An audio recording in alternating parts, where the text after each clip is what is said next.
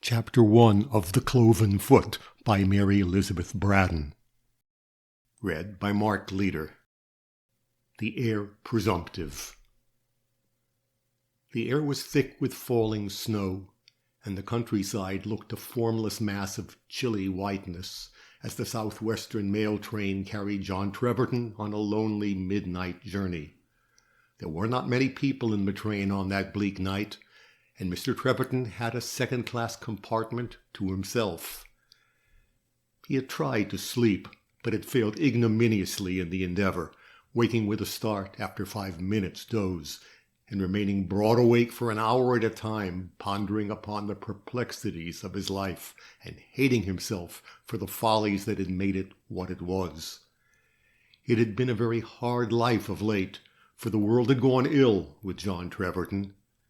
He'd begun his career with a small fortune and a commission in a crack regiment, and, after wasting his patrimony and selling his commission, he was now a gentleman at large, living as best he might. No one but himself knew how. He was going to a quiet village in Devonshire, a faraway nook under the shadow of Dartmoor, in obedience to a telegram that told him a rich kinsman was dying and summoned him to the deathbed. The day had been when he hoped to inherit this kinsman's property, not because the old man had ever cared for him, but because he, John, was the only relative Jasper Treverton had in the world. But that hope had vanished when the lonely old bachelor adopted an orphan girl to whom he was reported to have attached himself strongly. The ci-devant captain had never seen this young person, and it is not to be supposed that he cherished very kindly feelings towards her. He'd made up his mind that she was a deep and designing creature who would, of course, play her cards in such a manner as to induce old Jasper Treverton to leave her everything. "He never bore me or mine much goodwill," John Treverton said to himself, "but he might have left his money to me for want of anyone else to leave it to, if it hadn't been for this girl." During almost the whole of that dreary night journey he was meditating on this subject, half inclined to be angry with himself for having taken such useless trouble for the sake of a man who was not likely to leave him sixpence. He was not an utterly bad fellow, this John Treverton, though his better and purer feelings had been a good deal blunted by rough contact with the world. He had a frank, winning manner and a handsome face, a face which had won him the love of more than one woman, with little profit to himself. He was a man of no strong principle, and with a self-indulgent nature that had led him into wrongdoing very often during the last 10 years of his life. He had an easy temper, a habit of looking at the pleasanter side of things so long as there was any pleasantness in them, and a chronic avoidance of all serious thought, qualities which do not serve to make up a strong character. But the charm of his manner was none the less because of this latent weakness of character, and he was better liked than many better men. The train stopped at a little rustic station, 40 miles westward of Exeter, about an hour after midnight. A dreary building with an open platform, across which the wind blew and the snow drifted as John Treverton alighted, the one solitary passenger to be deposited at this out-of-the-way place. He knew that the house to which he had to go was some miles from the station, and he applied himself at once to the sleepy station-master to ascertain if there were any possibility of procuring a conveyance at that time of night. "There's a gig waiting for a gentleman from London," the man answered, stifling a yawn. "I suppose you are the party, sir?" "A gig from Treverton Manor?" "Yes, sir." "Thanks, yes. I am the person that is expected." "Civil, at any rate," John Treverton added to himself, as he walked off to the gig, wrapped to the eyes in his great coat and with a railway rug across his shoulder. He found a gig with a rough-looking individual of the gardener species waiting for him in the snow. "Here I am, my man," he cried cheerily. "Have you been waiting long?" "No, sir. Miss Malcolm said as how you'd come by this train." "Miss Malcolm sent you for me, then?" "Yes, sir." "And how is Mr. Treverton tonight?" "Mortal bad, sir. The doctors say as old gentleman hasn't many hours to live. And Miss Malcolm, she says to me, 'Jacob, you ought to drive home as fast as the horse can go, for Papa is very anxious to see Mr. John before he dies.' She always calls the old gentleman Papa, you see, sir, he having adopted for her 10 years ago, and brought her up as his own daughter, like, ever since." They had jolted over the uneven stones of a narrow street, the high street of a small settlement which evidently called itself a town, for here, at a point where two narrow lanes branched off from the central thoroughfare, there stood a dilapidated old building of the town hall species, and a vaulted marketplace with iron railings and closely locked gates shutting in emptiness. John Treverton perceived dimly through the winter darkness an old stone church, and at least 3 Methodist chapels. Then, all in a moment, the town was gone, and the gig was rattling along a Devonshire lane between high banks and still higher hedges, above which rose a world of hill and moor that melted far off into the midnight sky. "And your master is very fond of this young lady, Miss Malcolm?"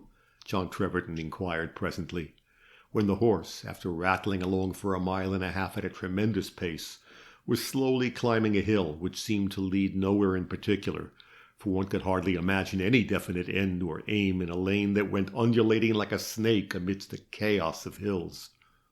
"Uncommon, sir. You see, she's about the only thing he's ever cared for." "Is she as much liked by other people?" "Well, yes, sir, in a general way. Miss Malcolm is pretty well liked, but there's some as think her proud. Think her a little set up, as you may say, by Mr. Treverton's making so much of her. She's not one to make friends very easy. The young ladies in the village, Squire Carey's daughters and such like, haven't taken to her as much as they might have done. I've heard my wife, as has been parlour-maid at the manor for the last 20 years, say as much many a time. But Miss Malcolm is a pleasant-spoken young lady for all that, to those she likes, and my Susan has had no fault to find with her. You see, all of us has our peculiarities, sir, and it ain't to be supposed as Miss Malcolm would be without hers," the man concluded in an argumentative tone. "Humph," muttered John Treverton. "A stuck-up young lady, I dare say, and a deep one into the bargain. Did you ever hear who she was? What her position was, and so on, when my cousin Jasper adopted her?" he asked aloud. "No, sir. Mr. Treverton has kept that uncommon close.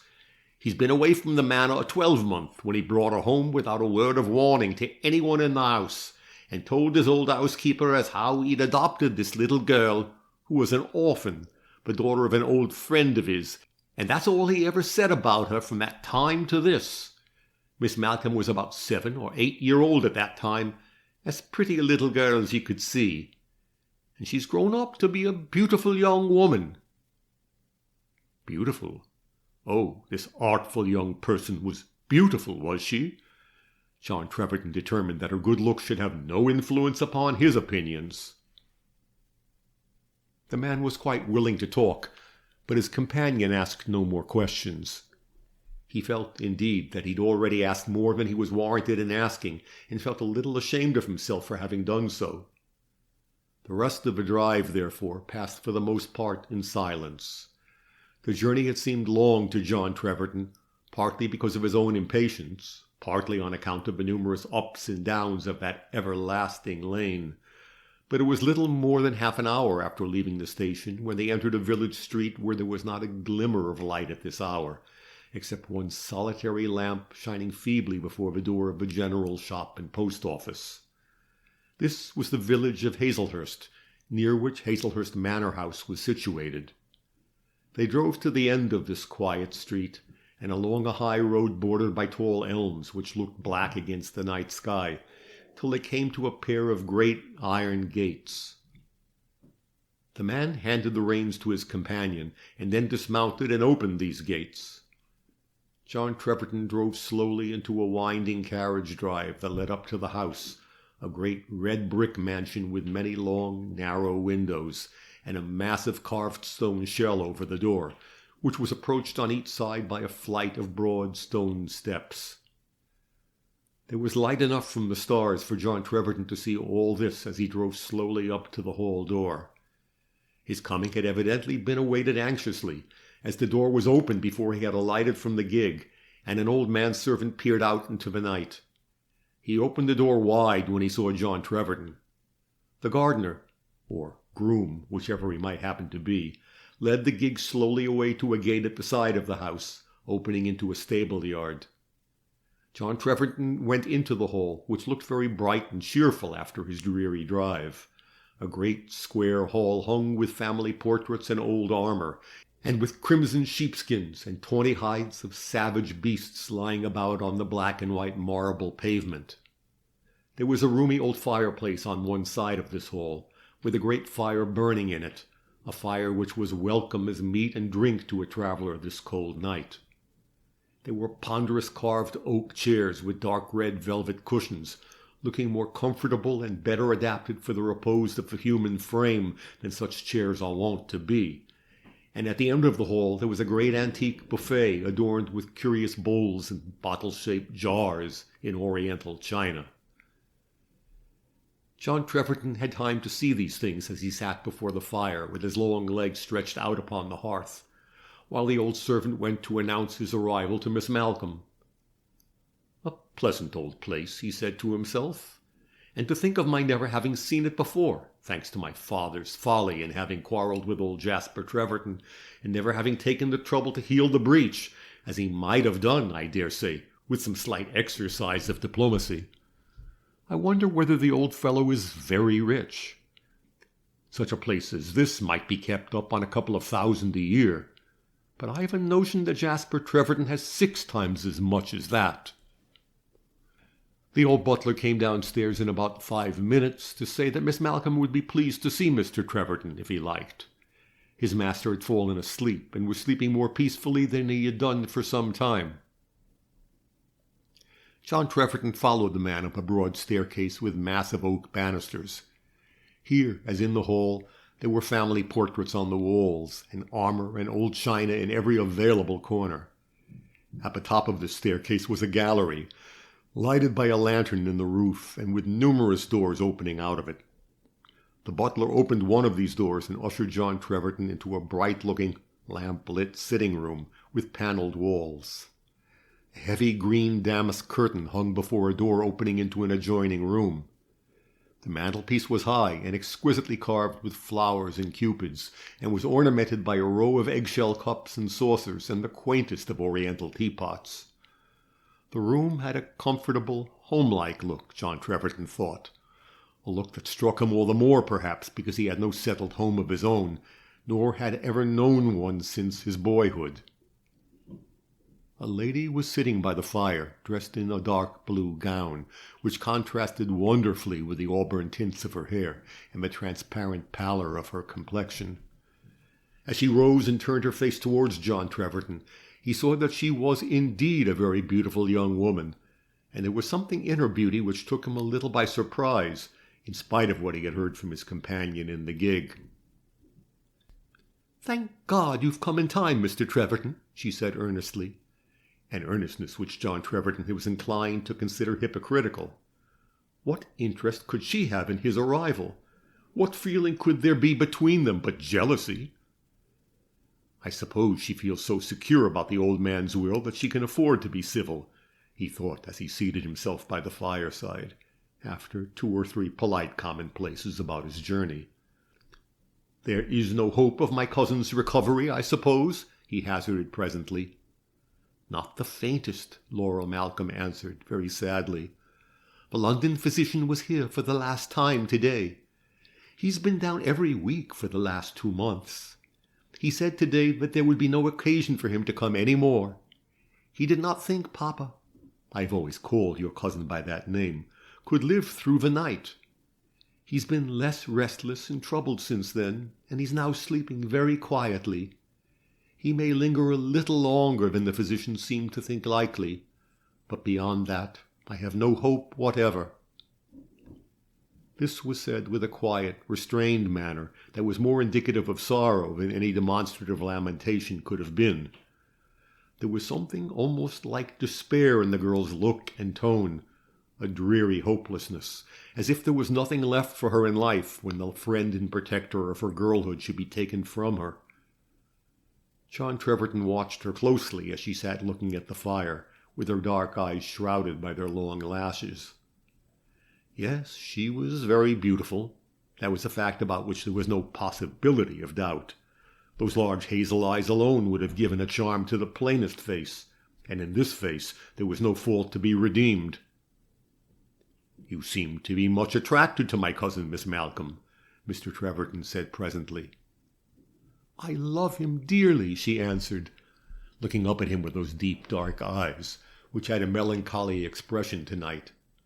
"I have had no one else to care for since I was quite a child, and he has been very good to me. I should be something worse than ungrateful if I did not love him as I do." "And yet your life must have been a trying one, as the sole companion of an old man of Jasper Treverton's eccentric temper. I speak of him as I have heard him described by my father. You must have found existence with him rather troublesome now and then, I should think." "I very soon learned to understand him, and to bear all the little changes in his humour. I knew that his heart was noble." "Humph," thought John Treverton. "Women can do these things better than men. I couldn't stand being shut up with a crusty old fellow for a week." And after having made this reflection, he thought that no doubt Miss Malcolm was of the usual type of sycophants and interlopers, able to endure anything in the present for the chance of a stupendous advantage in the future, able to wait for the fruition of her hopes with a dull, grovelling patience. "This appearance of grief is all put on, of course," he said to himself. "I'm not going to think any better of her because she has fine eyes." They sat for a little time in silence. Laura Malcolm seemed quite absorbed by her own thoughts, and in no way disturbed by the presence of John Treverton. It was a proud face which he looked at every now and then so thoughtfully, not a lovable face by any means, in spite of its beauty. There was a coldness of expression, a self-contained air about Miss Malcolm, which her new acquaintance was inclined to dislike. He had come to that house prepared to think unfavourably of her, had come there indeed with a settled dislike to her. "I think it is to you I am indebted for the telegram that summoned me here," he said by and by. "Oh, no, not to me directly. It was your cousin's wish that you should be sent for, a wish he only expressed on Monday, though I had asked him many times if he would not like to see you, his only surviving relative. Had I known your address or where a letter would reach you, I think I should have ventured to ask you to come down without his permission. But I had no knowledge of this. And it was only the day before yesterday that my cousin spoke of me for the first time?" "Only the day before yesterday.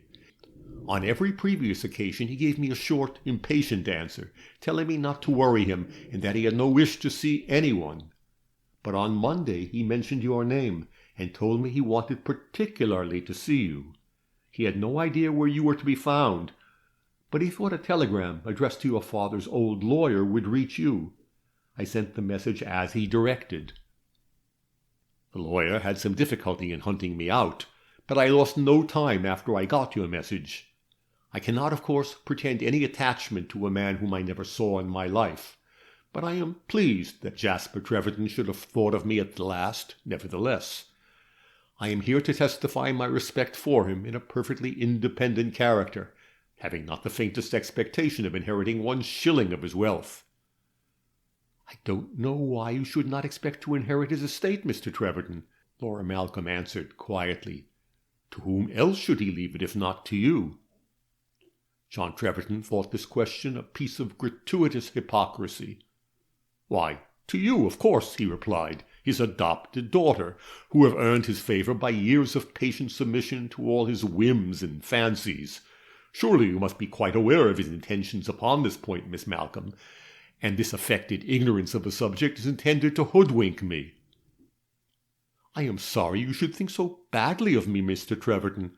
I do not know how your cousin has disposed of his money, but I do know that none of it has been left to me." "How do you know that?"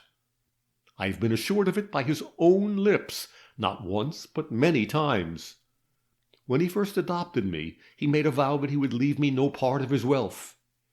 He'd been treated with falsehood and ingratitude by those he had loved, and had found out their mercenary feelings about him.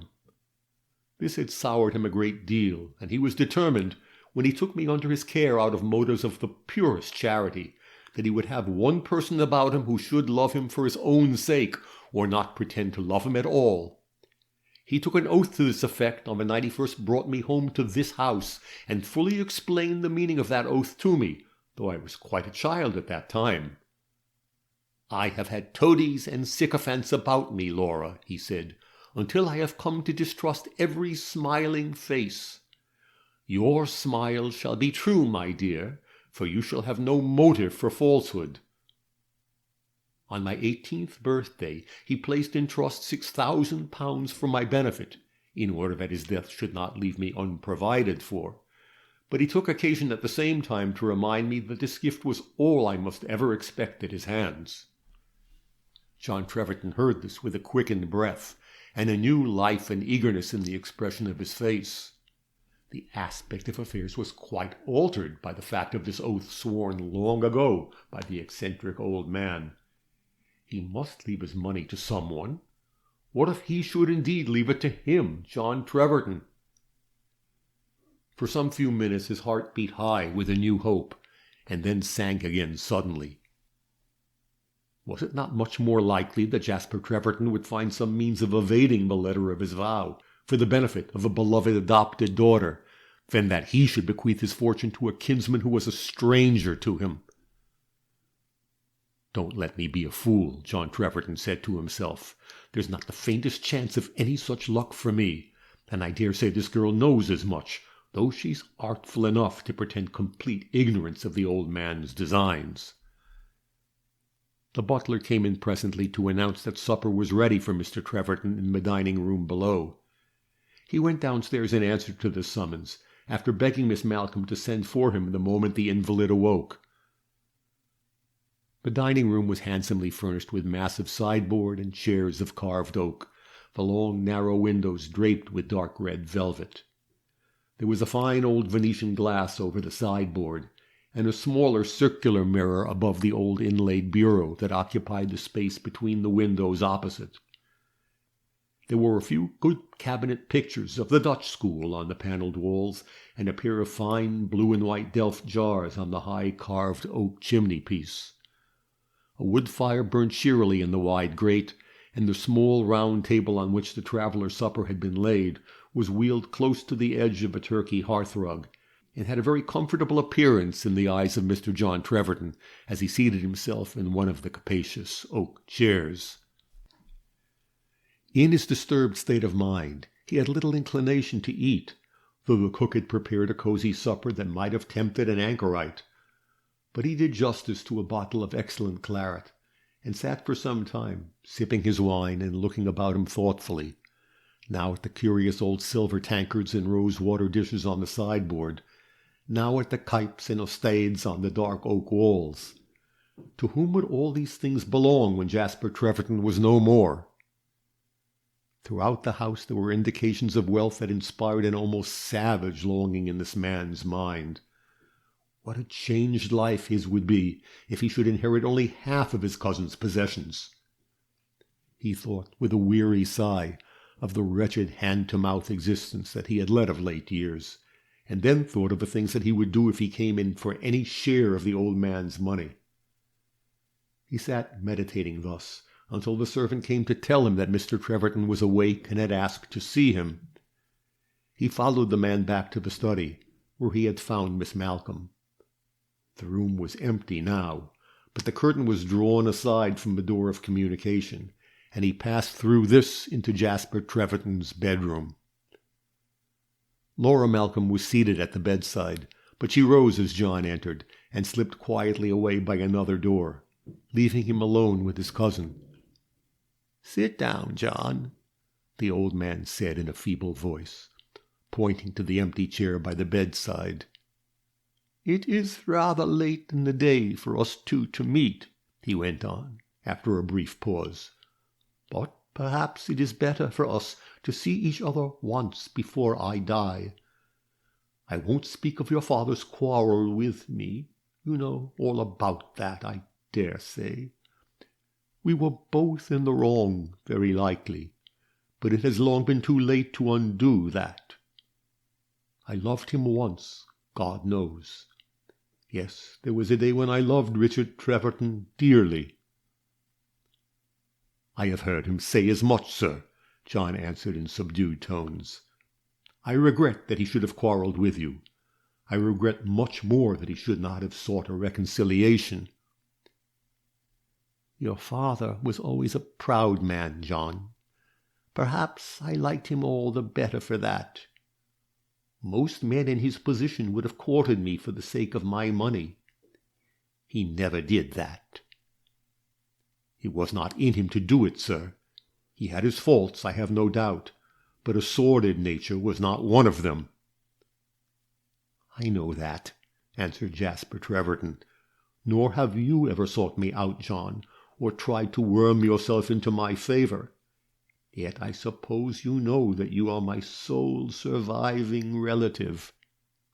Yes, sir, I'm quite aware of that. And you have left me in peace, and have been content to take your chance. Well, you will find yourself none the worse off for having respected yourself and not worried me.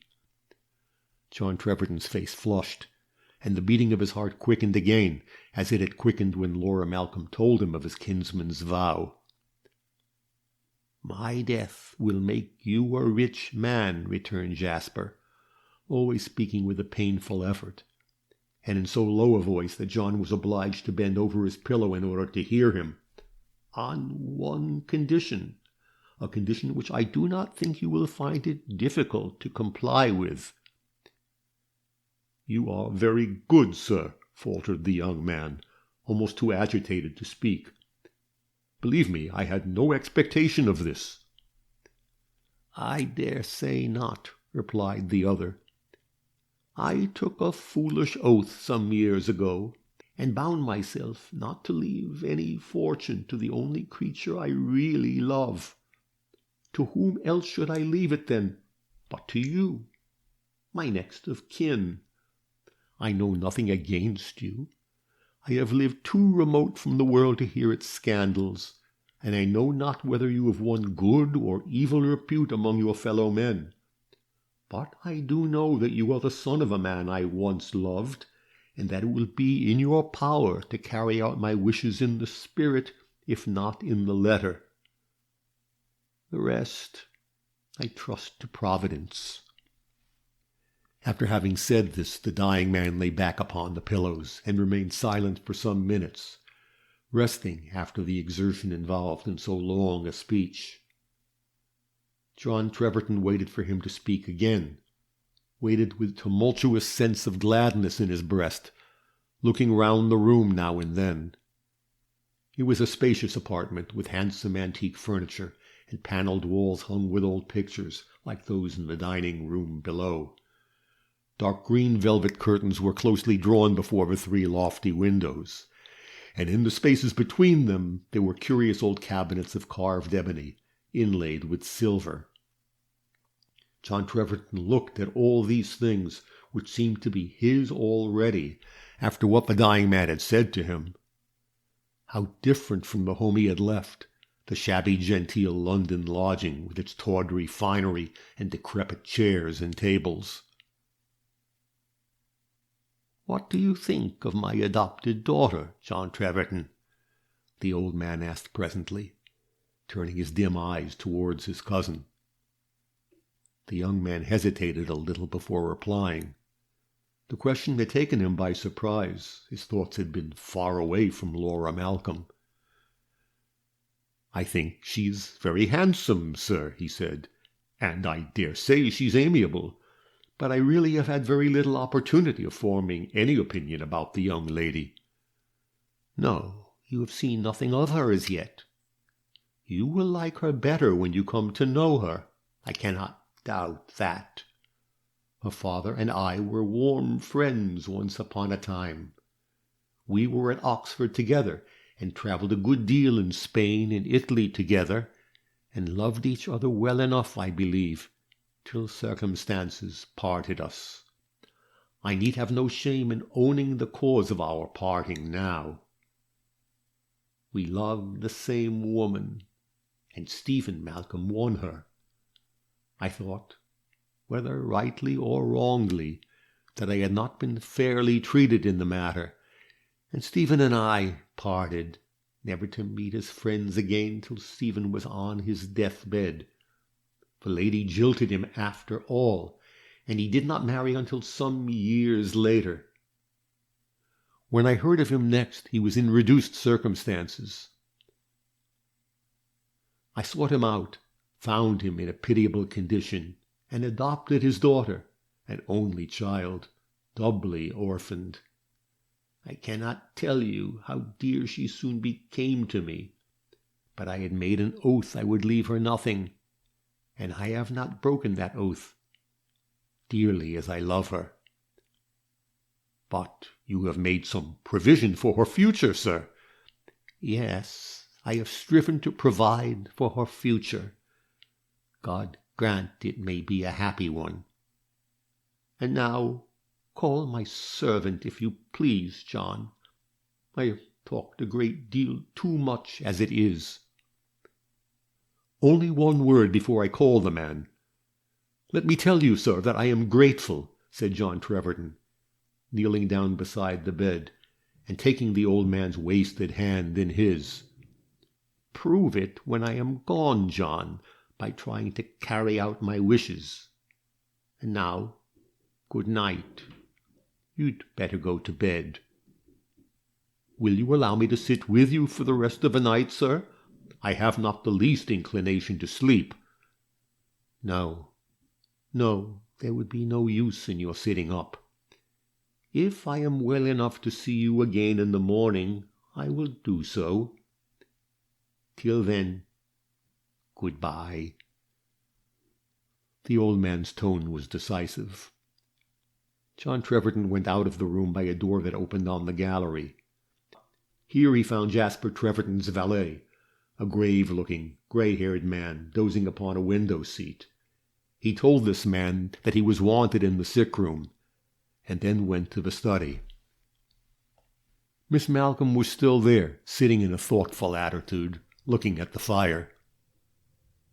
"What do you think of him?" she asked, looking up suddenly as John Treverton entered the room. "He does not seem to me so ill as I expected to see him from your account. He has spoken to me with perfect clearness." "I'm very glad of that. He seemed a good deal better after that long sleep. I will ring for Trimmer to show you your room, Mr. Treverton." "Are you not going to bed yourself, Miss Malcolm? It is nearly 3 o'clock. "No, I cannot sleep during this time of suspense. Besides, he may want me at any moment. I shall lie down on that sofa, perhaps, a little before morning."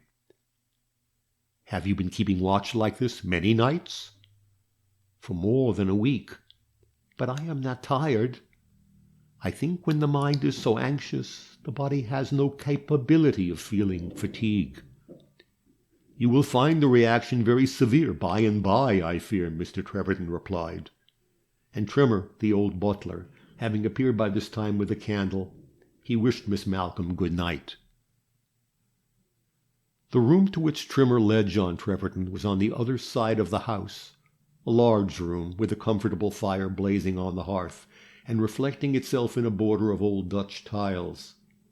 Late as it was, Mr. Treverton sat by the fire, thinking for a long time before he went to bed. And even when he did lie down under the shadow of the damask curtains that shrouded the gloomy-looking four-post bed, sleep kept aloof from him. His mind was busy with thoughts of triumph and delight, innumerable schemes for the future, selfish ones for the most part, crowded and jostled each other in his brain. It was a feverish night altogether, a night which left him unrefreshed and haggard when the cold wintry light came creeping in between the window curtains, and a great clock in the stable-yard struck 8. A countrified-looking young man, a subordinate of the butler's, brought the visitor his shaving-water, and, on being questioned, informed him that Mr. Treverton the elder had passed a restless night and was worse that morning. John Treverton dressed quickly and went straight to the study next the invalid's room. He found Laura Malcolm there, looking very wan and pale after her night's watching. She confirmed the young man's statement.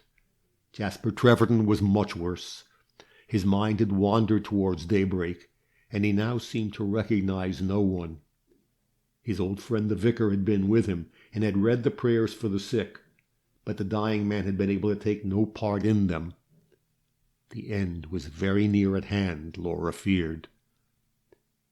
Mr. Treverton stopped with Miss Malcolm a little while, and then wandered down to the dining room, where he found an excellent breakfast waiting for him in solitary state. He fancied that the old butler treated him with a peculiar deference, as if aware that he was to be the new master of Treverton Manor. After breakfast he went out into the gardens, which were large and laid out in an old-fashioned style.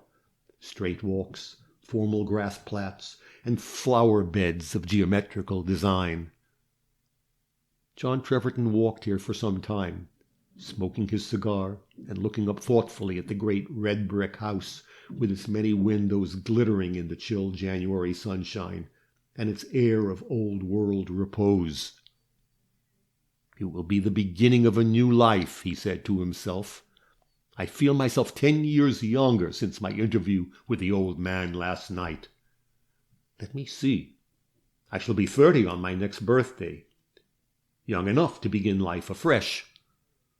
Old enough to use wealth wisely."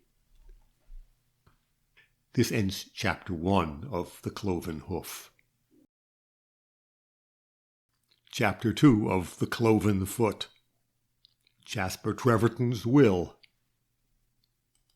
Jasper Treverton lingered nearly a week after the coming of his kinsman, a week that seemed interminable to the expectant heir, who could not help wishing the old man would make a speedy end of it.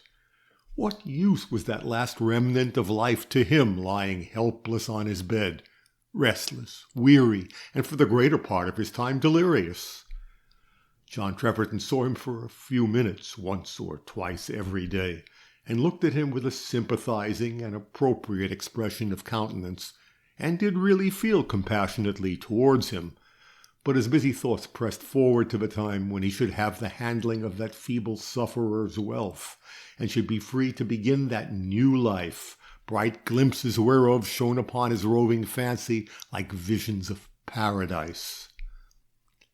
After 6 monotonous days, every one of which was exactly like the other for John Treverton, who smoked his solitary cigar in the wintry garden, and ate his solitary meals in the great dining-room, with his mind always filled by that one subject, the inheritance which seemed so nearly within his grasp, the night came upon which Jasper Treverton's feeble hold of life relaxed altogether, and he drifted away to the unknown ocean, with his hand in Laura Malcolm's, and his face turned towards her, with a wan smile upon the faded lips, as he died. After this followed 3 or 4 days of wearisome delay, in which the quiet of the darkened room seemed intolerable to John Treverton, to whom death was an unfamiliar horror.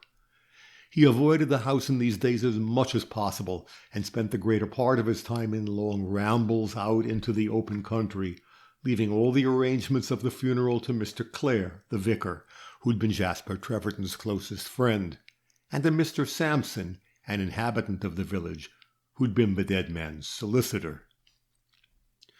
The funeral came at last, a very quiet ceremonial in accordance with Jasper Treverton's expressed desire, and the master of Treverton Manor was laid in the vault where many of his ancestors slept the last long sleep. There was a drizzling rain and a low, lead-colored sky, beneath which the old churchyard looked unspeakably dismal. But John Treverton's thoughts were far away as he stood by the open grave, while the sublime words of the service fell unheard upon his ear. Tomorrow he would be back in London, most likely, with the consciousness of wealth and power, inaugurating that new life which he thought of so eagerly. He went back to the house, where it was a relief to find the blinds drawn up and the dull grey winter light in the rooms. The will was to be read in the drawing-room, a very handsome room with white and gold panelling, 6 long windows, and a fireplace at each end.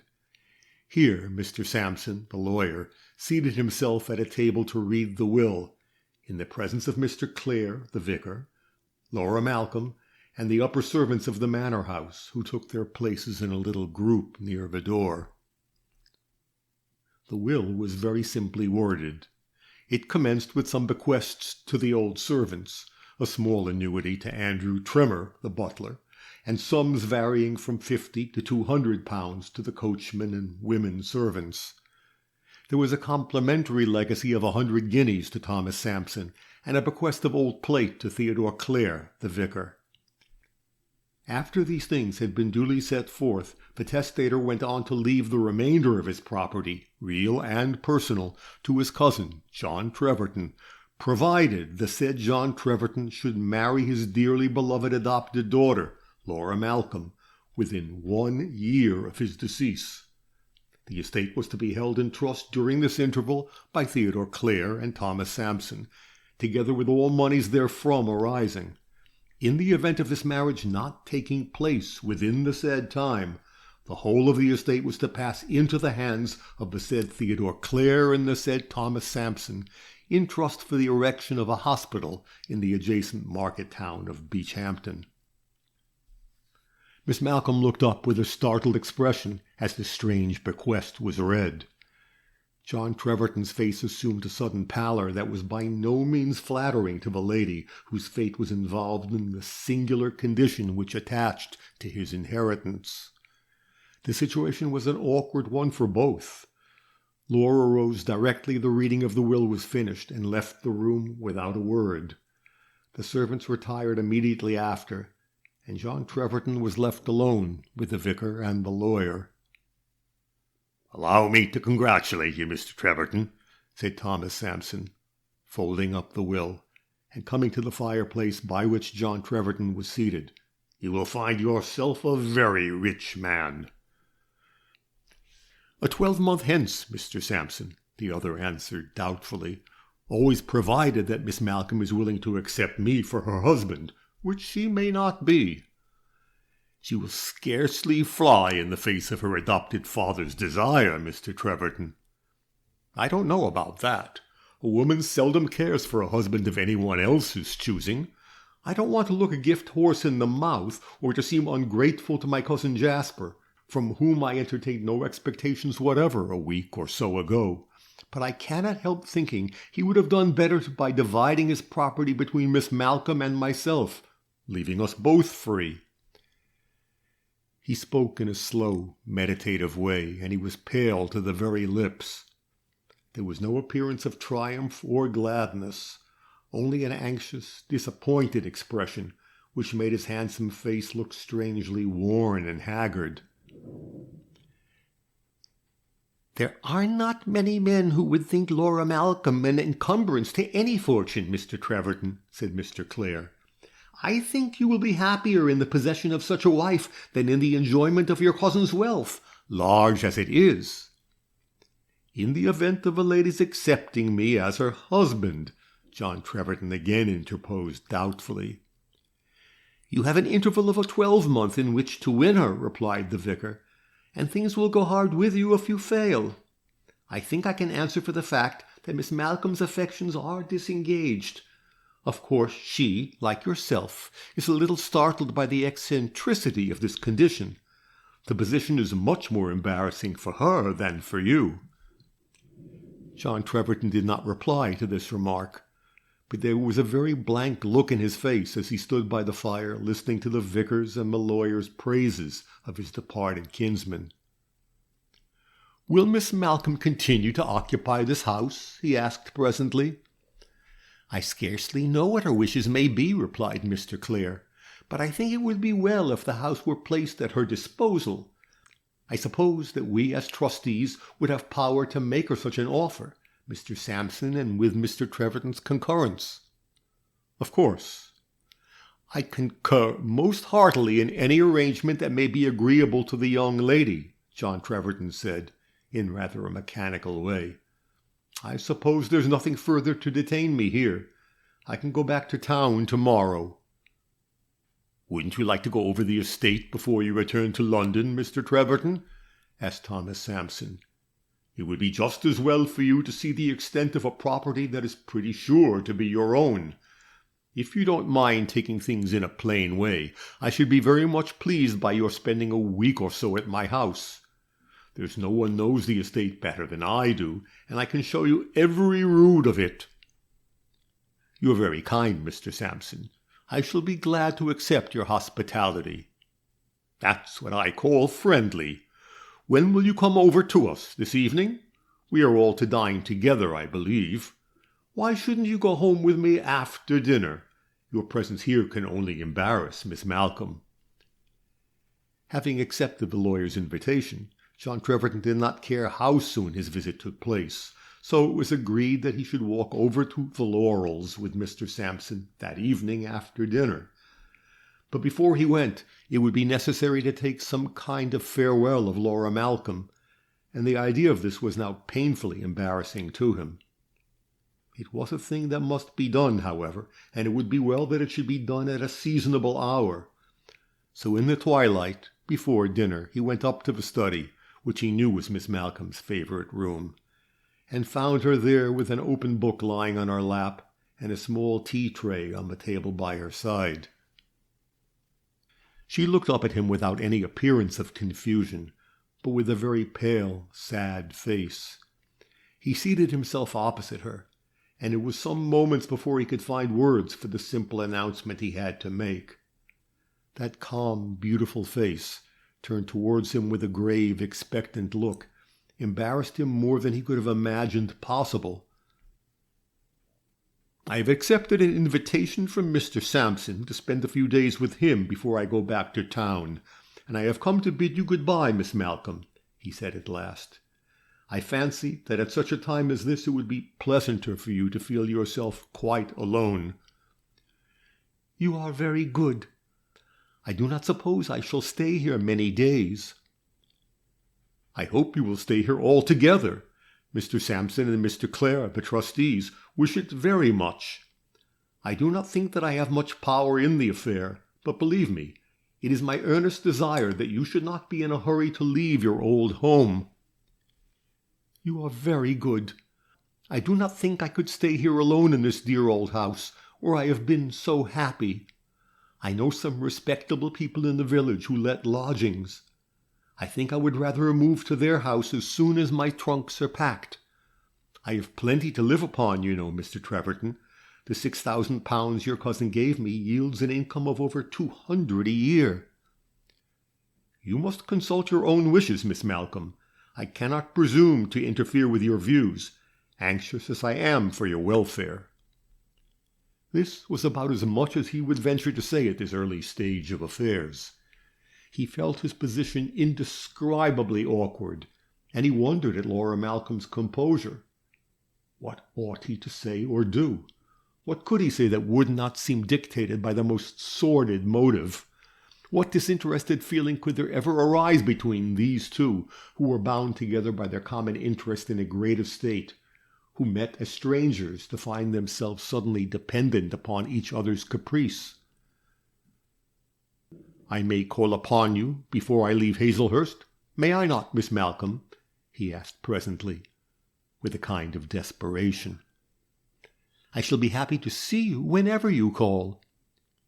"You are very kind. I'll not intrude on you any longer this evening, for I am sure you must want quiet and perfect rest. I must go down to dinner with Mr. Sampson and the vicar. Rather a dreary kind of entertainment, I fear it will be. Good-bye." He offered her his hand for the first time since they had met. Hers was very cold, and trembled a little as she gave it to him. He detained it rather longer than he was justified in doing, and looked at her for the first time with something like tender pity in his eyes. Yes, she was very pretty. He would have liked her face better without that expression of coldness and pride, but he could not deny that she was beautiful, and he felt that any young man might be proud to win such a woman for his wife. He did not see his own way to winning her, however, and it seemed to him as if the fortune he had so built upon during all his reveries lately was now removed very far out of his reach.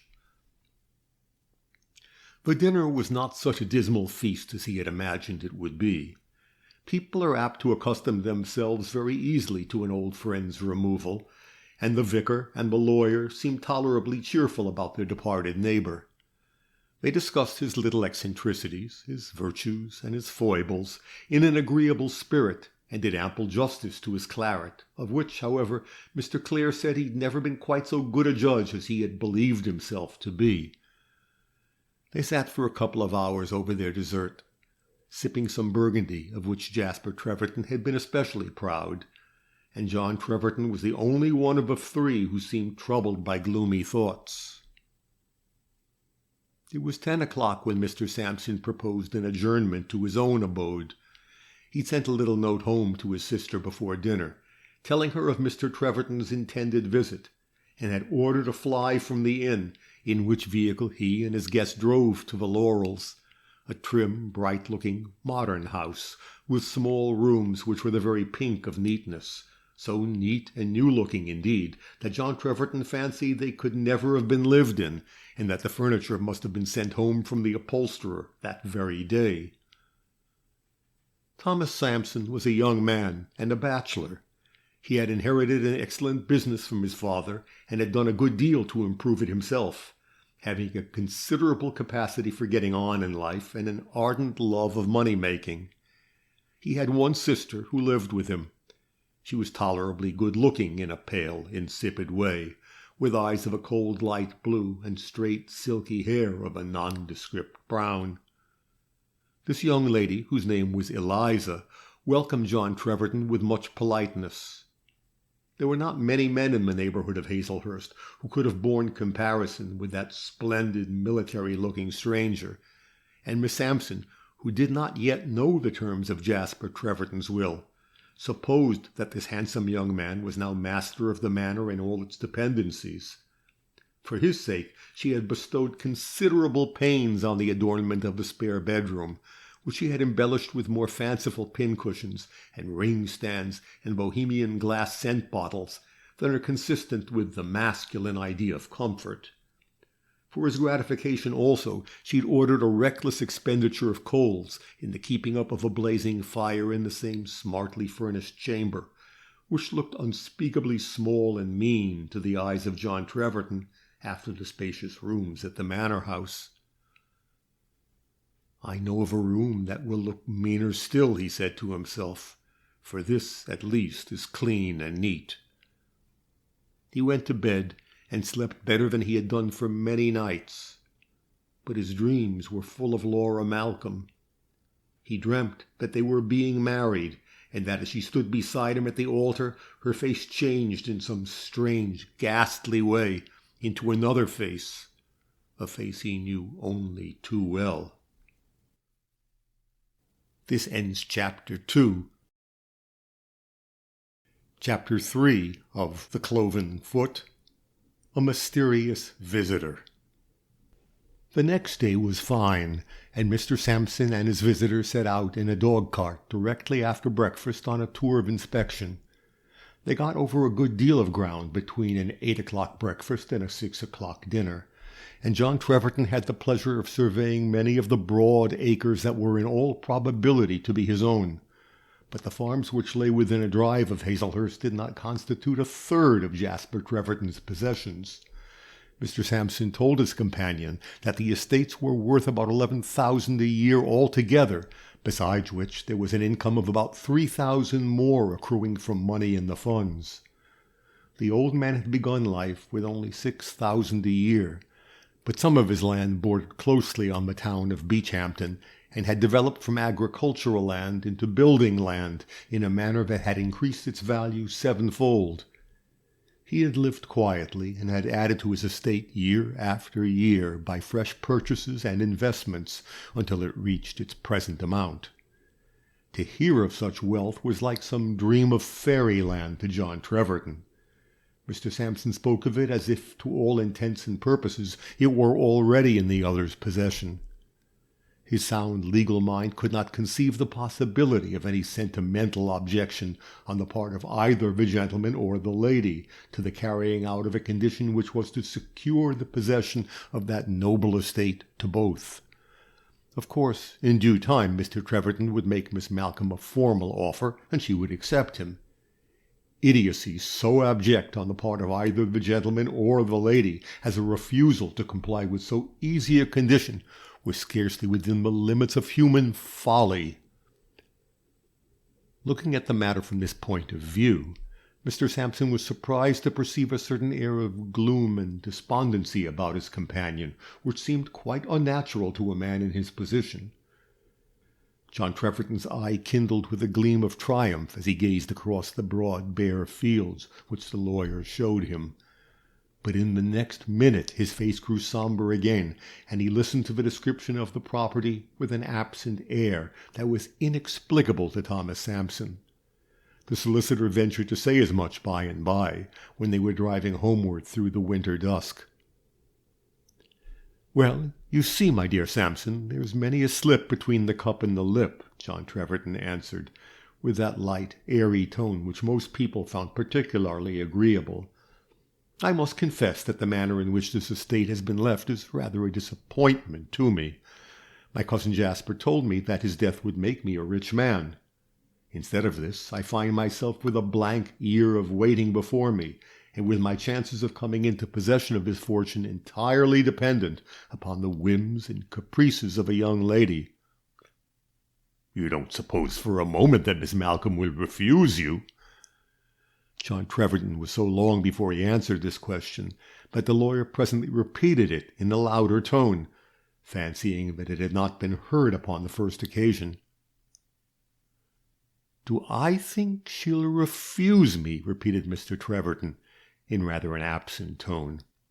"Well, I don't know about that. Women are apt to have romantic notions on the money question. She has enough to live upon, you see. She told me as much last night, and she may prefer to marry someone else.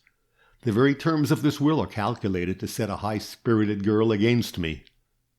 But she would know that in refusing you, she would deprive you of the estate and frustrate the wishes of her friend and benefactor. She'd scarcely be so ungrateful as to do that. Depend upon it, she'll consider it her duty to accept you. Not a very unpleasant duty either, to marry a man with 14,000 a year. Upon my word, Mr. Treverton, you seem to have a very poor opinion of yourself when you imagine the possibility of Laura Malcolm refusing you." John Treverton made no reply to this remark, and was silent during the rest of the drive. His spirits improved, or seemed to improve a little at dinner, however, and he did his best to make himself agreeable to his host and hostess. Miss Sampson thought him the most agreeable man she had ever met, especially when he consented to sit down to chess with her after dinner, and from utter listlessness and absence of mind allowed her to win 3 games running. "What do you think of Miss Malcolm, Mr. Treverton?" she asked by and by, as she was pouring out the tea. "You mustn't ask Mr. Treverton any questions on that subject, Eliza," said her brother with a laugh. "Why not?" "For a reason which I am not at liberty to discuss." "Oh, indeed," said Miss Sampson, with a sudden tightening of her thin lips. "I had no idea, at least I thought, that Laura Malcolm was almost a stranger to Mr. Treverton." "And you're quite right in your supposition, Miss Sampson," answered John Treverton, "nor is there any reason why the subject should be tabooed. I think Miss Malcolm very handsome, and that her manner is remarkable for grace and dignity. And that is all I am able to think about her at present, for we are, as you say, almost strangers to each other. As far as I could judge, she seemed to me to be warmly attached to my cousin Jasper." Eliza Sampson shook her head rather contemptuously. "She had reason to be fond of him," she said. "Of course, you are aware that she was completely destitute when he brought her home, and her family were, I believe, a very disreputable set." "I fancy you must be mistaken, Miss Sampson. John Treverton answered, with some warmth. "My cousin Jasper told me that Stephen Malcolm had been his friend and fellow student at the university. He may have died poor, but I heard nothing which implied that he had fallen into disreputable courses." "Oh, really," said Miss Sampson. "Of course you know best, and no doubt whatever your cousin told you was correct. But to tell the truth, Miss Malcolm has never been a favorite of mine. There's a reserve about her that I've never been able to get over. I know the gentlemen admire her very much, but I don't think she'll ever have many female friends. And what is of so much consequence to a young woman as a female friend?" concluded the lady sententiously. "Oh, the gentlemen admire her very much, do they?" repeated John Treverton. "I suppose, then, she has had several opportunities of marrying already." "I don't know about that, but I know of one man who is over head and ears in love with her." "Would it be any breach of confidence on your part to say who the gentleman is?" "Oh, dear, no. I found out the secret for myself, I assure you. Miss Malcolm has never condescended to tell me anything about her affairs. It is Edward Clare, the vicar's son. I've seen them a good deal together. He used to be always making some excuse for dropping in at the manor house to talk to Mr. Treverton about old books and papers for the Archaeological Society and so on, and anybody could see that it was for Miss Malcolm's sake he spent so much of his time there." "Do you think she cared about him?" "Goodness knows. There's no getting at what she thinks about anyone. I did once ask her the question, but she turned it off in her cold, haughty way, saying that she liked Mr. Clare as a friend, and all that kind of thing." Thomas Sampson had looked rather uneasy during this conversation. "You mustn't listen to my sister's foolish gossip, Treverton," he said. "It's hard enough to keep women from talking scandal anywhere, but in such a place as this they seem to have nothing else to do." John Treverton had taken his part in this conversation with a keener interest than he was prepared to acknowledge himself capable of feeling upon the subject of Laura Malcolm. What was she to him, that he should feel such a jealous anger against this unknown Edward Clare? Were not all his most deeply rooted feelings in her disfavor? Was she not rendered unspeakably obnoxious to him by the terms of his kinsman's will? "There's something about that man's mind, Eliza," said Mr. Sampson, as he stood upon the hearth-rug, warming himself in a thoughtful manner before the fire for a few minutes, after his guest had gone to bed. "Mark my words, Eliza, there's something on John Treverton's mind." "What makes you think so, Tom?" "Because he's not a bit elated about the property that he has come into, or will come into in a year's time. And it isn't in human nature for a man to come into 14,000 a year, which he never expected to inherit, and take it as coolly as this man takes it." "What do you mean by a year's time, Tom? Hasn't he got the estate now?" "No, Eliza, that's the rub." And Mr. Sampson went on to explain to his sister the terms of Jasper Treverton's will, duly warning her that she was not to communicate her knowledge of the subject to anyone on pain of his lasting displeasure. Thomas Sampson was too busy next day to devote himself to his guest, so John Treverton went for a long ramble, with a map of the Treverton Manor estate in his pocket. He skirted many a broad field of arable and pasture land, and stood at the gates of farmhouse gardens, looking at the snug homesteads, the great barns and haystacks, the lazy cattle standing knee-deep in the litter of a straw-yard, and wondering whether he should ever be master of these things. He walked a long way, and came home with a slow step and a thoughtful air in the twilight. About a mile from Hazelhurst he emerged from a narrow lane onto a common, across which there was a path leading to the village. As he came out of this lane he saw the figure of a lady in mourning a little way before him. Something in the carriage of the head struck him as familiar. He hurried after the lady, and found himself walking beside Laura Malcolm. "You are out rather late, Miss Malcolm," he said, not knowing very well what to say. "It gets dark so quickly at this time of the year. I have been to see some people at Thorley, about 1.5 miles from here." You do a great deal of visiting among the poor, I suppose?" "Yes, I have been always accustomed to spend 2 or 3 days a week amongst them. They've come to know me very well, and to understand me, and, much as people are apt to complain of the poor, I have found them both grateful and affectionate." John Treverton looked at her thoughtfully. She had a bright color in her cheeks this evening, a rosy tint which lighted up her dark eyes with a brilliancy he'd never seen in them before. He walked by her side all the way back to Hazelhurst, talking first about the villagers she had been visiting, and afterwards about her adopted father, whose loss she seemed to feel deeply. Her manner this evening appeared perfectly frank and natural, and when John Treverton parted from her at the gates of the manor house, it was with the conviction that she was no less charming than she was beautiful. And yet he gave a short, impatient sigh as he turned away from the great iron gates to walk to the laurels, and it was only by an effort that he kept up an appearance of cheerfulness through the long evening, in the society of the 2 Sampsons and a bluff, red-cheeked gentleman farmer who'd been invited to dinner, and to take a hand in a friendly rubber afterwards. John Treverton spent the following day in the dog-cart with Mr. Sampson, inspecting more farms, and getting a clearer idea of the extent and nature of the Treverton property that lay within a drive of Hazelhurst. He told his host that he would be compelled to go back to town by an early train on the next morning.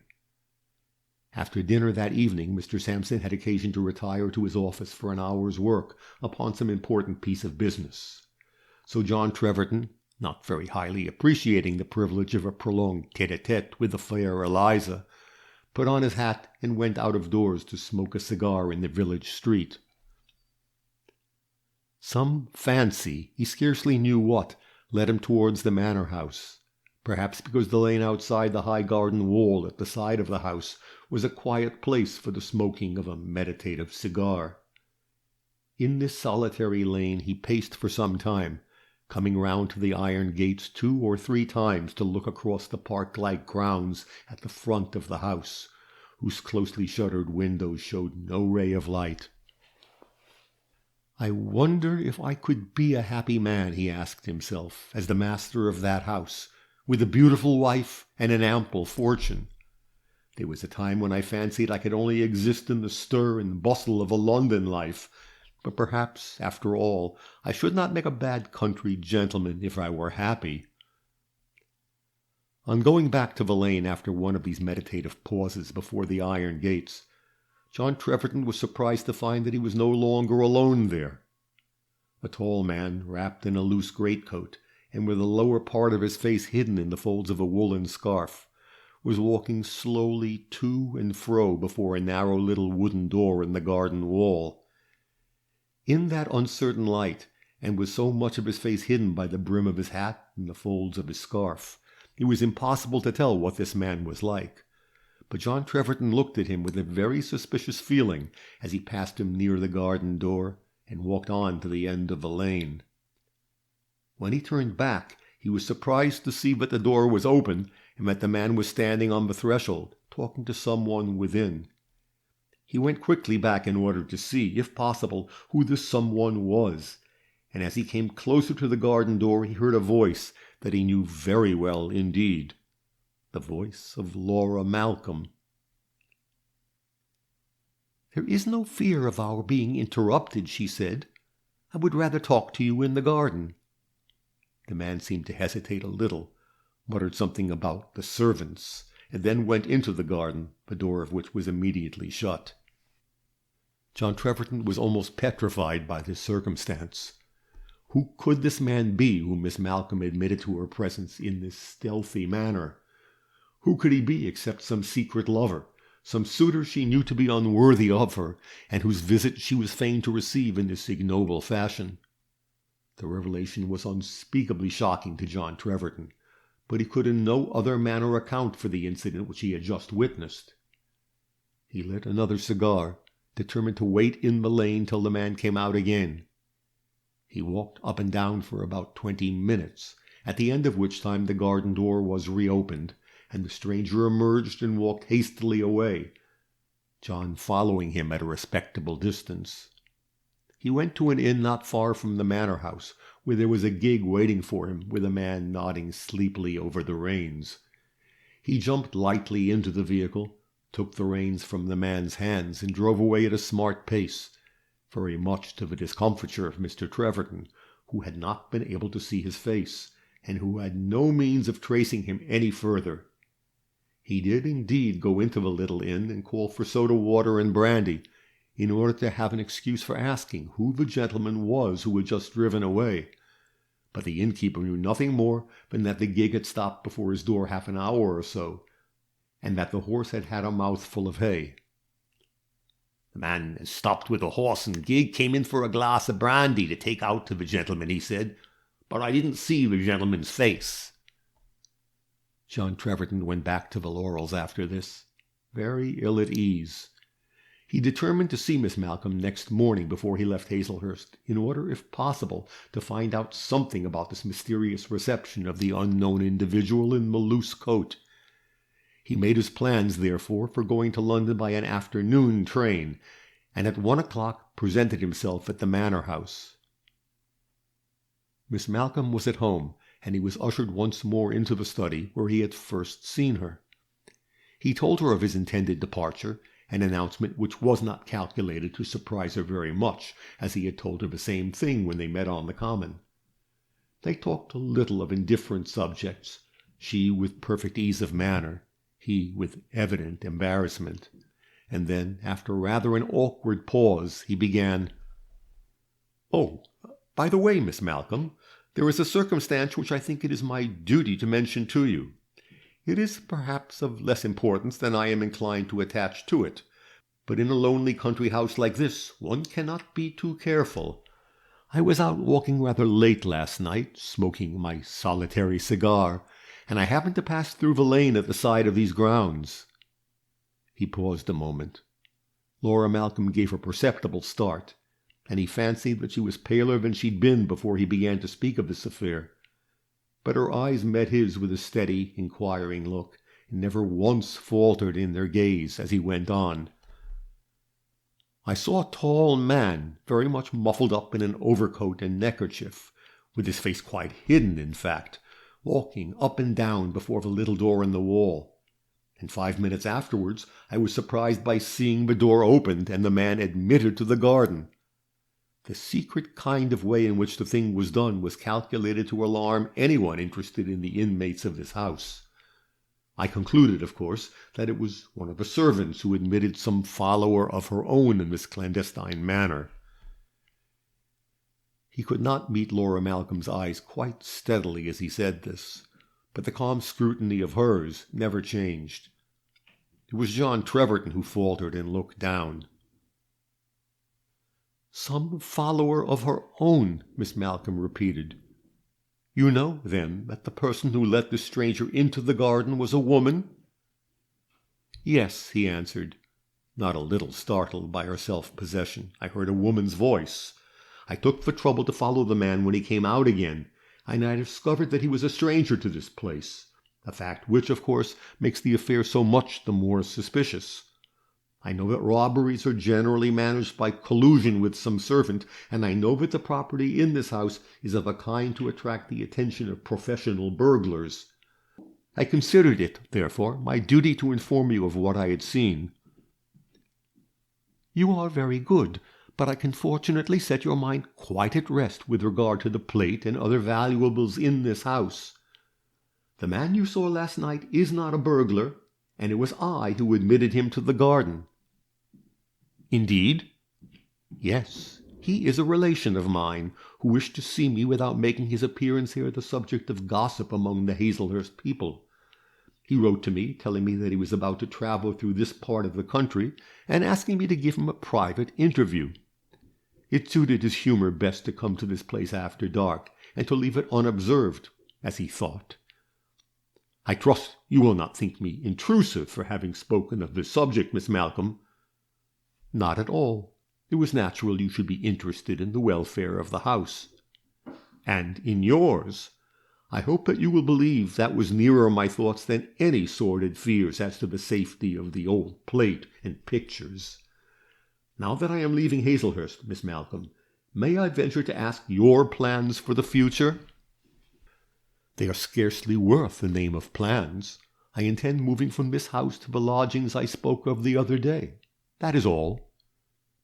"Don't you think you will find living alone very dull? Would it not be better for you to go into a school, or some place where you could have society?" "I have thought of that, but I don't fancy I should quite like the monotonous routine of a school. I am prepared to find my life a little dull, but I am very fond of this place, and am not without friends here." "I can quite imagine that. You ought to have many friends in Hazelhurst." "But I have not many friends. I have not the knack of forming friendships. There are only 2 or 3 people in the world whose regard I feel sure of, or who seem to understand me." "I hope your heart is not quite inaccessible to new claims. There is a subject which I dare not speak of just yet, which it might be cruel to urge upon you at a time when I know your mind is full of grief for the dead. But when the fitting time does come, I trust I may not find my case quite hopeless." He spoke with a hesitation which seemed strange in so experienced a man of the world. Laura Malcolm looked up at him with the same steady gaze with which her eyes had met his when he spoke of the incident of the previous night. "When the fitting time comes, you will find me ready to act in obedience to the wishes of my benefactor," she answered quietly. "I do not consider that the terms of his will are calculated to secure happiness for either of us, but I loved him too dearly, I respect his memory too sincerely to place myself in opposition to his plans." "Why should not our happiness be secured by that will, Laura?" John Treverton asked, with sudden tenderness. "Is there no hope that I may ever win your love?" She shook her head sadly. "Love very seldom grows out of a position such as ours, Mr. Treverton. We may prove a happy exception to the general rule. But I said I would not talk of the subject today. I only wish you to believe that I am not altogether mercenary, that I would rather forego this fortune than force a hateful alliance upon you." Miss Malcolm made no reply to this speech, and after a few minutes' talk about indifferent subjects, John Treverton wished her good-bye. "She would accept me," he said to himself as he left the house. "Her words seem to imply as much. The rest remains with me. The ice has been broken, at any rate. But who can that man be, and why did he visit her in such a secret, ignominious manner? If we were differently circumstanced, if I loved her, I should insist upon a fuller explanation." He went back to the Laurels to bid his friends the Sampsons good-bye. The lawyer was ready to drive him over to the station, and bade him promise to run down to Hazelhurst again as soon as he was able, and to make the Laurels his headquarters on that and all other occasions. "You'll have plenty of love-making to do between this and the end of the year," Mr. Sampson said, facetiously. He was in very good spirits, having that morning made an advance of money to Mr. Treverton on extremely profitable terms, and he felt a personal interest in that gentleman's courtship and marriage. John Treverton went back to town in almost as thoughtful a mood as that in which he had made the journey to Hazelhurst. Plan his course as he might, there was a dangerous coast ahead of him, which he doubted his ability to navigate. Very far away gleamed the lights of the harbor, but between that harbor and the frail bark that carried his fortunes, how many shoals and rocks there were whose perils he must encounter before he could lie safe at anchor. This ends Chapter 3. Chapter 4 of The Cloven Foot, La Chicot. About this time there appeared among the multifarious placard which adorned the dead walls and hoardings and railway arches and waste spaces of London one mystical dissyllable which was to be seen everywhere: Chicot, in gigantic yellow capitals on a black ground. The dullest eye must needs see it, the slowest mind must needs be stirred with vague wonder. Chicot, What does it mean? Was it a name or a thing, a common or a proper noun, something to eat or something to wear, a quack medicine for humanity or an ointment to cure the cracked heels of horses? Was it a new vehicle, a patent cab designed to supersede the world-renowned hansom, or a new machine for cutting up turnips and mangold wurzel? Was it the name of a new periodical? Chicot. There was something taking in the sound. 2 short, crisp syllables tripping lightly off the tongue. Chicot. The street Arab shouted the word as a savage cry, neither knowing nor caring what it meant. But before those 6-sheet posters had lost their pristine freshness, most of the fast young men about London, the medical students and articled clerks, the dapper gentlemen at the War Office, the homelier youths from Somerset House, the shining-hatted city swells who came westward as the sun sloped to his rest, knew all about Chicot. Chicot was Mademoiselle Chicot, première danseuse at the Royal Prince Frederick Theatre and Music Hall, and she was, according to the highest authorities on the Stock Exchange and in the War Office, quite the handsomest woman in London. Her dancing was distinguished for its audacity rather than for high art. She was no follower of the Taglioni school of saltation. The grace, the refinement, the chaste beauties of that bygone age were unknown to her. She would have mocked herself of you if you had talked to her about the poetry of motion. But for flying bounds across the stage, for wild pirouettings on tiptoe, for the free use of the loveliest arms in creation, for a bold backward curve of a full white throat more perfect than ever sculptor gave his marble bacchanal, La Chicot was unrivaled. She was thoroughly French, of that there was no doubt. She was no scion of the English houses of Brown, Jones, or Robinson, born and bred in a London back slum, and christened plain Sarah or Mary, to be sophisticated later into Celestine or Mariette. Zaire Chicot was a weed grown on Gallic soil. All that there was of the most Parisian, La Chicot called herself, but her accent and many of her turns of phrase belied her, and to the enlightened ear of her compatriots betrayed her provincial origin. The loyal and pious province of Brittany claimed the honor of La Chicot's birth. Her innocent childhood had been spent among the fig trees and saintly shrines of Auray. Not till her 19th year had she seen the long, dazzling boulevards stretching into unfathomable distance before her eyes, the multitudinous lamps, the fairy-like kiosks, all infinitely grander and more beautiful than the square of Du Guesclin at Dinant, illuminated with 10,000 lampions on a festival night. Here in Paris, life seemed an endless festival. Paris is a mighty schoolmaster, a grand enlightener of the provincial intellect. Paris taught La Chicot that she was beautiful. Paris taught La Chicot that it was pleasanter to whirl and bound among serried ranks of other Chicots in the fairy spectacle of the Sleeping Beauty, or the Heart with the Golden Collar, clad in scantiest drapery, but sparkling with golden spangles, with her hair flowing wild as a Maenad's, and satin boots at 2 Napoleons the pair, than to toil among laundresses on the quay. La Chicot had come to Paris to get her living, and she got it very pleasantly for herself as a member of the corps de ballet, a cipher in the sum total of those splendid fairy spectacles, but a cipher whose superb eyes and luxuriant hair, whose statuesque figure and youthful freshness did not fail to attract the notice of individuals. She was soon known as the belle of the ballet, and speedily made herself obnoxious to the principal dancers, who resented her superior charms as an insolence, and took every occasion to snub her.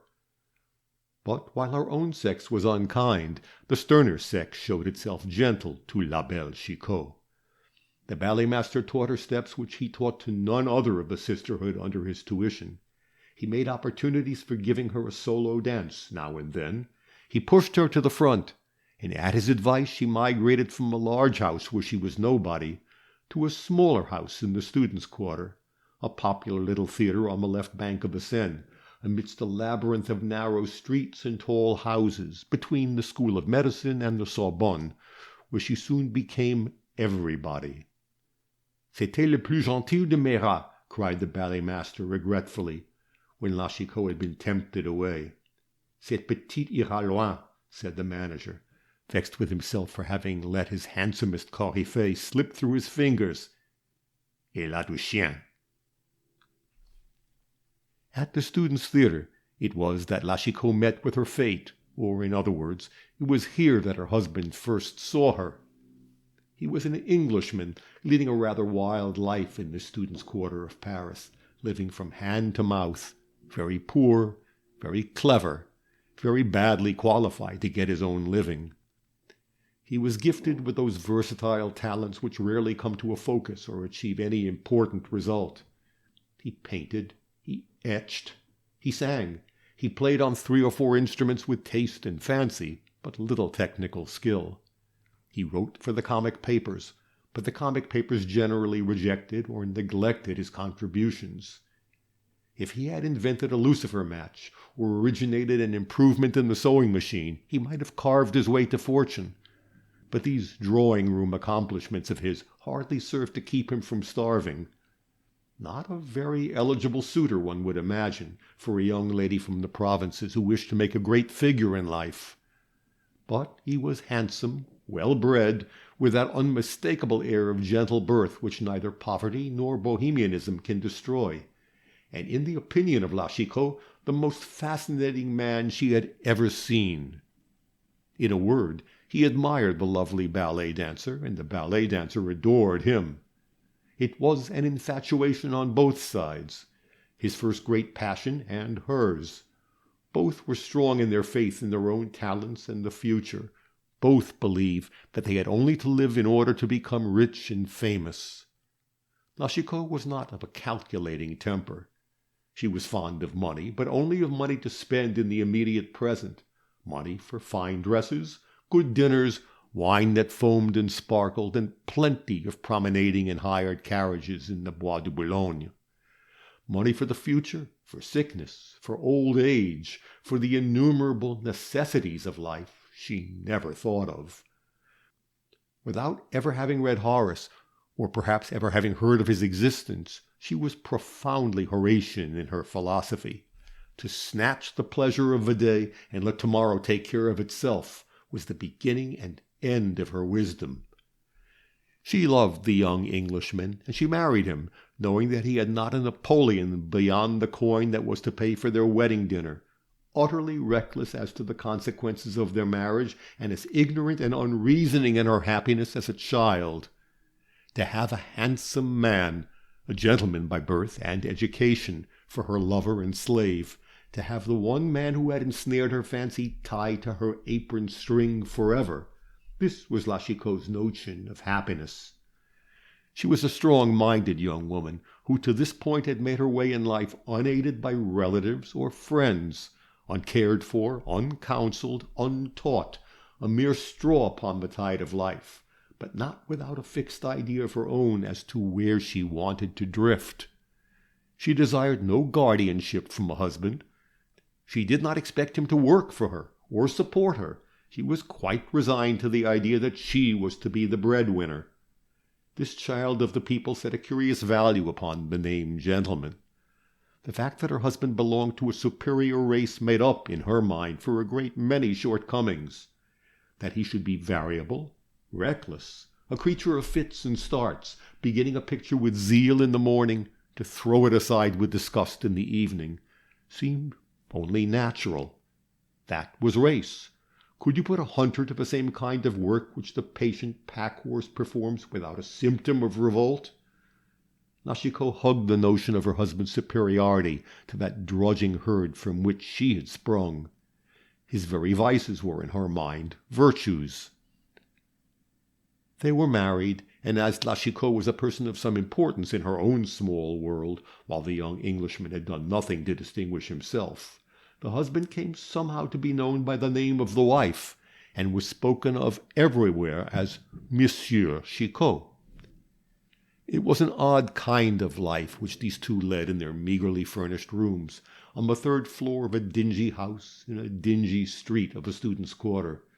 an odd, improvident, dissipated life, in which night was turned into day, and money spent like water, and nothing desired or obtained out of existence except pleasure, the gross sensual pleasures of dining and drinking, the wilder pleasure of play and moonlight drives in the bois, the Sabbath delights of free and easy rambles in rural neighborhoods beside the silvery Seine on the long summer days, when a luxurious idler could rise at noon without feeling the effort too hard a trial, winding up always with a dinner at some rustic house of entertainment, where there was a vine-curtained arbor that one could dine in, and where one could see the dinner being cooked in a kitchen with a wide window opening on yard and garden, and hear the balls clicking in the low-ceiled billiard-room. There were winter Sundays when it seemed scarcely worth one's while to get up at all, till the scanty measure of daylight had run out, and the gas was aflame on the boulevards, and it was time to think of where one should dine. So the Chicots spent the first 2 years of their married life, and it may be supposed that an existence of this kind quite absorbed Madame Chicot's salary, and that there was no surplus to be put by for a rainy day. Had La Chicot inhabited a world in which rain and foul weather were unknown, she could not have troubled herself less about the possibilities of the future. She earned her money gaily and spent it royally, domineered over her husband on the strength of her superb beauty, basked in the sunshine of temporary prosperity, drank more champagne than was good for her constitution or her womanhood, grew a shade coarser every year, never opened a book or cultivated her mind in the smallest degree, scorned all the refinements of life, looked upon picturesque scenes and rustic landscapes as a fitting background for the riot and drunkenness of a Bohemian picnic, and as good for nothing else, never crossed the threshold of a church or held out her hand in an act of charity, lived for herself and her own pleasure, and had no more conscience than the butterflies, and less sense of duty than the birds. If Jacques Chicot had any compunction about the manner in which he and his wife were living, and the way they spent their money, he did not give any expression to his qualms of conscience. It may be that he was restrained by a false sense of delicacy, and that he considered his wife had a right to do what she liked with her own. His own earnings were small and intermittent. A watercolor sketch sold to the dealers, a dramatic criticism accepted by the director of a popular journal. Money that came so irregularly went as it came. "Jack comes to have sold a picture," cried the wife. "That great impostor of mine has taken it into his head to work. Let us go and dine at the Red Mill. Jack shall make the cost." And then it was but to whistle for a couple of light open carriages, which, in this city of pleasure, stand in every street, tempting the idler to excursionize, to call together the half-dozen chosen friends of the moment, and away to the favorite restaurant to order a private room and a little dinner, bien soigné, and one's particular brand of champagne, and then hey for a drive in the merry greenwood, while the marmitons are perspiring over their casseroles, and anon back to a noisy feast, eaten in the open air, perhaps, under the afternoon sunshine. For La Chicot has to be at her theatre before 7, since at 8 old Bohemian Paris will be waiting, eager and open-mouthed, to see the dancer with wild eyes and floating hair come bounding onto the stage. La Chicot was growing more and more like a Thracian Maenad as time went on. Her dancing was more audacious, her gestures more electrical. There was a kind of inspiration in those wild movements, but it was the inspiration of a bacchante, not the calm grace of dryad or sea nymph. You could fancy her whirling around Pentheus, mixed with the savage throng of her sister Maenads, thirsting for vengeance and murder, a creature to be beheld from afar with wondering admiration, but a being to be shunned by all lovers of peaceful lives and tranquil paths. Those who knew her best used to speak pretty freely about her in the second year of her wedded life, and her third season at the Théâtre des Étudiants. "La Chicot begins to drink like a fish," said Antoine of the orchestra to Gilbert, who played the comic fathers. "I wonder whether she beats her husband when she has had too much champagne." "They lead but a cat-and-dog sort of life, I believe," answered the comedian. One day all sunshine, the next stormy weather. Heine, the painter, who has a room on the same story, tells me that it sometimes hails cups and saucers and empty champagne bottles when the weather is stormy in the Chicot domicile. But those two are desperately fond of each other all the same. I should not appreciate such fondness, said the fiddler. When I marry, it will not be for beauty. I would not have as handsome a wife as La Chicot if I could have her for the asking. A woman of that stamp is created to be the torment of a husband's life. I find that this Jack is not the fellow he used to be before he married. C'est un garçon bémollissé par le mariage. When the Chicot had been man and wife for about 3 years, a long apprenticeship of bliss or woe, the lady's power of attracting an audience to the little theatre in the students' quarter began visibly to wane. The parterre grew thin, the students yawned or talked to each other in loud whispers while the dancer was executing her most brilliant steps. Even her beauty had ceased to charm. The habitués of the theatre knew that beauty by heart. C'est cliché comme une tartine de journal, said one. C'est connu comme le dôme des Invalides, said another. C'est la fatigue.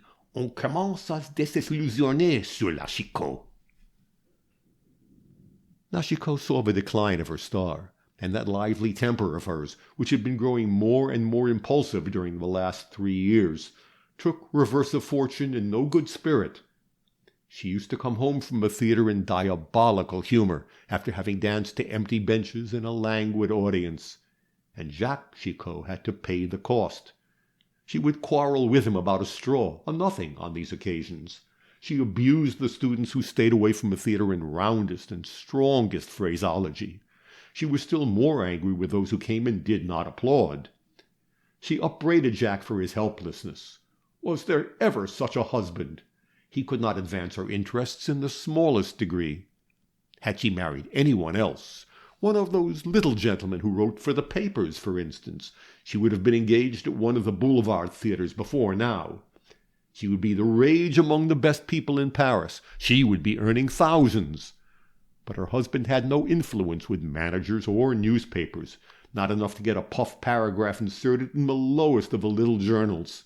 It was desolating. This upbraiding was not without its effect upon Jacques Chicot. He was a good-tempered fellow by nature, prone to take life easily. In all their quarrels it was his wife who took the leading part. When the cups and saucers and empty bottles went flying, she was the Jove who hurled those thunderbolts. Jack was too brave to strike a woman, too proud to lower himself to the level of his wife's degradation. He suffered and was silent. He found out his mistake long ago. The delusion had been brief, the repentance was long. He knew that he'd bound himself to a low-born, low-bred fury. He knew that his only chance of escaping suicide was to shut his eyes to his surroundings and to take what pleasure he could out of a disreputable existence. His wife's reproaches stung him into activity. He wrote 6 letters to old friends in London, men more or less connected with the press or the theatres, asking them to get La Chicot an engagement. In these letters he wrote of her only as a clever woman in whose career he was interested. He shrank curiously from acknowledging her as his wife. He took care to enclose cuttings from the Parisian journals in which the dancer's beauty and chic, talent and originality were lauded. The result of his trouble on his part was a visit from Mr. Smolendo, the enterprising proprietor of the Prince Frederick Theatre, who'd come to Paris in search of novelty, and the engagement of Mademoiselle Chicot for that place of entertainment. Mr. Smolendo had been going in strongly for ballet of late. His scenery, his machinery, his limelight and dresses were among the best to be seen in London. Everybody went to the Prince Frederick.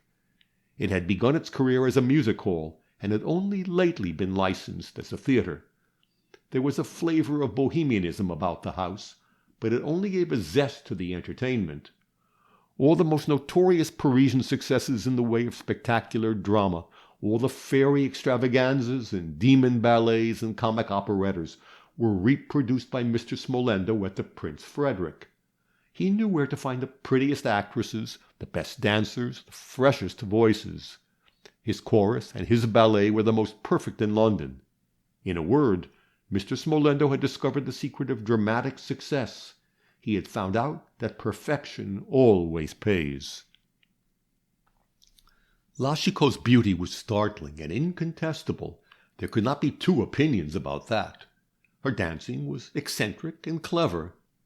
Mr. Smolendo had seen much better dancing from more carefully trained dancers, but what La Chicot wanted in training, she made up for with dash and audacity.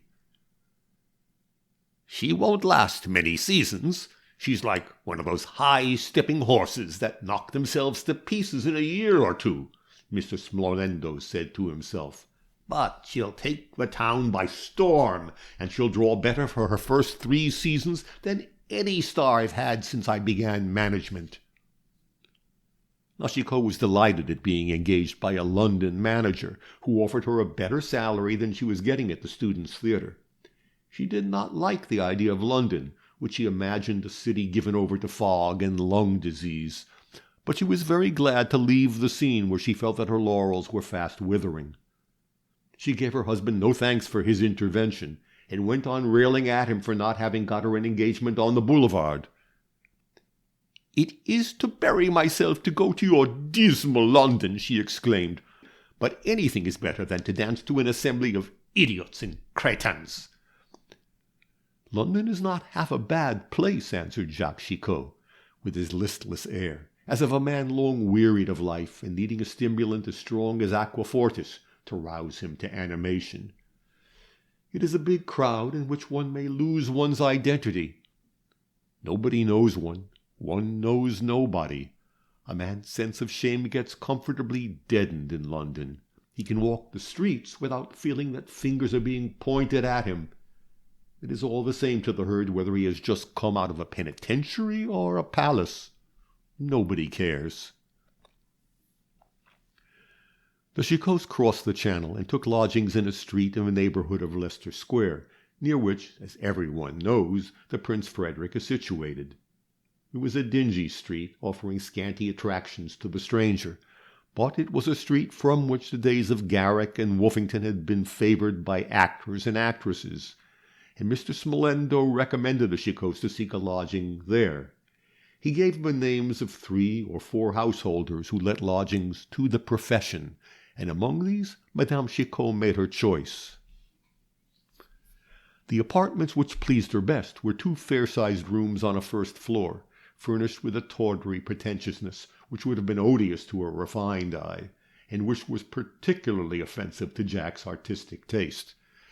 The cheap velvet on the chairs, the gaudy tapestry curtains, the tarnished ormolu clock and candelabra delighted La Chicot. It was almost Parisian, she told her husband. The drawing-room and bedroom communicated with folding doors. There was a little third room, a mere hole, with a window looking northward, which would do for Jack to paint in. That convenience reconciled Jack to the shabby finery of the sitting-room, the doubtful purity of the bedroom, the woebegone air of the street, with its half-dozen dingy shops sprinkled among the private houses, like an eruption. "How it is ugly, your London!" exclaimed La Chicot. "Is it that all the city resembles this by example?" "No," answered Jack, with his cynical air. "There are brighter-looking streets, where the respectable people live." "What do you call respectable people?" "The people who pay income tax on 2,000 or 3,000 a year." Jack inquired as to the other lodgers. It was as well to find out what kind of neighbors they were to have. "I am not particular," said Jack, in French, to his wife, "but I should not like to find myself living cheek by jowl with a burglar." "Or a spy," suggested Zaire. "We have no spies in London. That is a profession which has never found a footing on this side of the Channel." The landlady was a lean-looking widow with a false front of gingery curls, and a cap that quivered all over with artificial flowers on corkscrew wires. Her long nose was tinted at the extremity, and her eyes had a luminous yet glassy look, suggestive of ardent spirits. "I've only one lady in the parlours," she explained, "and a very clever lady she is too, and quite the lady. Mrs. Rawber, who plays leading business at the Shakespeare. You must have heard of her. She's a great woman."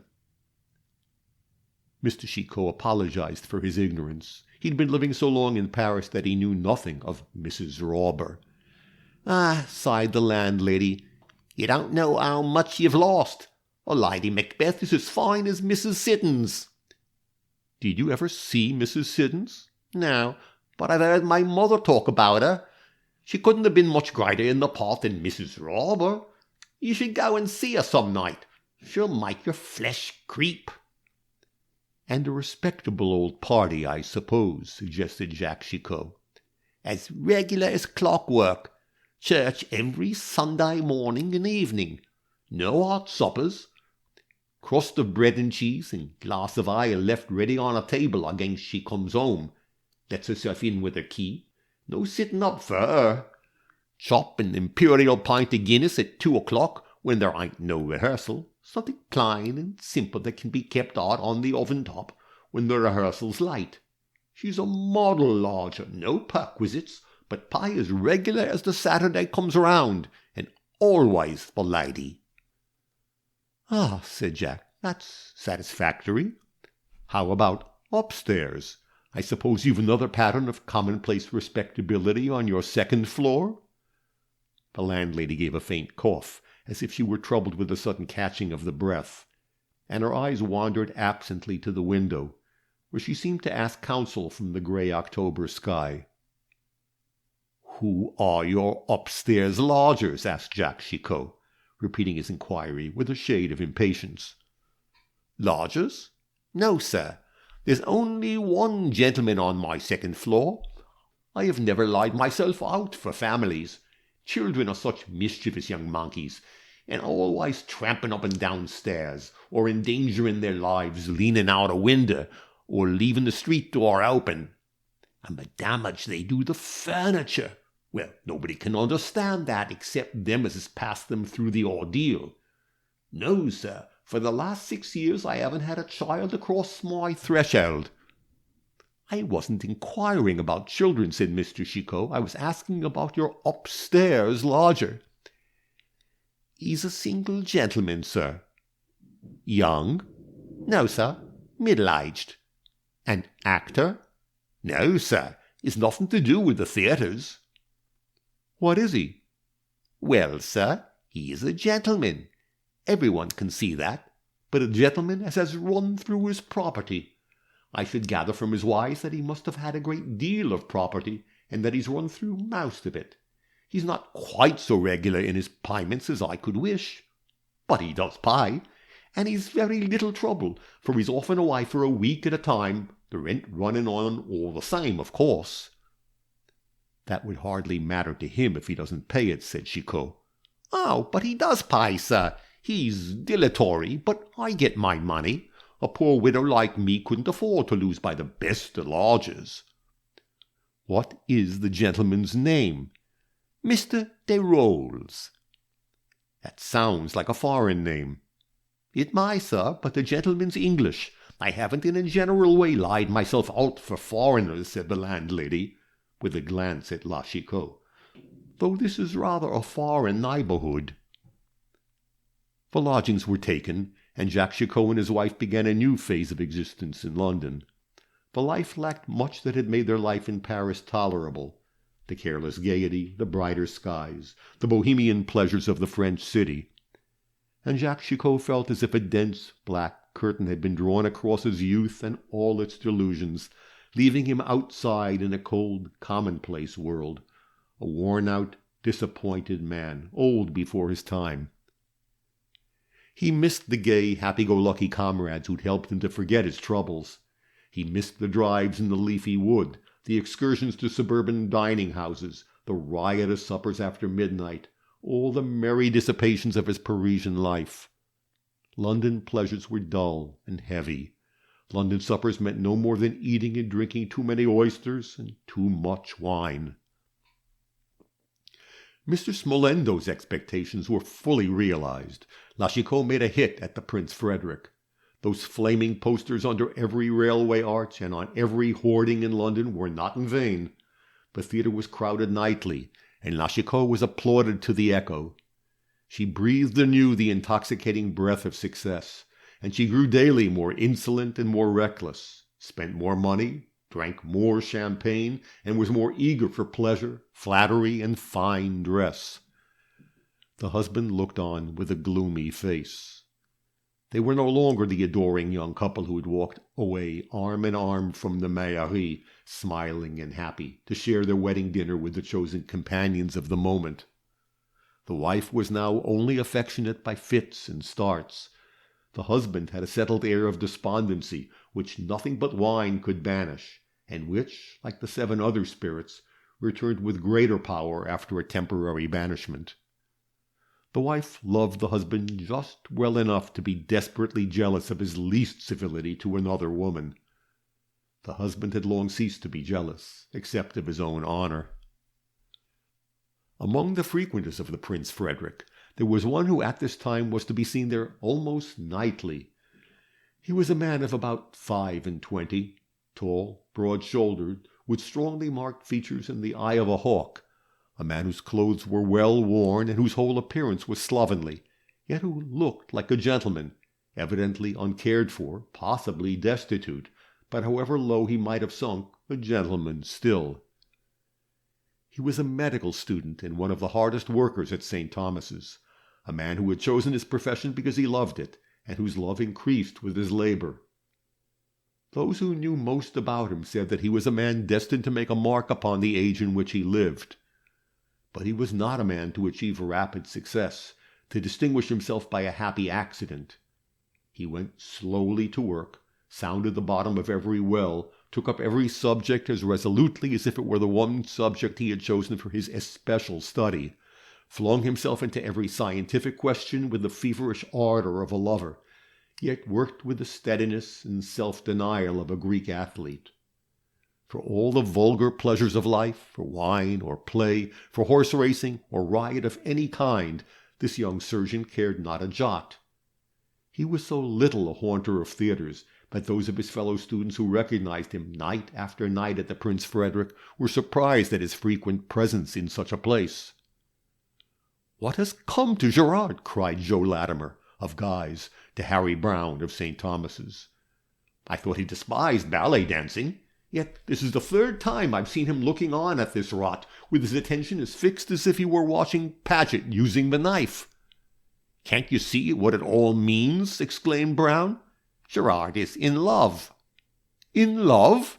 "Yes, over head and ears in love with Lachicot. Never saw such a well-marked case. All the symptoms beautifully developed. Sits in the front row of the pit and gazes the whole time she's on the stage. Never takes his eyes off her. Raves about her to our fellows. The loveliest woman that has ever lived since the unknown young person who served as a model for the Venus that was dug up in a cave in the island of Milo. Fancy having known that young woman and put your arm round her waist. Somebody did, I dare say. Yes, George Gerard is gone. Annihilated. It's too pathetic." "And Mademoiselle Chicot is a married woman, I hear," said Latimer. "Very much married. The husband is always in attendance upon her, waits for her at the stage door every night, or stands at the wing while she dances. Lachicot is a most correct person, though she hardly looks it. Ah, here comes Gerard. Well, old fellow, has the disease reached its crisis?" "What disease?" asked Gerard curtly. "The fever called love." "Do you suppose I'm in love with the new dancer because I drop in here pretty often to look at her? I don't see any other motive for your presence here. You're not a play-going man. I come to see Lachicot simply because she is quite the most beautiful woman in face and form that I ever remember seeing. I come as a painter might to look at the perfection of human loveliness, or as an anatomist to contemplate the completeness of God's work. A creature turned out of a divine workshop without a flaw." "Did you ever hear such a fellow?" cried Latimer. "He comes to look at a ballet dancer, and talks about it as if it were a kind of religion." "The worship of the beautiful is the religion of art," answered Gerard gravely. "I respect Lachicot as much as I admire her. I have not an unworthy thought about her." Latimer touched his forehead lightly with 2 fingers, and looked at his friend Brown. "Gone," said Latimer. "Very far gone," replied Brown. "Come and try the Dutch oysters, Gerard, and let us make a night of it," said Latimer persuasively. "Thanks, no, I must go home to my den and read." And so they parted, the idlers to their pleasure, the plodding student, the man who loved work for its own sake, to his books. This ends Chapter 4. Chapter 5 of The Cloven Foot. A Disappointed Lover. Laura Malcolm remained at the manor house. Mr. Clare, the vicar, had persuaded her to relinquish her idea of going into lodgings in the village. It would be a pity to abandon the good old house, he argued. A house left to the care of servants must always suffer some decay, and this house was full of art treasures, objects of interest and of price which hitherto had been in Laura's charge. Why should she not stay in the home of her girlhood till it was decided whether she was to rule there as mistress or to abandon it forever? "Your remaining here will not compromise your freedom of choice," said Mr. Clare kindly. "If you find before the end of the year that you cannot make up your mind to accept John Treverton as a husband—" "He may not ask me," interjected Laura, with a curious smile. "Oh, yes, he will. He will come to you in good time to offer you his heart and hand, you may be sure, my dear. It cannot be a difficult thing for any young man to fall in love with such a girl as you, and it seems to me that this John Treverton is very worthy of any woman's regard. I see no reason why your marriage should not be a love match on both sides, in spite of my old friend's eccentric will."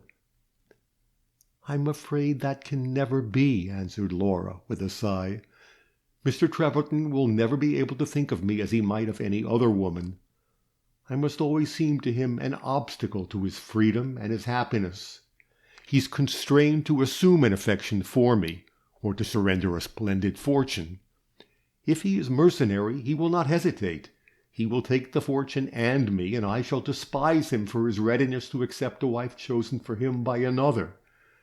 No, dear Mr. Clare, there's no possibility of happiness for John Treverton and me." "My dear child, if you are convinced that you cannot be happy in this marriage, you are free on your part to refuse him," said the vicar.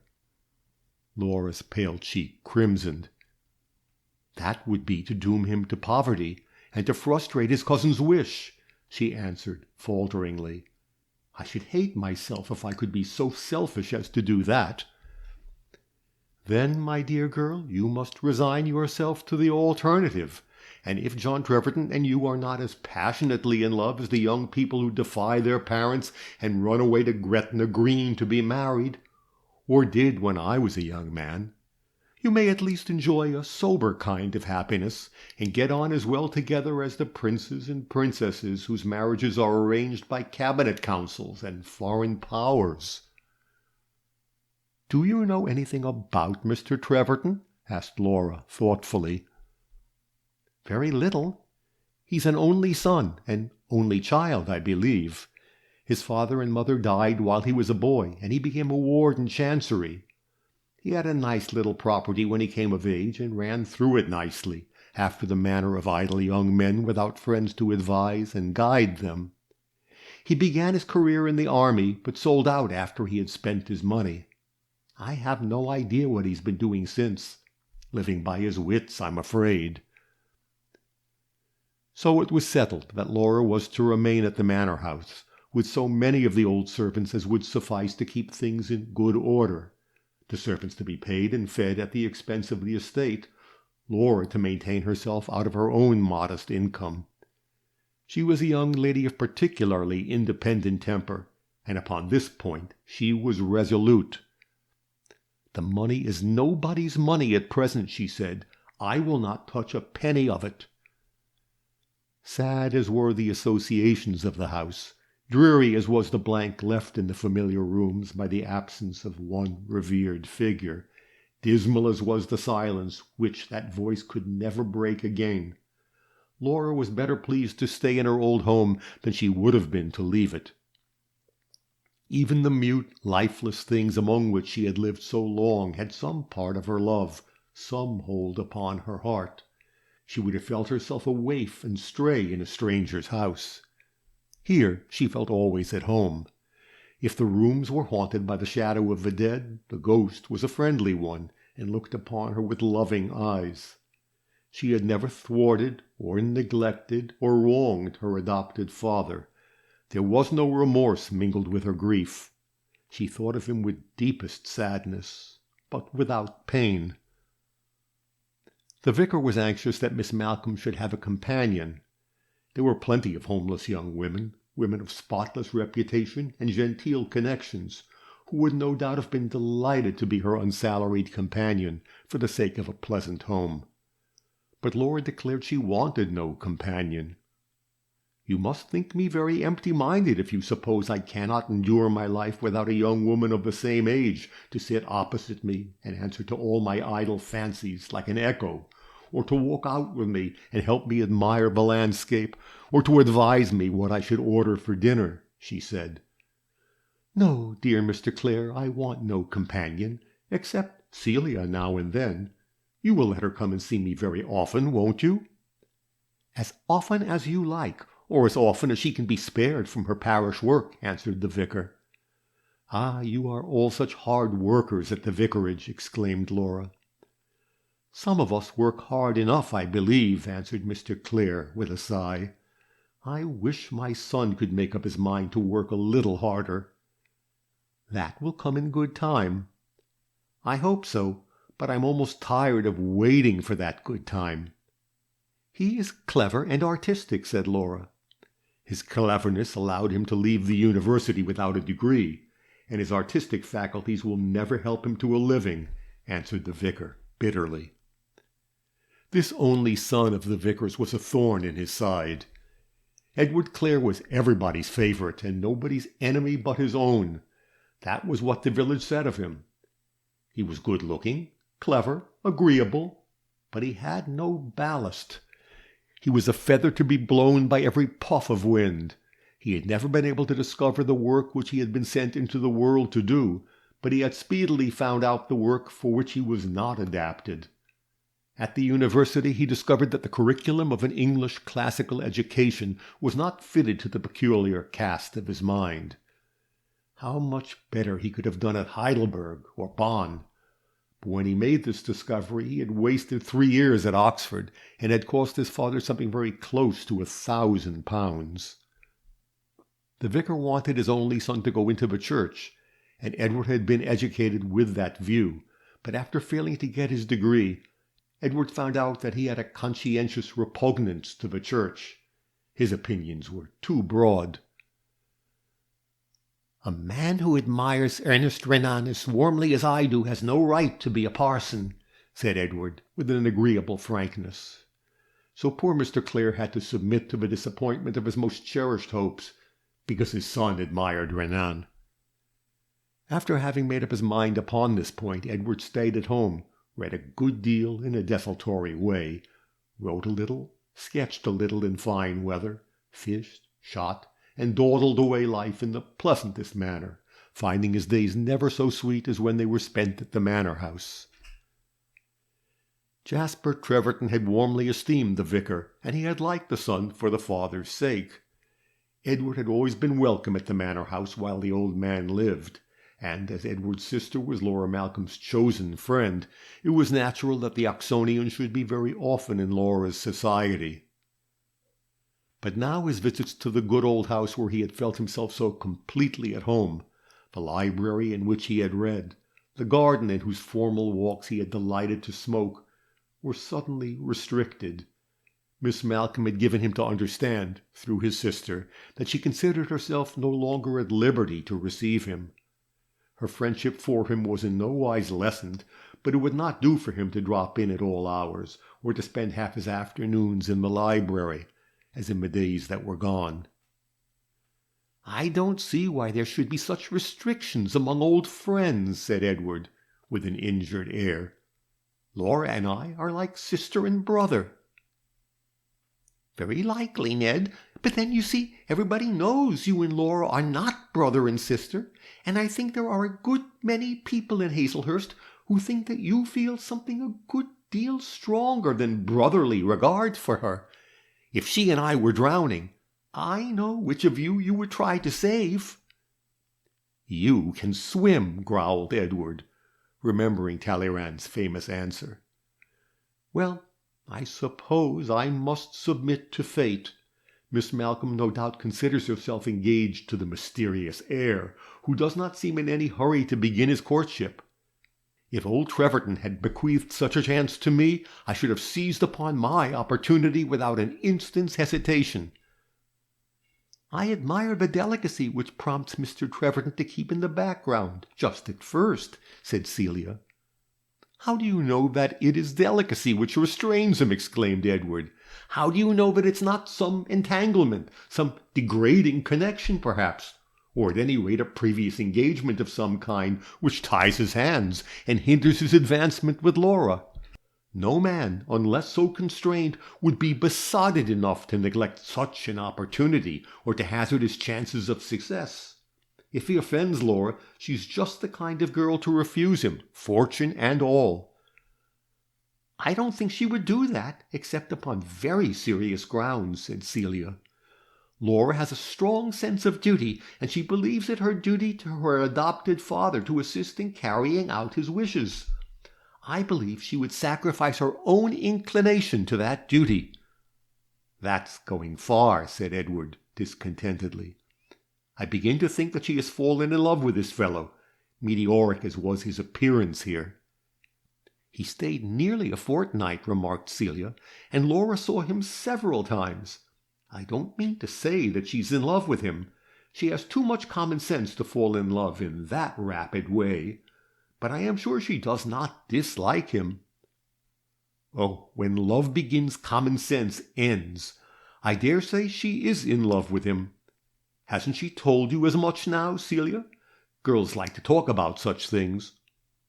"What do you know about girls?" "Oh, nothing. I've got a sister who's one of the breed, a model always at hand to draw from. Come now, Celia, be sisterly for once in your life. What has Laura told you about John Treverton?" "Nothing. She's particularly reserved upon the subject.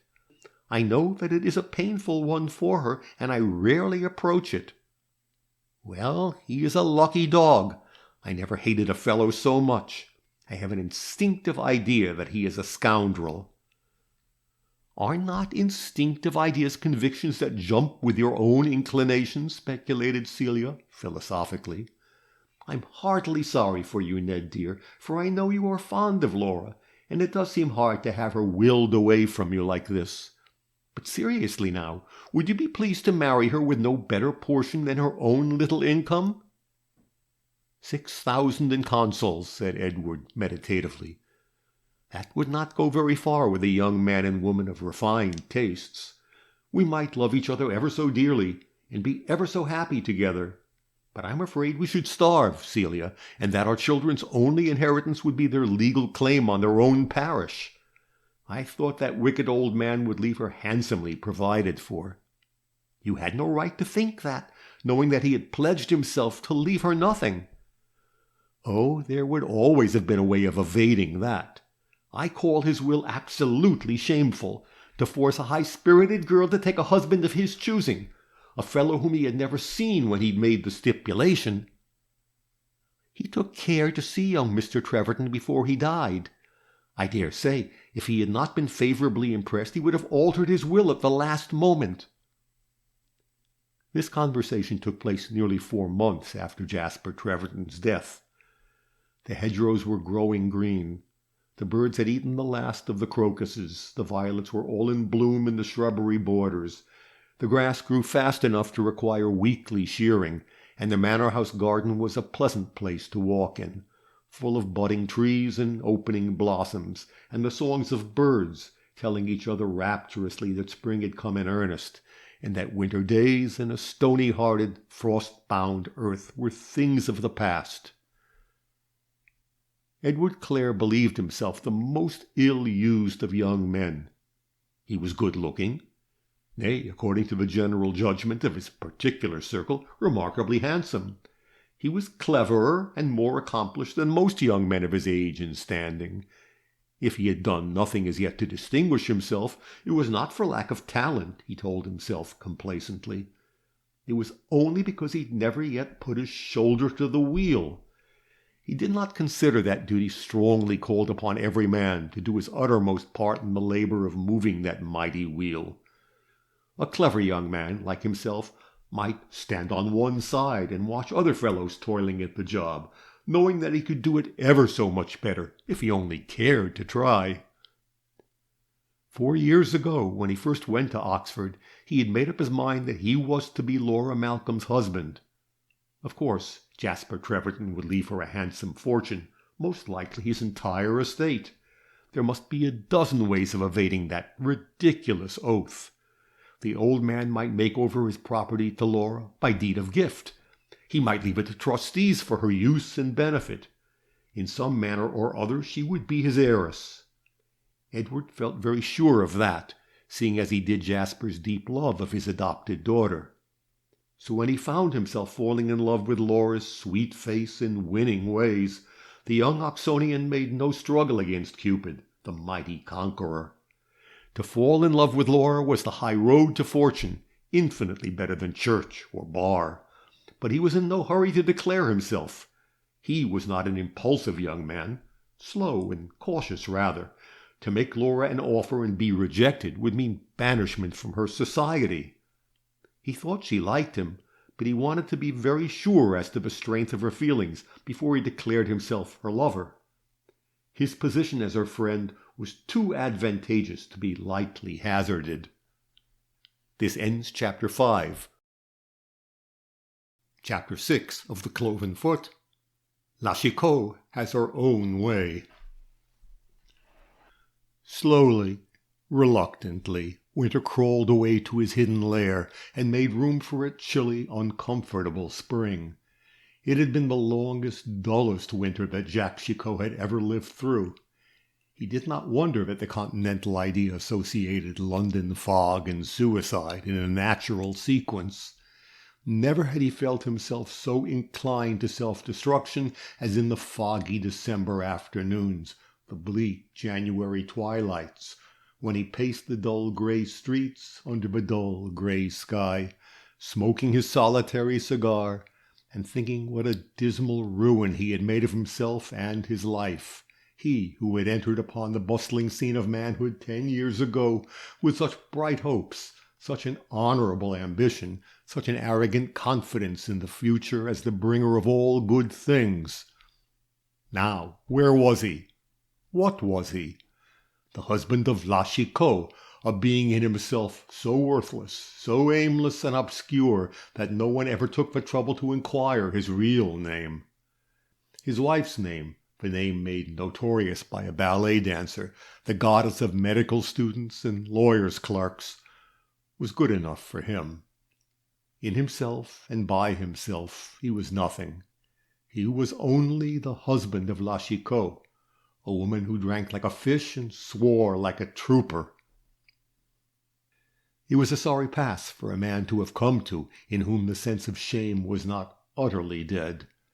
Perhaps it was something to be remembered in Jacques Chicot's favor that at this time of his life, when despair had fastened its claw upon his aching heart, when love and liking had given place to a mute and secret abhorrence, he was not cruel or harsh to his wife.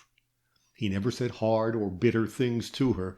So long as he had any lingering belief in her capability of amendment, he remonstrated with her on the folly of her ways, always temperately, often with much kindness. And when he saw that reform was hopeless, he held his peace and did not upbraid her. She had never done him that kind of wrong which honor forbids a husband to forgive. So far she had been true to him, and loved him in her maudlin way, flying at him like a fury when she was betwixt sobriety and intoxication, calling him her angel, or her cat, or her cabbage, with imbecile tenderness when she was comfortably tipsy. He who had quarrelled with her a good deal before he began to hate her, could now endure her utmost violence and keep calm. He dared not give the reins to passion. It might carry him, he knew not whither. He felt like a man standing on the edge of a black gulf, blindfolded, yet knowing that the pit was there.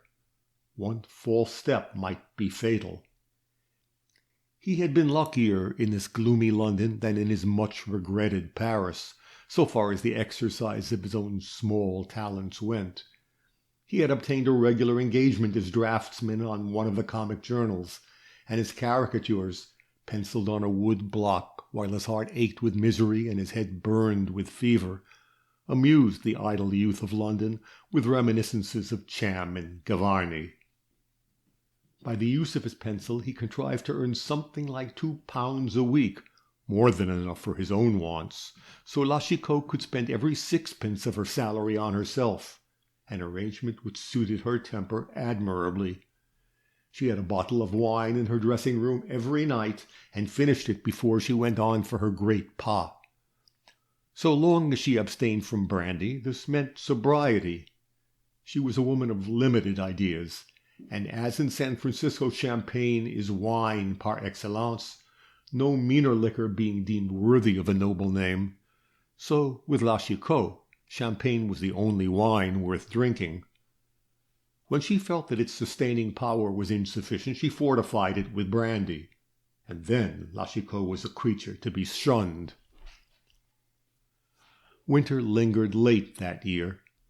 Though the green banks of every country lane and every hollow of the leafless woodland were starred with primroses and spangled with dog violets, wintry winds were still racking the forest trees and whistling shrill among the London chimney-pots. March had come in like a lion and continued to roar and bluster in leonine fashion to the very verge of April. A dry, dusty, bitter March, dealing largely in death and shipwreck. A villainous March, better calculated to inspire thoughts of suicide than even the fogs and creeping mists of November. But even this miserable March came to an end at last. The London season had begun. La Chicot was attracting not only medical students and lawyers' clerks, the Stock Exchange and the War Office, but the fine flower of the aristocracy, the topmost strawberries in the basket, the Brobdingnagian guardsmen, whose gloves were numbered 9½ at the little hosiers in Piccadilly, the dainty foplings who wore a lady 6 3/4 with 4 buttons, and who were beings of so frail and effeminate a type that a whisper through the telephone might blow them to the utmost ends of the earth. These opposite species, the athletics and the aesthetics, the hammer-throwers, bicycle riders, boating men, hunting men, and pugilists, and the china collectors, art lunatics, and tame cats section of society, met and mingled in the stalls at the Prince Frederick, and resembled each other in nothing except their appreciation of La Chicot. Mr. Smolendo produced a new ballet early in April, a ballet which was as ridiculous and generally imbecile in plot and purpose as most of its kind, but which, for scenery, dresses, and effects, was supposed to surpass anything that had ever been accomplished at his theatre. Everything in this ballet tended to the glorification of La Chicot. She was the central figure, the cynosure. Every crest was lowered to give prominence to hers. Principal dancers were her handmaidens. 100 ballet girls prostrated themselves before her throne. 150 auxiliaries, specially engaged for this great spectacle, licked the dust beneath her feet. The final tableau, which was to cost Mr. Smolendo more money than he could calculate, was an apotheosis of La Chicot, a beautiful, bold, half-tipsy peasant going to heaven on a telescopic arrangement of iron. It was a wonderful sight. The athletics called it no end of jolly. The aesthetics described it as unspeakably touching. This final tableau was supposed to represent the coral caves of the Indian Ocean. La Chicot was a mermaid who lured mariners to their doom beneath the wave. She lived in a jeweled cavern, a hole sparkling and shining with sapphires and emeralds and lapis lazuli, all flooded with rainbow light, where she and her sister mermaidens, golden, glittering and scaly, danced perpetually. Then came the end, and she floated upward through an ocean of blue gauze in a moving frame of rosiest coral. The ironwork upon which she mounted was a somewhat complicated piece of machinery, a telescope in 3 parts, requiring nice adjustment on the part of the stage carpenter. It was perfectly safe if properly worked, but a hitch, the slightest carelessness in the working, would be perilous and might be fatal. "I don't like that business by any means," said Jacques Chicot, when he saw his wife ascending to the sky borders, in the dust and gloom of rehearsal, clad in her practising petticoats, and with a lace-bordered handkerchief tied under her chin, like a coquettish nightcap. "It looks dangerous. Can't you dispense with it, Smolendo?" "Impossible. It's the greatest feature of the scene. Perfectly safe, I assure you. Roberts is the best carpenter in London." Mr. Smolendo's people were always the best. He had a knack of getting first-rate talent in every line, from his prima donna to his gas man. "He seems clever, but rather a queer-tempered man, I hear." "Talent is always queer-tempered," answered Smolendo lightly. "Amiability is the redeeming virtue of fools." Mr. Chicot was not convinced. He took his wife aside presently in a grove of dingy wings and side pieces, and entreated her to refuse that ascent in the coral bower. "Pas si bête," she answered curtly. "I know what suits me. I shall look lovely in that coral frame, with my hair down. You needn't be frightened, my friend. Pas de danger. Or if I should be killed, come, I don't think that would break your heart. It's a long time since you've left off caring for me as much as that." She snapped her fingers under his nose, with one of those little audacious movements of hers which were infinitely fascinating to strangers. Jacques Chicot shuddered visibly. Yes, it was horribly true. Her death would be his release from bondage. Her death? Would he know himself, believe in his own identity if she were gone, and he was free to walk the world again, his own master, with hopes and ambitions of his own, bearing his own name, not ashamed to look mankind in the face, no longer known as the husband of La Chicot? He persuaded her earnestly to have nothing to do with the ironwork that had been made to bear her to the theatrical skies. Why should she run such a risk? Any ballet girl would do as well, he argued. Yes, and the ballet girl would show off her good looks and get all the applause. I am not such a fool as to give her the chance. Don't waste your breath in talking about it, Jacques. I mean to do it. Of course, he said bitterly. When did you ever renounce a caprice to please me? Perhaps never. I am a creature of caprices. It was a caprice that made me marry you, a caprice that made you marry me. And now we are both honestly tired. That's a pity, isn't it? I try to do my duty to you, my dear, he answered gravely, with a sigh. La Chicot had her own way, naturally, being one of those women who, once having taken their bent, are no more to be diverted than a mountain torrent which the rains have swollen.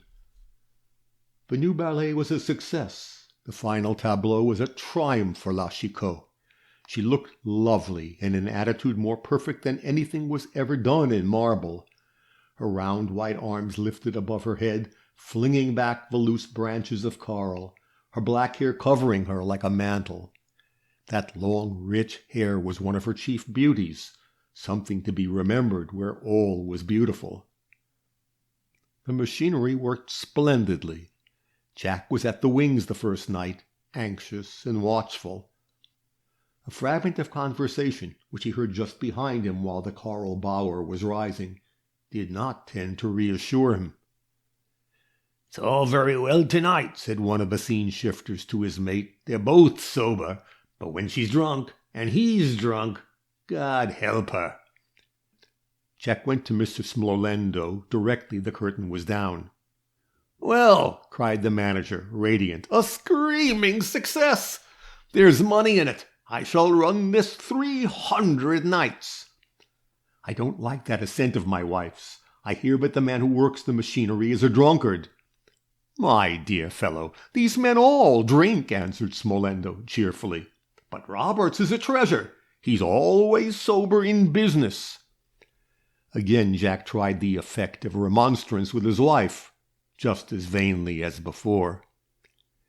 "If you weren't a fool, you would make Smolendo give me an extra £5 a week on account of the danger, instead of worrying me about it," she said. "I'm not going to make the safety of your life a question of money," he answered. And after this there was no more said between them on the subject of the coral bower, but that speech of the scene-shifter's haunted Jacques Chicot. "When she is drunk." The memory of that speech was bitter. Though his wife's habits had long been patent to him, it was not the less galling to think that everyone, the lowest servant in the theatre even, knew her vices. Towards the end of April, Chicot and his wife had a serious quarrel. It arose out of a packet which had been left at the stage door for the dancer, a packet containing a gold bracelet in a morocco case, bearing the name of one of the most fashionable and expensive jewelers at the West End. There was nothing to show whence the offering came, but on a narrow strip of paper, nestling under the massive gold band, there was scrawled in a mean little, foreign-looking hand, "Homage to Genius." Chicot carried the gift home in triumph and exhibited it to her husband, clasped upon her round white arm, a solid belt of gold, flat, wide, and thick, like a fetter, severely simple, an ornament for the arm of a Greek dancing girl. "You will send it back, of course," said Jack, frowning at the thing. "But, my friend, where should I send it?" "To the jeweler. He must know his customer." "I am not so stupid. There can be no harm in accepting an anonymous gift. I shall keep it, of course." "I did not think you had fallen so low." Upon this Chicot retorted insolently, and there were very hard words spoken on both sides. The lady kept the bracelet, and the gentleman went next day to the jeweler who had supplied it, and tried to discover the name of the purchaser. The jeweler was studiously polite, but he had no memory. Jacques Chicot minutely described the bracelet, but the jeweler assured him that he sold a dozen such in a week. "I think you must be mistaken," said Chicot. "This is a bracelet of very uncommon form. I never saw one like it." And then he repeated his description. The jeweler shook his head with a gentle smile. "The style is new," he said, "but I assure you we've sold several exactly corresponding to your description. It would be quite impossible to recall." "I see," said Chicot. "You would not like to disoblige a good customer. I dare say you know what the bracelet was meant for. Such shops as yours could hardly thrive unless they were indulgent to the vices of their patrons." And after launching that shaft, Mr. Chicot left the shop. He returned to his lodgings to pack a small portmanteau, and then went off to take his own pleasure. What need had such a wife as his of a husband's care? She would not accept his advice or be ruled by him. She had chosen her road in life and would follow it to the fatal end. Of what avail was his weak arm to bar the path? To this daughter of the people, with her deadened conscience and indomitable will, that interposing arm was no more than a straw in her way. "Henceforth I have done with her," he said to himself. "The law could desire no stronger divorce between us than this which she has made. And if she does me wrong, the law shall part us. I will have no mercy." While he was packing his portmanteau, an idea flashed into his mind. It was a horrible notion, and his cheek paled at the first aspect of it, but he took it to his heart nevertheless. He was going away for an indefinite time, perhaps. He would set a watch upon his wife. Her audacity, her insolence, had aroused the darkest suspicions. A woman who thus openly defied him must be capable of anything. "Whom can I trust?" he asked himself, pausing in his preparations, on his knees before the open portmanteau. The landlady, Mrs. Evatt? No, she's sly enough, but she has too long a tongue. A glass of grog would loosen that tongue of hers at any time, and she would betray me to my wife. It must be a man. Desrolles. Yes, the very man. He has all the qualities of a trade.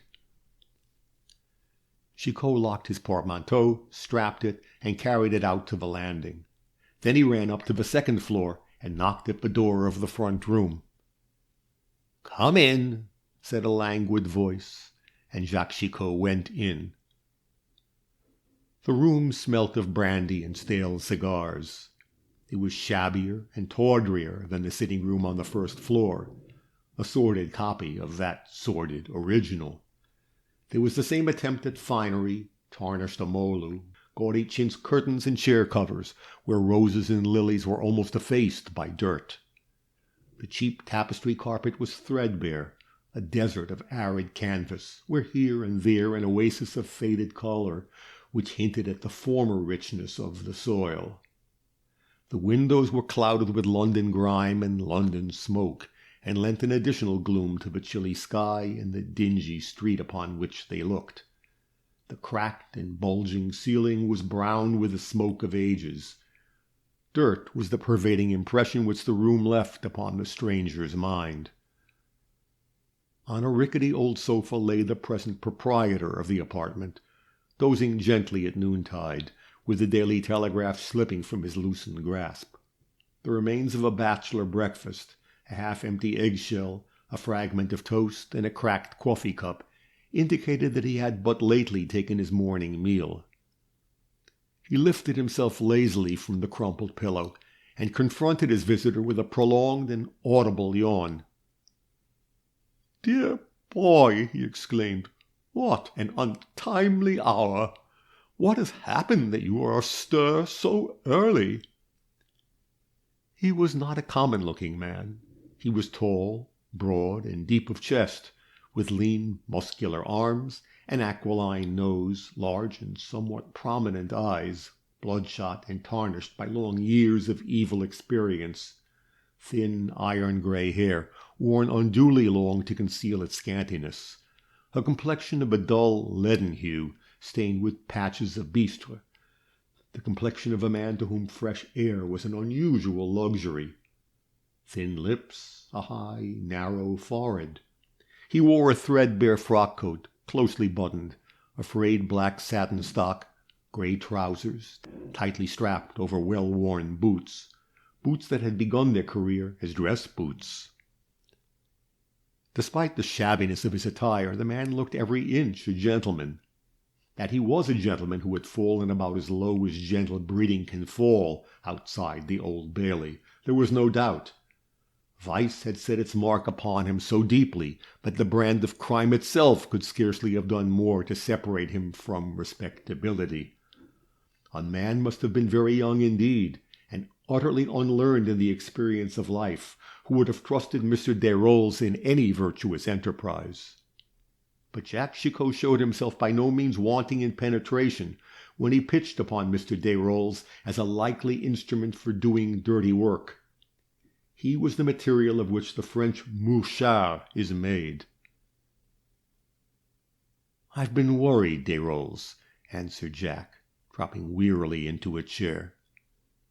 "My dear fellow, the normal condition of life is worry," replied Desrolles languidly. "The wisest of Jews knew all about it. Man was born to trouble as the sparks fly upward. The most that philosophy can suggest is to take trouble easily, as I do. All the juggernaut cars of life have gone over me, but I am not crushed." The tone was at once friendly and familiar. Jacques Chicot and the second-floor lodger had become acquainted very soon after the Chicot's advent in Cibber Street.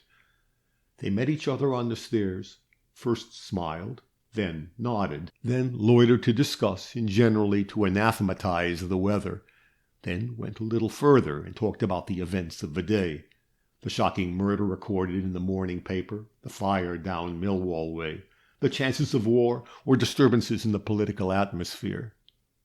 By and by Jacques Chicot asked Desrolles into his room, and they played a hand or two at écarté, first-rate players both, for 3-penny points. Soon the écarté became an institution, and they played 2 or 3 times a week, while La Chicot was standing on the tips of her satin-shod toes and enchanting the gilded youth of the capital. Jack found his acquaintance a man of infinite resources and wide experience. He had begun life in a good social position, had, according to his own account, distinguished himself as a soldier under such men as Gough and Ardinge, and had descended slowly, step by step, to be the thing he was. That gradual descent had carried him through scenes so strange and varied that his experiences of all that is oddest and worst in life would have made a book as big as Les Miserables. And the creature knew how to talk. He never told the same story twice. Jack sometimes fancied this must be because he invented his stories upon the spot and forgot them immediately afterwards. The man was no pretender to virtues which he did not possess, but rather advertised his vices. The only redeeming qualities he affected were a recklessness in money matters, which he appeared to consider generosity, and a rough-and-ready notion of honor, such as is supposed to obtain among thieves. Jack tolerated, despised, and allowed himself to be amused by the man. If he had been a king, he would have liked such a fellow to lounge beside his throne, dressed in motley, flinging Rabelaisian witticisms in the smug faces of the courtiers. "What's the particular trouble today, Jack?" asked Desrolles, selecting a meerschaum from the litter on the mantelpiece and lazily filling the blackened bowl. "Financial, I conclude." "No, I am anxious about my wife. The natural penalty for marrying the handsomest woman in Paris. What's the mischief you're afraid of?" "She has received a present from an anonymous admirer, and because it is anonymous, she imagines she is justified in receiving it." "Where's the harm? You ought to see it. The anonymous gift is the thin edge of the wedge. The giver will see my wife dancing with his bracelet on her arm, and will believe her as venal as the girl who sold Rome for the same kind of gewgaw. He will follow up his first offering with a second, and then will come letters, anonymous at first, perhaps, like the bracelet. But when by insidious flattery he has smoothed the way to dishonor, he will declare himself, and then, unless your wife is a better woman than you believe her, there will be danger." "Is that what you mean?" asked Desrolles calmly, slowly puffing at his meerschaum. "No," said Chicot, reddening indignantly. He had not fallen low enough to hear his wife maligned, though he hated her. "No. If my wife were a woman to be led away by temptation of that kind, she and I would have parted long ago. But I don't want to leave her exposed to the pursuit of a scoundrel. She and I have quarreled about this trumpery bracelet, and I'm going to leave her for a few days, till we are both in a better temper. I don't want to leave her unprotected, with some silky rascal lying in wait for her between her lodgings and the theatre. I want someone, a man I can trust, to keep an eye upon her while you're away," said Desrolles. "My dear fellow, consider it done. Madame Chicot and I are excellent friends. I admire her, and I think she likes me. I will be her slave and her guardian in your absence, a father with more than a father's devotion." "She must not know," exclaimed Jack. "Of course not. Women are children of a larger growth, and must be treated as such. The pills we give them must be coated with sugar, the powders concealed in raspberry jam. I will make myself so agreeable to Madame Chicot that she will be delighted to accept my escort to and from the theatre, but I will keep her anonymous admirer at a distance as thoroughly as the fiercest dragon that ever kept watch over beauty." "A thousand thanks, Desrolles. You won't find me ungrateful. Goodbye. Are you going across the Channel?" Mr. Chicot did not say where he was going, and Desrolles was too discreet to push the question. He was a man who boasted sometimes, when drink had made him maudlin, that, whatever had become of his morals, he had never lost his manners. Jacques Chicot left a brief penciled note for his wife. Dear Zaire, since we get on so badly together, a few days' separation will be good for both of us. I am off to the country for a breath of fresh air. I sicken in the odor of gas and stale brandy. Take care of yourself for your own sake, if not for mine. Yours, J.C. This ends Chapter 6 of The Cloven Hoof. Chapter 7, Part 1 of A Little While Such Lips as Thine to Kiss. It was midwinter when Jasper Treverton died. Spring had come in all her glory, her balmy airs and sultry noontides stolen from summer, her variety and wealth of wood and meadow blossoms, her snowy orchard bloom tinted with carnation, her sweetness and freshness of beauty, a season to be welcomed and enjoyed like no other season in the changing year, a little glimpse of paradise on earth between the destroying gales of March and the fatal thunderstorms of July. Spring had filled all the lanes and glades around Hazelhurst with perfume and color when John Treverton reappeared in the village as unexpectedly as if he had dropped from the skies. Eliza Sampson was destroying the aphids on a favorite rose tree, handling them daintily with the tips of her gloved fingers as if she loved them, when Mr. Treverton appeared at the little iron gate, carrying his own portmanteau. He, the heir of all the ages, and of what signified much more in Miss Sampson's estimation, an estate worth 14,000 a year. "Oh," she cried, "Mr. Treverton, how could you? We would have sent the boy to the station." "How could I do what?" he asked, laughing at her horrified look. "Carry your own portmanteau. Tom will be so vexed." "Tom need know nothing about it if it will vex him. The portmanteau is light enough, and I have only brought it from the George, where the bus dropped me. You see, I have taken your brother at his word, Miss Sampson, and have come to quarter myself upon you for a few days." "Tom will be delighted," said Eliza. She was meditating how the supper she had arranged for Tom and herself could be made to do for the heir of Hazelhurst Manor. It was one of those dinners in which the economical housekeeper delights, a dinner that clears up every scrap in the larder, and leaves not so much as a knuckle-bone for the predatory follower, male or female, the cook's hungry niece or the housemaid's young man.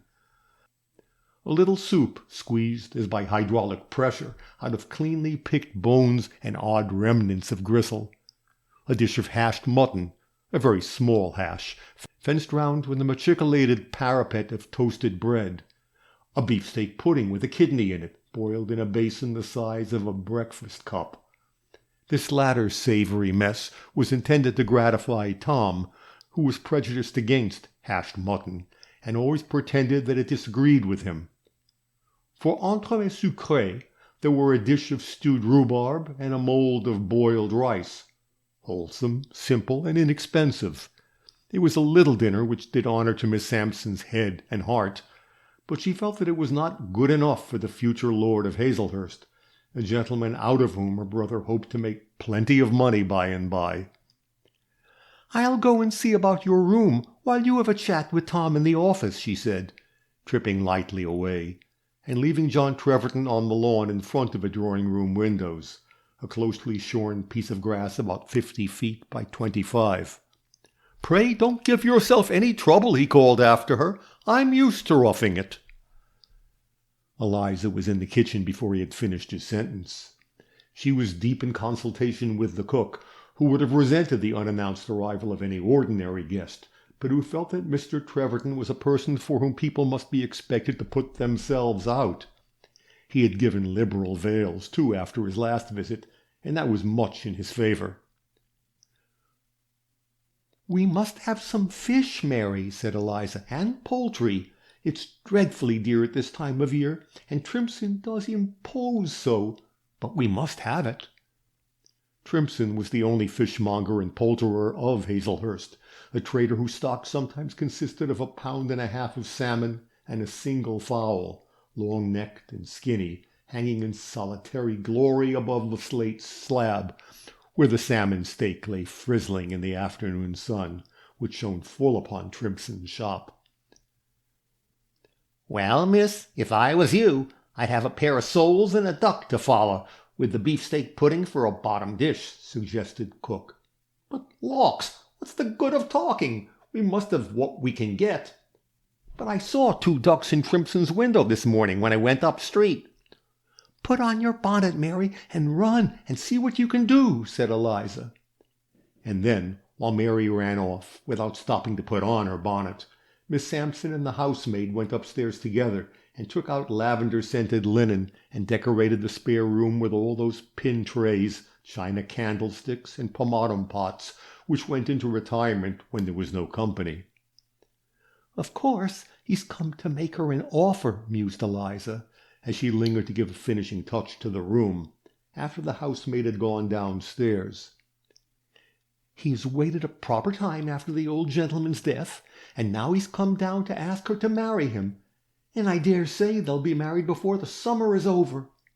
It will be rather awkward for her to throw off such deep mourning all at once, but that's her own fault for going into crape, just as if Mr. Treverton had really been her father. I put it down to pride." Miss Sampson had a knack of finding motives for all the acts of her acquaintance, and those motives were rarely of the best. John Treverton's chat with Mr. Sampson did not last more than 10 minutes, friendly and even affectionate as was the lawyer's reception. "I see you're busy," said Treverton. "I'll go and have a stroll in the village." "No, upon my honor, I was just going to strike work. I'll come with you if you like." "On no account. I know you haven't half finished. Dinner at 6 as usual, I suppose. I'll be back in time for a talk before we sit down." And before Mr. Sampson could remonstrate, John Treverton was gone. He wanted to see what Hazelhurst Manor was like in the clear spring light, framed in greenery, brightened with all the flowers that bloom in early May, musical with thrush and blackbird, noisy with the return of the swallows. Never had he so longed to look upon anything as he longed today to see the home of his ancestors, the home which might be his. He walked quickly along the village street. Such a quaint little street, with never one house like another. Here a building bulging forward, with bow windows below and projecting dormers above. There a house retiring modestly behind a patch of garden. Further on, an inn set at right angles with the highway, its chief door approached by a flight of stone steps that time had worn crooked. Such a variety of chimneys, such complexities in the way of roofs and gables, but everywhere cleanliness and spring flowers and a purer air than John Treverton had breathed for a long time. Even this queer little village street, with its dozen shops and its half-dozen public houses, was very fair and pleasant in his town-weary eyes. When he left the street, he entered a noble high road, bordered on each side by a row of fine old elms, which made the turnpike road an avenue worthy to be the approach to a king's palace. The manor house lay off this road, guarded by tall gates of florid iron tracery, manufactured in the Low Countries 200 years ago. He stopped at the gates to contemplate the scene, looking at it dreamily as at something unreal, a picture that was fair but evanescent, and might vanish as he gazed. Between the gates and the house the ground undulated gently. It was all smooth sward, too small for a park, too irregular for a lawn. A winding carriage road, shadowed with fine old trees, skirted the green expanse, and groups of shrubs here and there adorned it, rhododendrons, laurels, bay, deodoras, cypresses, all the variety of ornamental conifers. 2 great cedars made islets of shadow in the sunny grass, and a copper beech, the giant of his kind, was just showing its dark brown buds. Beyond stood the manor house, tall and broad and red, with white stone dressings to door and windows, and a noble cornice, a house of Charles II's reign, a real Sir Christopher Wren house, massive and grand in its stern simplicity. John Treverton roused himself from his waking dream and rang the bell. A woman came out of the lodge, looked at him, dropped a low curtsy, opened the gate, and admitted him without a word, as if he were master there. In her mind he was master, though the trustees paid her wages.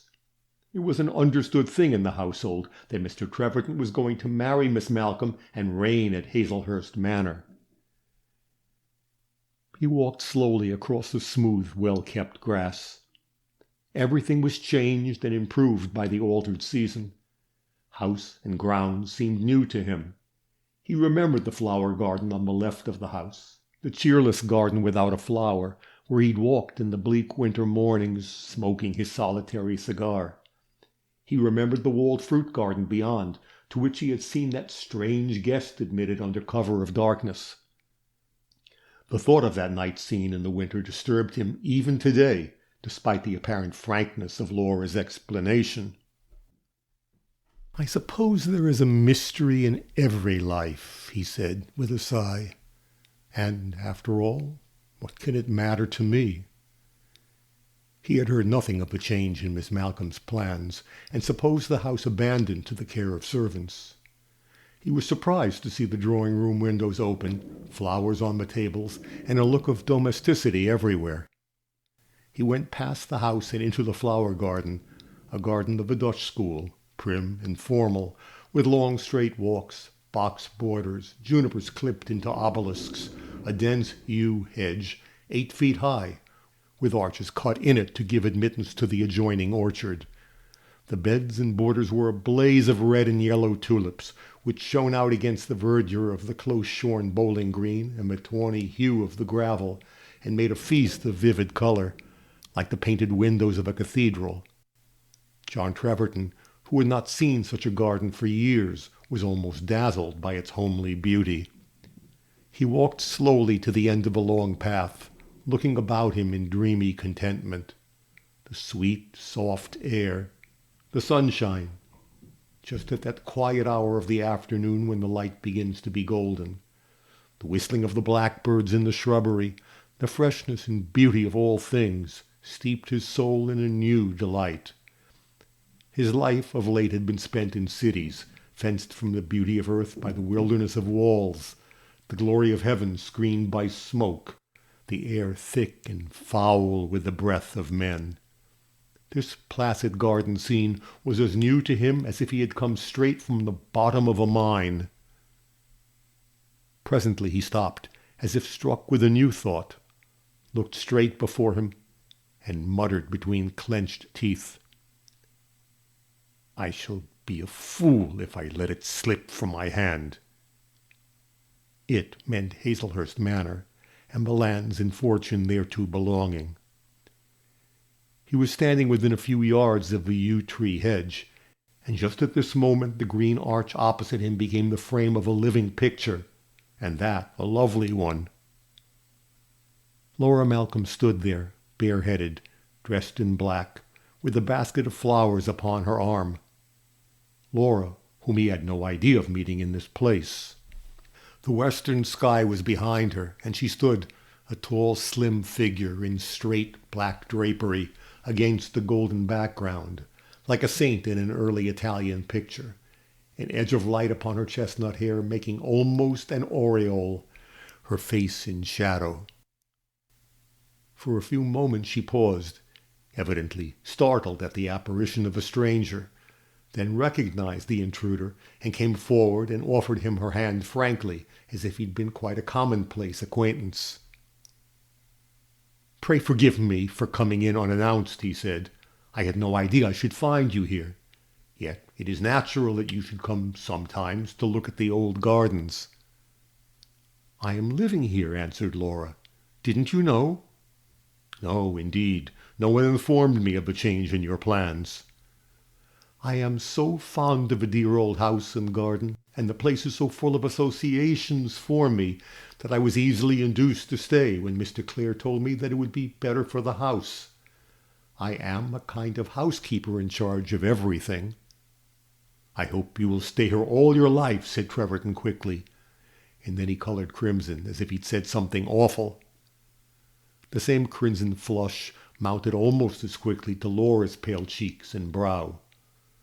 Both stood looking at the ground, embarrassed as a schoolboy and girl, while the blackbirds whistled triumphantly in the shrubbery, and a thrush in the orchard went into ecstasies of melody.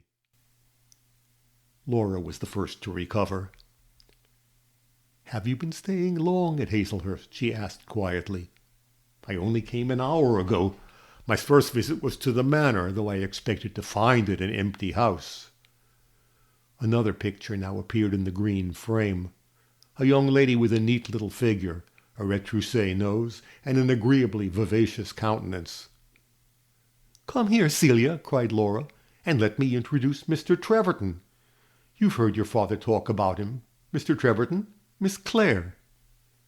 Miss Clare bowed and smiled, and murmured something indefinite. Poor Edward, she was thinking all the while. This Mr. Treverton is awfully good-looking. Awfully was Miss Clare's chief laudatory adjective. Her superlative form of praise was quite too awfully, and when enthusiasm carried her beyond herself, she called things nice. Quite too awfully nice was her maximum of rapture. As she rarely left Hazelhurst Vicarage and knew in all about 20 people, it is something to her credit she had made herself mistress of the current metropolitan slang. "I suppose you're staying at the Sampsons," she said. "Mr. Sampson's always talking of you. My friend Treverton, he calls you. But I suppose you won't mind that. It's rather trying." "I think I can survive even that," answered John, who felt grateful to this young person for having come to his rescue at a moment when he felt himself curiously embarrassed. "Mr. Sampson has been very kind to me." "If you can only manage to endure him, he's an awfully good-natured little fellow," said Miss Clare, with her undergraduate air. She modelled her manners and opinions upon those of her brother, and was in most things a feminine copy of the Oxonian. "But how do you contrive to get on with his sister? She's quite too dreadful." "I confess that she is a lady whose society does not afford me unqualified delight," said John, "but I believe she means kindly." "Can a person with white eyelashes mean kindly?" inquired Celia, with a philosophical air. "Has not Providence created them like that as a warning, just as venomous snakes have flat heads?" "That is treating the matter rather too seriously," said John. "I don't admire white eyelashes, but I am not so prejudiced as to consider them an indication of character." "Ah," replied Celia, with a significant air. "You will know better by and by." She was only 20, but she talked to John Treverton with as assured a tone as if she'd been ages older than he in wisdom and experience of life. "How pretty the gardens are at this season," said Treverton, looking round admiringly and addressing his remark to Laura. "Ah, you've only seen them in winter," she answered. "Perhaps you would like to walk round the orchard and shrubberies?" "I should, very much." "And after that we will go indoors and have some tea," said Celia. "You are fond of tea, of course, Mr. Treverton?" "I confess that weakness." "I'm glad to hear it. I hate a man who's not fond of tea. There's that brother of mine appreciates nothing but strong coffee without milk. I'm afraid he'll come to a bad end." "I am glad you think tea-drinking a virtue," said John, laughing.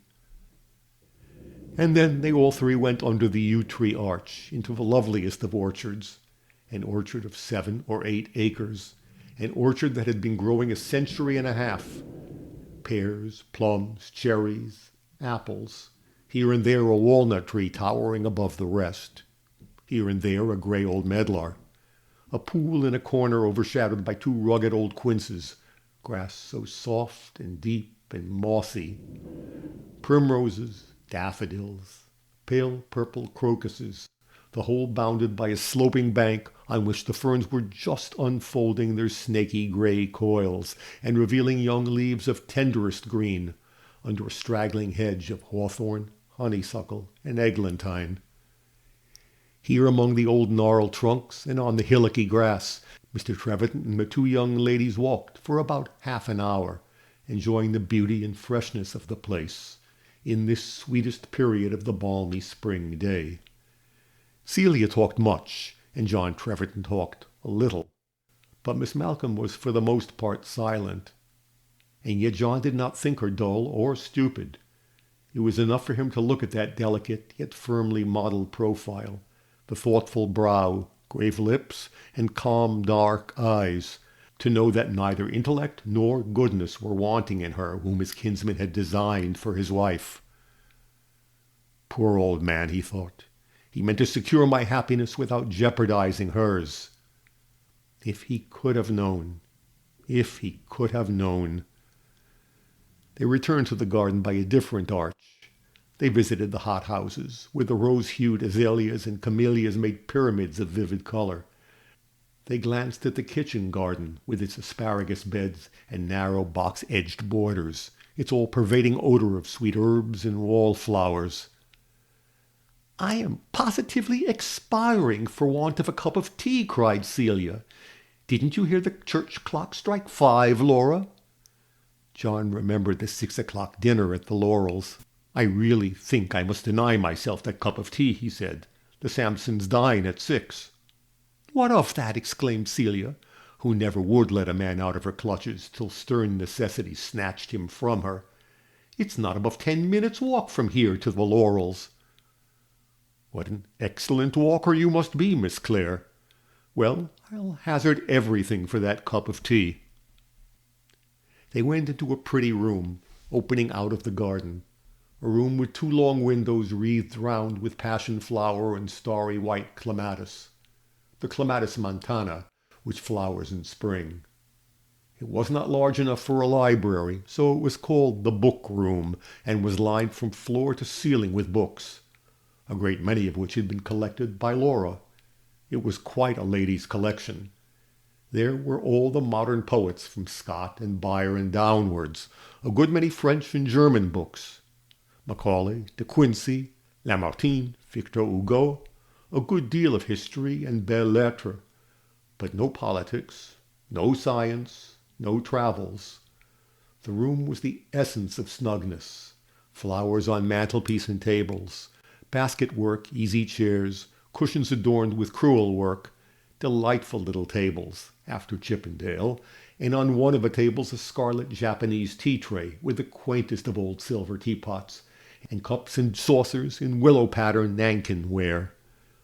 Laura poured out the tea, while Celia began to devour hot buttered cake, the very look of which suggested dyspepsia. But to some weak minds earth has no more overpowering temptation on a warm spring afternoon than hot buttered cake and strong tea with plenty of cream in it. John Treverton sat in one of the low basket armchairs, such chairs as they make in Buckinghamshire and Oxfordshire, and drank tea as if it were the elixir of life. He had a strange feeling as he sat in that chair by the open window, looking across the beds of tulips, above which the bees were humming noisily. A feeling as if his life were only just beginning, as if he were a child in his cradle, dimly conscious of the dawning of existence.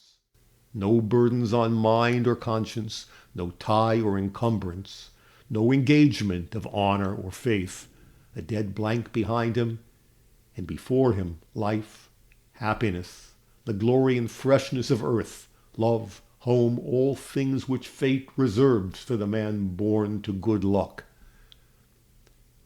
This dream or fancy of his was so pleasant that he let it stay with him while he drank 3 cups of tea, and while Celia rattled on about Hazelhurst and its inhabitants, giving him what she called a social map of the country, which might be useful for his guidance during the week he proposed to spend there.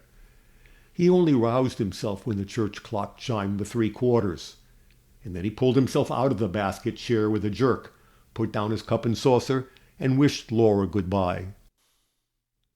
This ends Chapter 7, Part 1.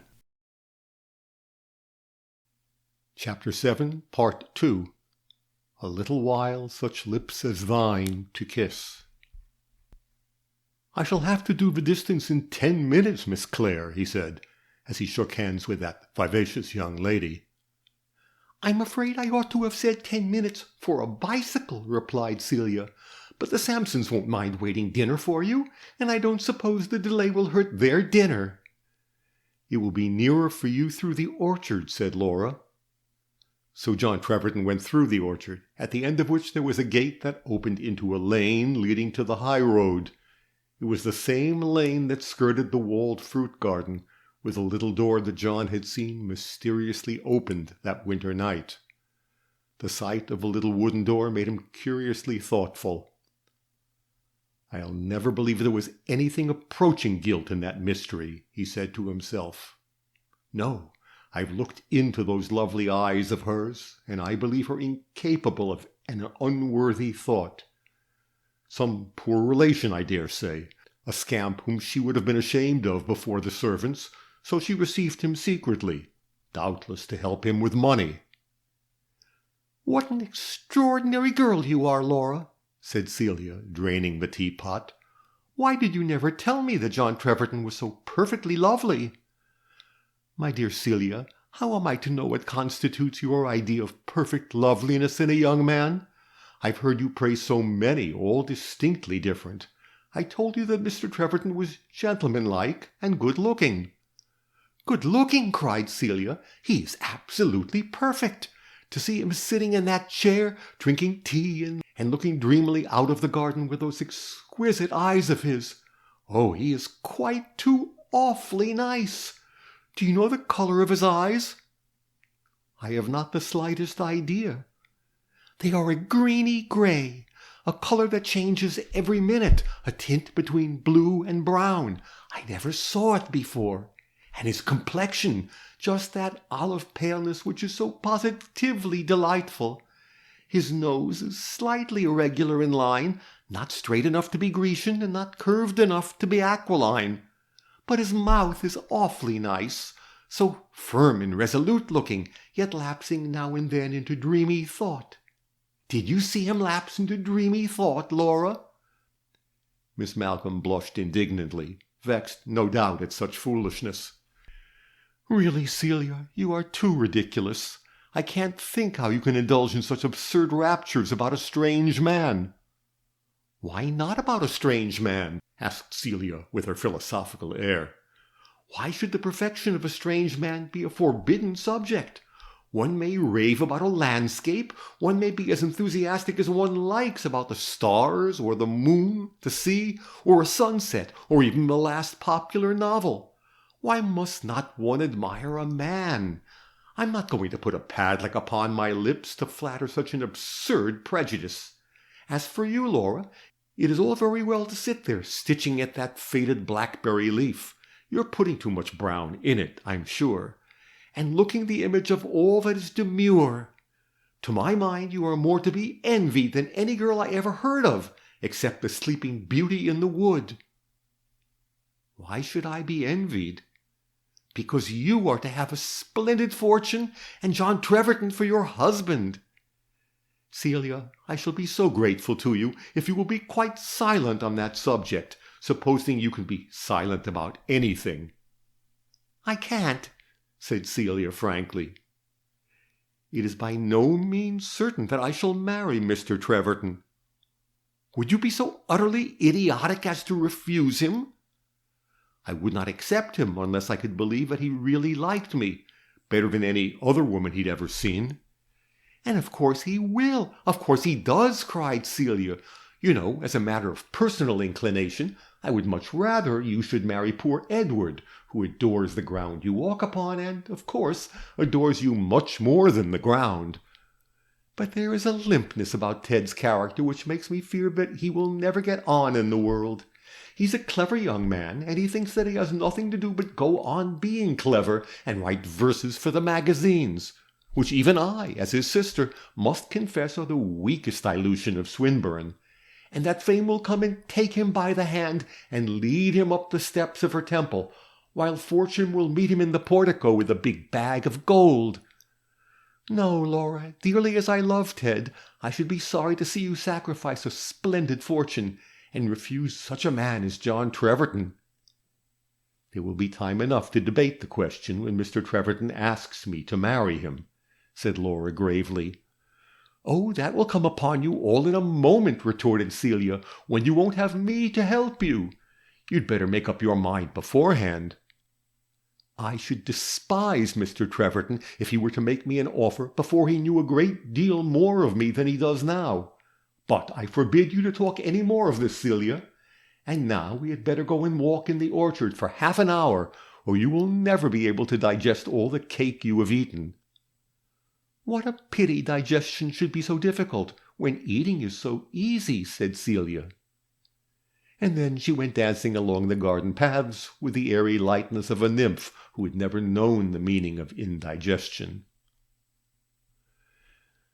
Once more John Treverton drove round his late kinsman's estate, and this second time in the sweet spring weather. The farms and homesteads, the meadows where the buttercups were beginning to show golden among the grass, the broad sweeps of arable land where the young corn was growing tall, seemed to him 100-fold more fair than they had seemed in the winter. He felt a keener longing to be the master of all these things. It seemed to him as if no life could be so sweet as the life he might lead at Hazelhurst Manor, with Laura Malcolm for his wife.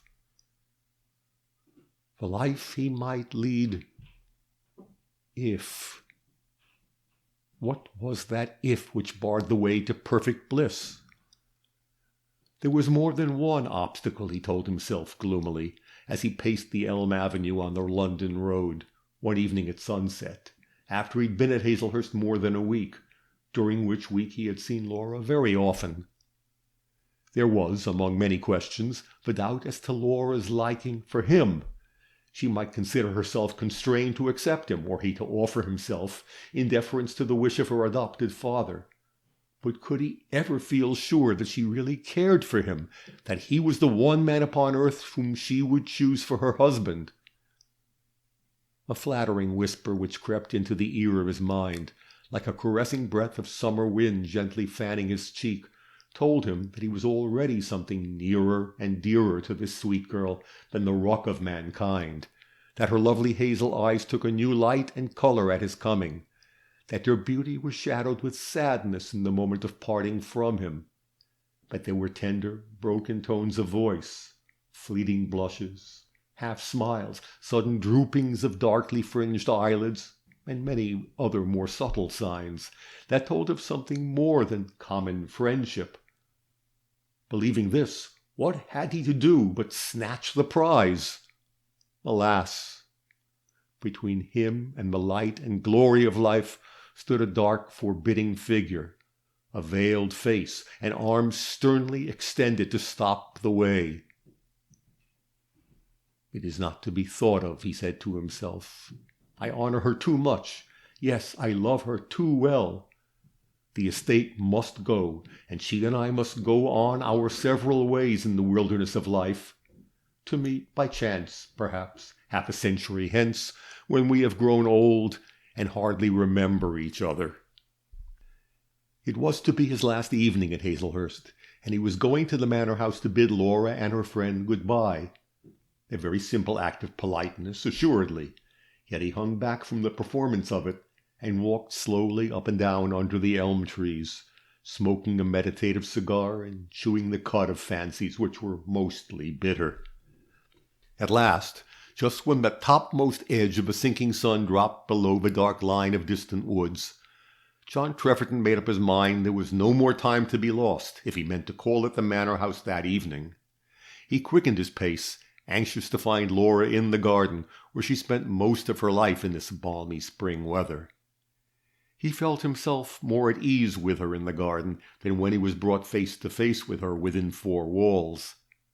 Out of doors there was always something to distract attention, to give a sudden turn to the conversation if it became embarrassing to either of them.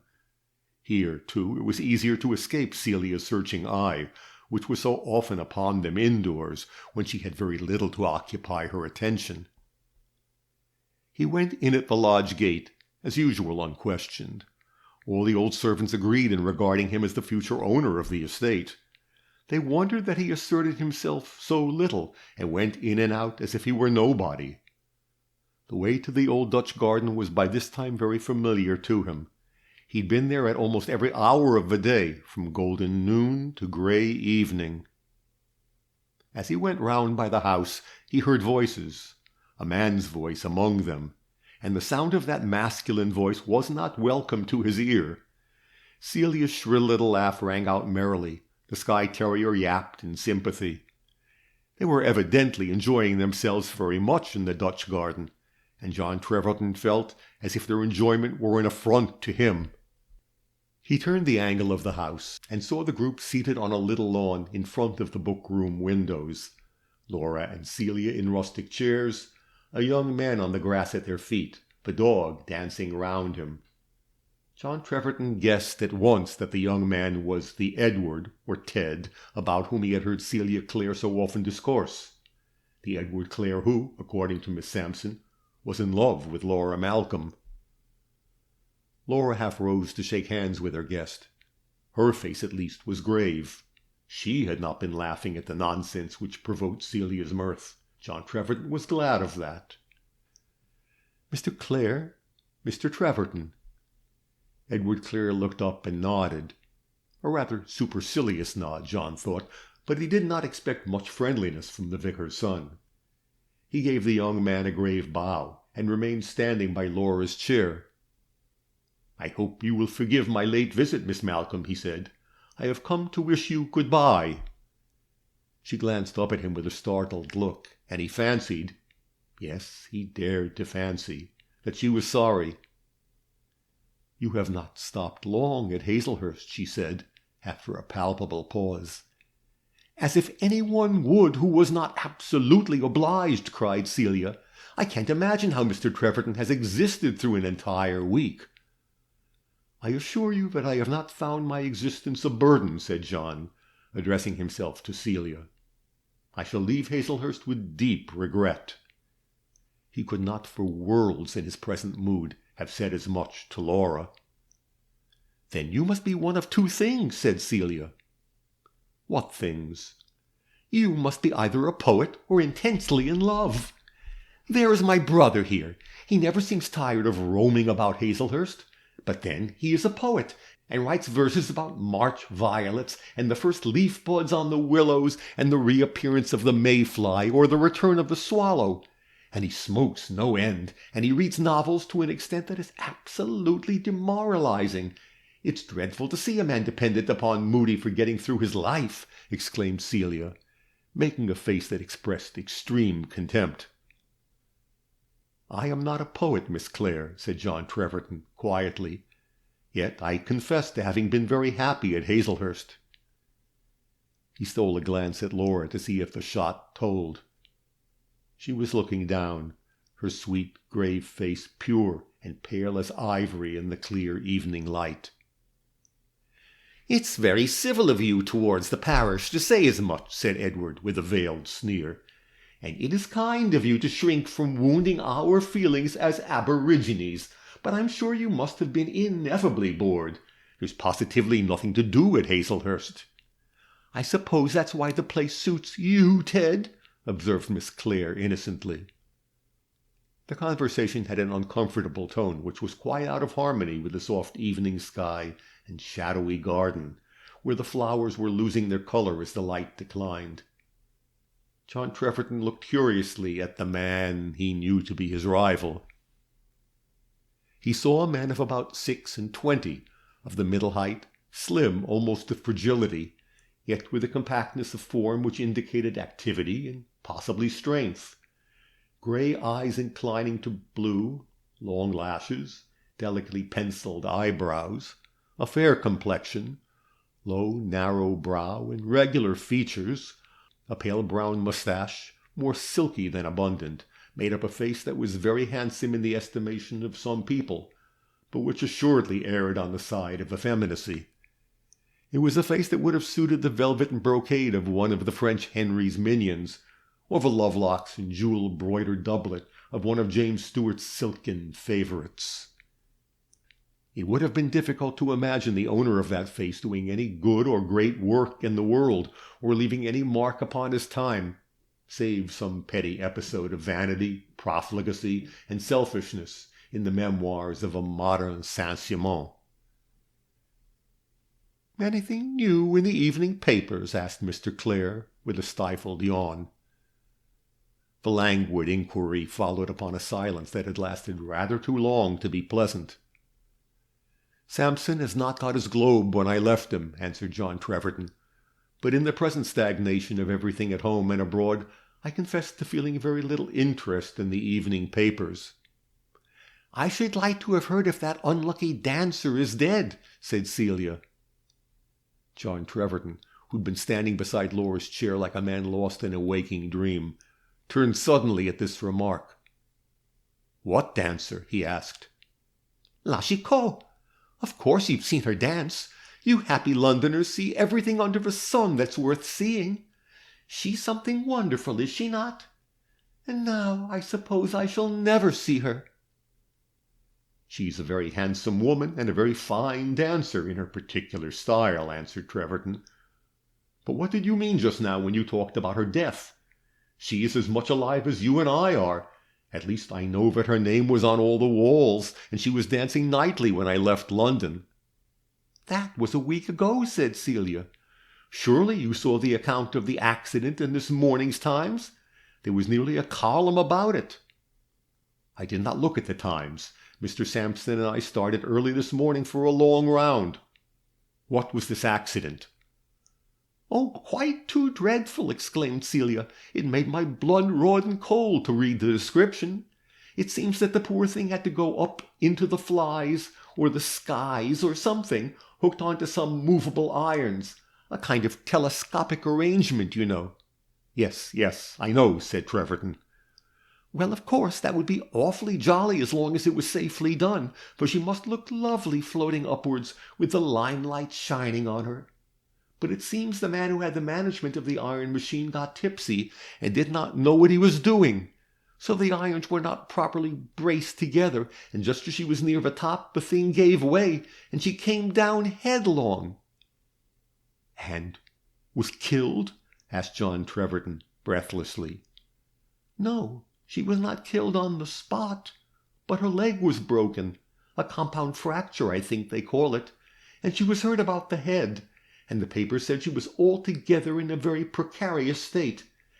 Now I have noticed that when a newspaper says that a person is in a precarious state, the next thing one hears of that person is that he or she is dead, so that I shouldn't at all wonder if La Chicot's death were in the evening papers." "What a loss to society," sneered Edward Clare. "I think you are the most ridiculous girl in the world, Celia, to interest yourself in people who are as far off your groove as if they were the inhabitants of the moon." "Homo sum," said Celia, proud of a smattering of Latin, the crumbs that had fallen from her brother's table, "and all the varieties of mankind are interesting to me. I should like to have been a dancer myself, if I'd not been a clergyman's daughter. It must be an awfully jolly life." "Delightful!" exclaimed Edward, "especially when it ends abruptly through the carelessness of a drunken scene-shifter." "I must say good night and good-bye," said John Treverton to Laura. "I have my portmanteau to pack ready for an early start tomorrow morning. Indeed, I am inclined to go by the mail tonight. It would save me half a day." "The mail leaves at 10:15. You'll have to look sharp if you travel by that," said Edward. "I'll try it at any rate." "Good night, Mr. Treverton," said Laura, giving him her hand. The lively Celia was not going to let him depart with so cold a farewell. He was a man, and, as such, eminently interesting to her. "We'll all walk to the gate with you," she said. "It will be better for us than sitting yawning here, watching the bats skimming across the flower beds."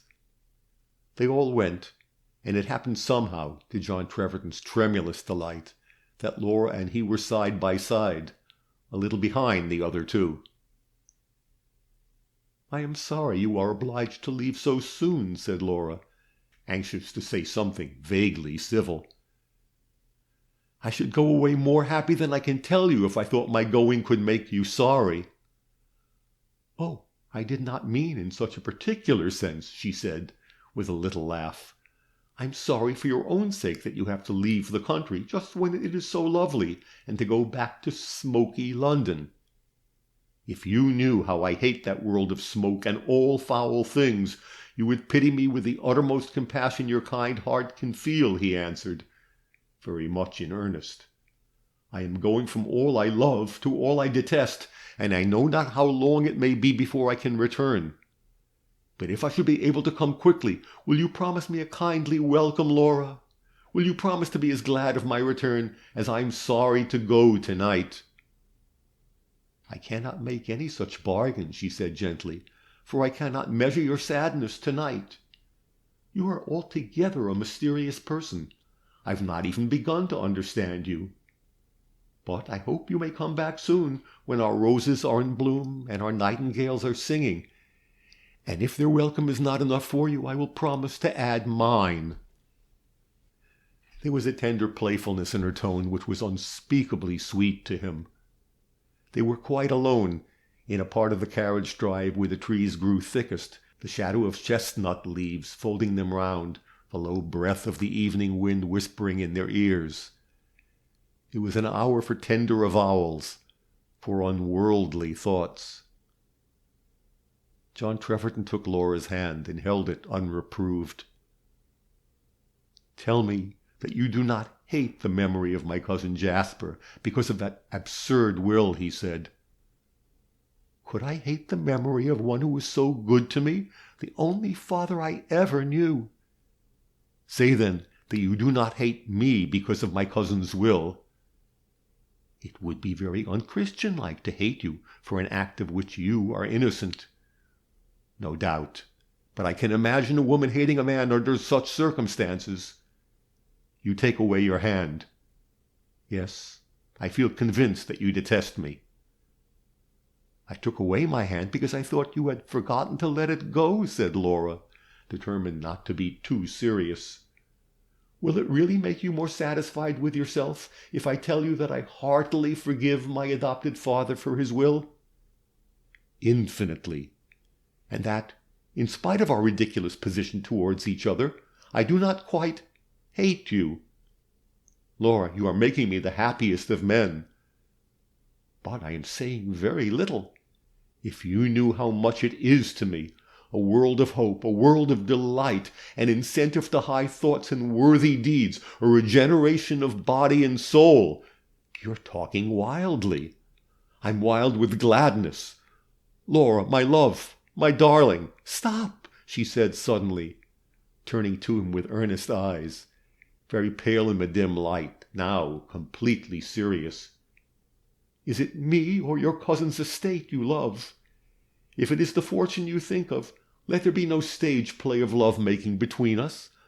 I am willing to obey your cousin, as I would have obeyed him living, honoring him and submitting to him as a father.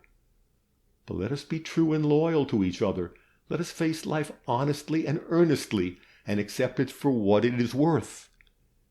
Let us be faithful friends and companions, but not sham lovers. Laura, I love you for yourself and yourself only. As I live, that is the truth. Come to me tomorrow, penniless, and tell me that Jasper Treverton's will was a forgery. Come to me and say, 'I am a pauper like yourself, John, but I am yours,' and see how fond and glad a welcome I will give you. My dearest, I love you truly, passionately. It is your lovely face, your tender voice, yourself I want." He put his arm round her and drew her, not unwilling, to his breast, and kissed her with the first lover's kiss that had ever crimsoned her cheek.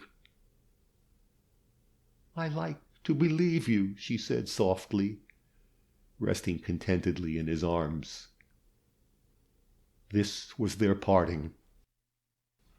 This ends Chapter 7, Part 2. Chapter 8, Days that are over, Dreams that are done. There was excitement and agitation in Cibber Street, Leicester Square, that essentially dramatic, musical, and terpsichorean nook in the great forest of London. La Chicot had narrowly escaped death. It had been all but death at the moment of the accident. It might be absolute death at any hour of the night and day that followed the catastrophe.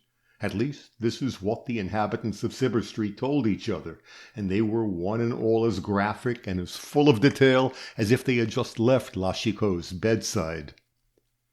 "She's never stirred since they laid her in her bed," said the shoemaker's wife at the dingy shop for ladies' boots, 2 doors from the Chicot domicile.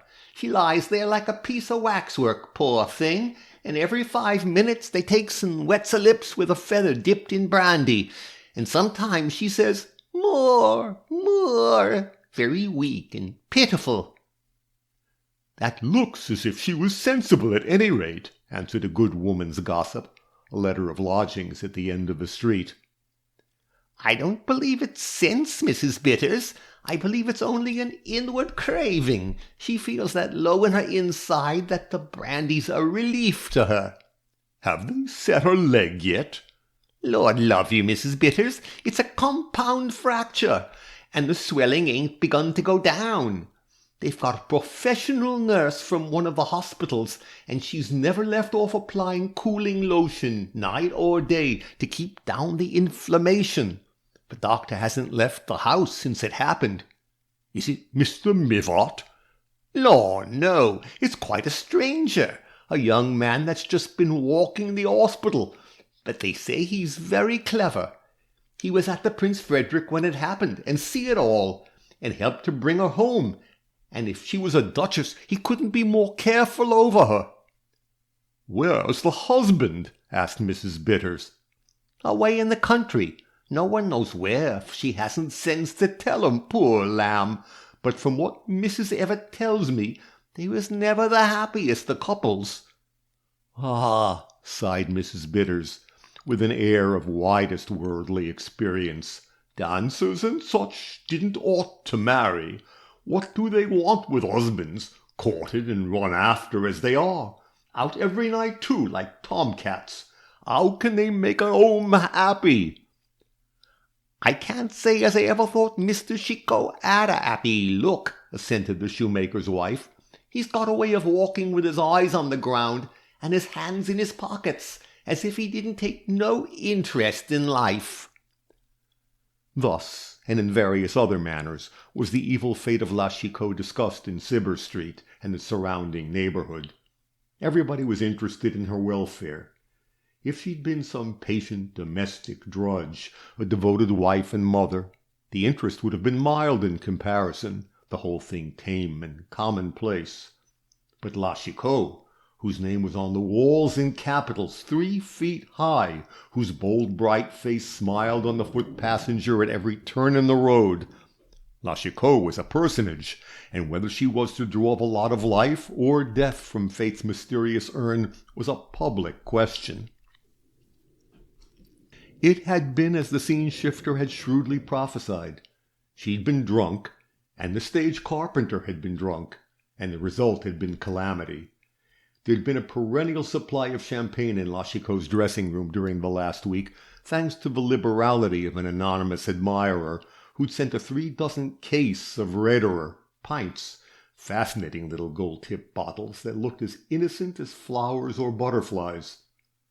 La Chicot had an idea that a pint of champagne could hurt nobody. Of a quart she opined, as the famous glutton did of a goose, that it was too much for one, and not enough for 2. She naturally suspected that the anonymous champagne came from the unknown giver of the bracelet, but she was not going to leave the case unopened on that account. It was very pleasant to have an admirer who gave so freely and asked nothing. Poor fellow, it would be time enough to snub him when he became obtrusive. In the meanwhile she accepted his bounty as unquestioningly as she received the gifts of all bounteous nature, the sun that warmed her, the west wind that fanned her cheek, the wallflowers and primroses at the street corners that told her spring was abroad in the land.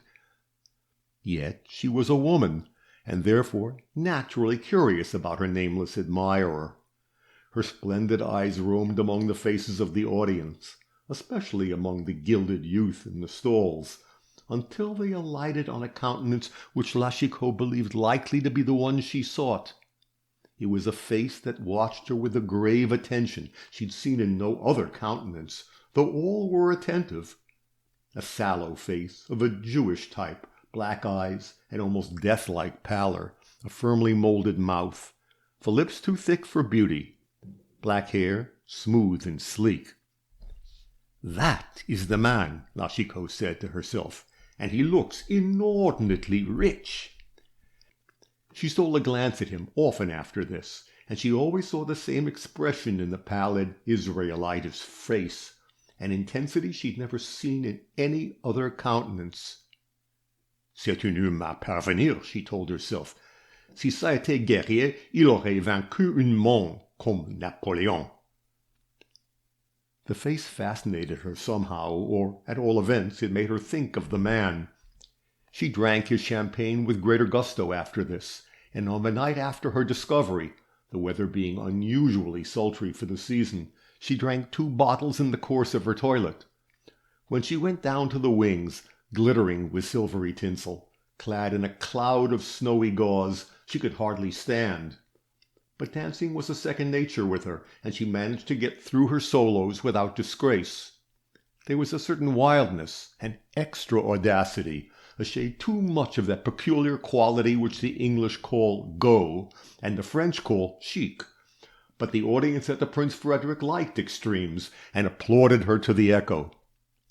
"By Jove, she's a wonderful woman!" exclaimed Mr. Smolendo, watching her from the prompter's entrance. "She's a safe draw for the next 3 seasons."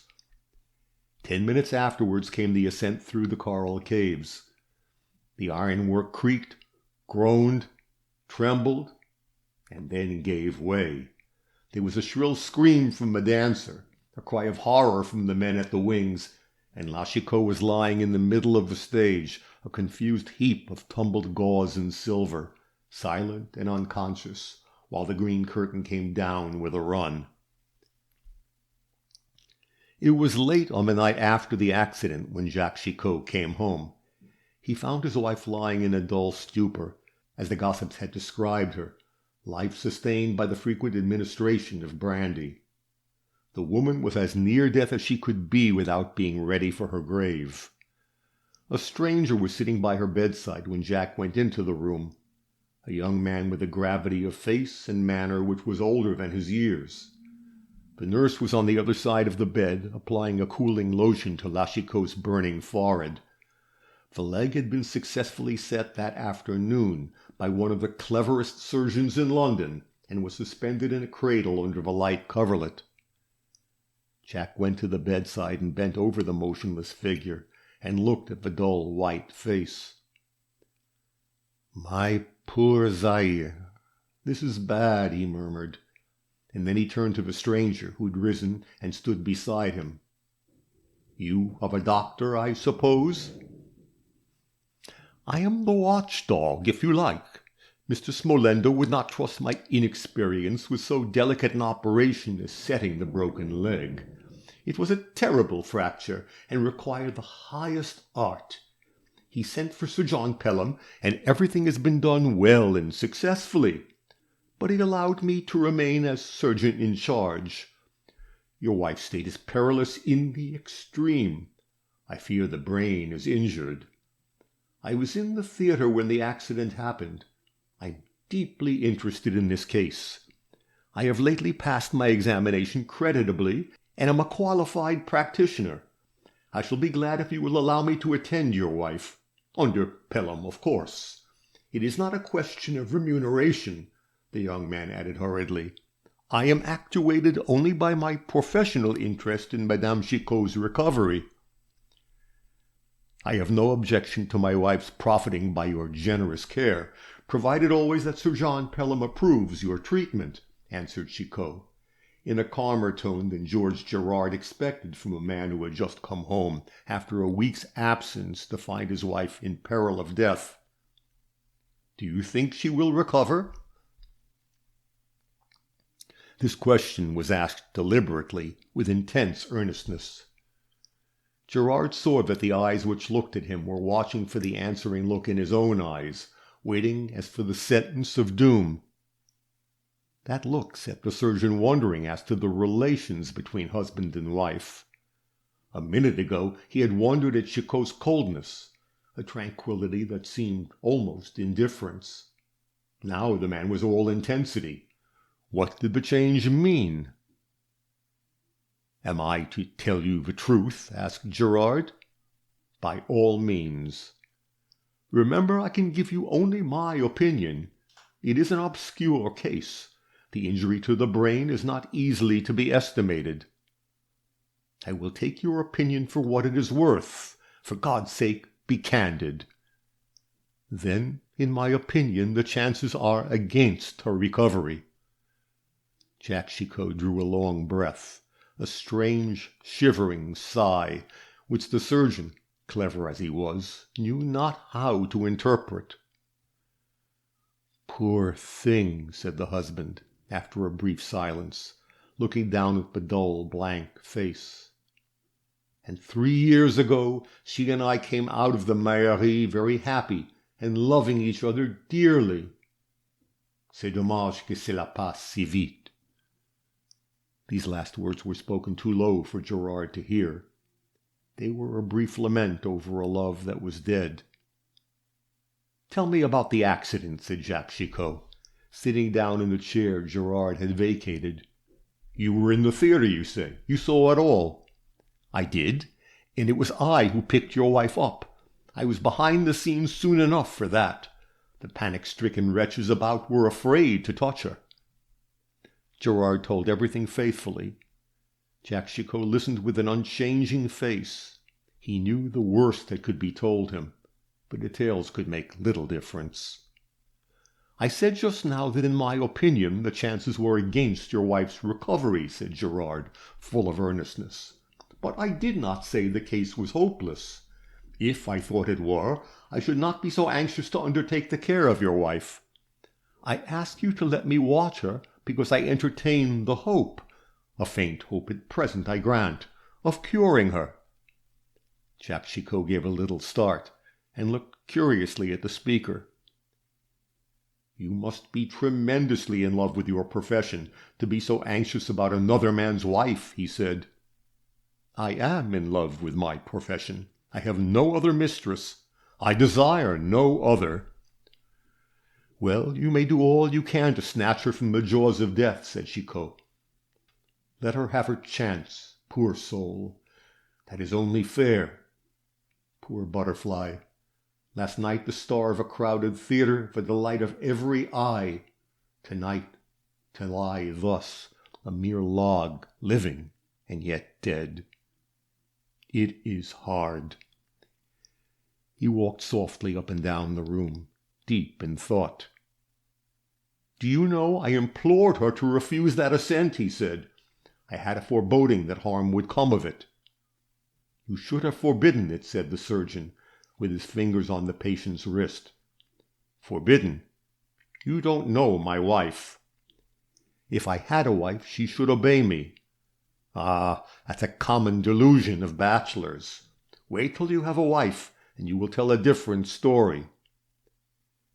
"She will do for tonight," said Gerard, taking up his hat, yet lingering for one long scrutiny of the white, expressionless face on the pillow. "Mrs. Mason knows all she has to do. I will be here at 6 tomorrow morning." "At 6? You are an early riser." "I am a hard worker. One is impossible without the other. Good night, Mr. Chicot. I congratulate you upon your power to take a great trouble quietly. There is no better proof of strong nerve." Jack fancied there was a hidden sneer in this parting compliment, but it made very little impression upon him. The perplexity of his life was big enough to exclude every other thought. "You had better go to bed, Mrs. Mason," he said to the nurse. "I shall sit up with my wife." "I beg your pardon, sir. I could not feel that I was doing my duty if I indulged myself with a night's rest while the case is so critical. By and by I shall be thankful to get an hour's sleep." "Do you think Madame Chicot will ever be better?" The nurse looked down at her white apron, sighed gently, and as gently shook her head. "We always like to look at the bright side of things, sir," she answered. But is there any bright side to this case? That rests with Providence, sir. It is a very bad case. Well, said Jacques Chicot, we must be patient. He seated himself in the chair by the bedside and remained there all night, never sleeping, hardly changing his attitude, sunk to the bottom of some deep gulf of thought. Day came at last, and soon after daybreak came George Gerard, who found no change either for better or worse in his patient, and ordered no change in the treatment. Sir John Pelham is to be here at 11, he said. I shall come at 11 to meet him. The great surgeon came, made his inspection, and said that all was going on well. "We shall make her leg sound again," he said. "I have no fear about that. I wish we were as certain about the brain." "Do you think the brain is seriously hurt?" asked Chicot. "We can hardly tell. The iron struck her head as she fell. There is no fracture of the skull, but there is mischief of some kind. Rather serious mischief, I fear. No doubt a good deal would depend on care and nursing. You are lucky to have secured Mrs. Mason. I can highly recommend her." "Frankly, do you think my wife will recover?" asked Chicot, questioning Sir John Pelham today as earnestly as he had questioned George Gerard last night. "My dear sir, I hope for the best, but it is a bad case." That must mean that it is hopeless, thought Chicot, but he only bowed his head gently and followed the surgeon to the door, where he tried to slip a fee into his hand.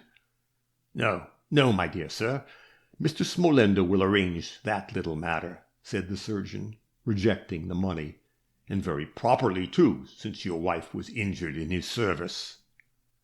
"I would rather have paid her debts myself," answered Chicot, "though heaven knows how long I could have done it. We are never very much beforehand with the world. Oh, by the way, how about that young man upstairs, Mr. Gerard? Do you approve his treatment of the case?" "Very much so. A remarkably clever young man. A man who ought to make rapid way in his profession." Sir John Pelham gave a compassionate sigh at the end of his speech, remembering how many young men he had known deserving of success, and how few of them had succeeded, and thinking what a clever and altogether commendable young man he must himself have been to be one of the few. After this, Jacques Chicot allowed Mr. Gerard to prescribe for his wife with perfect confidence in the young man's ability. Sir John Pelham came once a week and gave his opinion, and sometimes made some slight change in the treatment. It was a lingering, wearying illness, hard work for the nurse, trying work for the watcher. The husband had taken upon himself the office of night nurse. He watched and ministered to the invalid every night, while Mrs. Mason enjoyed 4 or 5 hours' sleep. Mr. Smolendo had suggested that they should have 2 nurses.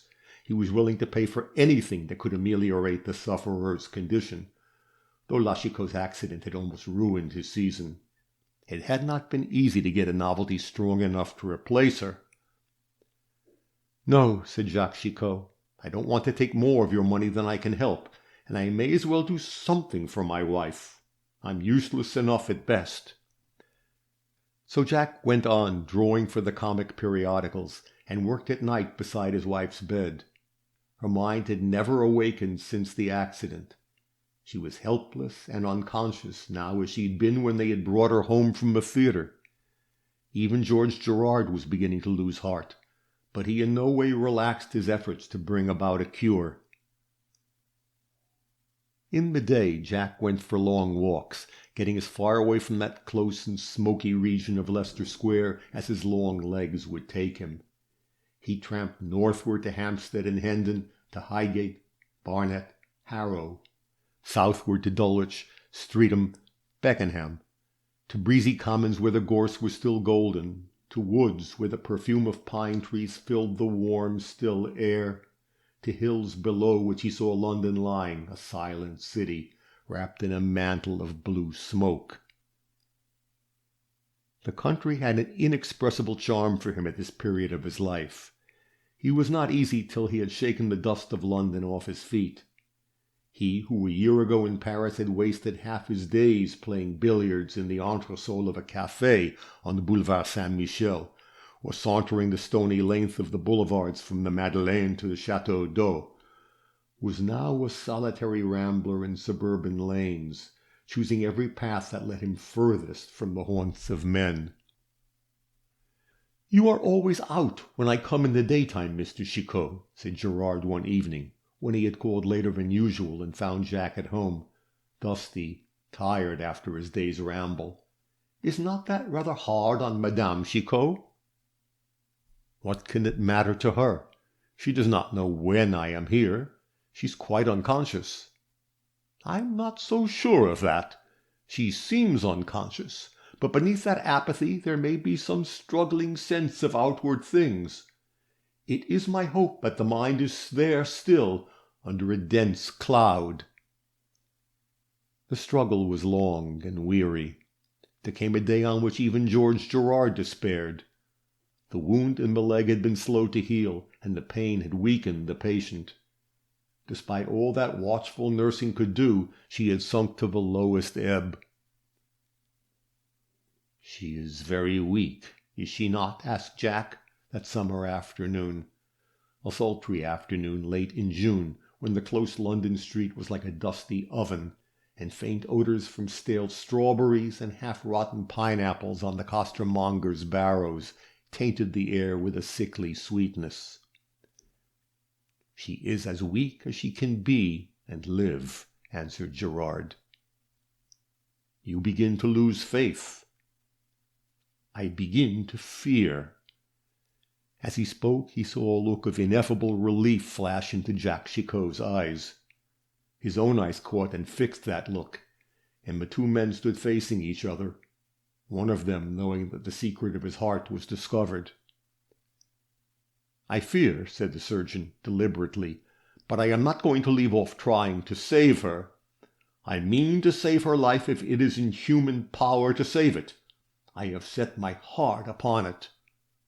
"Do your utmost," answered Chicot. "Heaven is above us all. It must be as fate wills." "You loved her once, I suppose," said Gerard, with searching eyes still on the other's face. "I loved her truly." "When and why did you leave off loving her?" "How do you know that I have ever done so?" asked Chicot, startled by the audacity of the question. "I know it as well as you know it yourself. I should be a poor physician for an obscure disease of the brain if I could not read your secret. This poor creature, lying here, has for some time past been a burden and an affliction to you. If Providence were to remove her quietly, you would thank Providence. You would not lift your hand against her, or refuse any aid you can give her, but her death would be an infinite relief. Well, I think you will have your wish. I think she's going to die." "You have no right to talk to me like this," said Chicot. "Have I not? Why should not one man talk freely to another, uttering the truth boldly? I do not presume to judge or to blame. Who among us is pure enough to denounce his brother's sin? But why should I pretend not to understand you? Why affect to think you a loving and devoted husband? It is better that I should be plain with you. Yes, Mr. Chicot, I believe this business is going to end your way, and not mine." Jack stood looking gloomily out of the open window down into the dingy street, where the strawberry barrow was moving slowly along, while the costermonger's brassy voice brayed out his strange jargon. He had no word to answer to the surgeon's plain speaking. The accusation was true.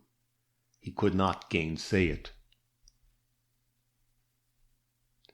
"Yes, I loved her once," he said to himself presently, as he sat by the bedside after George Gerard had gone.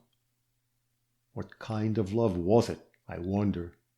I felt my life a failure, and had abandoned all hope of ever getting back into the beaten tracks of respectability, and it seemed to me to matter very little what I did with my life, or what kind of woman I married. She was the handsomest woman I had ever seen, and she was fond of me. Why should I not marry her? Between us we could manage to live somehow, au jour le jour, from hand to mouth. We took life lightly, both of us. Those were pleasant days. Yet I look back and wonder that I could have lived in the gutter and reveled in it. How even a gentleman can sink when once he ceases to respect himself.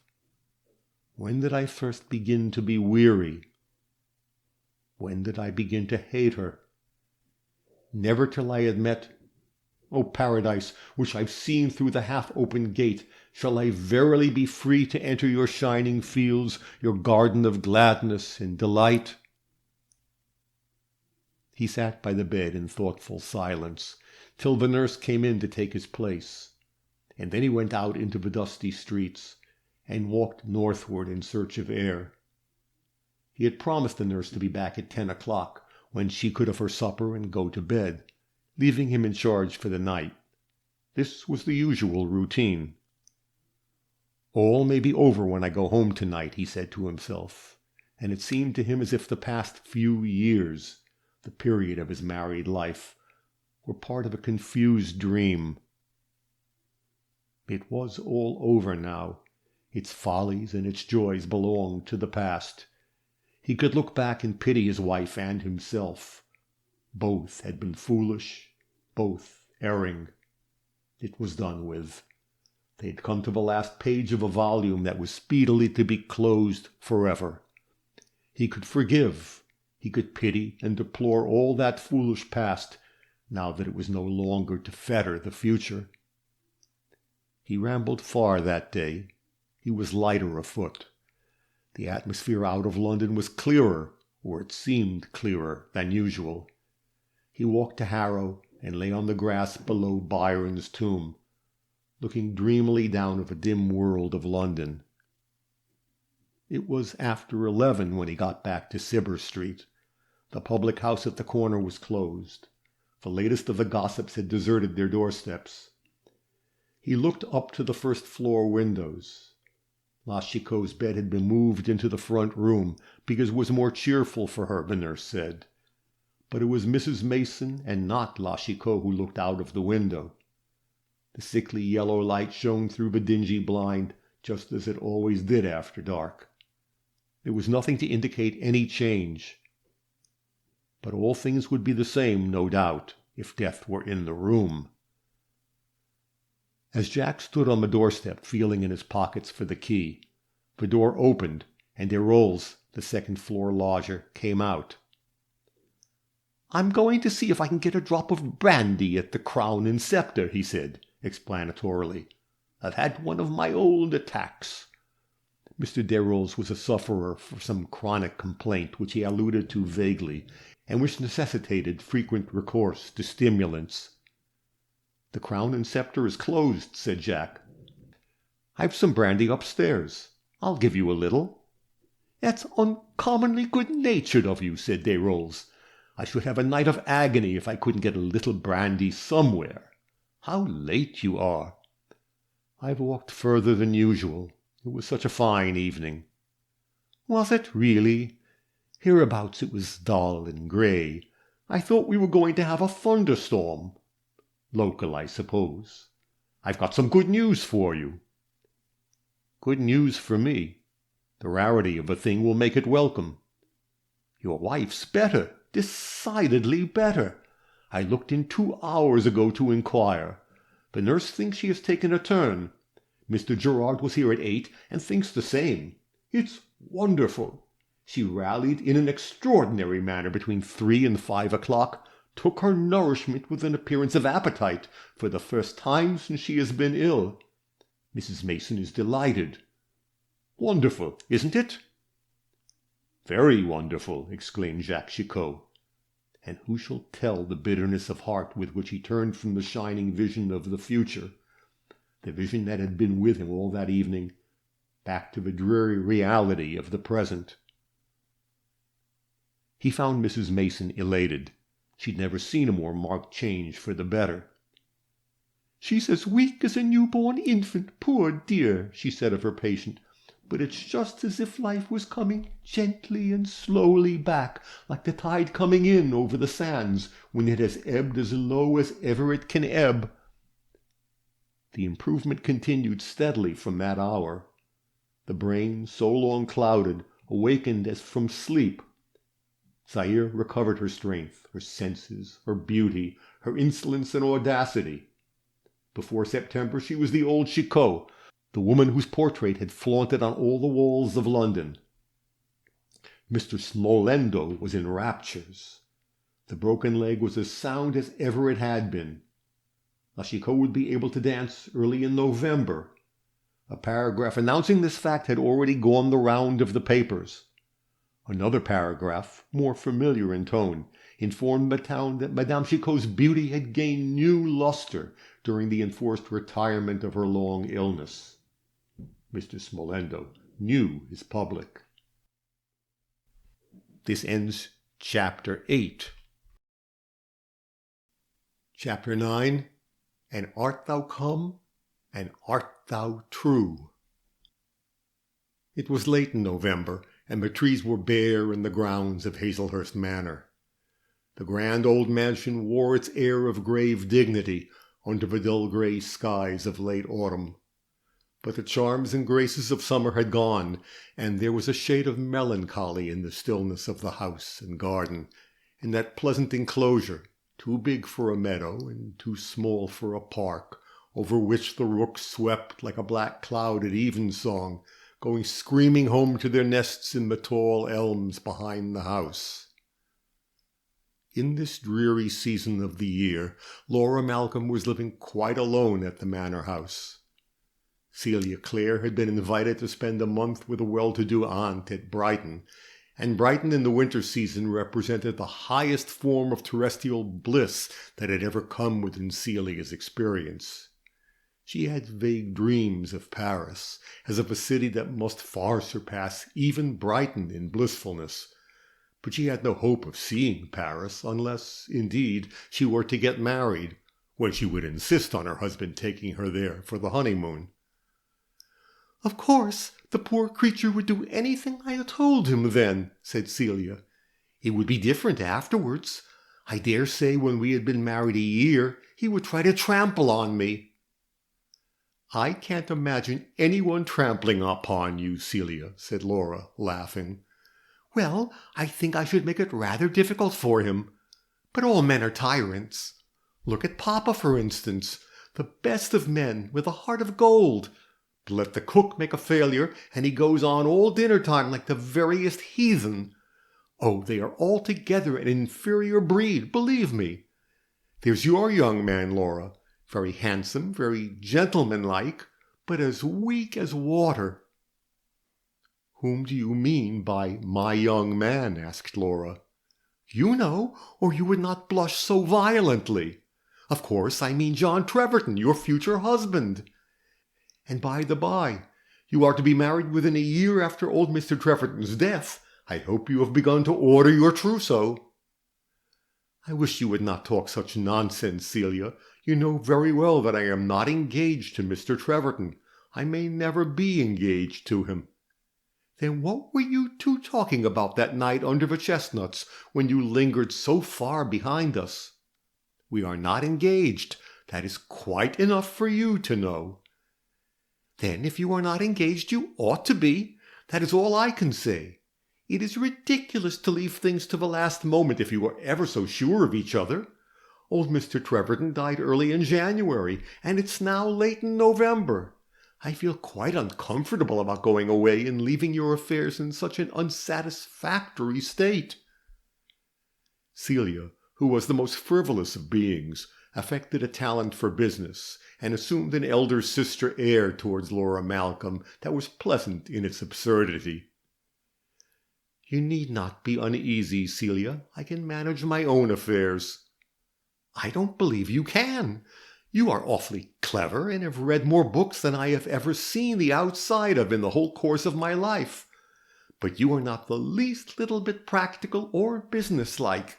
You run the risk of losing this dear old house and the estate that belongs to it as coolly as if it were the veriest trifle. I begin to be afraid that you have a sneaking kindness for that worthless brother of mine." "You need have no such fear. I feel kindly towards your brother for auld lang syne, and because I think he likes me, as well as he can afford to like anybody, taking into account the small residue of affection that remains over and above his great regard for himself," interjected Celia contemptuously. "But I have no feeling for him warmer than a commonplace friendship. I never shall have." "Poor Ted! I'm sorry for his sake, but I'm very glad for yours." Celia went off to Brighton, radiant, with 3 trunks and 2 bonnet boxes, and the manor house sank suddenly into silence and gloom. Celia's small frivolities were often troublesome, but her perennial gaiety of temper had pleasantly enlivened the spacious, unpeopled house. Her fun was a mere schoolgirl's fun, perhaps, at best, but it was genuine, the spontaneous outcome of animal spirits and a happy disposition. Celia would have chatted as merrily over a cup of tea and a herring in a garret at 5 shillings a week as amidst the flesh-pots of Hazelhurst Manor. She was a joyous, improvident, idle creature, with the unreasoning love of life for its own sake which makes a Neapolitan beggar happy in the sunshine, and an English gypsy contented under the low arch of his canvas tent, on the patch of waste grass by the wayside, whence he may be driven at any moment by a relentless constable. Celia was gone, and Laura had ample leisure for serious meditation. In the first few days she was glad to be alone, to be free to think her own thoughts, to have no fear of encountering the keen glance of Celia's penetrating eyes, not to see that canary head perched on one side with an air of insufferable knowingness. Then, after a little while, a deep melancholy crept over her spirits, a bitter sense of disappointment which she could not banish from her mind. She had never forgotten that long leave-taking in the avenue. Surely, if anything could mean an engagement, the words spoken then, the kiss taken then, meant the most solemn engagement. Yet since that night 6 months had passed, and John Treverton had made no sign. And in all that time his image had but rarely been absent from her thoughts.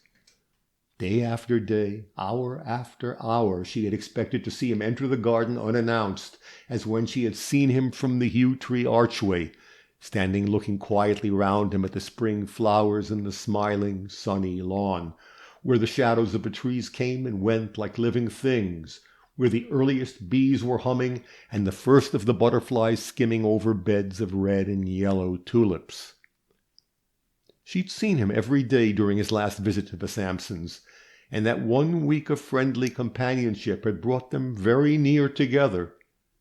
In all that time he had said no word about the curious position which they occupied towards each other, and she had admired the delicacy of mind to which she ascribed this reticence. It seemed to her that no word ought to be said till the final word which fulfilled Jasper Treverton's wish and united their 2 destinies forever. And Laura saw no reason why that word should not be spoken in due time. She fancied that John Treverton liked her. He was somewhat fitful in his spirits during that week of sun and shower, variable as the weather, at times wildly gay, capping Celia's maddest joke with one still madder, on other occasions lapsing into gloom, which provoked Celia to protest that he must have committed a murder in his early youth, and that the memory of his crime was haunting him. "Just like Eugene Aram," she had said. "Now, positively, Laura, he is like Eugene Aram, and I feel convinced that somebody's bones are bleaching in a cave, ready to be put together like the pieces of a puzzle, and to appear against him at the predestined moment. Don't marry him, Laura. I'm sure there is some dreadful burden on his conscience." They had been infinitely happy together in the most artless fashion, with the unthinking gladness of children whose calculations never travel beyond the present moment. Perhaps it was the delicious April weather, which spread a warm glaze of sunny yellow over the earth, and bathed the young leaves in vivid light, and painted the sky in Italian blue, and set the blackbirds and throstles singing from an hour before sunrise to an hour after sundown. This might in itself be enough for happiness. And then there was youth, a treasure so rich that none of us have ever learned to measure its value till we have lost it, when we look back and lament it as perhaps, after all is said, the dearest of all those dear friends we have buried. For was it not this which made those others so deeply dear? Whatever the cause, those three, and more especially those two, had been happy. And yet, after that week of innocent intimacy, after that parting kiss, John Treverton had remained away for more than half a year, and not by so much as a letter had he assured Laura that she still held a place in his heart and mind. She thought of him now with bitterest self-reproach.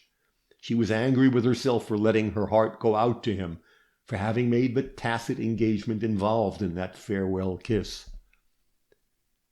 After all, it is only the fortune he cares about, she said to herself.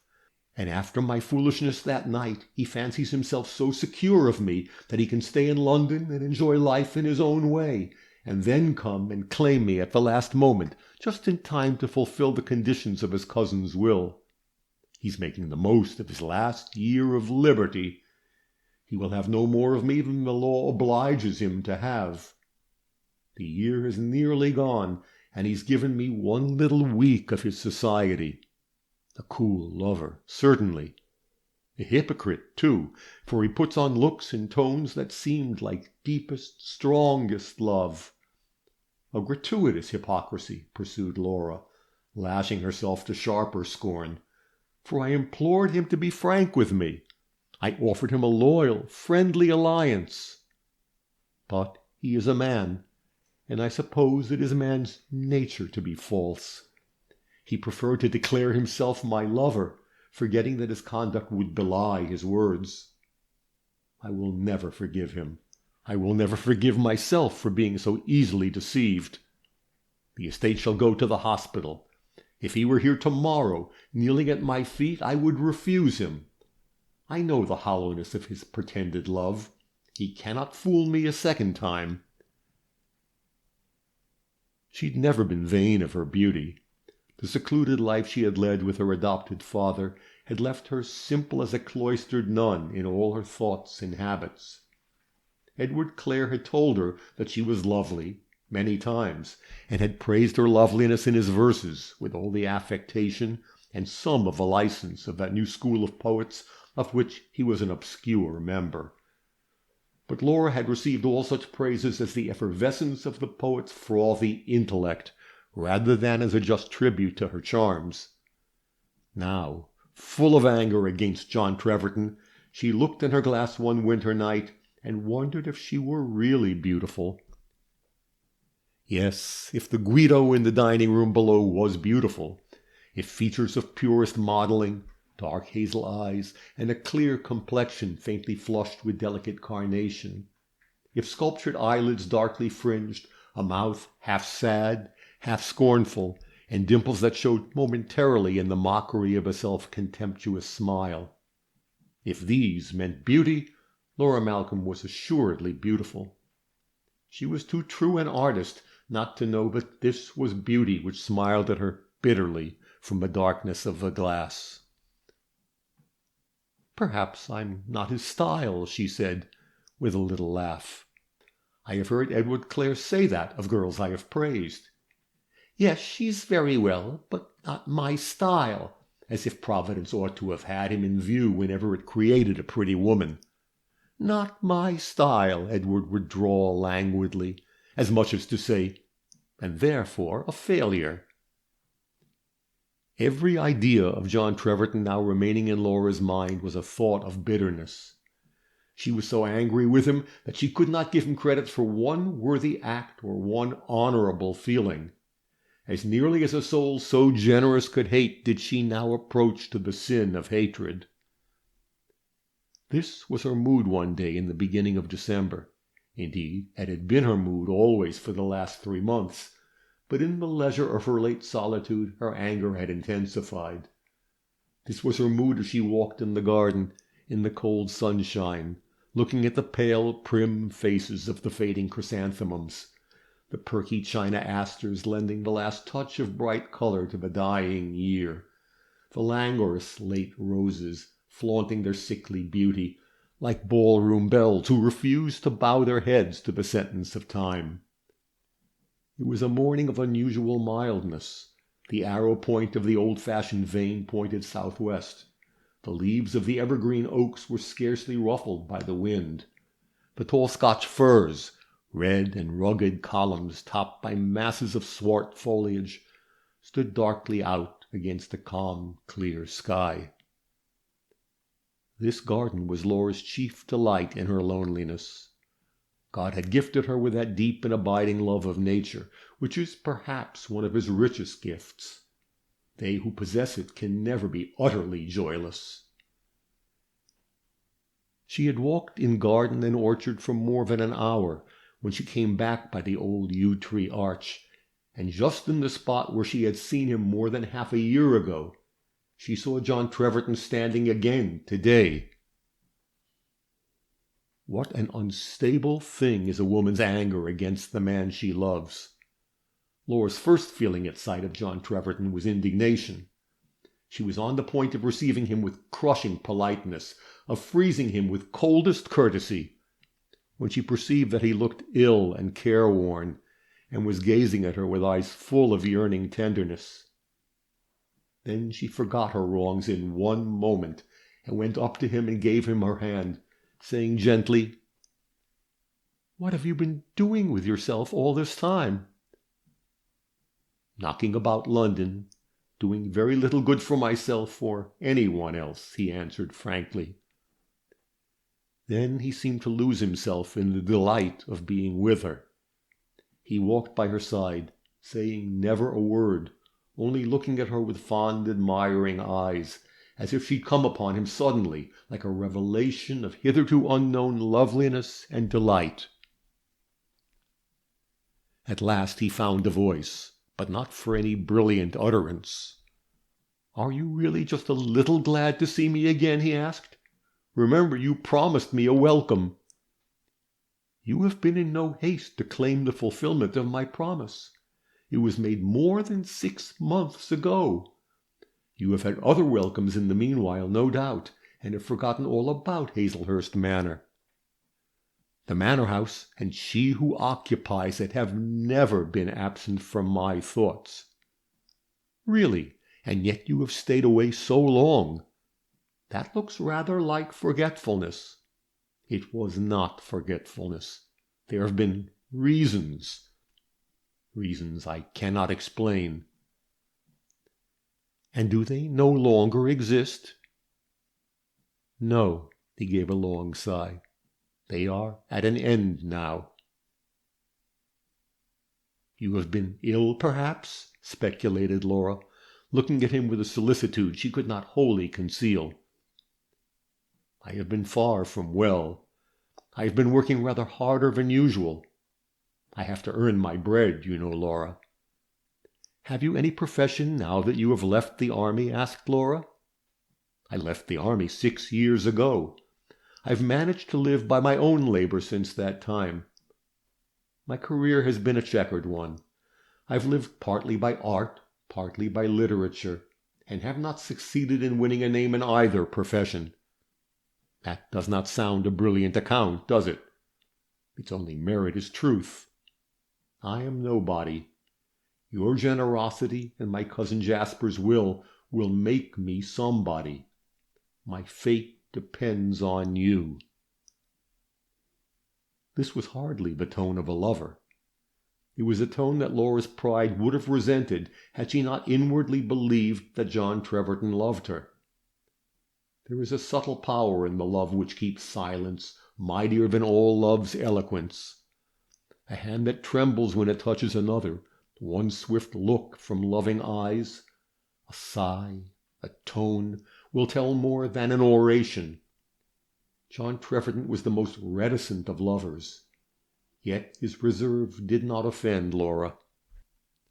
They went into the grave old house together, and sat down to luncheon, tête-à-tête, waited upon by Trimmer, the old butler, who had lived more than 30 years with Jasper Treverton, and had lifted Laura out of the carriage when his master brought her to the manor, a delicate child, looking wistfully round at strange objects with wide-opened eyes. "They looked just for all the world like man and wife," said Trimmer, when he went back to his pantry. "And I hope before long it'll be that.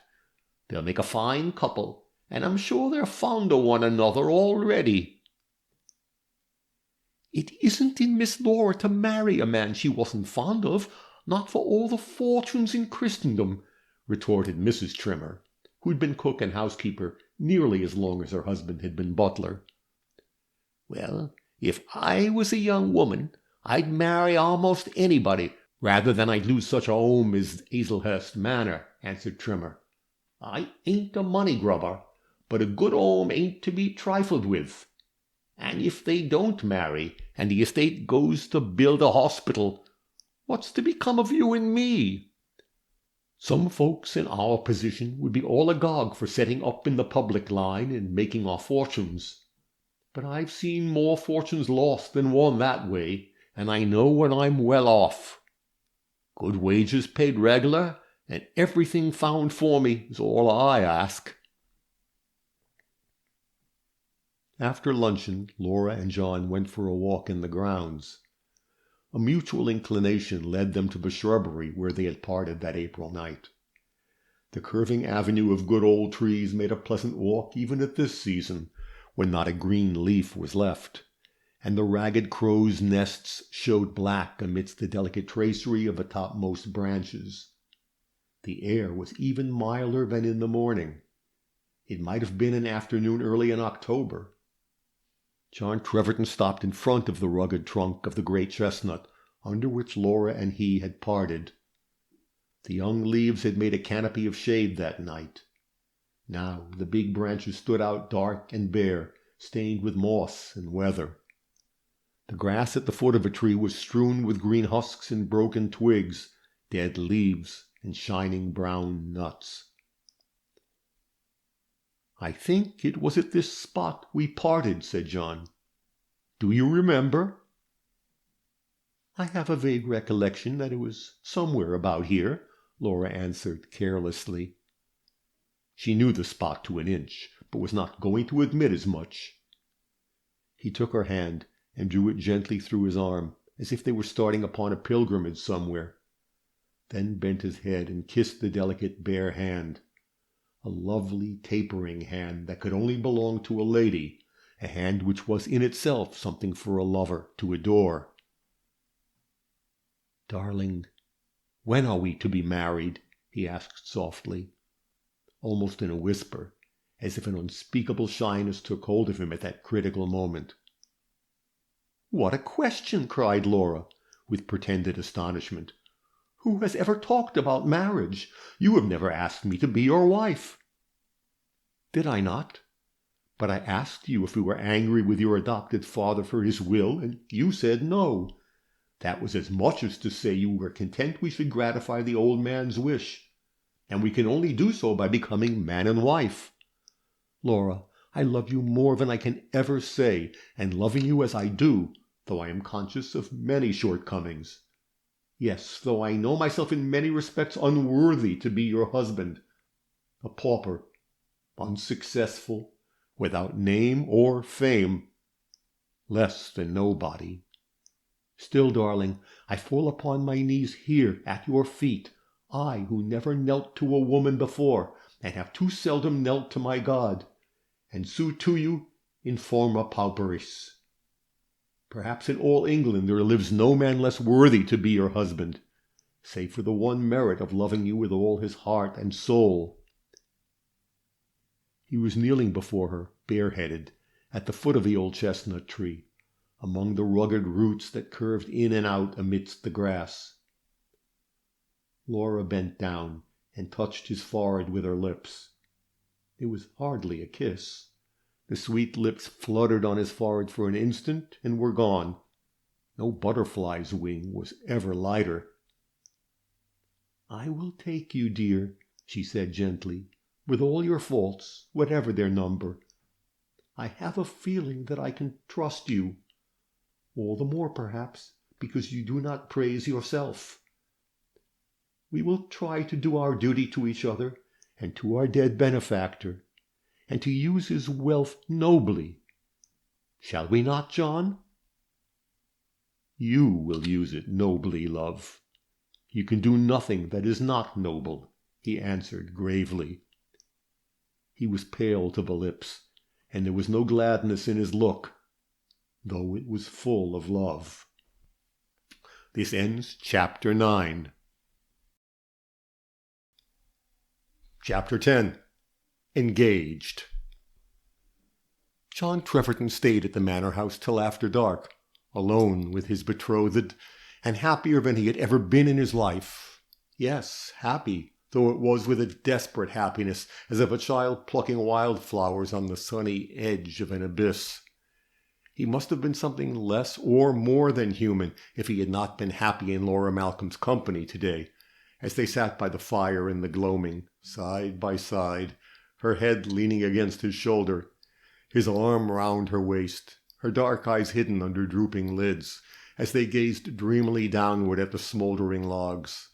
The room lit dimly by the fire glow, grotesque shadows coming and going on the wall behind them, like phantom forms of good or evil angels hovering near them as they sat face to face with fate, the one unconscious of all danger, the other reckless and defiant. Now that the word had been spoken, that they two were pledged to each other to the end of life, Laura let her heart go out to her lover without reserve. She was not afraid to let him see her fondness. She did not seek to make her love more precious to him by simulated coldness. She gave him all her heart and soul, as Juliet gave herself to Romeo. Lips that had never breathed a word of love now murmured sweetest words in his ear. Eyes that had never looked into a lover's eyes gazed and lost themselves in the depths of his. Never was lover more innocently or unreservedly adored. If he had been boastful or self-assertive, Laura's pride would have taken alarm. But his deep humility, and a shadow of melancholy which hung over him, even when he seemed happiest, asked for her pity, and a woman is never better pleased with her lover than when he has need of her compassion. "And do you really love me, Laura?" he asked, his face bent over the beautiful head, which seemed to have found so natural a resting place upon his shoulder. "If there had been no such thing as my cousin Jasper's will, and you and I had met in the outside world, do you think I am the man your heart would have chosen?" "That is too abstruse a question in metaphysics," she answered, laughingly. "I only know that my heart chose you, and that Papa's will, I must call him by the old name, did not influence my choice. Don't you think that is quite enough for you to know?" "It is all I desire to know, my loveliest. Or not quite all. I should like to know, out of mere idle curiosity, when you first began to think me not altogether despicable. Do you want the history of the case from the very beginning? From the eggs to the apples, from the very first instant when your heart began to beat a little more kindly for me than for all the rest of the world?" "I will tell you." She paused and looked up at him with a smile of innocent coquetry. "Yes, dearest. When you have told me the history of your life, from the instant when I became more to you than the common herd of women." His first answer was a deep sigh. "Ah, dear love, my case was different. I struggled against my passion." "Why?" "Because I felt myself unworthy of you." "That was foolish." "No, dear, it was wise and right. You are like a happy child, Laura. Your past is a blank page. It has no dark secrets." He felt her trembling as he spoke. Had his words frightened her? Did she begin to divine the dangers that hemmed him around? Dearest, I don't want to alarm you, but in the past experience of a man of my age, there is generally one page he would give 10 years of his life to cancel. I have a dark page. Oh, my love, if I felt myself really worthy of you, my heart would hardly hold my happiness. It would break with too great a joy. Men's hearts have so broken. When did I begin to love you? Why, on the night I first entered this house, the cheerless winter night when I came like the prodigal son, weary of the husks in the sty, vaguely yearning for some better life. Your thrilling eyes, your grave, sweet smile, your tender voice came upon me like the revelation of a new world in which womanhood means goodness and purity and truth. My senses were as yet unmoved by your beauty. My mind reverenced your goodness. You were no more to me than a picture in a gallery, but you thrilled my soul as the picture might have done. You awakened new thoughts. You opened a door into heaven. Yes, Laura, admiration, reverence, worship, those began on the first night. Before I left Hazelhurst, worship had warmed into passionate love. Yet you stayed away from January to April. My absence was one long conflict with my love. And from April to December, after you had shown me your heart, dear love, and I knew that you might be mine. That last absence needed a more desperate courage. Well, I came back, you see. Love was stronger than wisdom. Why must it be unwise for us to love each other? Only because of my unworthiness. Then we will forget your unworthiness, or, if your modesty likes better, I will love you and your unworthiness too. I do not suppose you a faultless paragon, John. Papa told me that you'd been extravagant and foolish. You will not be extravagant and foolish any more, will you, dear, when you are a sober married man? No, love. And we will both strive to do all the good we can with our large fortune. You shall be the chief disposer of it. No, I would not have it so on my account. You must be lord and master. I shall expect you to be quite the ideal country squire, the sun and center of our little universe, the general benefactor. I will be your prime minister and adviser, if you like. I know all the poor people for 10 miles round on our estate and on other people's land. I know their wants and their weaknesses. Yes, John, I think I can help you in doing much good, in making improvements that will not ruin you and will make the lives of the laboring people much happier. Being your slave, what should I do but tend upon the hours and times of your desire?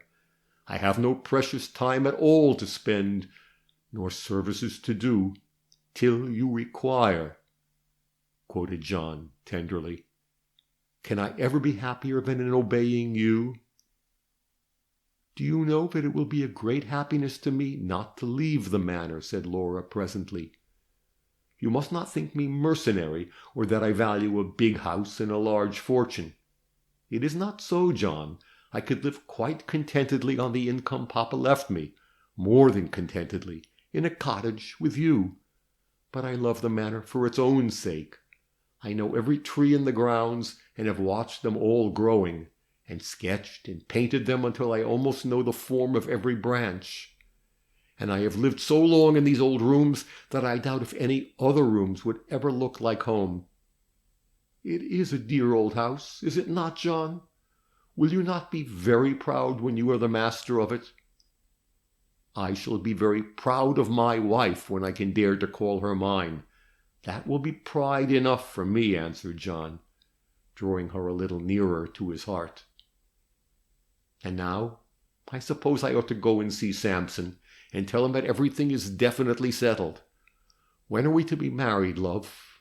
My cousin died on the 20th of January. We ought not to delay our marriage longer than the end of this month. Let us be married on the last day of the month, said Laura. It is the most solemn day in all the year. We shall never forget the anniversary of our wedding if it is on that day." "I should never forget it in any case," answered John Treverton. "Let it be on that day, love. The closing year shall unite me to you for life. I shall see Mr. Clare tonight and arrange everything."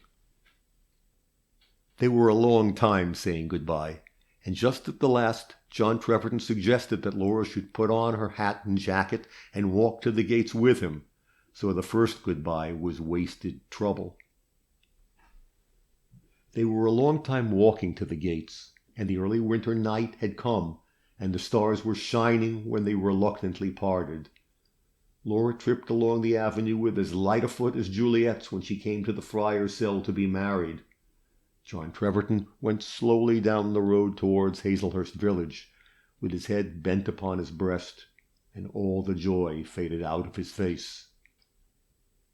He found Mr. Sampson and his sister just sitting down to dinner, and was welcomed with enthusiasm by both. "Upon my soul, you're a most extraordinary fellow!" exclaimed the lawyer, after a good deal of handshaking. "You run off in no end of a hurry, promising to come back in a week or two at latest, and for 6 months we see no more of you, and you don't even favour your family solicitor with a line to say why you don't come. There are not many men in England who would play fast and loose with such chances as yours. Your cousin, when he made that curious will of his, told me you had been wild, but I was not prepared for such wildness as this." "Really, Tom," remonstrated Miss Sampson, blushing the salmon pink peculiar to sandy-haired beauty, "you have no right to talk to Mr. Treverton like that." "Yes, I have," answered Sampson, who prided himself on his open manner, his bonhomie, as he called it. "I have the right given me by a genuine interest in his affairs, the interest of a friend rather than a lawyer. You don't suppose it's for the sake of a 6 and 8 pences I take so much upon myself, Lizzie? No, it is because I have a sincere regard for my old client's kinsman, and a disinterested anxiety for his welfare." "I think you may make your mind easy about me," said John, without any appearance of elation. "I'm going to be married on the last day of this month, and I want you to prepare the settlement." "Bravo!" cried Tom Sampson, flourishing his napkin. "I'm almost as glad as if I'd backed the winner of a double event and woke up to find myself worth £20,000. My dear fellow, I congratulate you. The Hazelhurst property is a good £8,000 a year. There's £3,000 in ground rents in Beechhampton, and your dividends from railways and consols brings your income to a clean £14,000.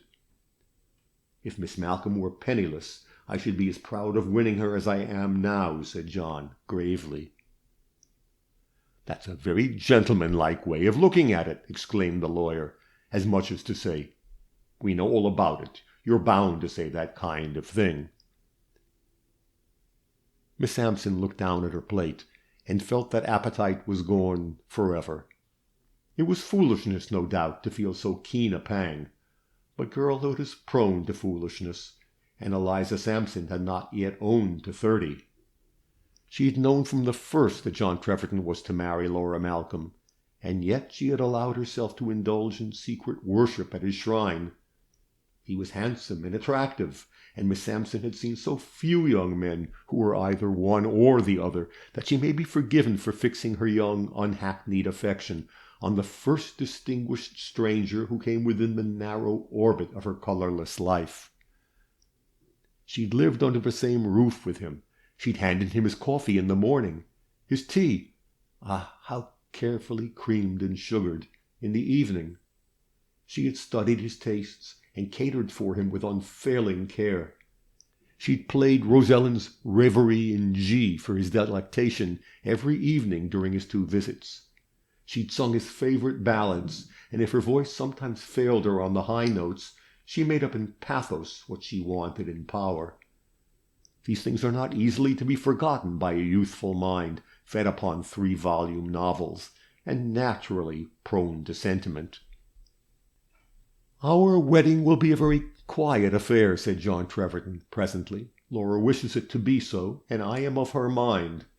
I shall be glad if you will kindly refrain from talking about it to anyone, Sampson, and you too, Miss Sampson. We don't want to be objects of interest in the village."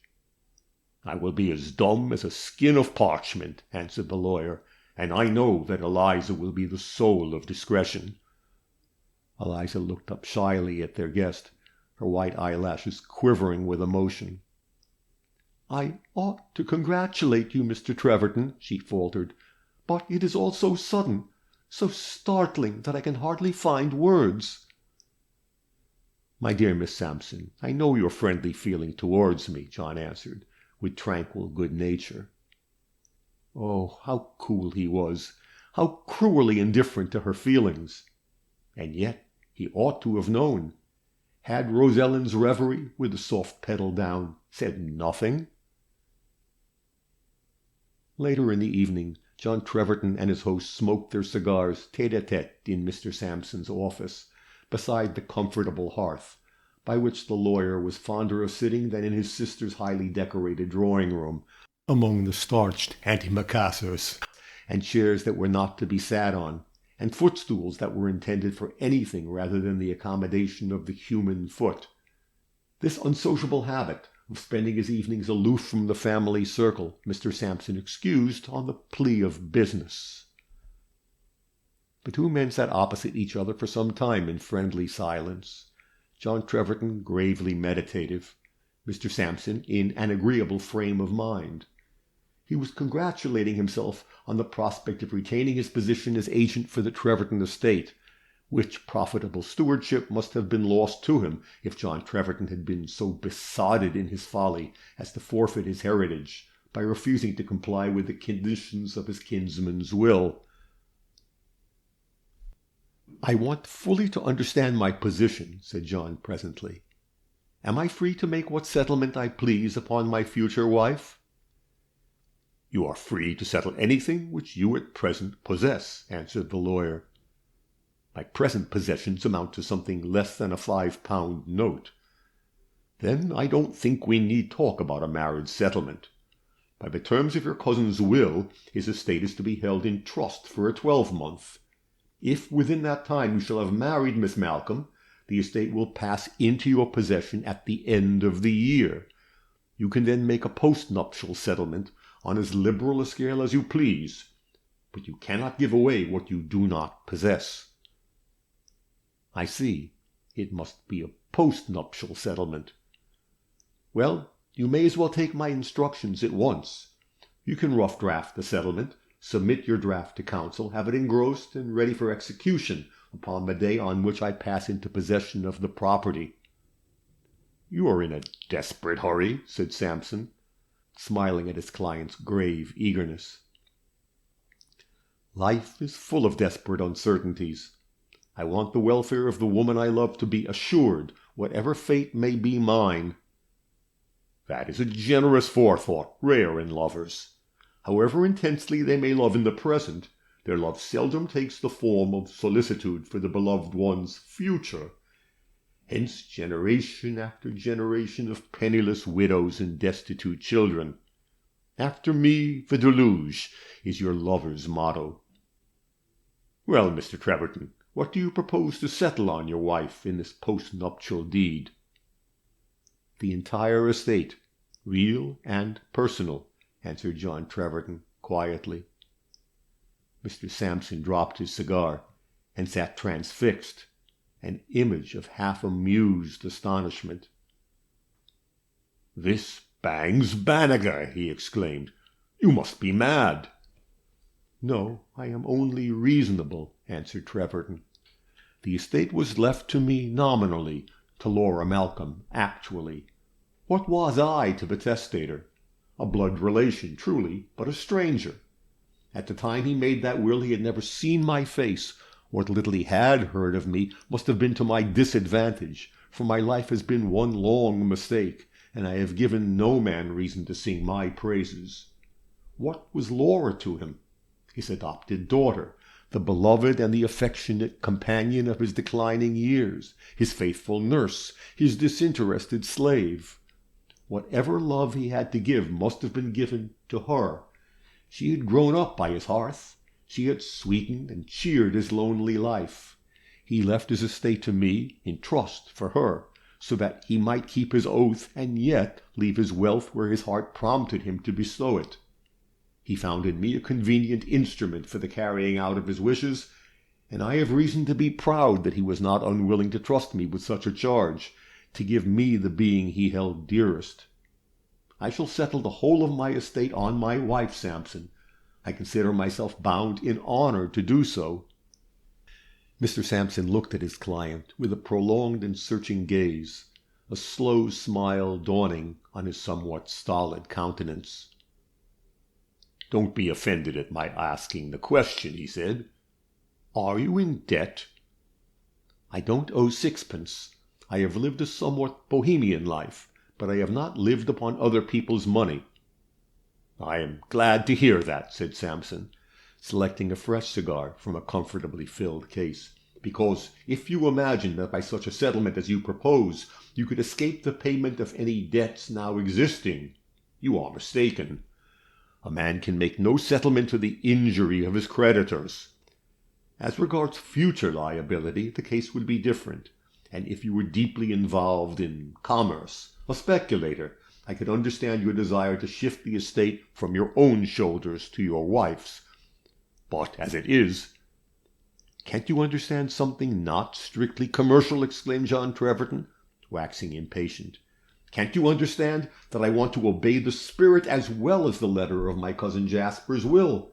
I want to make his adopted daughter the actual mistress of the estate, in the same position she would have naturally occupied had he never made that foolish vow. In so doing, you make yourself a pensioner on her bounty. So be it. I am content to occupy that position. Come, my dear Sampson, we need not argue the question any further. If you won't draw up the form of settlement I want, I must find a lawyer who will." "My dear sir," cried Tom Sampson briskly, "when a client of mine is obstinately bent upon making a fool of himself, I always see him through his folly.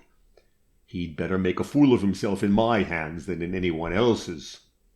I do not suffer by the loss of his business, and I am vain enough to believe that he suffers less than he would if he took his business to any other office. If you have quite made up your mind, I am ready to rough draft any form of settlement you dictate. But I am bound to warn you that the dictation of such a settlement is a qualification for bedlam." "I will risk even as much as that. Nobody need know anything about the settlement but you and I, and, later, my wife. I shall not speak of it to her until it is ready for execution." Mr. Sampson, in a chronic state of wonder, took half a quire of slippery blue foolscap and began his draft, with a very squeaky quill pen and a large consumption of ink. Simple and uniform as the gift was which John Treverton wished to make to his wife, the transfer of it required to be hedged round and intertwined with so much legal phraseology that Tom Sampson had consumed his half-quire of foolscap before he came to the end of the draft. The estate had to be scheduled, and every homestead and laborer's cottage had to be described in a phrase of abstract grandeur, as "all that so-and-so, commonly known as so-and-so," and so forth, with almost maddening iteration. John Treverton, smoking his cigar and letting his thoughts wander away at a tangent every now and then to regions that were not always paths of pleasantness, thought his host would never leave off driving that inexorable quill, the sort of pen to sign a death warrant and feel none the worse for it, over the slippery paper. "Come," exclaimed Sampson at last, "I think that ties the estate up pretty tightly on your wife and her children after her. She can squander the income as she pleases and play old gooseberry up to a certain point, but she can't put the tip of her little finger on the principal. And now you have only to name 2 responsible men as trustees." "I don't know 2 respectable men in the world," said John, frankly. "Yes, you do. You know the vicar of this parish, and you know me. Your cousin Jasper considered us worthy to be trustees to his will. You need hardly be afraid to make us trustees to your marriage settlement. I have no objection, and I certainly know no better men. Then we'll consider it settled. I'll send the deed to council by tomorrow's post. I hope you quite understand that the settlement will make you a pauper, wholly dependent upon your wife. If you were to throw yourself on the parish, she would have to maintain you. Bar that, she may use you as badly as she likes. I am not afraid of her ill usage. Upon my honor and conscience, mused Thomas Sampson, as he laid himself down to rest that night, I believe John Treverton is over head and ears in love with Miss Malcolm. Nothing but love or lunacy can explain his conduct. Which is it? Well, perhaps the line that divides the two is only a distinction without a difference. This ends Chapter 10. Chapter 11. No Trousseau. Laura was utterly happy in the brief interval between her betrothal and her wedding. She'd given her love and trust unreservedly, feeling that duty and love went hand in hand. In following the inclination of her heart, she was obeying the behest of her benefactor. She had been very fond of Jasper Treverton, had loved him as truly as ever daughter loved a father. It seemed the most natural process to transfer her love from the adopted father to his young kinsman. The old man in his grave was the bond of union between the girl and her lover. How pleased Papa would have been if he could have known that John and I would be so fond of each other, she said to herself innocently. Celia Clare hurried back from Brighton, eager to assist her friend at this momentous crisis of her life. "Brighton was quite too delightful," said Celia, "but not for worlds would I be absent from you at such a time. Poor soul, what would you have done without me?" "Dear Celia, you know how fond I am of you, but I think I could really have managed to get married without your assistance." "Get married? Yes, but how would you have done it?" cried Celia, making her eyes very round and big. "You would have made a most horrid muddle of it. Now, what about your trousseau? I'll wager you have hardly thought of it." "There you are wrong. I have ordered 2 travelling dresses and a handsome dinner dress." "And your collars and cuffs, your handkerchiefs, your peignoirs, your camisoles," pursued Celia, enumerating a string of articles. "My dear child, do you suppose I have lived all these years without cuffs and collars and handkerchiefs? Laura, unless you have everything new, you might just as well not be married at all." "Then you may consider my marriage no marriage, for I am not troubling myself about new things." "Give me carte blanche and leave everything to me. What is the use of my sacrificing Brighton just when it was more than too enchanting, unless I can be of some use to you?" "Well, Celia, in order that you may not be unhappy, I will give you permission to review my wardrobe, and if you find an alarming dearth of collars and handkerchiefs, I'll drive you to Beachhampton in the pony carriage, and you shall buy whatever you think proper." "Beachhampton is hideously behind the age, disgustingly démodé, and your things ought to be in the latest style. I'll look through the advertisements in the Queen and send to London for patterns. It's no use having new things if they are not in the newest fashion. One does not wear out one's cuffs and collars. They go out." "You shall have carte blanche, dear, if it will atone for the loss of Brighton." "My dearest girl, you know I would not desert you at such a crisis of your life for 40 Brightons," cried Celia, who had lofty ideas about friendship. "And now, about your wedding gown? That is the most important point of all." "It is ordered." "You did not mention it just now." "Did I not? I'm going to be married in one of the gowns I ordered for travelling, a mixture of grey silk and velvet, the jacket trimmed with chinchilla. I think it will be very handsome." Celia fell back in her chair as if she were going to faint. "No wedding gown?" she cried. "No trousseau and no wedding gown! This is indeed an ill-omened marriage. Well may poor Edward talk." Laura flushed indignantly at this last sentence. "Pray, what has your brother been saying against my marriage?" she asked haughtily. "Well, dear, you cannot expect him to feel particularly pleasant about it, knowing, as you must know, how he's gone on doting upon you and hoping against hope for the last 3 years. I don't want to make you unhappy, but I must confess that Edward has a very bad opinion of Mr. Treverton. I dare say Mr. Treverton will manage to exist without Edward's good opinion. I think there is something so utterly mysterious in his conduct, something insulting to you, in the fact of his holding himself aloof so long, and then coming back at the last moment, just in time to secure the estate." "I am the best judge of Mr. Treverton's conduct," answered Laura, deeply wounded. "If I can trust him, other people may spare themselves the trouble of speculating upon his motives." "And you can trust him?" asked Celia, anxiously. "With all my heart and soul."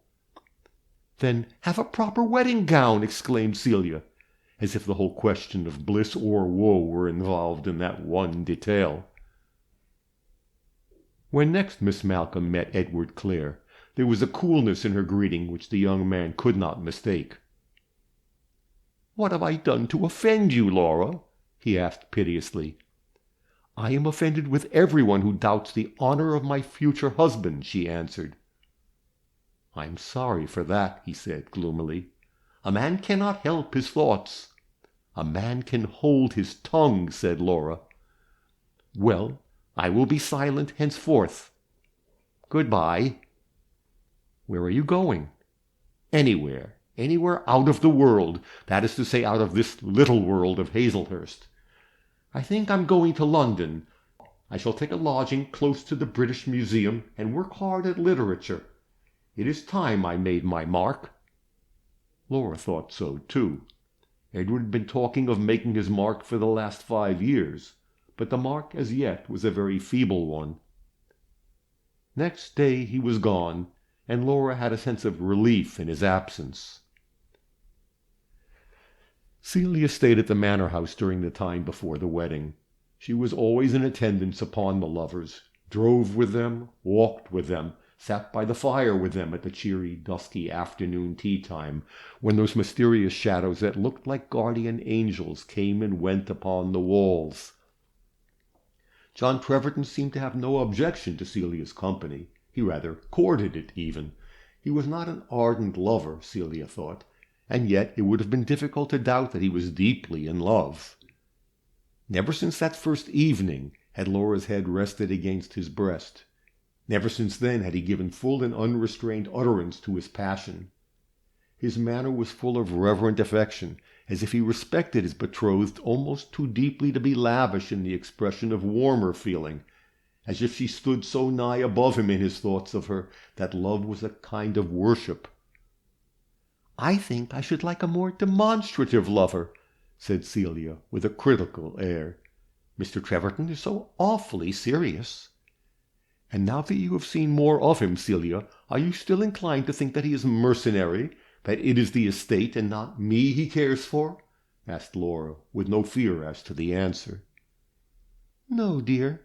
I honestly believe that he adores you, that he is dreadfully, desperately, almost despairingly in love with you," answered Celia, very seriously. "But still, he is not my style of lover. He is too melancholy." Laura had no answer to this objection. As the days had hurried on towards the end of this eventful year, her lover's spirits had assuredly not grown lighter. He was full of thought, curiously absent-minded at times. She, too, grew grave in sympathy with him. "It is such a solemn crisis of our lives," she thought. "Sometimes I feel as if all things could not go happily to the end, as if something must happen to part us at the very last, on the eve of our wedding day." The eve of the wedding came and brought no calamity. It was a very quiet evening. The lovers dined together at the vicarage, and walked to the manor house afterwards, alone with each other, almost for the first time since the night of their betrothal.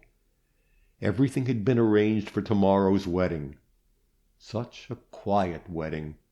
No one had been invited except Mr. Sampson and his sister. The vicar's wife was to be present, of course. She would in a manner represent the bride's mother. Celia was to be the only bridesmaid. They were to be married by license, and no one in the village had as yet any inkling of the event. The servants at the manor house had only been told the date of the marriage within the last 2 days, and had been forbidden to talk about it, and as they were old servants who had long learned to identify themselves with the family, they were not likely to disobey Miss Malcolm's orders. The house, always the perfection of neatness, had been swept and garnished for this important occasion. The chintz covers had been taken off the chairs and sofas in the drawing-room, revealing tapestry wreaths and clusters of flowers, worked by Jasper Treverton's mother and aunts in a period of almost awful remoteness. The housekeeper had been baking her honest old face in front of a huge kitchen fire, while she stirred her jellies and watched her custards and turned her game pie. There was to be a breakfast fit for the grandest wedding, though Miss Malcolm had told Mrs. Trimmer that a very simple meal would be wanted. "You mustn't deny me the pleasure of doing my best at such a time," urged the faithful servant. "I should feel it a reproach to me all the rest of my life if I didn't. There shan't be no extravagance, miss, but I must put a pretty breakfast on the table. I'm so glad our barberry bushes bore well this year.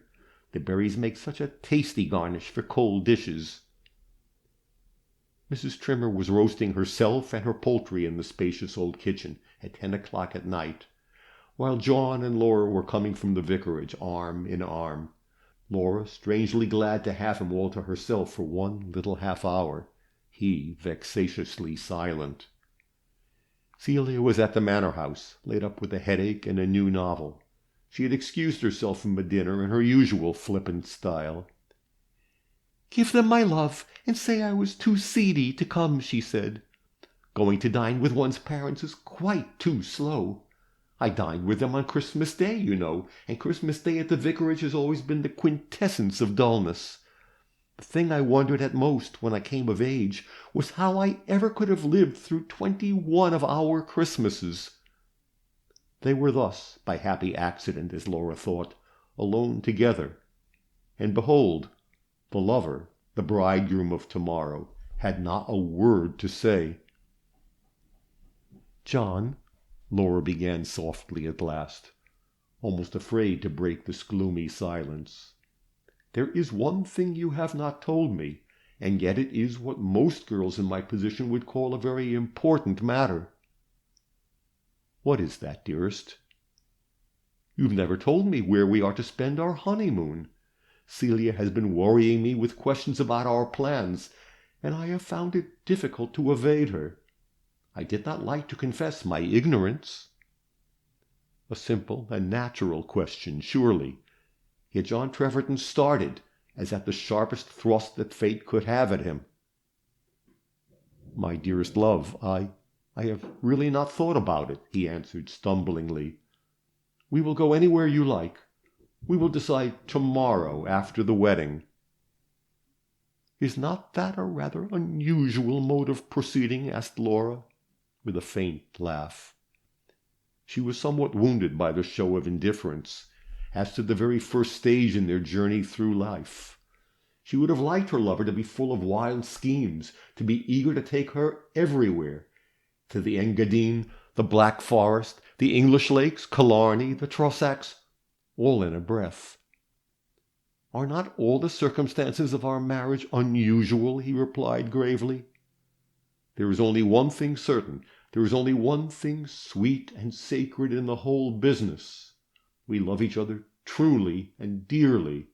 That is certain, is it not, Laura?" "On my side, quite certain."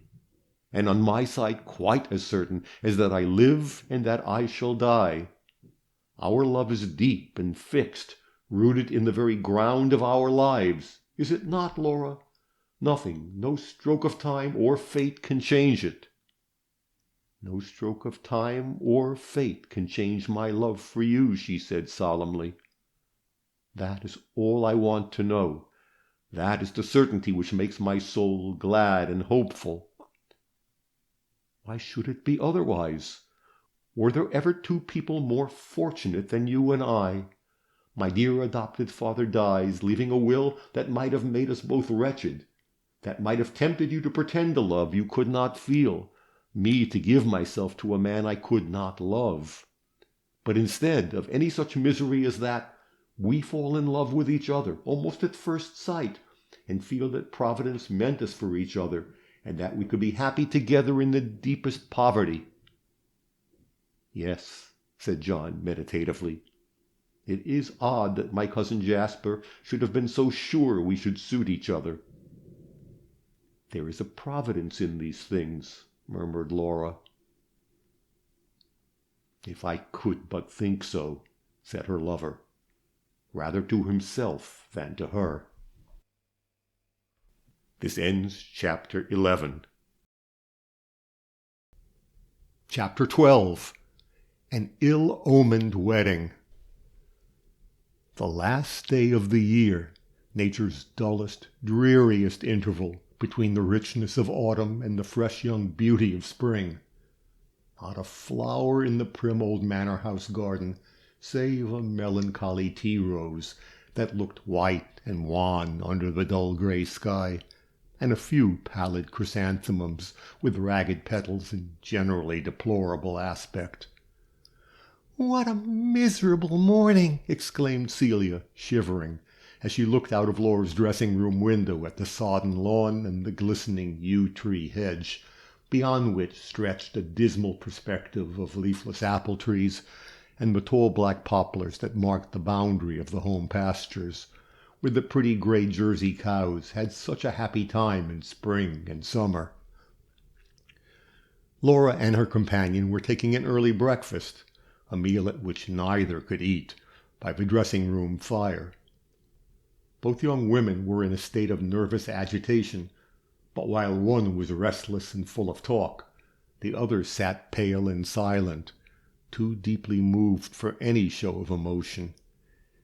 "Drip, drip, drip," cried Celia pettishly, "one of those odious Scotch mists that is as likely to last for a week as for an hour. Nice draggle-tail creatures we shall look after we have walked up that long churchyard path under such rain as this.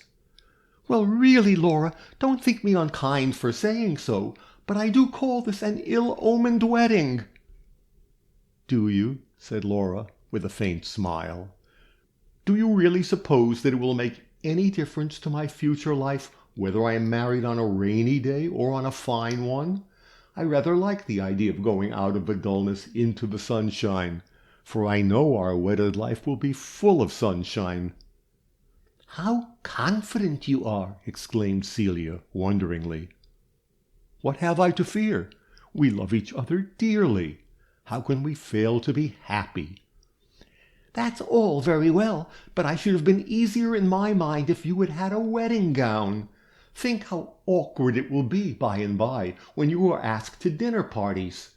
As a bride you will be expected to appear in ivory satin and orange blossoms. People will hardly believe in you. How many dinner parties are likely to be given within 10 miles of Hazelhurst during the next 6 months? Asked Laura. "Not many, I admit," sighed Celia.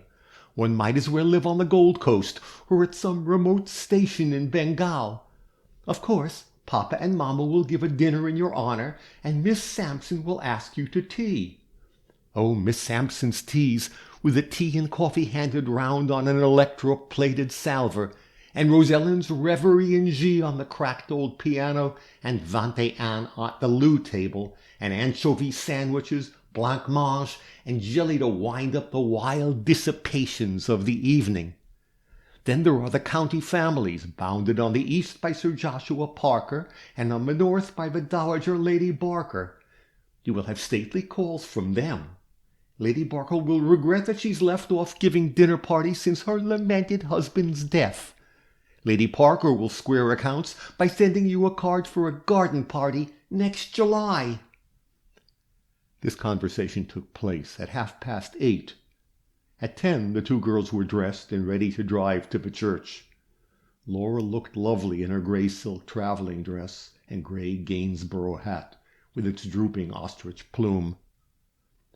"One thing I can honestly say from the bottom of my heart," exclaimed Celia, and Laura turned to her with a smile, expecting to hear something interesting. "You have out and away the handsomest ostrich feather I ever saw in my life. You may leave it to me in your will if you like. I'm sure I took trouble enough to get it, and you ought to be grateful to me for getting your hat to match your gown so exactly." And now they are driving along the muddy road between bare ranks of dark and dripping trees, and under as dull and colorless a sky as ever roofed in Hazelhurst. The old church, with its queer corners and darksome side aisles, its curious gallery pews in front of the organ, something like boxes at a theatre, where the aristocracy sit in privileged retirement, its hatchments, its old-fashioned pulpit, reading desk and clerk's desk, its faded crimson cushions and draperies. A church which the restorer's hand has never improved, for whose adornment no devout ladies have toiled and striven, the dull old-world parish church of the last century, looked its darkest and gloomiest today. Not even the presence of youth and beauty could brighten and enliven it. John Treverton and Mr. Sampson, who was to give the bride away, were the last to arrive. The bridegroom was deadly pale, and the smile with which he met his bride, though full of fondest love, was wanting in gladness. Celia performed her duty as bridesmaid in a business-like way, worthy of the highest praise. Mr. Clare read the service deliberately and well.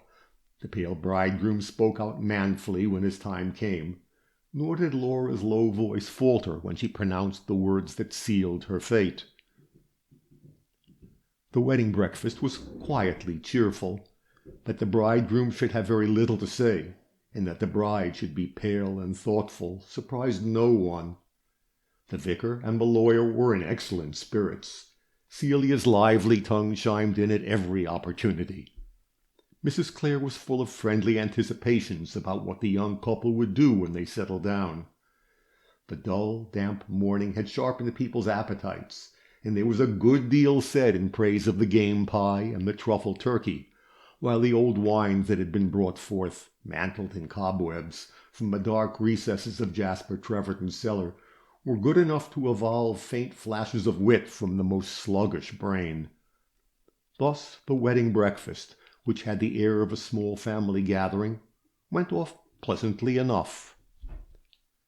The bride and bridegroom were not to start on their travels till after dark. They were going northward by the mail on their way to Dover. Very little had been said about the honeymoon. It was only vaguely understood that John Treverton and his wife were going to the south of France. The vicar had to hurry off soon after breakfast to read the funeral service over the coffin of a venerable parishioner, and the rest of the company took his departure as a signal to disperse. There was nothing to detain them. This marriage was not as other marriages. There were to be no evening revels. There was no dazzling array of wedding gifts to stare at and talk about. Laura had so few friends that her wedding presents could have been reckoned on the fingers of a little white hand that looked so strange and wonderful in her eyes, glorified with a brand-new ring, a broad and solid band of gold, strong enough to wear till her golden wedding. The few guests felt that there was nothing more for them to do but to take their leave, with much reiteration of good wishes and cheery anticipations of the festivities which were to enliven the old house when the honeymoon should have waned. And now all were gone. The brief winter day was closing. The new year was coming with hastening footsteps. Only the merest remnant of the old year remained. How silent the house was in the winter gloaming, silent with an almost death-like stillness. Laura and Celia had spun out their parting to the last moment, lingering together in the hall long after the rest had gone. Celia had so much to say, So many injunctions about cuffs and collars, and the time and seasons at which Laura was to wear her various gowns. And then there were little gushes of affection, hugs and squeezes. "You won't care one iota for me now you've a husband," murmured Celia. "You know better, you silly girl. My marriage will not make the slightest difference in my feelings." "Oh, but it always does," said Celia, with an experienced air. "When a man marries, the friends of his bachelor's days go to the wall. Everybody knows that. And it's just the same with a girl. I expect to find myself nowhere." Laura declared she would always be true to friendship, and thus they parted, Celia running home by herself with all her wedding finery smothered under a waterproof ulster. The rain had ceased by this time, and there was the red gleam of a wintry sunset in the west. The hall door shut with a clang that echoed in the silence of the house, and Laura went slowly back to the drawing-room, wondering a little to find herself alone in the gloom of twilight on her wedding day. It was altogether so different from the ordinary idea of a wedding, this delayed departure, this uncomfortable interval between the festivity of the wedding breakfast and the excitement of the wedding journey. She found the drawing-room empty. She had left John Treverton there with Mr. Sampson half an hour ago, when she went upstairs to assist in packing Celia in the waterproof, and now both were gone. The spacious room, splendid with an old-fashioned splendor, was lighted only by the fading wood fire. The white-paneled walls and antique mirrors had a ghostly look. The shadowy corners were too awful to contemplate. "Perhaps I shall find him in the study," Laura said to herself. "It is kettledrum time." She laughed softly to herself. How new, how strange it would be to sit down tête-à-tête at the oval tea-table, man and wife, settled in domesticity for life, no further doubt of each other or of their fate possible to either, the bargain made, the bonds sealed, the pledge given, that could be broken only by death. She went slowly through the silence of the house to the room at the end of the corridor, the little book-room opening into the flower garden. She opened the door softly, meaning to steal in and surprise her husband in some pleasant reverie. But on the threshold she stopped appalled, struck dumb. He was sitting in an attitude of deepest dejection, his forehead resting on his folded arms, his face hidden. Sobs, such as but seldom come from the agonized heart of a strong man, were tearing the heart of John Treverton. He'd given himself up, body and soul, to the passion of an unconquerable despair. Laura ran to him, bent over him, drew her arm gently round his neck. "Dearest, what is amiss?" she asked tenderly, with trembling lips. "Such grief, and on such a day as this! Something dreadful must have happened. Oh, tell me, love, tell me." "I can tell you nothing," he answered hoarsely, putting her arm away as he spoke. "Leave me, Laura. If you pity me, leave me to fight my battle alone. It is the only kindness you can show me." "Leave you, and in such grief as this? No, John, I have a right to share your sorrow. I will not go till you have confided in me. Trust me, love, trust me. Whom can you trust if not your wife?" "You don't know," he gasped, almost angrily. "There are griefs you cannot share, a depth of torture you can never fathom. God forbid that your pure young soul should ever descend into that black gulf. Laura, if you love, if you pity me, and indeed, dear love, I need all your pity, leave me now for a little while. Leave me to finish my struggle alone. It is a struggle, Laura, the fiercest this weak soul of mine has ever passed through. Come back in an hour, dear, and then you will know. I can explain some part at least of this mystery. In an hour. In an hour," he repeated, with increasing agitation, pointing with a wavering hand to the door. Laura stood for a moment or so, irresolute, deeply moved, her womanly dignity, her pride as a wife, hurt to the quick. Then, with a smile, half sad, half bitter, she softly quoted the gentle speech of Shakespeare's gentlest heroine. "Shall I deny you? No. Farewell, my lord. Whate'er you be, I am obedient." And with those words she left him, full of painful wonder. If she could have seen the agonized look he turned upon her as she left him, if she could have seen him start and shiver as the door closed upon her, and rise and rush to the door, and kneel down and press his lips upon the insensible panel her hand had touched, and beat his forehead against the dull wood in a paroxysm of despair, she might have better estimated the strength of his love and the bitterness of his grief. She went to her own room and sat wondering helplessly at this trouble and mystery that had come down like a sudden storm cloud upon the brightness of her new life. What did it mean? Had all his professions of love been false? Had he bound himself to her for the sake of his cousin's fortune, despite all his protestations to the contrary?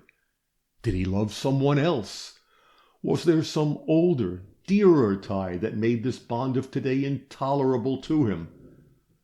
Whatever the cause of his repentance, it was clear to Laura's mind that her husband of a few hours bitterly repented his marriage. Never surely had such deep humiliation fallen upon a woman. She sat in the firelit dressing-room, looking straight before her, numbed and helpless in her grief and humiliation. Reflection could throw no new light upon her husband's conduct. What reason could he have for grief or regret if he loved her? Never had fortune smiled more kindly upon man and wife than upon these two. She looked back upon the days of their brief courtship, and remembered many things which favored the idea that he had never really loved her, that he had been actuated by mercenary considerations alone. She remembered how cold a lover he had been, how seldom he had courted her confidence, how little he had told her of his own life, how glad he had always seemed of Celia's company, frivolous and even fatiguing as that young lady's conversation was apt to be. It was all too clear. She'd been duped and fooled by this man to whom she had so freely given her heart, from whom she had asked nothing but candor and plain dealing. She lived through that hour of waiting somehow. It was the longest hour she had ever known. Her maid came to attend to the fire and light the candles on dressing-table and mantelpiece, and lingered a little, pretending to be busied about the trunks and travelling bags, expecting her mistress to talk to her, and then departed softly, to go back to the revellers in the housekeeper's room, where the atmosphere was heavily charged with tea and buttered toast, and to tell them how dull the bride looked, and how she had sat like a statue and said never a word. "Who was it went out at the front door just now?" asked the old butler, looking up from a cup of tea which he'd been gently fanning with his breath. "I heard it shut to." "It must have been Mr. Treverton," said Mary, Laura's maid. "I met him in the hall. I dare say he was going out to smoke his cigar. It was too dark for me to see his face, but he didn't walk as gay and light as a gentleman ought on his wedding day, to my mind," added Mary with authority. "Well, I dunno," remarked Mr. Trimmer, the butler, solemnly. "Perhaps a wedding ain't altogether the comfortablest day in a man's life. There's too many eyes upon him. He feels as he's the object of everybody's notice, and if he's a delicate-minded man, it kind of preys upon him. I can quite understand Mr. Treverton's not feeling quite himself today. And then, you see, he comes into the estate by a fluke, as you might say, and he ain't got it yet, and he won't feel himself independent till the year's out, and the property is handed over to him." Mr. Trimmer did not drop his aspirates habitually like Mary. He only let one slip now and then when he was impressive. The hour was ended. For the last 20 minutes Laura had been sitting with her watch in her hand. Now she rose with her heart beating tumultuously and went quickly down the wide old staircase, hastening to hear her husband's explanation of his extraordinary conduct. He had promised to explain. Had she not been very foolish in torturing herself for this last hour with vain endeavors to fathom the mystery? Had she not been still more foolish when she jumped at conclusions and made up her mind that John Treverton did not love her? There might be 20 other reasons for his grief, she told herself, now that the hour of suspense was ended, and that she was going to hear his explanation. She trembled as she drew near the door, and felt as if in another moment she might stumble and fall fainting on the threshold. She was approaching the most critical moment of her life, the very turning point of her destiny. All must depend upon what John Treverton had to say to her in the next few minutes. She opened the door and went in, breathless, incapable of speech. She felt that she could ask him no questions. She could only stand there and listen to all he had to tell. The room was empty. Laura could just see as much as that in the fitful glow of the fire, and then a jet of flame leaped suddenly out of the dimness like a living thing, and showed her a letter lying on the table. He had written to her. That which he had to tell was too terrible for speech, and he had, therefore, written. Hope and comfort died within her at the sight of that letter.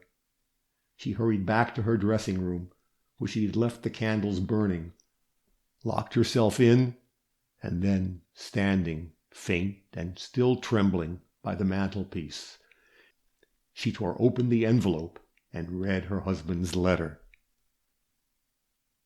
Dearest and ever dearest, when this letter is in your hands, I shall have left you, in all probability for a long time, perhaps forever. I love you as dearly, as fondly, as passionately as ever man loved woman, and the pain of leaving you is worse than the pain of death. Life is not so sweet to me as you are. This world holds no other delight for me but your sweet company, your heavenly love. Yet I, the most miserable of men, must forego both. Dearest, I have done a shameful and perhaps a foolish act. I have committed a crime in order to bind your life with mine, somehow, in the rash hope that some day that bond may be made legal and complete. 2 ends are served by this act of mine. I have won you from all other men. John Treverton's wife will have no suitor.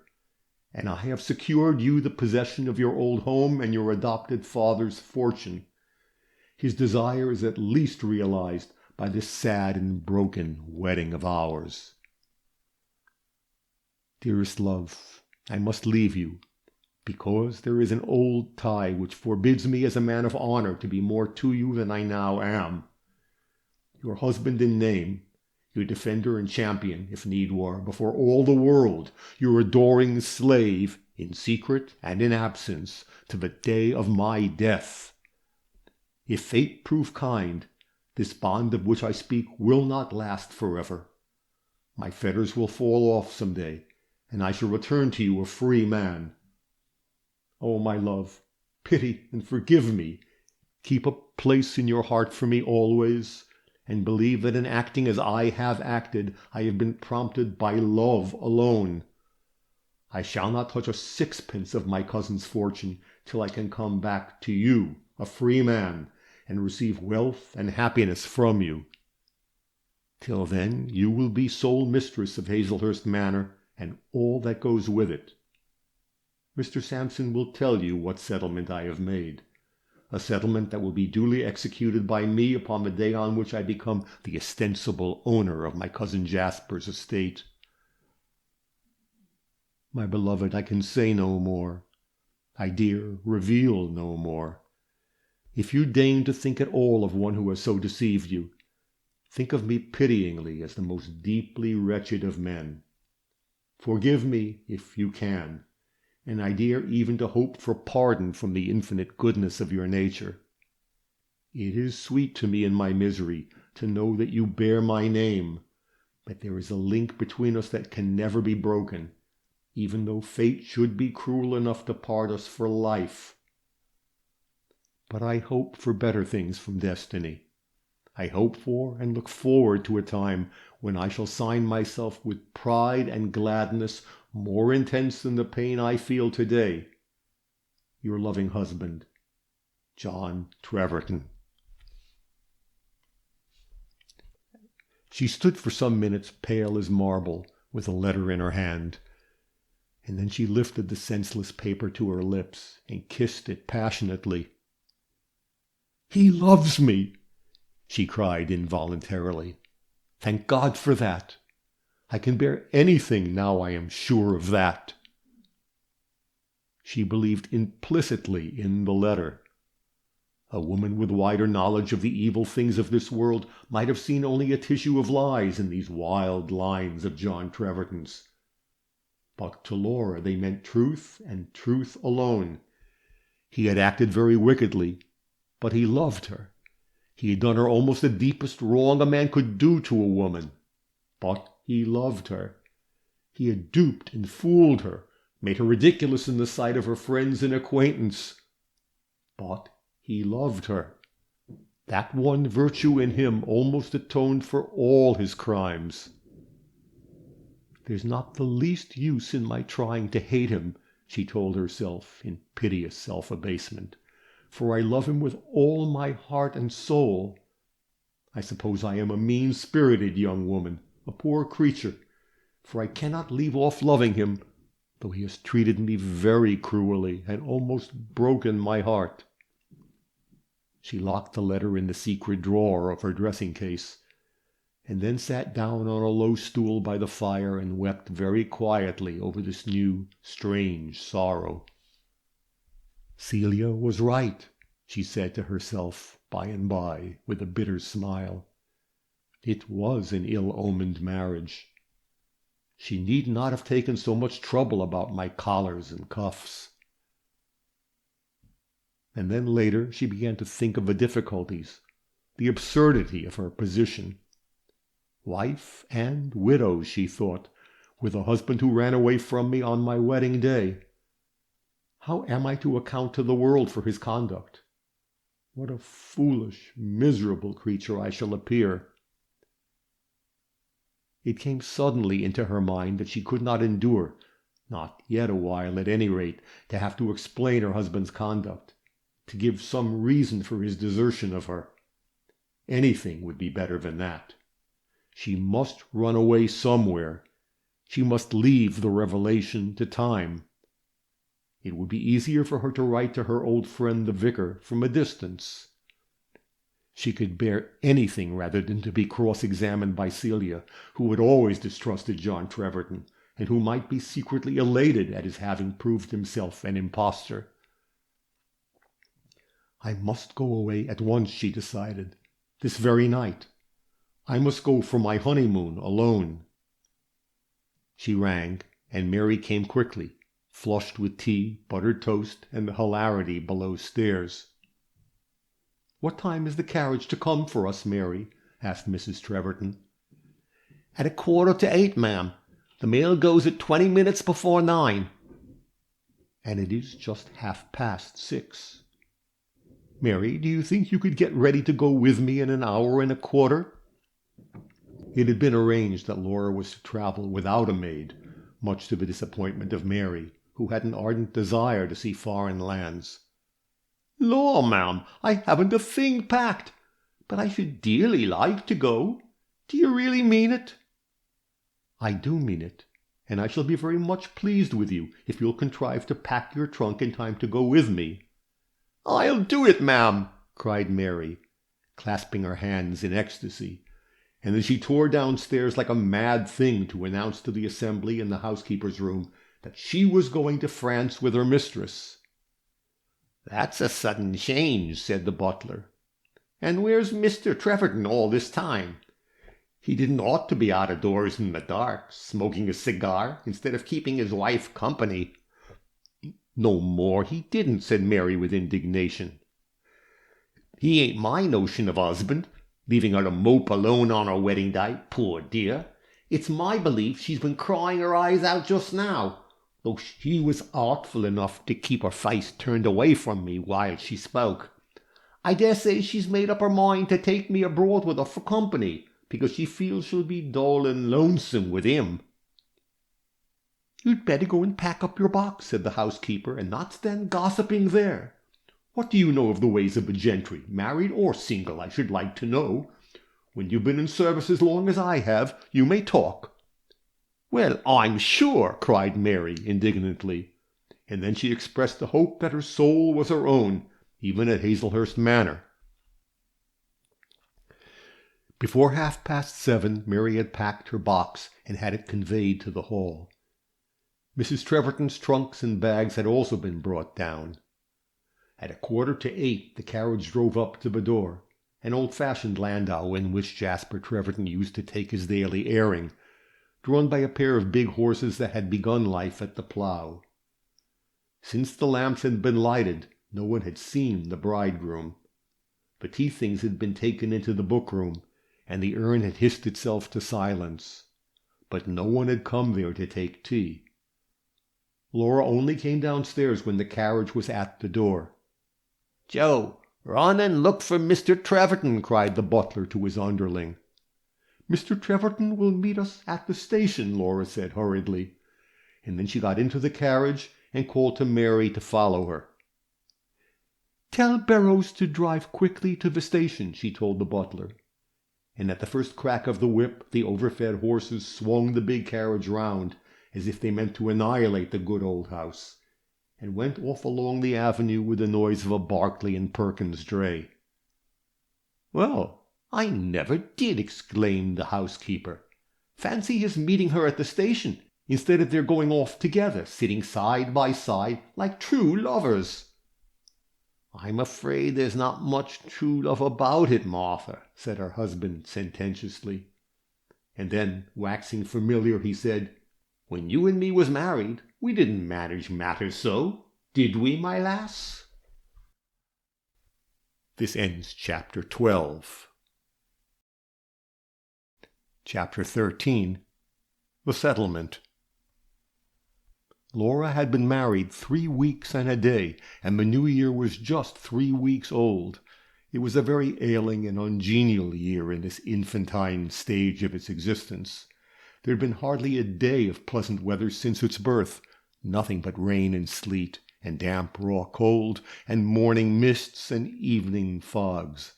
It was not a good, honest, old-fashioned winter, such as we read of in storybooks, and enjoy about once in a decade. It was simply obnoxious, ill-conditioned weather, characteristic of no particular season.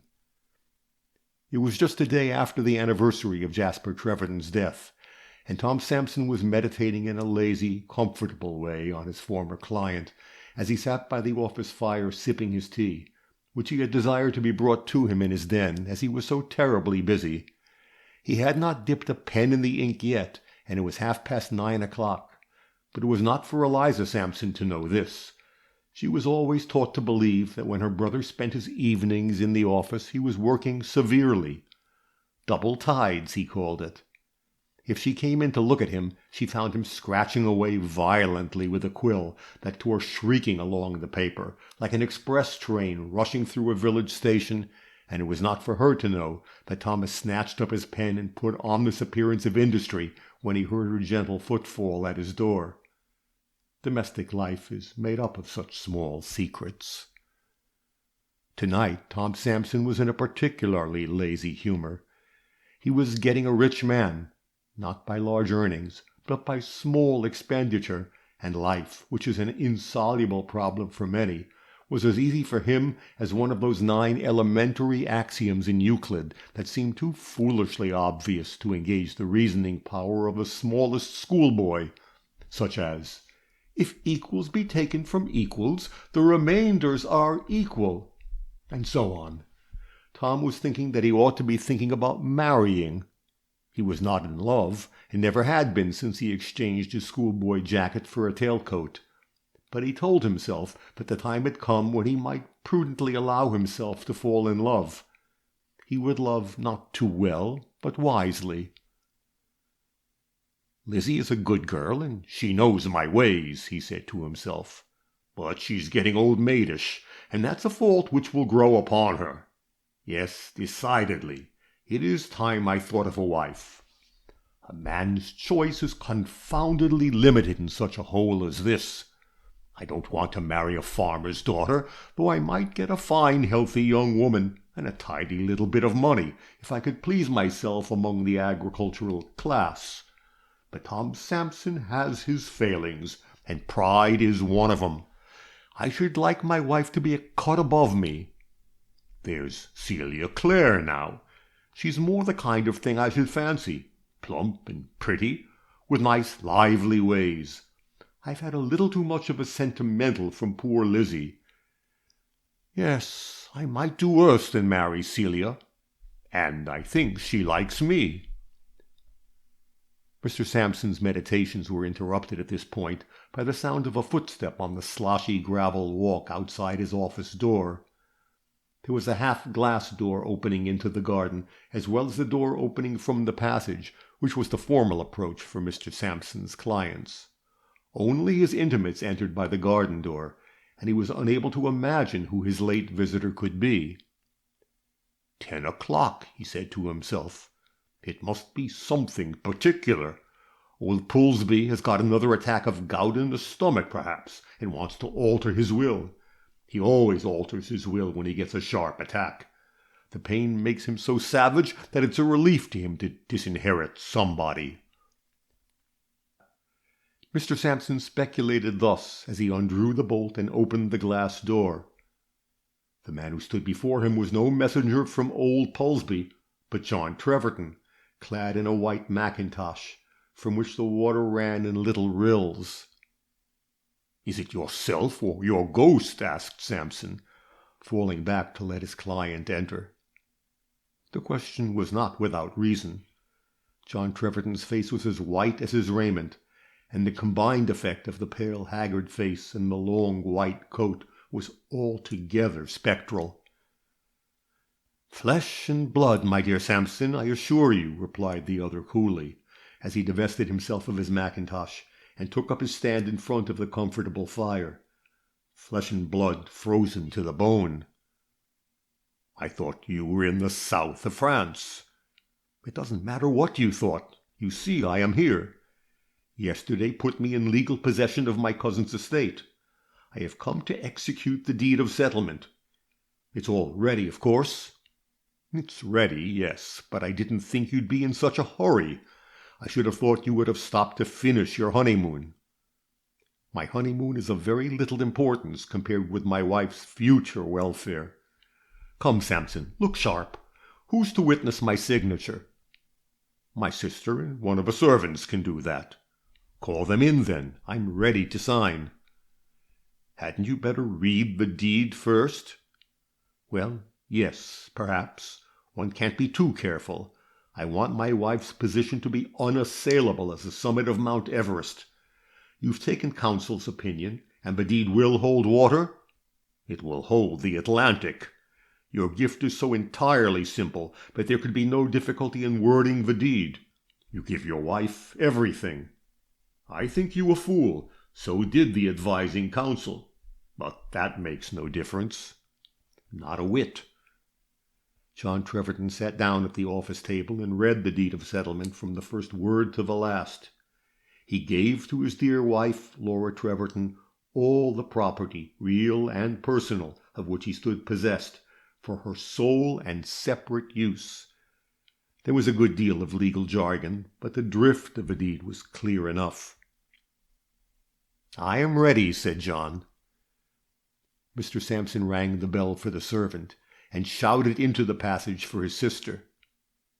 Eliza came running in, and at sight of John Treverton's pale face screamed, and made as if she would have fainted.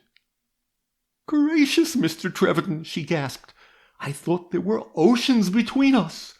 What in mercy's name has happened?" "Nothing alarming. I've only come to execute my marriage settlement, which I was not in a position to make till yesterday." "How dreadful for poor Mrs. Treverton to be left alone in a foreign land!" John Treverton did not notice this speech. He dipped his pen in the ink and signed the paper, while Miss Sampson and Sophia, the housemaid, looked on wonderingly.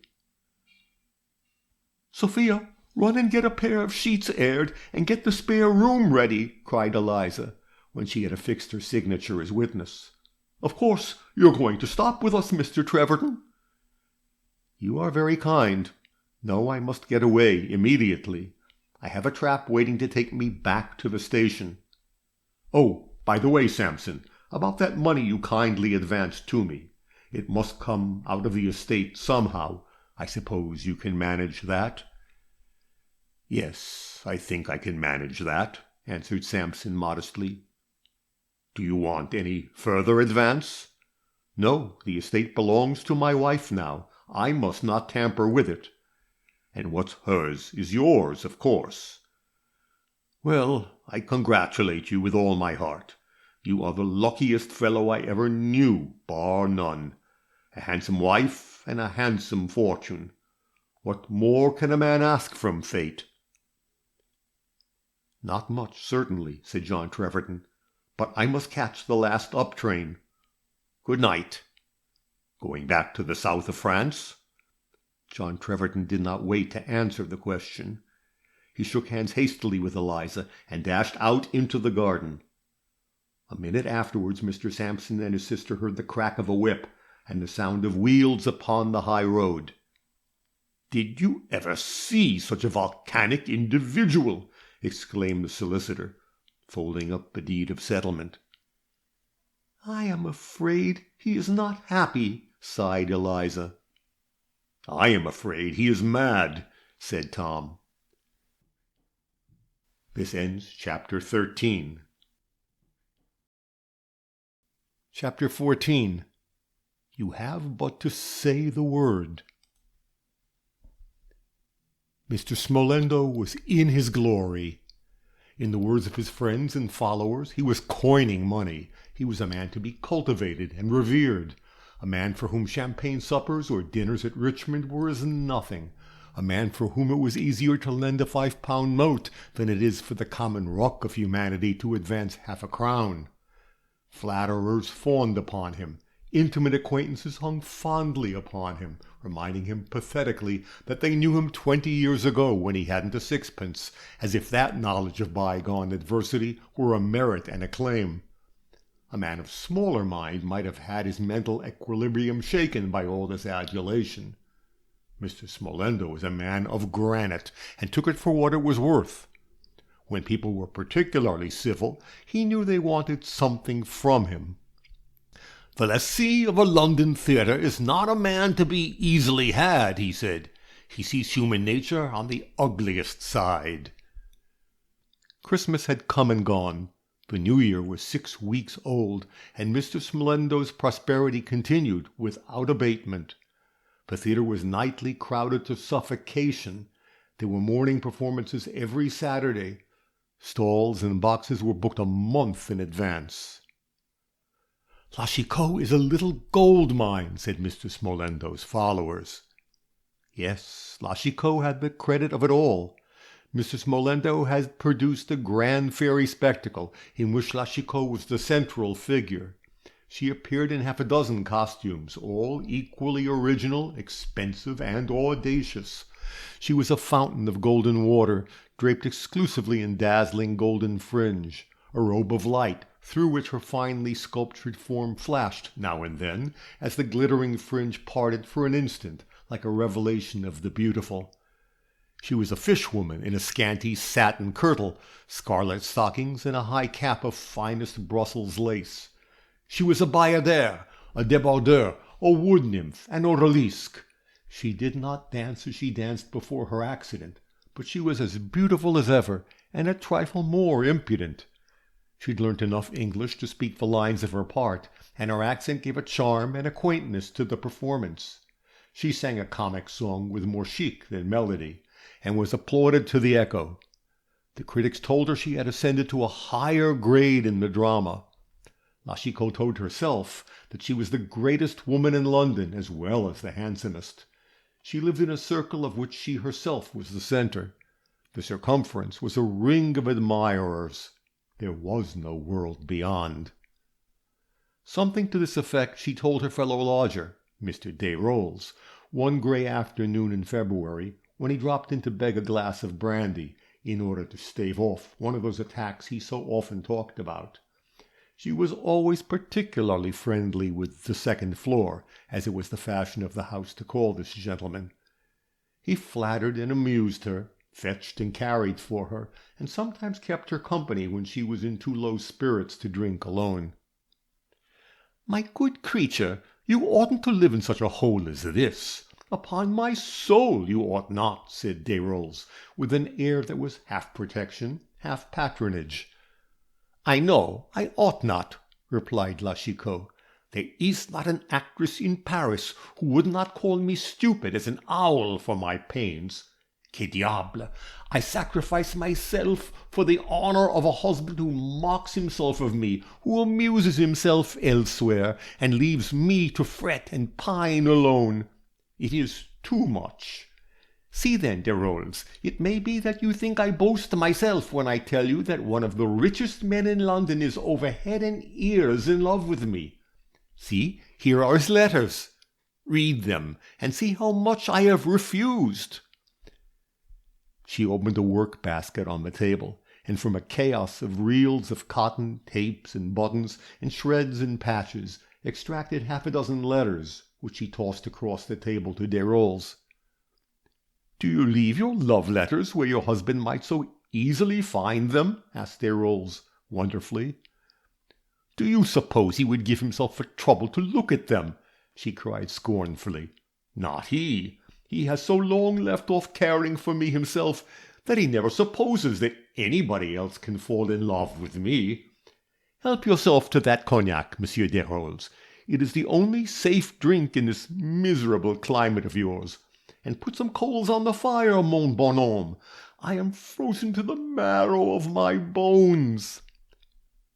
Lachicot filled her glass by way of setting a good example, and emptied it as placidly as if the brandy had been sugar and water. Desrolles looked over the letters she had handed him. They all went to the same tune.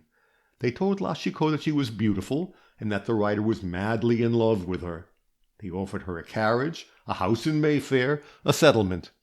The offers rose in value with the lapse of time. "How have you answered him?" asked Desrolles, curious and interested. "Not at all. I knew better how to make myself valued. Let him wait for his answer." "A man must be very hard hit to write like that," suggested the gentleman. Lachicot shrugged her statuesque shoulders. She was lovely even in her more than careless attire. She wore a long, loose dressing gown of scarlet cashmere, girdled with a cord and tassels, which she tied and untied and twisted and untwisted in sheer idleness. Her massy hair was rolled in a great rough knob at the back of her head, ready to escape from the comb and slide down her back at the slightest provocation. The dead white of her complexion showed like marble against the scarlet robe. The dense hair showed raven black above the pale brow and large, luminous eyes. "Is he as rich as he pretends to be?" asked Lachicot, thoughtfully swinging the heavy scarlet tassel and lazily contemplating the fire. "To my certain knowledge," said Mr. Desrolles, with an oracular air, "Joseph Lemuel is one of the wealthiest men in London." "I don't see that it much matters," said Lachicot meditatively. "I like money, but so long as I have enough to buy what I want, it's all that I care about, and I don't like that grim-looking Jew." "Compare a house in Mayfair with this den," urged Desrolles. "Where is Mayfair?" Desrolles described the neighborhood. "A wilderness of dull streets," said La Chicot, with a contemptuous shrug. "What is one street better than another? I should like a house in the Champs-Élysées, a house in a garden, dazzling white, all over flowers, with big shining windows and a Swiss stable." "A house like a toy," said Desrolles. "Well, Lemuel could buy you one as easily as I could buy you a handful of sugar plums. You have but to say the word." "It is a word that I shall never say," exclaimed La Chicot decisively. "I am an honest woman, and then I am too proud." Desrolles wondered whether it was pride, virtue, or rank obstinacy which made La Chicot reject such brilliant offers. It was not easy for him to believe in virtue, masculine or feminine. He had not traveled by those paths in which the virtues grow and flourish, but he had made intimate acquaintance with the vices. Since a certain interview with La Chicot's husband, in which he had promised to keep a paternal eye upon the lady, Mr. Desrolles had wound himself completely into the wife's confidence. He made himself alike useful and agreeable. Though she kept her wealthy adorer at arm's length, she liked to talk of him.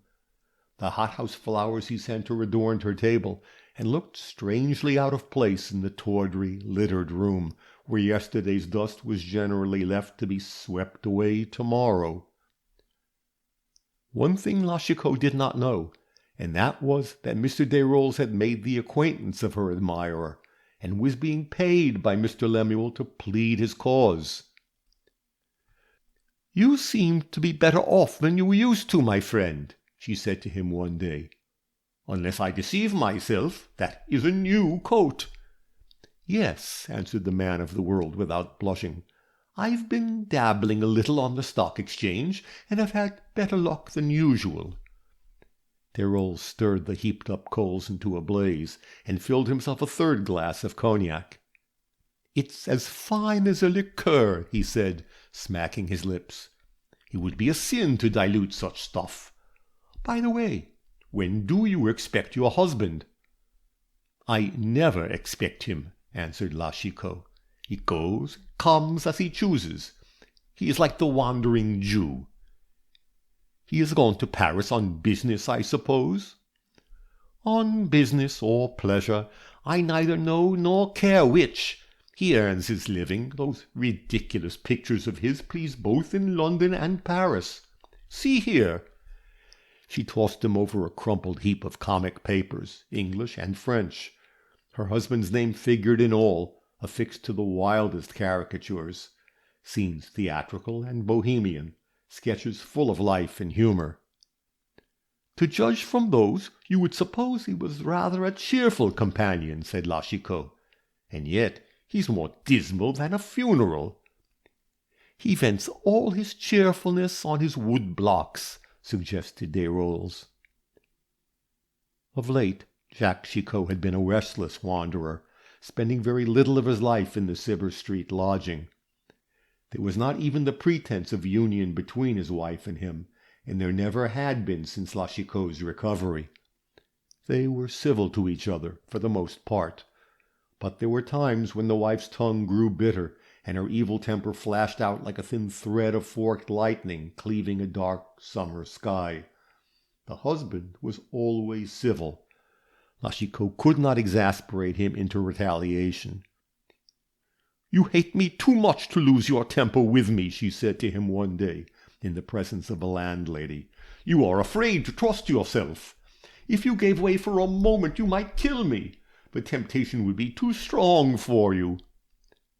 Jacques Chicot said never a word, but stood with his arms folded, smiling at her, heaven knows how bitterly.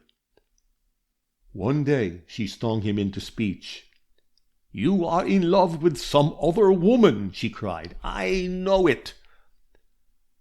"I have seen a woman who is not like you," he answered with a sigh. "And you are in love with her?" "For her unlikeness to you? That would be a charm, certainly." "Go to her. Go to your—" The sentence ended in a foul epithet, one of the poison flowers of Parisian argot.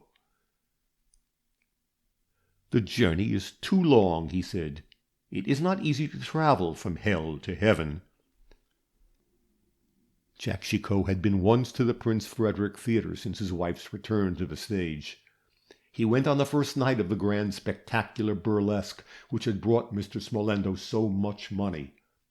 He sat looking on with a grave, unchanging face, while the audience around him grinned in ecstasy, and when Chicot asked his opinion of the performance, he openly expressed his disgust.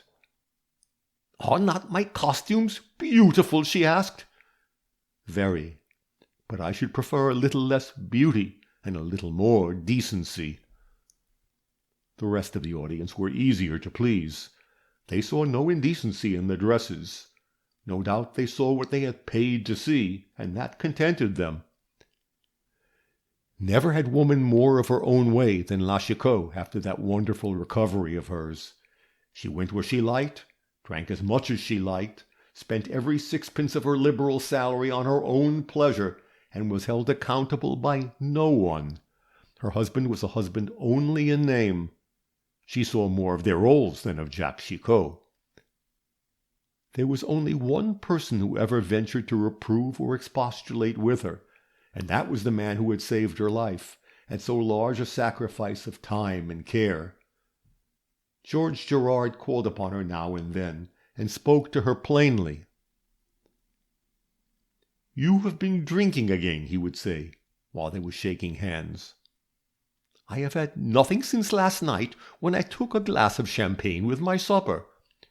"You mean a bottle, and you have had half a bottle of brandy this morning to correct the champagne." She no longer attempted to deny the impeachment. "Well, why should I not drink?" she exclaimed defiantly. "Who cares what becomes of me?" "I care. I have saved your life once, against long odds. You owe me something for that. But I cannot save you if you make up your mind to drink yourself to death. Brandy is a slow suicide, but for a woman of your temperament it's as certain as prussic acid." Upon this, Chicot would dissolve in maudlin tears. It was a pitiful sight and wrung the student's heart. He could have loved her so well, would have tried so hard to save her, had it been possible. He did not know how heartless a piece of beautiful clay she was. He put down her errors to her husband's neglect. "If she had been my wife, she might have been a very different woman," he said to himself, not believing the innate depravity of anything so absolutely beautiful as Chicot. He forgot how fair some poisonous weeds are, how beautiful the scarlet berries of a nightshade look when they star the brown autumn hedges. So Chicot went her way triumphantly. There was no danger to life or limb for her in the new piece, no perilous ascent to the sky borders. She drank as much brandy as she liked, and so long as she contrived to appear sober before the audience, Mr. Smolendo said nothing.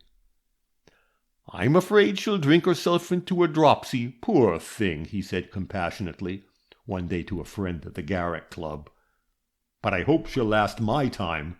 A woman of her type could hardly be expected to draw for more than 3 seasons, and Chicot ought to hold out for another year or so." "After that, the hospital," said his friend. Mr. Smolendo shrugged his shoulders. "I never trouble myself about the after-career of my artists," he answered pleasantly. This ends Chapter 14. Chapter 15. Edward Clare discovers a likeness. Hazelhurst Rectory, February 22nd. Dear Ned, do you remember my saying, when Laura refused to have a proper wedding gown, that her marriage was altogether an ill-omened business? I told her so. I told you so. In fact, I think I told everybody so, if it be not an unpardonable exaggeration to call the handful of wretched dowdies and frumps in such a place as Hazelhurst everybody. Well, I was right. The marriage has been a complete fiasco. What do you think of our poor Laura's coming home from her honeymoon alone, without even so much as her husband's portmanteau? She has shut herself up in the manor house, where she lives the life of a female anchorite, and is so reserved in her manner towards me, her oldest friend, her all but sister, that even I do not know the cause of this extraordinary state of affairs." "My dearest Celia, don't ask me anything about it," she said, when we'd kissed each other and cried a little, and I'd looked at her collar and cuffs to see if she'd brought a new style from Paris. "My dearest, I must ask you," I replied. "I don't pretend to be more than human, and I am burning with curiosity and suppressed indignation. What does it all mean? Why have you challenged public opinion by coming home alone? Have you and Mr. Treverton quarreled?" "No," she said decisively, "and that is the last question about my married life that I shall ever answer, Celia, so you need not ask me any more." "Where did you part with him?" I asked, determined not to give way. My unhappy friend was obstinately silent. "Come and see me as often as you like, so long as you do not talk to me of my husband," she said a little later. "But if you insist upon talking about him, I shall shut my door upon you." "I hear he has acted most generously with regard to the settlements, so he cannot be altogether bad," I said, for you know I am not easily put down. But Laura was adamant. I could not extort another word from her. "Perhaps I ought not to tell you this, Ned, knowing what I do about your former affection for Laura, but I felt that I must open my heart to somebody. Parents are so stupid that it's impossible to tell them things. I can't conceive what this poor girl is going to do with her life. He has settled the whole estate upon her, Papa says, and she is awfully rich. But she's living like a hermit and not spending more than her own small income. She even talks of selling the carriage horses, Tommy and Harry, or sending them back to the plough, though I know she dotes upon them. If this is meanness, it is too awful. If she has conscientious scruples about spending John Treverton's money, it is simply idiotic. Of the two, I could rather think my friend a miser than an idiot. And now, my dear Ned, as there's nothing else to tell you about the dismalest place in the universe, I may as well say good-bye. Your loving sister, P.S. I hope you are writing a book of poems that will make the laureate burst with envy. I have no personal animosity to him, but you are my brother, and, of course, your interest must be paramount." This letter reached Edward Clare in his dingy lodgings, in a narrow side street near the British Museum, lodgings so dingy that it would have grieved the heart of his country-born and country-bred mother to see her boy in such a den. But the apartments were quite dear enough for his slender means. The world had not yet awakened to the stupendous fact that a new poet had been born into it. Stupid reviewers went on prosing about Tennyson, Browning, and Swinburne, and the name of Clare was still unknown, even though it had appeared pretty often at the foot of a neat triplet of verses filling an odd page in a magazine. "I shall never win a game in the magazines," the young man told himself. "It's worse than not writing at all. I shall rot unknown in my garret, or die of hunger and opium, like that poor boy who perished within a quarter of a mile of this dismal hole, unless I can get some rich publisher to launch me properly." But in the meantime a man must live, and Edward was very glad to get an occasional guinea or two from a magazine. The supplies from home fell considerably below his requirements, though to send them strained the father's resources. The embryo laureate liked to take life pleasantly. He liked to dine at a popular restaurant, and to wash down his dinner with good Rhine wine or sound claret. He liked good cigars. He could not wear cheap boots. He could do without gloves at a pinch, but those he wore must be the best. When he was in funds, he preferred a hansom to pedestrianism. This, he told himself, was the poetical temperament. Alfred de Musset was, doubtless, just such a man. He could fancy Heine leading the same kind of life in Paris, before disease had chained him to his bed. That letter from Celia was like vitriol dropped into an open wound. Edward had not forgiven Laura for accepting John Treverton, or the estate that went with him. He hated John Treverton with a vigorous hatred that would stand a great deal of wear and tear. He pondered long over Celia's letter, trying to discover the clue to the mystery. It seemed to him tolerably clear. Mr. and Mrs. Treverton had married with a deliberate understanding. Love between them there was none, and they'd been too honest to pretend an affection which neither felt. They had agreed to marry and live apart, sharing the dead man's wealth, fulfilling the letter of the law, but not the spirit.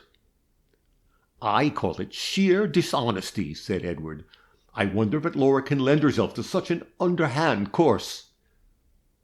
It was all very well to talk about John Treverton's liberality in settling the entire estate upon his wife. No doubt they had their private understanding duly set forth in black and white. The husband was to have his share of the fortune, and squander it how he pleased in London or Paris, or any part of the globe that seemed best to him. "There never was such confounded luck!" exclaimed Edward, angry with fate for having given this man so much, and himself so little. A fellow who 3 months ago was a beggar. In his idle reverie, he found himself thinking what he would have done in John Treverton's place, with, say, 7,000 a year at his disposal. "I would have chambers in the Albany," he thought, "furnished on the purest aesthetic principles. I'd keep a yacht at Cowes, and 3 or 4 hunters at Melton Mowbray. I'd spend February and March in the south, and April and May in Paris, where I should have a pied-à-terre in the Champs-Élysées. Yes, one could lead a very pleasant life as a bachelor on 7,000 a year." Thus it will be seen that, although Mr. Clare had been seriously in love with Miss Malcolm, it was the loss of Jasper Treverton's money which he felt most keenly, and it was the possession of that fortune for which he envied John Treverton. One afternoon in February, one of those rare afternoons on which the winter sun glorifies the gloomy London streets, Mr. Clare called at the office of a comic periodical, the editor of which had accepted some of his lighter verses, society poems in the Praed and Locker manner. 2 or 3 of his contributions had been published within the last month, and he came to the office with a pleasant consciousness that there was a check due to him. "I shall treat myself to a careful little dinner at the Restaurant du Pavillon," he told himself, "and a stall at the Prince of Wales to wind up the evening." He was not a man of vicious tastes. It was not the aqua fortis of vice, but the champagne of pleasure that he relished. He was too fond of himself, too careful of his own well-being, to fling away youth, health, and vigor in the sloughs and sewers of evil living. He had a refined selfishness that was calculated to keep him pure of low iniquities. He had no aspiration to scale mountain peaks, but he had sufficient regard for himself to eschew gutters. The check was ready for him, but when he had signed the formal receipt, the clerk told him the editor wanted to speak to him presently, if he would be kind enough to wait a few minutes. "There's a gentleman with him, but I don't suppose he'll be long," said the clerk, "if you don't mind waiting." Mr. Clare did not mind particularly. He sat down on an office stool and made himself a cigarette while he thoughtfully planned his dinner. He was not going to be extravagant.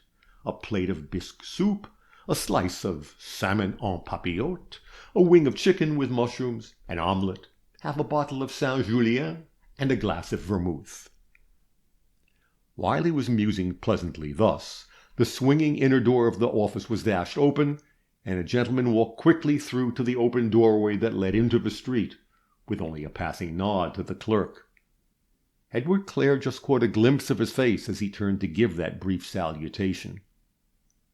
"Who's that?" he asked, starting up from his stool and dropping the half-made cigarette. "Monsieur Chicot, the artist." "Are you sure?" The clerk grinned. "Pretty positive," he said. "He comes here every week, sometimes twice a week. I ought to know him." Edward knew the name well. The slapdash caricatures, more Parisian in style than English, which adorned the middle page of the weekly paper called Folly as It Flies, were all signed Chicot. The dancer's admirers, for the most part, gave her the credit of those productions, an idea which Mr. Smolendo had taken care to encourage. It was an advantage that his dancer should be thought a woman of many accomplishments, a Sarah Bernhardt in a small way. Edward Clare was mystified. The face which he had seen turned towards the clerk had presented a wondrous likeness of John Treverton. If this man who called himself Chicot had been John Treverton's twin brother, the two could not have been more alike. Edward was so impressed with this idea that, instead of waiting to see his editor, he hurried out into the street, bent upon following Mr. Chicot, the artist. The office was in one of those narrow streets northward of the Strand. If Chicot had turned to the left, he must be by this time following the strong current of the Strand, which flows westward at this hour, with its tide of human life, as regularly as the river flows to the sea. If he had turned to the right, he was most likely lost in the labyrinth between Drury Lane and Holborn. In either case, 3 minutes having been wasted in surprise and interrogation, there seemed little chance of catching him. Edward turned to the right and went towards Holborn. Accident favored him. At the corner of Longacre he saw Chicot, the artist, buttonholed by an older man of somewhat raffish aspect. That Chicot was anxious to get away from the buttonholer was obvious, and before Edward could reach the corner he had done so and was off at a rapid pace westward. There would be no chance of overtaking him, except by running, and to run in Longacre would be to make oneself unpleasantly conspicuous. There was no empty hansom within sight. Edward looked round despairingly. There stood the raffish man watching him, and looking as if he knew exactly what Mr. Clare wanted. Edward crossed the street, looked at the raffish man, and lingered, half inclined to speak. The raffish man anticipated his desire. "I think you wanted my friend Chicot," he said, in a most insinuating tone. He had the accent of a gentleman, and in some wise the look of a gentleman, though his degradation from that high estate was patent to every eye.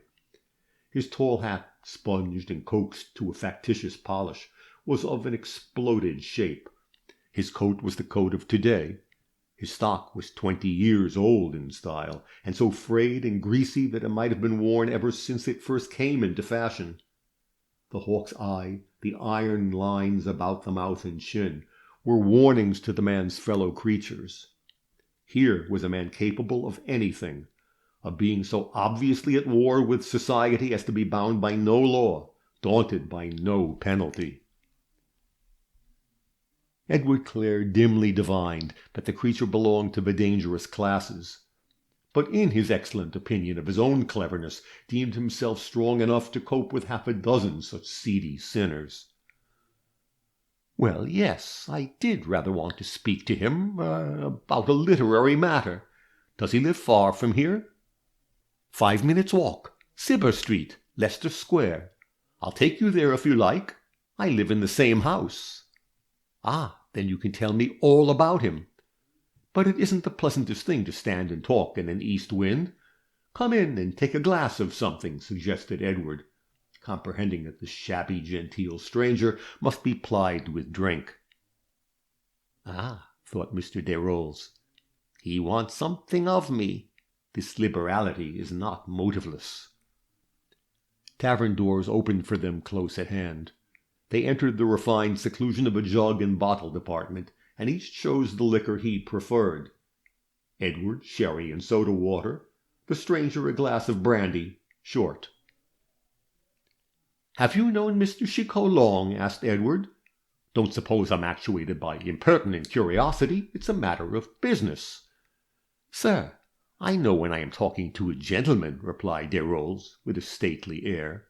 "I was a gentleman myself once, but it's so long ago that the world and I have forgotten it." He had emptied his glass by this time, and was gazing thoughtfully, almost tearfully, at the bottom of it. "Take another," said Edward. "I think I will. These east winds are trying to a man of my age." "Have I known Jacques Chicot long?" "Well, about 1.5 years, a little less perhaps, but the time is of no moment. I know him well." And then Mr. Desrolles proceeded to give his new acquaintance considerable information as to the outer life of Mr. and Mrs. Chicot. He did not enter into the secrets of their domesticity, save to admit that Madame was fonder of the brandy bottle, a lamentable propensity in so fair a being, than she ought to be, and that Mr. Chicot was not so fond of Madame as he might be. "Tired of her, I suppose," said Edward. "Precisely. A woman who drinks like a fish and swears like a trooper is apt to pall upon a man after some years of married life." "Has this Chicot no other income than what he earns by his pencil?" asked Edward. "Not a sou." "Has he not been flush of money lately? Since the New Year, for instance?" "No." "There's been no change in his way of life since then?" "Not the slightest, except, perhaps, that he has worked harder than ever." "The man is a prodigious worker. When first he came to London he had an idea of succeeding as a painter. He used to be at his easel as soon as it was light. But since the comic journals have taken him up, he's done nothing but draw on the wood. He's really a very good creature. I haven't a word to say against him." "He is remarkably like a man I know," said Mr. Clare, musingly. "But of course it can't be the same. The husband of a French dancer. No, that isn't possible." "I wish it were," he muttered to himself, with clenched teeth. "Is he like someone you know?" interrogated Desrolles. "Wonderfully alike, so far as I could make out in the glimpse I got of his face." "Ah, those glimpses are sometimes deceptive. Is your friend residing in London?" "I don't know where he is just at present. When last I saw him he was in the west of England." "Ah, nice country that," said Desrolles, kindling with sudden eagerness. "Somersetshire or Devonshire way, you mean, I suppose?" "I mean Devonshire." "Charming country, delightful scenery." "Very, for your Londoner who runs down by express train to spend a fortnight there. Not quite so lively for your son of the soil, who sees himself doomed to rot in a God-forsaken hole like Hazelhurst, the village I came from." "What, you know the place?" exclaimed Edward, for the man had given a start that betokened surprised recognition of the name. "I do know a village called Hazelhurst, but it's in Wiltshire," the other answered coolly. "So the gentleman who resembles my friend Chicot is a native of Devonshire, and a neighbour of yours?" "I didn't say he was either," returned Edward, who did not want to be catechized by a disreputable-looking stranger. "I said I had last seen him at Hazelhurst, that's all. And now, as I've an appointment at 5 o'clock, I must wish you good afternoon." They both left the bar together and went out into Longacre, whence the wintry sunshine had departed, giving place to that dull, thick grayness which envelops London at eventide, like a curtain. To those who love the city, as Charles Lamb loved it, for instance, there's something comfortable even in this all-enshrouding grey, through which the lamps shine cheerfully like friendly eyes. "I'm sorry I haven't got my card-case with me," said Desrolles, feeling in his breast-pocket. "It doesn't matter," the other answered curtly. "Good day to you."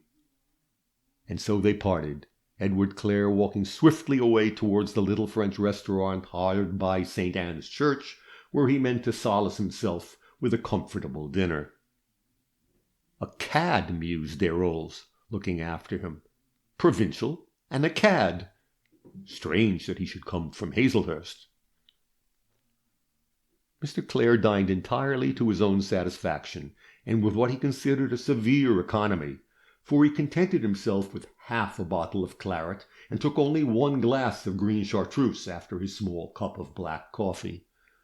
The coffee made him bright and wakeful, and he left the purlieus of St. Anne in excellent spirits. He had changed his mind about the Prince of Wales. Instead of indulging himself with a stall at that luxurious theatre, he would rough it and go to the pit at the Prince Frederick to see Mademoiselle Chicot. He'd been haunted by her name on the walls of London, but he'd never yet had the desire to see her. Now, all at once, his curiosity was aroused.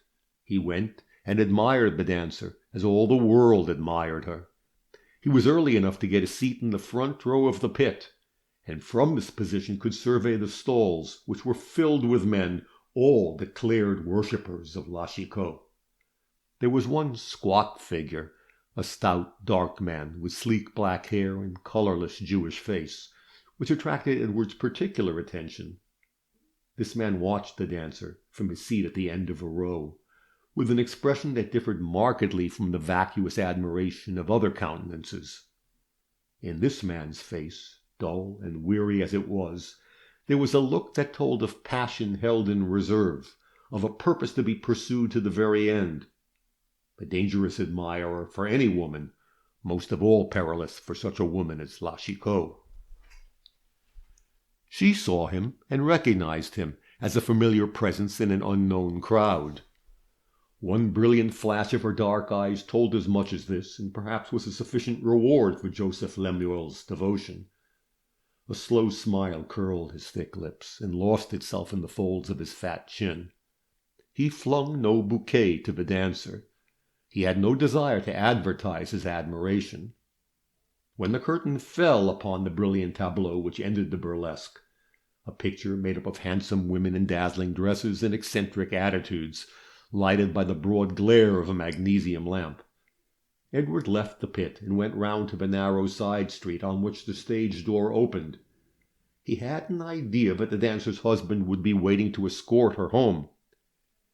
He waited himself in the dark chilly street for about a quarter of an hour, and then, instead of Mr. Chicot, the artist, he saw his acquaintance of the tavern stroll slowly to the stage door, wrapped in an ancient poncho made of shaggy stuff like the skin of a wild beast, and smoking a gigantic cigar. This gentleman took up his stand outside the stage door, and waited patiently for about 10 minutes, while Edward Clare walked slowly up and down on the opposite pavement, which was in profound shadow.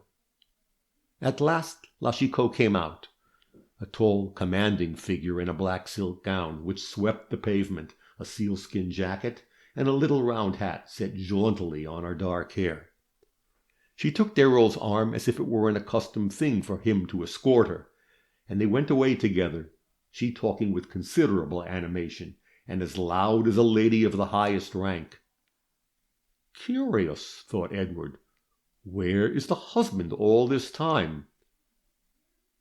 The husband was spending his evening at a literary club of somewhat bohemian character, where there was a wit to cheer the saddened soul, and where the nightly talk was of the wildest, breathing ridicule that spared nothing between heaven and earth, and a deep scorn of fools, and an honest contempt for formalism and veneer of all kinds, for the art that follows the fashion of a day, for the literature that is made to pattern.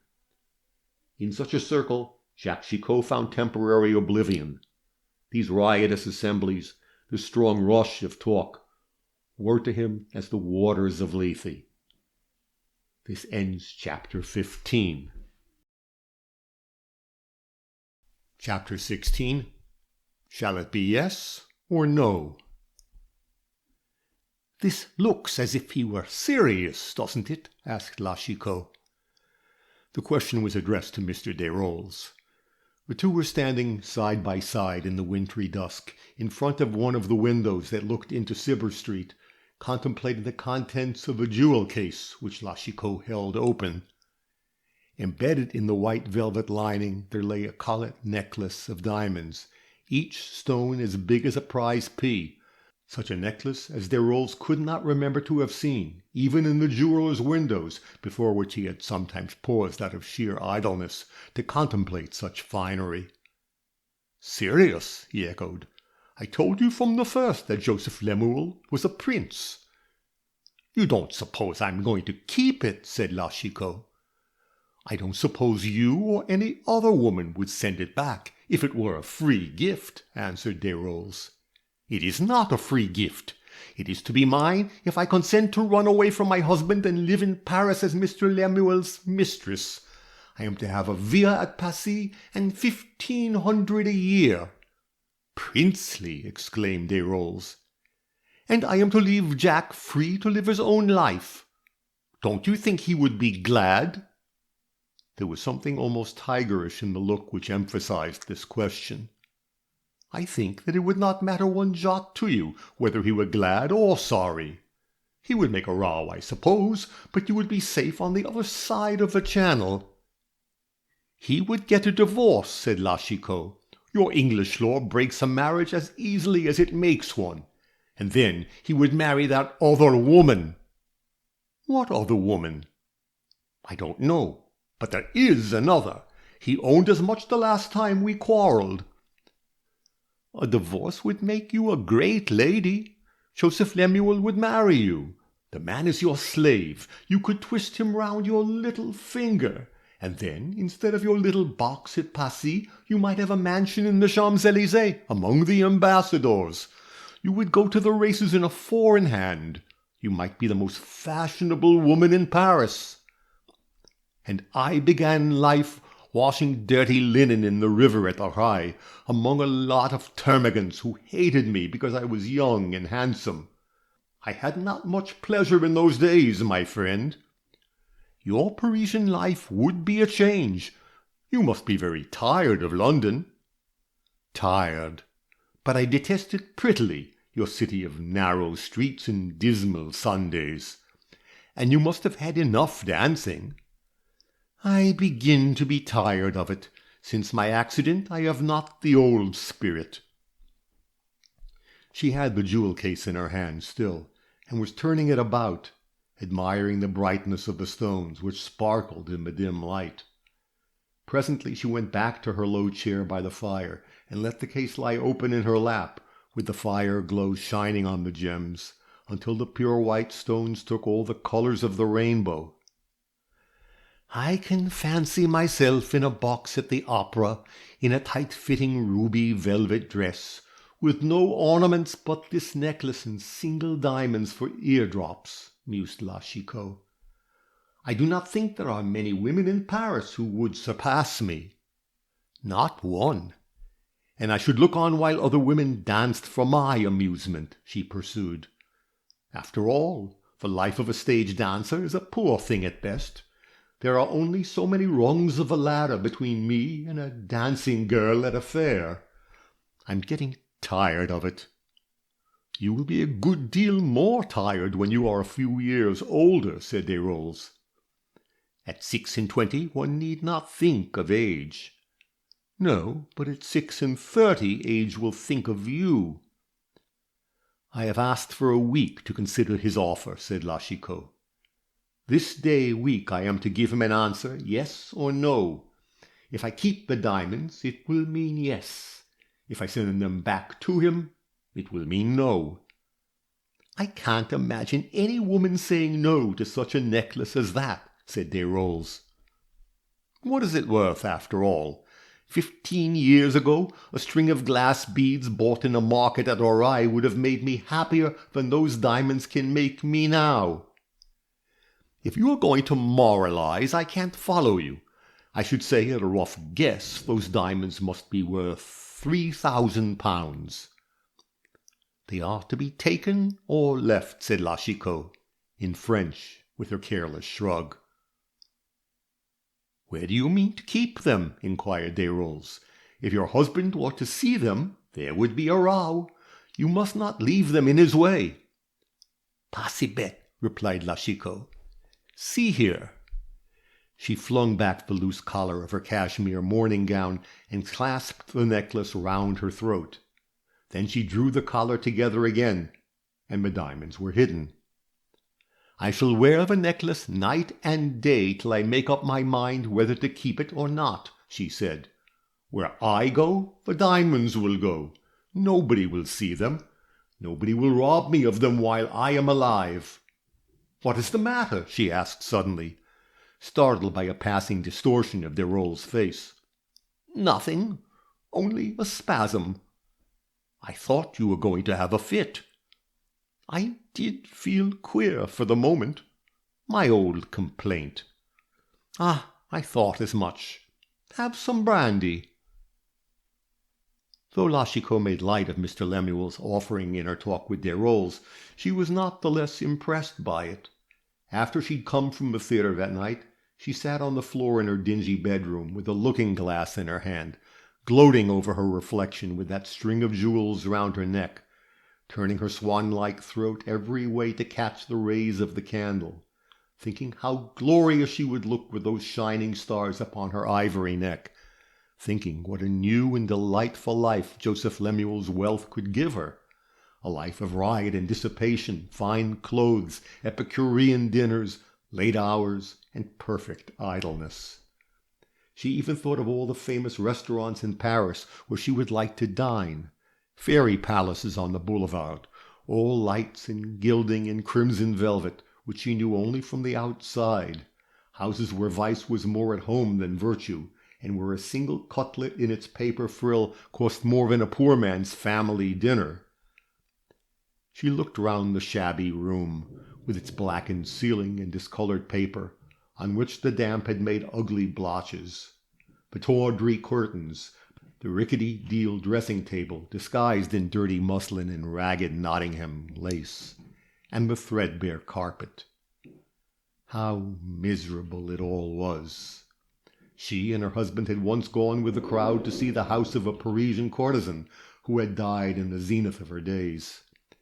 She remembered with what almost reverential feeling the mob had gazed at the delicate satin draperies of boudoir and salon, the porcelain, the tapestries, the antique lace, the tiny cabinet pictures which shone like jewels on the satin walls. Vice so exalted was almost virtue. In the dining-room, paramount over all other objects, was enshrined the portrait of a departed goddess, a medallion in a frame of velvet and gold. Lachicot well remembered wondering to see so little beauty in that celebrated face, a small oval face, grey eyes, a nondescript nose, a wide mouth. Intelligence and a winning smile were the only charms of that renowned beauty. Cosmetique and worth had done all the rest. But then the dead and gone courtesan had been one of the cleverest women in France. Lachicot made no allowance for that. "I am 10 times handsomer," she told herself, "and yet I shall never keep my own carriage." She'd often brooded over the difference between her fate and that of the woman whose house and horses and carriages and lapdogs and jewels she had seen, the sale of which had made a 9 days' wonder in Paris. She thought of that dead woman tonight, as she sat with the mirror in her hand, admiring the diamonds and her beauty, while Jacques Chicot was doing his best to forget her in his Bohemian club near the Strand. She remembered all the stories she had heard of that extinguished luminary, her arrogance, her extravagance, the abject slavery of her adorers, her triumphal progress through life, scornful and admired. It was not the virtuous who despised her, but she who despised the virtuous. Honest women were the chosen mark for her ridicule. People in Paris knew all the details of her brazen, infamous life. Very few knew the history of her deathbed. But the priest who shrived her and the nursing sister who watched her last hours could have told a story to make even frivolity's hair stand on end. It was a short life, but a merry one, thought Lachicot. How well I remember her, the winter the lake in the Bois was frozen, and there was skating by torchlight. She used to drive a sledge covered all over with silver bells, and she used to skate dressed in dark red velvet and sable. The crowd stood on one side to let her pass, as if she had been an empress. Then her thoughts took another turn. If I left him, he would divorce me and marry that other woman, she said to herself. Who is she, I wonder? Where did he see her? Not at the theatre. He cares for no one there. I've watched him too closely to be deceived in that. Then she half filled a tumbler with brandy and flavored it with water in order to delude herself with the idea that she was drinking brandy and water.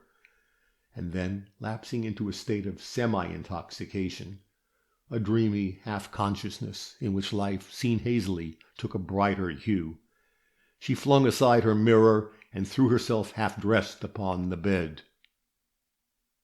Jacques Chicot, who had taken to coming home long after midnight, slept on the sofa in a little third room where he worked. There was not much chance of his seeing the jewels. He and his wife were as nearly parted as two people could be, living in the same house. La Chicot contemplated the diamonds, and abandoned herself to much the same train of thought for several nights, and now came the last night of the week which Mr. Lemuel had allowed for reflection. Tomorrow she was to give him his answer. He was waiting for her at the stage door when she came out. Darolles, her usual escort, was not in attendance. "Sire, I have been thinking of you every hour since last we spoke together," Joseph Lemuel began, delighted at finding her alone. "You're as difficult to approach as a princess of the blood royal." "Why should I hold myself cheaper than a princess?" she asked, insolently. "I am an honest woman." "You are handsomer than any princess in Europe," he said, "but you ought to compassionate and adore her who has waited so long and so patiently. When am I to have your answer? Is it to be yes? You cannot be so cruel as to say no. My lawyer has drawn up the deed of settlement. I only wait your word to execute it." "You are very generous," said La Chicot scornfully, "or very obstinate. If I run away with you and my husband gets a divorce, will you marry me?" "Be faithful to me, and I will refuse you nothing."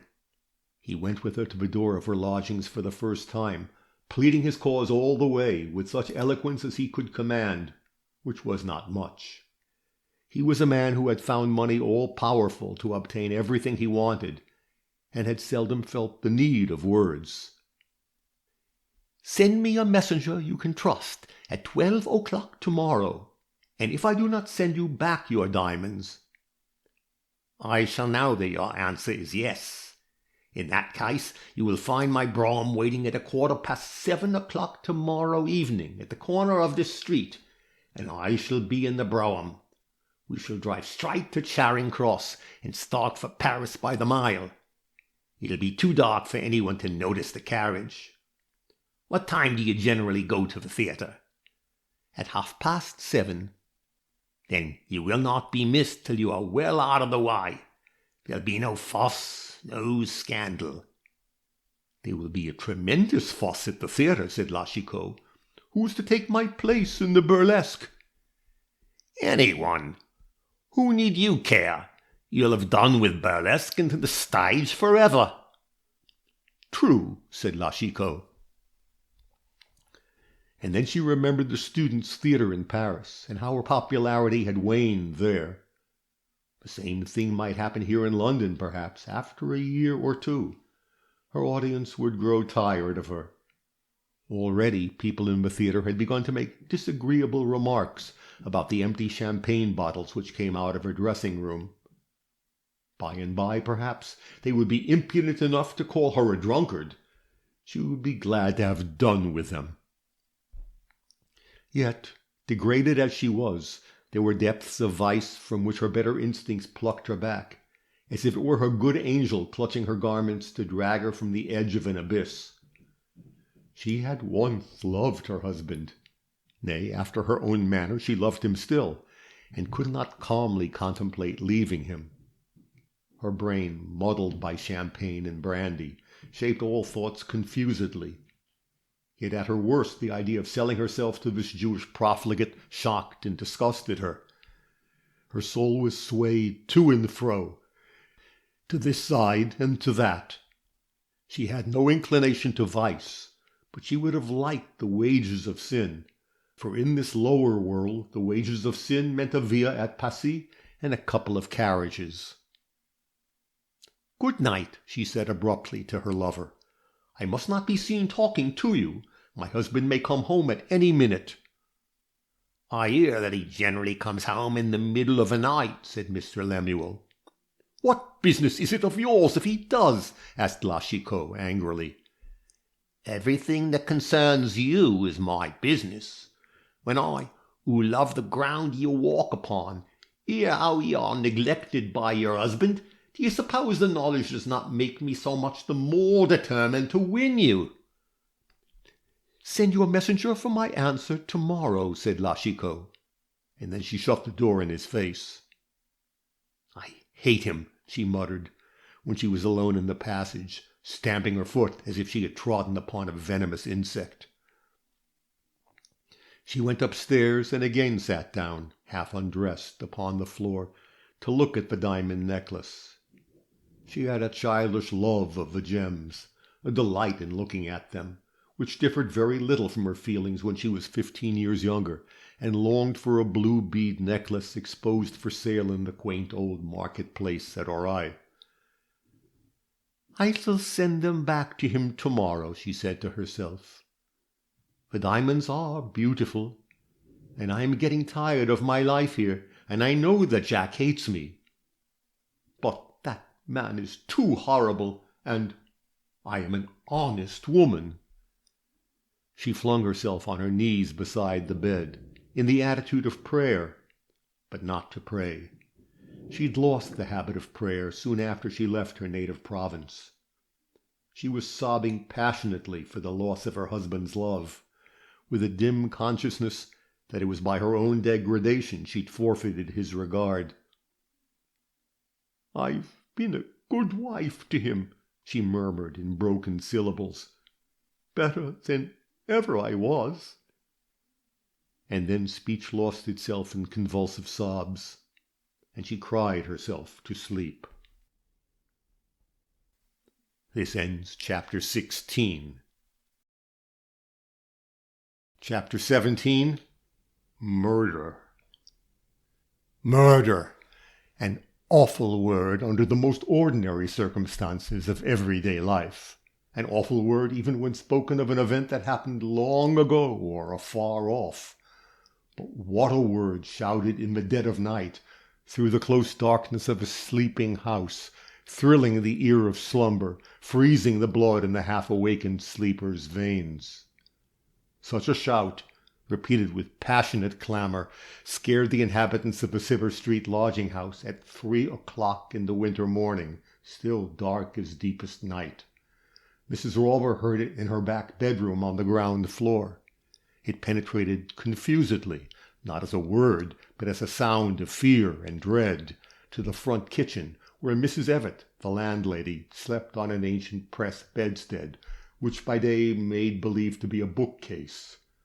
Lastly, Desrolles, who seemed to have slept more heavily than the other two on that particular night, came rushing out of his room to ask the meaning of that hideous summons.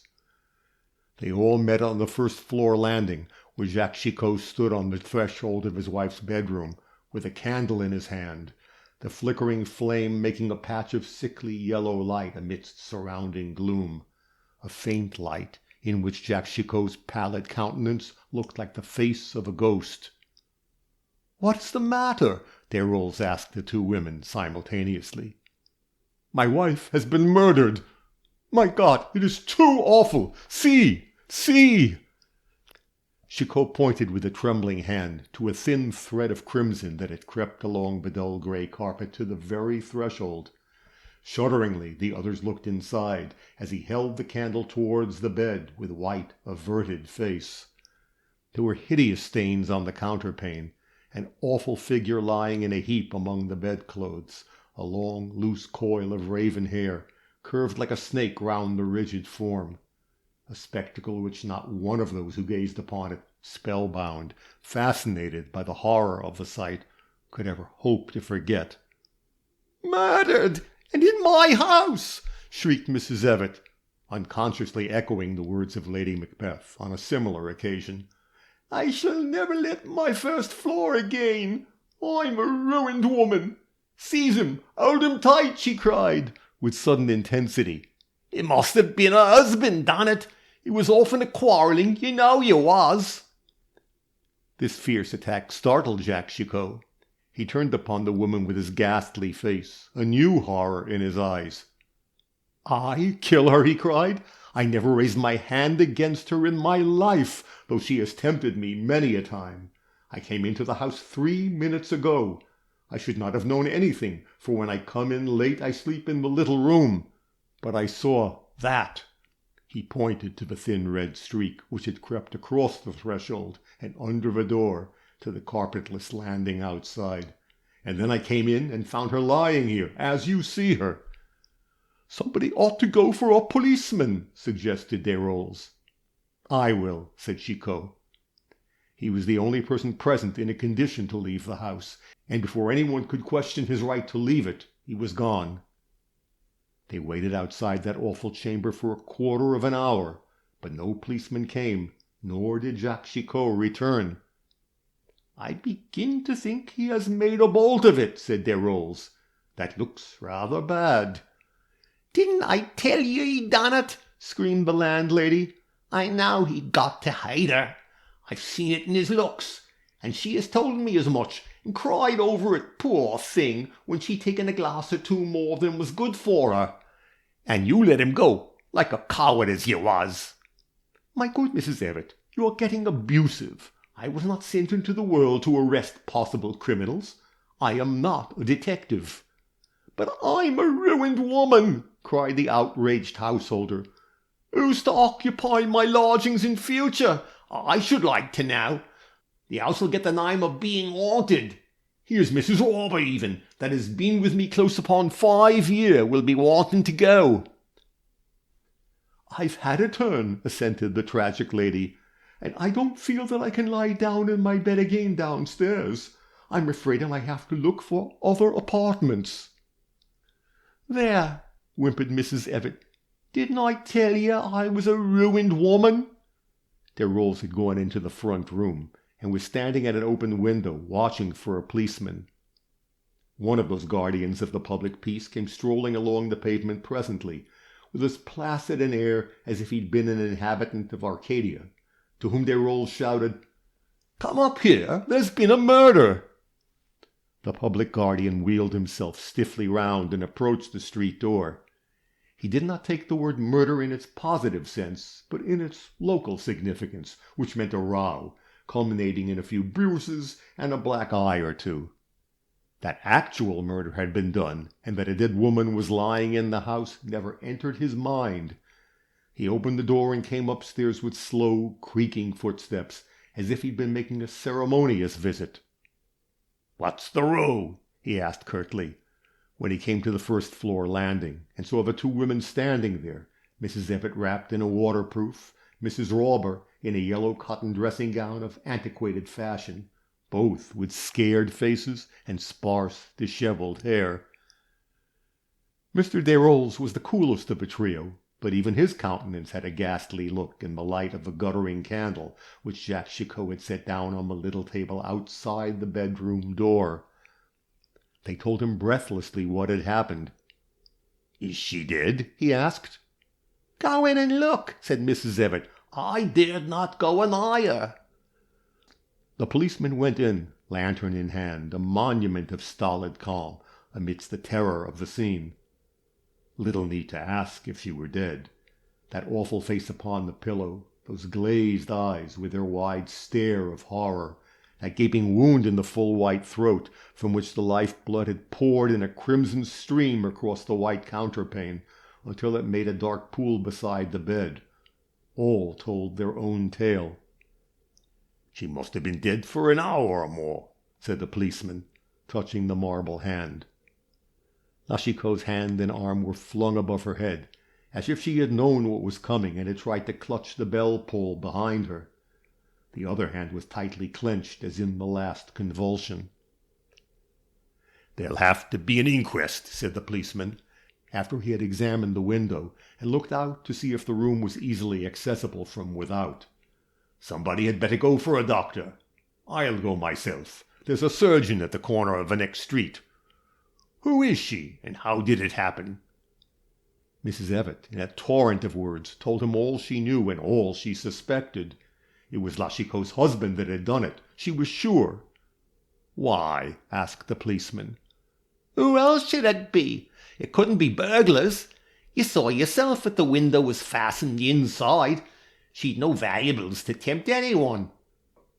Light come, light go was her motto, poor thing. Her money went as fast as it came, and if it wasn't him as did it, Why haven't he come back?"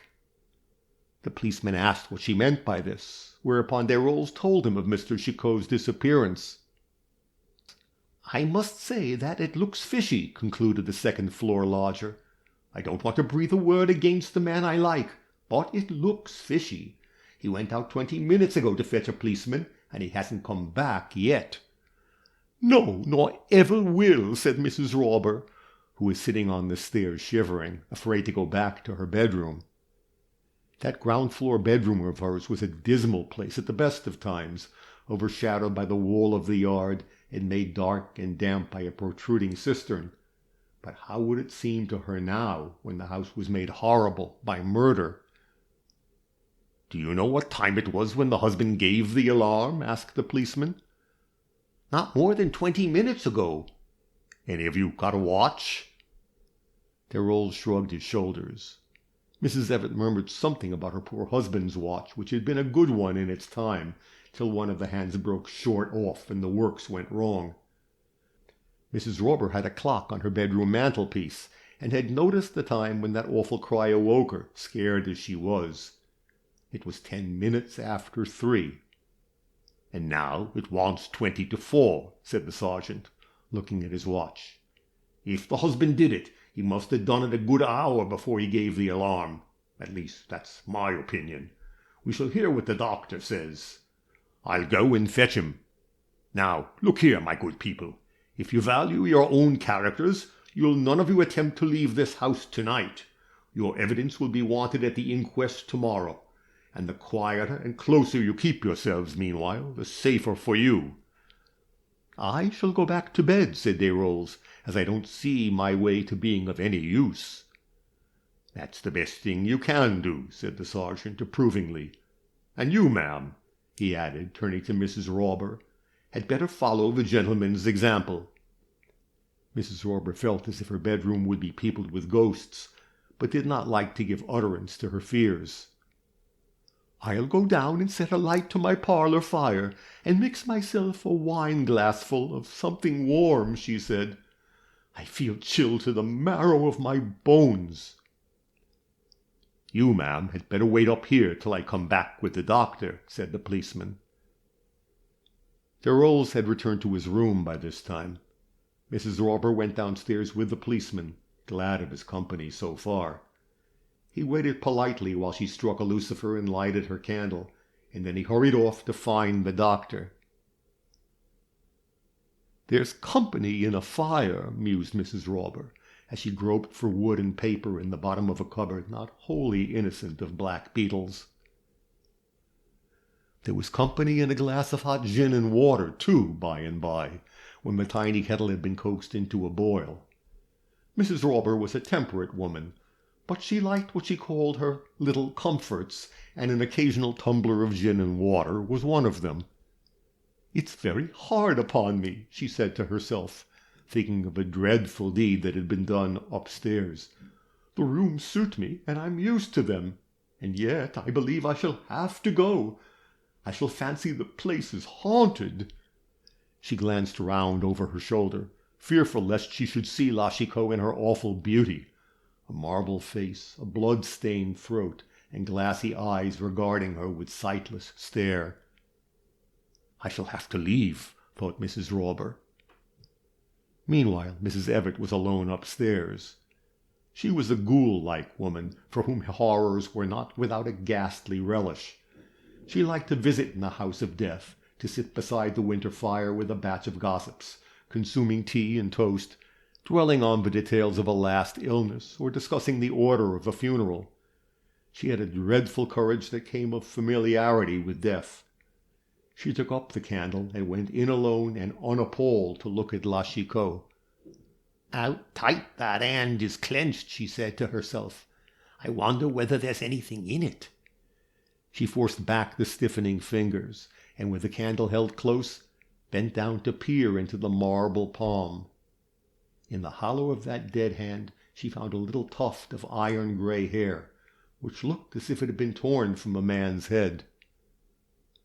Mrs. Evatt drew the hairs from the dead hand, and with a careful precision laid them in an old letter which she took from her pocket, and folded up the letter into a neat little packet, which he returned to the same calico receptacle for heterogeneous articles. "What a turn it's given me," she said to herself, stealing back to the landing, her petticoats lifted, lest the hem of her garment should touch that dreadful pool beside the bed. The expression of her face had altered since she entered the room. There was a new intelligence in her dull grey eyes. Her countenance and bearing were as of one whose mind is charged with the weight of an awful secret. The surgeon came, an elderly man who lived close at hand, and was experienced in the ways of that doubtful section of society which inhabited the neighbourhood of Cibber Street. In his opinion, La Chicot had been dead 3 hours. It was now on the stroke of 4. 1 o'clock must therefore have been the time of the murder. The police sergeant came back in company with a man in plain clothes, and these two made a careful examination of the premises together, the result of which inspection went to show that it would have been extremely difficult for anyone to enter the house from the back.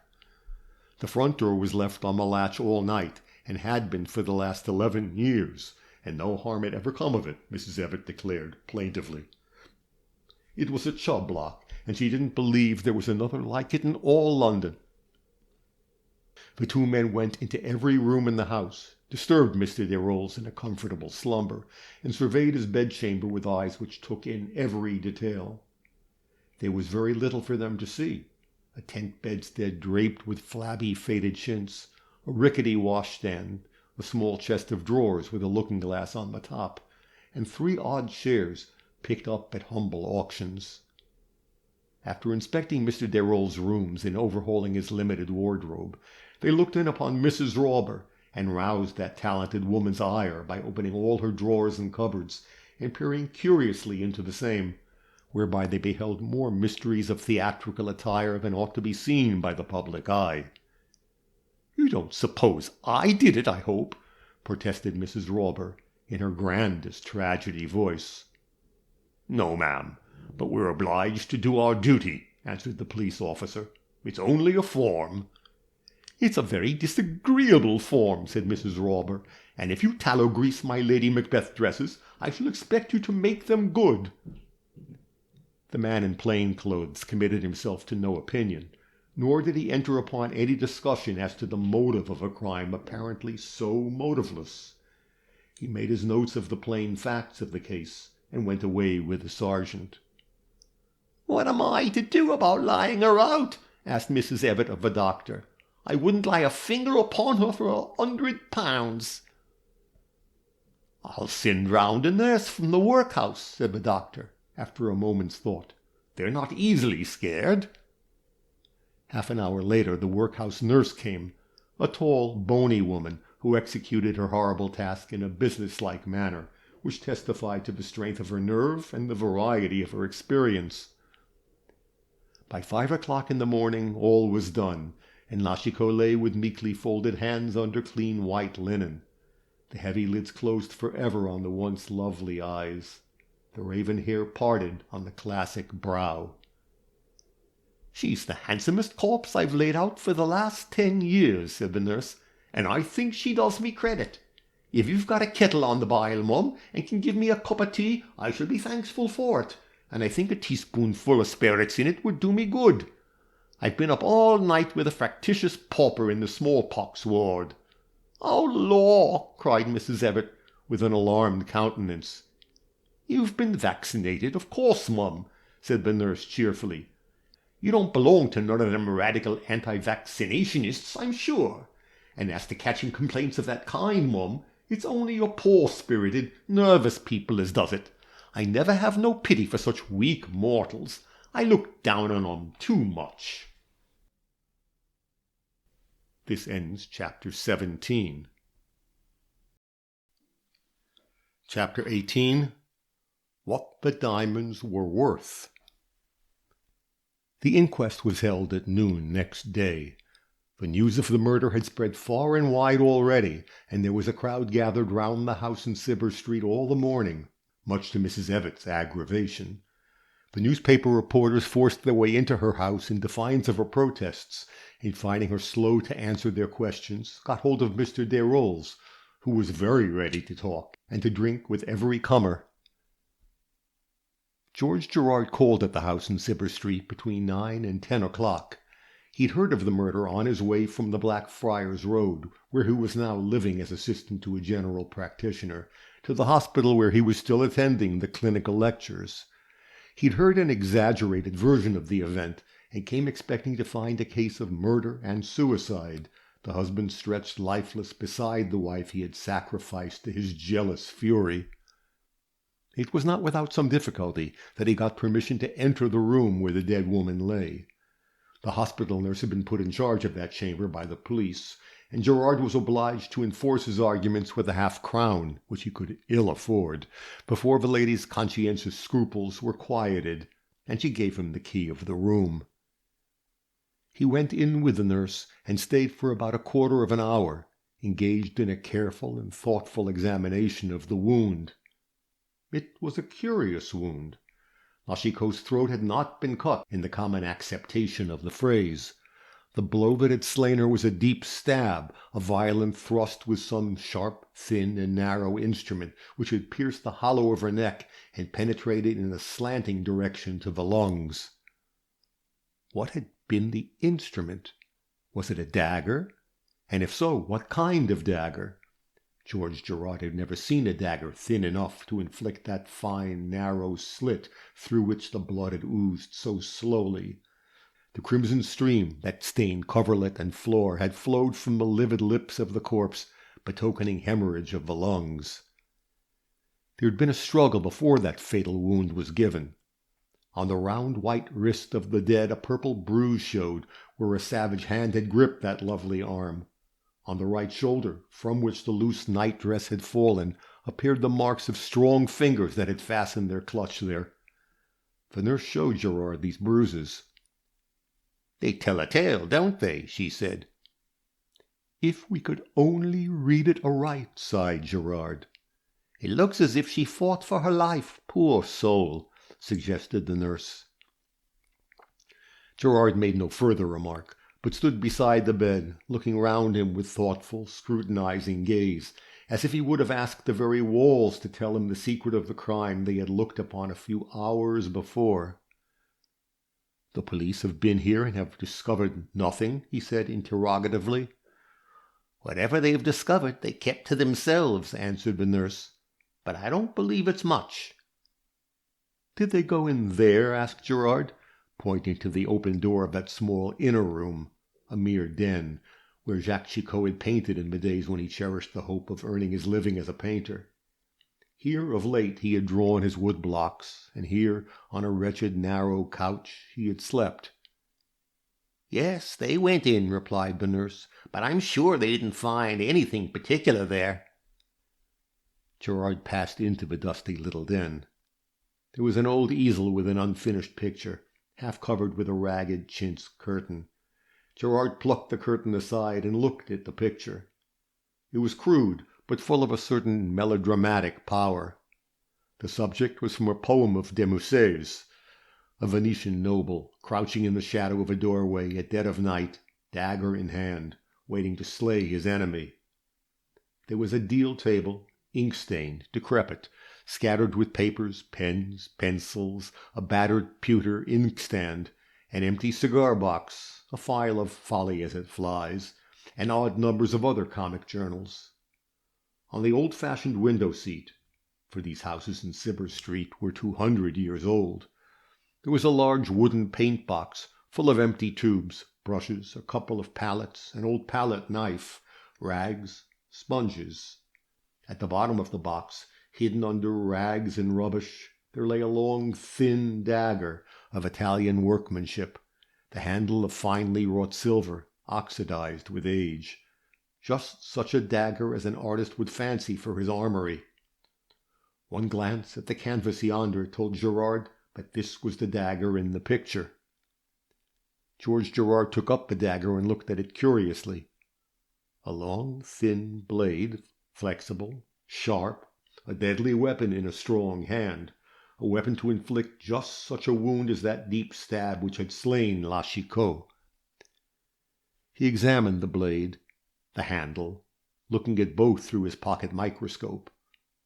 Both were darkly tarnished, possibly with the recent stain of blood, but the weapon had been carefully cleansed, and there was no actual speck of blood upon either handle or blade.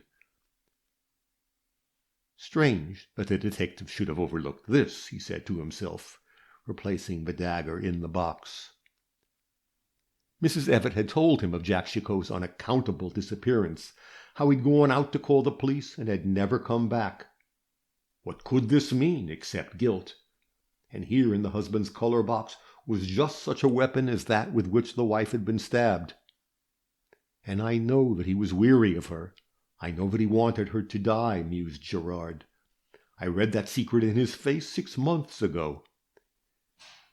He left the room presently, without any expression of opinion to the hospital nurse, who was eager to discuss the deed that had been done, and had theories of her own about it. He left the house and walked the neighboring streets for an hour, waiting for the inquest. "Shall I volunteer my opinion before the coroner?" he asked himself. "To what end? It is but a theory, after all, and a coroner is rarely a man inclined to give his ear to speculations of that kind. I'd better write to one of the newspapers. Would it do any good if I were to bring the crime home to the husband? Not much, perhaps. Wherever the wretch goes, he carries with him a conscience that must be a worse punishment than the condemned cell, and to hang him would not bring her back to life. Poor, foolish, lost creature, the only woman I ever loved." The Prince of Wales' Feathers, more popularly known as the Feathers, a public house at the corner of Cibber Street and Woodpecker Court, was the scene of the inquiry. The witnesses were the doctor, the police sergeant, the detective who had assisted in the examination of the premises, their roles, Mrs. Evatt and Mrs. Rawber. Jack Chicot, the most important witness of all, had not been seen since he left the house under the pretense of summoning the police. This disappearance of the husband, after giving an alarm which roused the sleeping household, an altogether unnecessary and foolish act, supposing him to be the murderer, was the most remarkable feature in the case, and puzzled the coroner. He questioned Mrs. Evatt closely as to the habits of the dancer and her husband. "You say they quarrelled frequently," he said. "Were their disputes of a violent character?" "I've heard her violent, but never him. She was very fond of him, poor thing, though she wasn't a woman to give way or to be guided by her husband. She was fonder of drink than she ought to be, and he tried to keep her from it. Leastwise, when they first came to my house. Later he seemed to have give her up, as you might say, and let her go her own way." "Did he seem attached to her?" "Not to my fancy. I thought the love was all on her side." "Was he a man of violent temper?" "No, he was one that took things very quiet. I used to think there was something underhand in his character. I can call to mind her saying to me once, after they'd been quarrelling, 'Mrs. Evatt, that man hates me too much to strike me. If he was once to give way to his temper, he'd be the death of me.' Those words of hers made an impression upon me at the time." "Come, come," interrupted the coroner. "We can't hear anything about your impressions. This isn't evidence." But Mrs. Evatt's slow speech flowed onward like a tranquil stream meandering through a valley. "I'd rather have a low brute that beat me black and blue," she said to me another time, poor dear thing, "if he was sorry for it afterwards, than a cold-hearted gentleman that can sting me to death with a word." "I want to hear facts, not assertions," said the coroner impatiently. "Did you ever know the husband of the deceased to be guilty of any act of violence, either towards his wife or anyone else?" "Never." "Do you know if Madame Chicot had money or any other valuables in her possession?" "I should say she had neither. She was a woman of extravagant habits. It wasn't in her to save money." Mrs. Roberts' evidence merely confirmed Mrs. Evatt as to the hour at which they had been aroused and the conduct of Jacques Chicot. The two women agreed as to the ghastly look of his face, and the sudden eagerness with which he had caught at the idea of going to fetch a policeman, an idea suggested by Desrolles. Desrolles was the last witness examined. As he stood up to answer the coroner, he caught sight of a familiar face in the crowd near the doorway. It was the countenance of Joseph Lemuel, the stockbroker, sorely changed since Desrolles had seen it last. Close by Mr. Lemuel's side appeared a well-known criminal lawyer. Desrolles' bistro complexion grew a shade grayer at sight of these two faces, both intently watchful. The evidence of Desrolles threw no new light upon the mystery. He'd known Mr. Chicot and his wife intimately, rarely had passed a day without seeing them. They were both excellent creatures, but not suited to each other. They did not live happily together. He had never seen Jacques Chicot guilty of any act of absolute violence towards his wife, but he believed there was a good deal of bitterness in his mind. In short, that they could not have gone on living together peaceably much longer. Mr. Chicot had absented himself from home very much of late. He'd kept late hours and avoided his wife's company.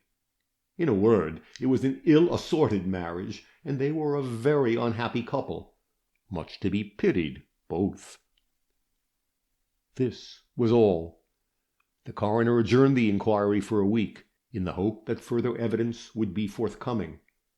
There was a feeling in the court that a very strong suspicion attached to the dead woman's husband, and that if he did not turn up speedily, he would have to be looked for. George Gerard watched the inquest from a crowded corner of the room, but he held his peace as to that discovery of a dagger in Jacques Chicot's color box. La Chicot was buried 2 days afterwards, and there was a tremendous crowd at Kensal Green to see the foreign dancing woman laid in her untimely grave. Mr. Smolendo, with his own hands, placed a wreath of white camellias on the coffin. Desrolles stood beside the grave, decently attired in a suit of black, hired for the occasion from a dealer in cast-off clothes, and looking quite the gentleman, Mrs. Evatt said to her gossips afterwards. Mrs. Evatt and Mrs. Rawber were both at the funeral. Indeed, it may be said that the whole of Cibber Street turned out for the occasion. There had not been such a crowd since the burial of Cardinal Weissman. All the company from the Prince Frederick was there, besides much more of dramatic and equestrian London. Poor Mr. Smolendo was in the depth of despair. He'd found an all-accomplished lady to take La Chicot's place in the burlesque, but the public did not believe in the all-accomplished lady, who was old enough to have been La Chicot's mother, and Mr. Smolendo saw his theatre a desert of empty benches. No matter that his scenery, his ballet, his orchestra, his limelights were the best and most costly in London. The public had run after La Chicot, and her unhappy fate cast a gloom over the house not easily to be dispersed. The tide of fashion rolled away to other theatres, and the bark that carried Mr. Smolendo's fortunes was left stranded on the shore. The press was very vehement upon the case of La Chicot. The more popular of the penny dailies went into convulsions of indignation against everybody concerned. They reviled the coroner, they denounced the surgeon as a simpleton, they insinuated dark things about the landlady, they branded the witnesses as perjurers, but they reserved their most scathing denunciations for the police. Here was an atrocious murder committed in the very heart of civilized London, in the midst of a calmly slumbering household, in a house in which almost every room was occupied, and yet the murderer is suffered to escape, and yet no ray of light from the combined intelligence of Scotland Yard pierces the gloom of the mystery. The husband of the victim, against whom there is the strongest presumptive evidence, whose own conduct is all sufficient to condemn him, this wretch is suffered to roam at large over the earth, a modern Cain, without the brand upon his brow by which his fellow-men may know him. Perhaps at this very hour he's haunting our taverns, dining at our restaurants, polluting the innocent atmosphere of our theatres, a guilty creature sitting at a play, nay, even with the hypocrite's visage crossing the hallowed threshold of a church. Where are the police? What are they doing that this scoundrel has not been found? They should be able to recognize him at a glance, even without the brand of Cain. Are there no photographs of the monster, who's been described as good-looking and who was doubtless vain? Letters pour into the morning shrieker by the bushel, every correspondent suggesting his own particular and original method for catching the murderer. Strange to say, Jacques Chicot, although a fair subject for the camera, has had no passion for seeing what kind of picture the sun can make of him. At any rate, there is no portrait of him, large or small, good, bad, or indifferent, to be found in Cibber Street, where the police naturally came to look for one. Mr. Desrolles, who, throughout the case, shows himself accommodating without being officious, gives a graphic description of his late fellow lodger. But no verbal picture ever yet conjured up the image of a man, and the detectives leave Cibber Street possessed of the idea of a personage no more like Jacques Chicot than Jacques Chicot was like the Emperor of China. This imaginary Chicot they hunt assiduously in all the worst parts of London, and often seem on the brink of catching him. They watch him dining at low eating-houses. They see him playing billiards in dubious taverns. They follow him on to penny steamers and accompany him on railroad journeys, always to find that, although sufficiently disreputable, he's not Jacques Chicot. Working thus conscientiously, it was hard to be girded at by the morning shrieker and an army of letter-writers. Assuredly the evidence against the missing husband was strong enough to weave the rope that should hang him.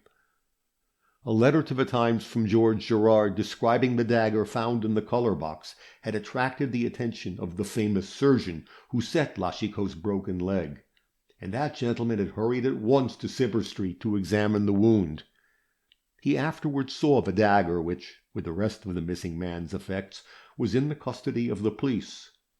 He wrote to the Times next day, confirming Gerard's statement. Such a wound could have been inflicted by just such a dagger, and hardly by any other form of knife or dagger known to civilization. The thin, flexible blade was unlike the blade of any other dagger the surgeon had ever seen. The wound corresponded to the form of the blade. The leader writers on the popular journals took up the idea.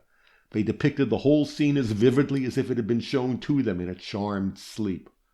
They gushed as they described the beauty of the wife. They wept as they told of her intemperate habits. The husband they painted in the darkest dyes of iniquity, a man who had battened on his wife's earnings, a poor creature, a lead captain, idle, luxurious, intemperate, since it was doubtless his example which had taught that glorious creature to drink. They painted in a blaze of lurid light the scene of the murder. The husband's midnight return from haunts of vice, the wife's recriminations, her natural outbreak of jealousy, hot words on both sides.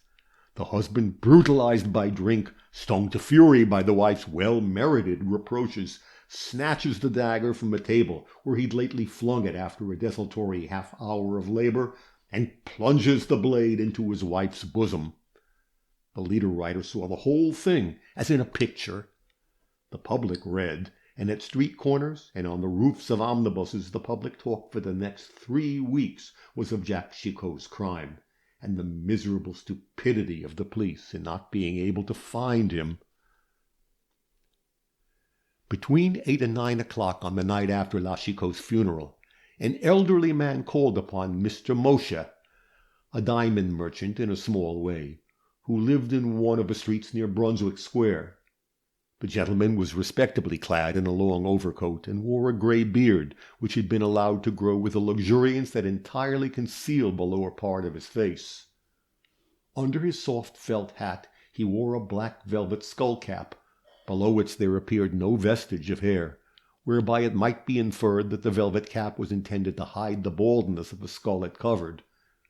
Under the rim of the cap, which was drawn low upon the brow, appeared a pair of shaggy grey eyebrows, shadowing prominent eyes.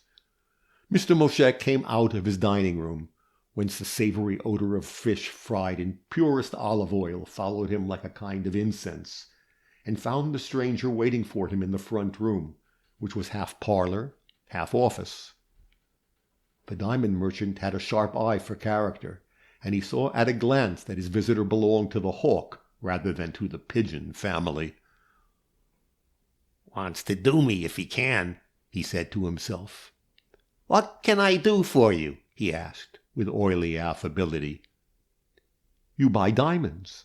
I want to sell some, and as I sell them under the pressure of peculiar circumstances, I'm prepared to let you have them a bargain," said the stranger, with a tone at once friendly and businesslike. "I don't believe in bargains. I'll give you a fair price for a good article if you came by the things honestly," replied Mr. Moshe, with a suspicious look.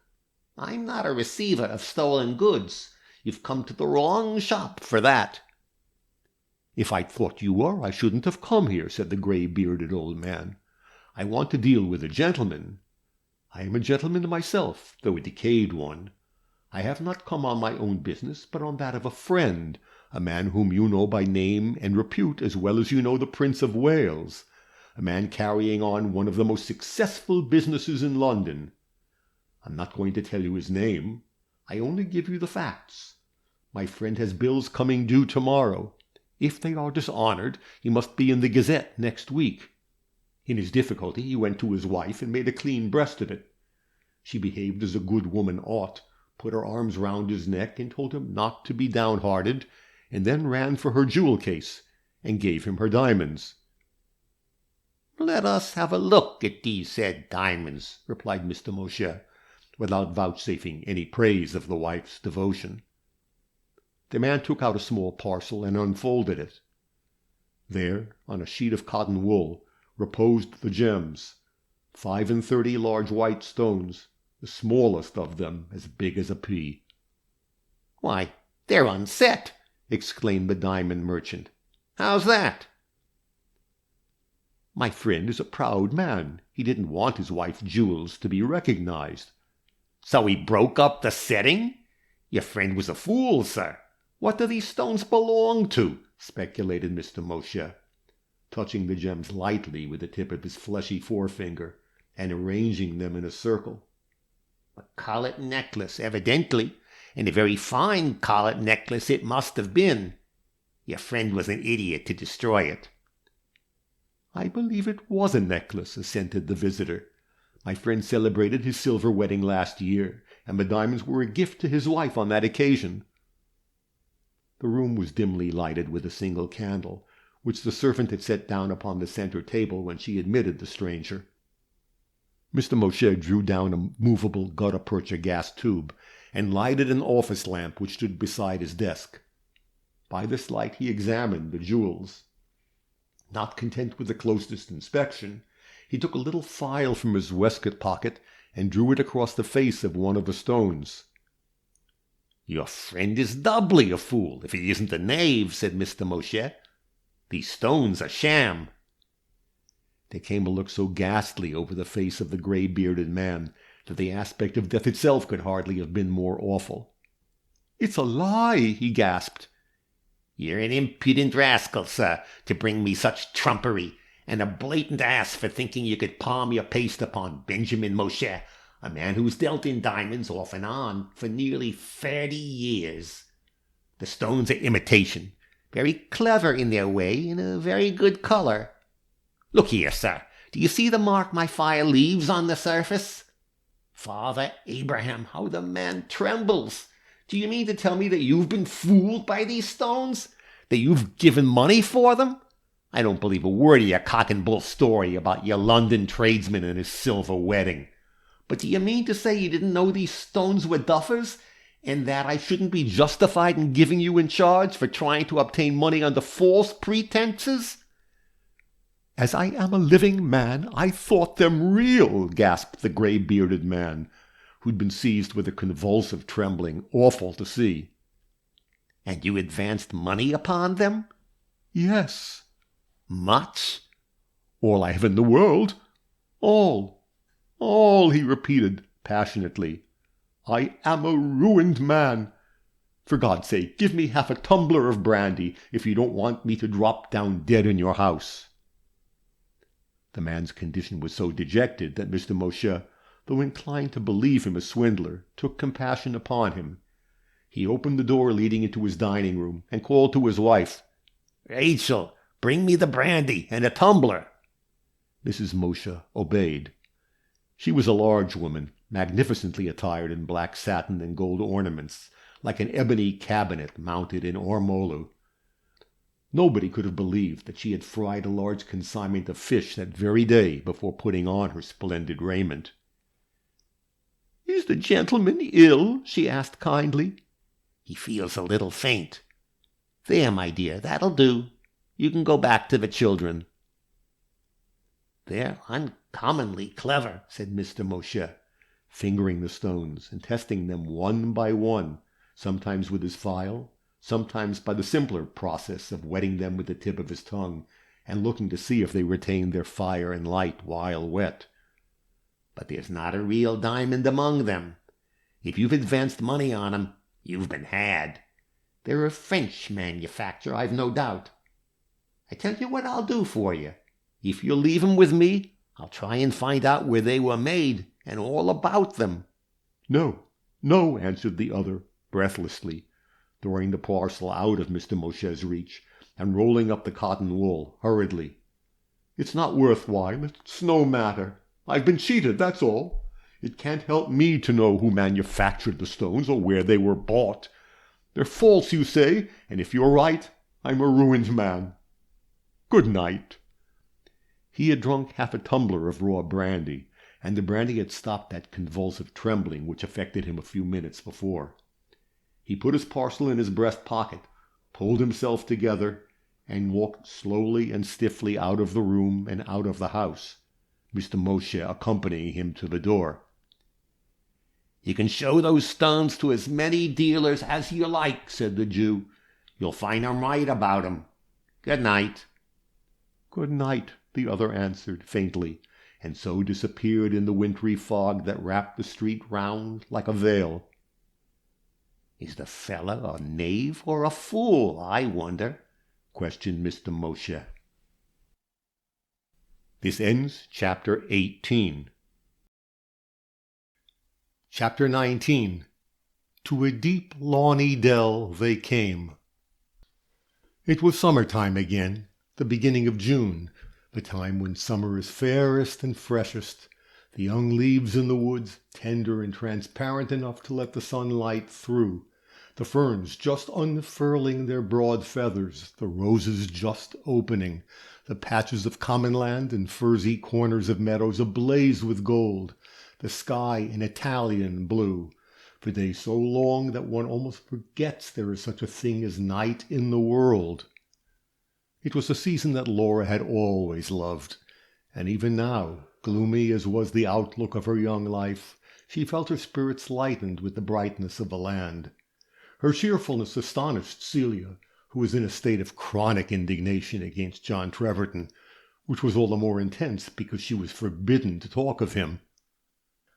"I never knew anyone take things so lightly as you do, Laura," she exclaimed one afternoon when she found Mrs. Treverton just returned from a long ramble in the little wood that adjoined the manor house grounds. "Why should I make the most of my troubles? Earth seems so full of gladness and hope at this season that one cannot help hoping." "You cannot, perhaps. Don't say one cannot," Celia retorted snappishly, "if you mean to include me. I left off hoping before I was 18. What is there to hope for in a parish where there are only 2 eligible bachelors, one of the 2 as ugly as sin, and the other an incorrigible flirt, a man who seems always on the brink of proposing, yet never proposes? You have not counted your devoted admirer, Mr. Sampson. He makes a 3rd. Sandy-haired and village solicitor. Thank you, Laura, I have not sunk so low as that. If I married him, I should have to marry his sister Eliza, and that would be quite too dreadful. No, dear, I can manage to exist as I am, in maiden meditation, fancy-free. When I change my situation, I shall expect to better myself. As for you, Laura, you are a perfect wonder. I never saw you looking so well. Yet in your position I am sure I should have cried my eyes out." "That wouldn't have made the position better. I've not left off hoping, Celia, and when I feel low-spirited I set myself to work to forget my own troubles. There's so much to be looked after on an estate like this. The house, the grounds, the poor people. I can always find something to do." "You are a paragon of industry. I never saw the garden as pretty as it is this year." "I like everything to look its best," said Laura, blushing at her own thoughts. The one solace of her life of late had been to preserve and beautify the good old house and its surroundings. The secret hope that John Treverton would come back some day, and that life would be fair and sweet for her again, was the hidden spring of all her actions. Every morning she said to herself, "He may come today." Every night she consoled herself with the fancy that he might come tomorrow. "I may have to wait for years," she said in her graver moments, "but let him come when he will, he shall find that I have been a faithful steward." She had never left the manor house since she came back from her lonely honeymoon. She had received various hospitable invitations from the county families, who were anxious to be civil to her now that she was firmly established among them as a landowner. But she refused all such invitations, excusing herself because of her husband's enforced absence.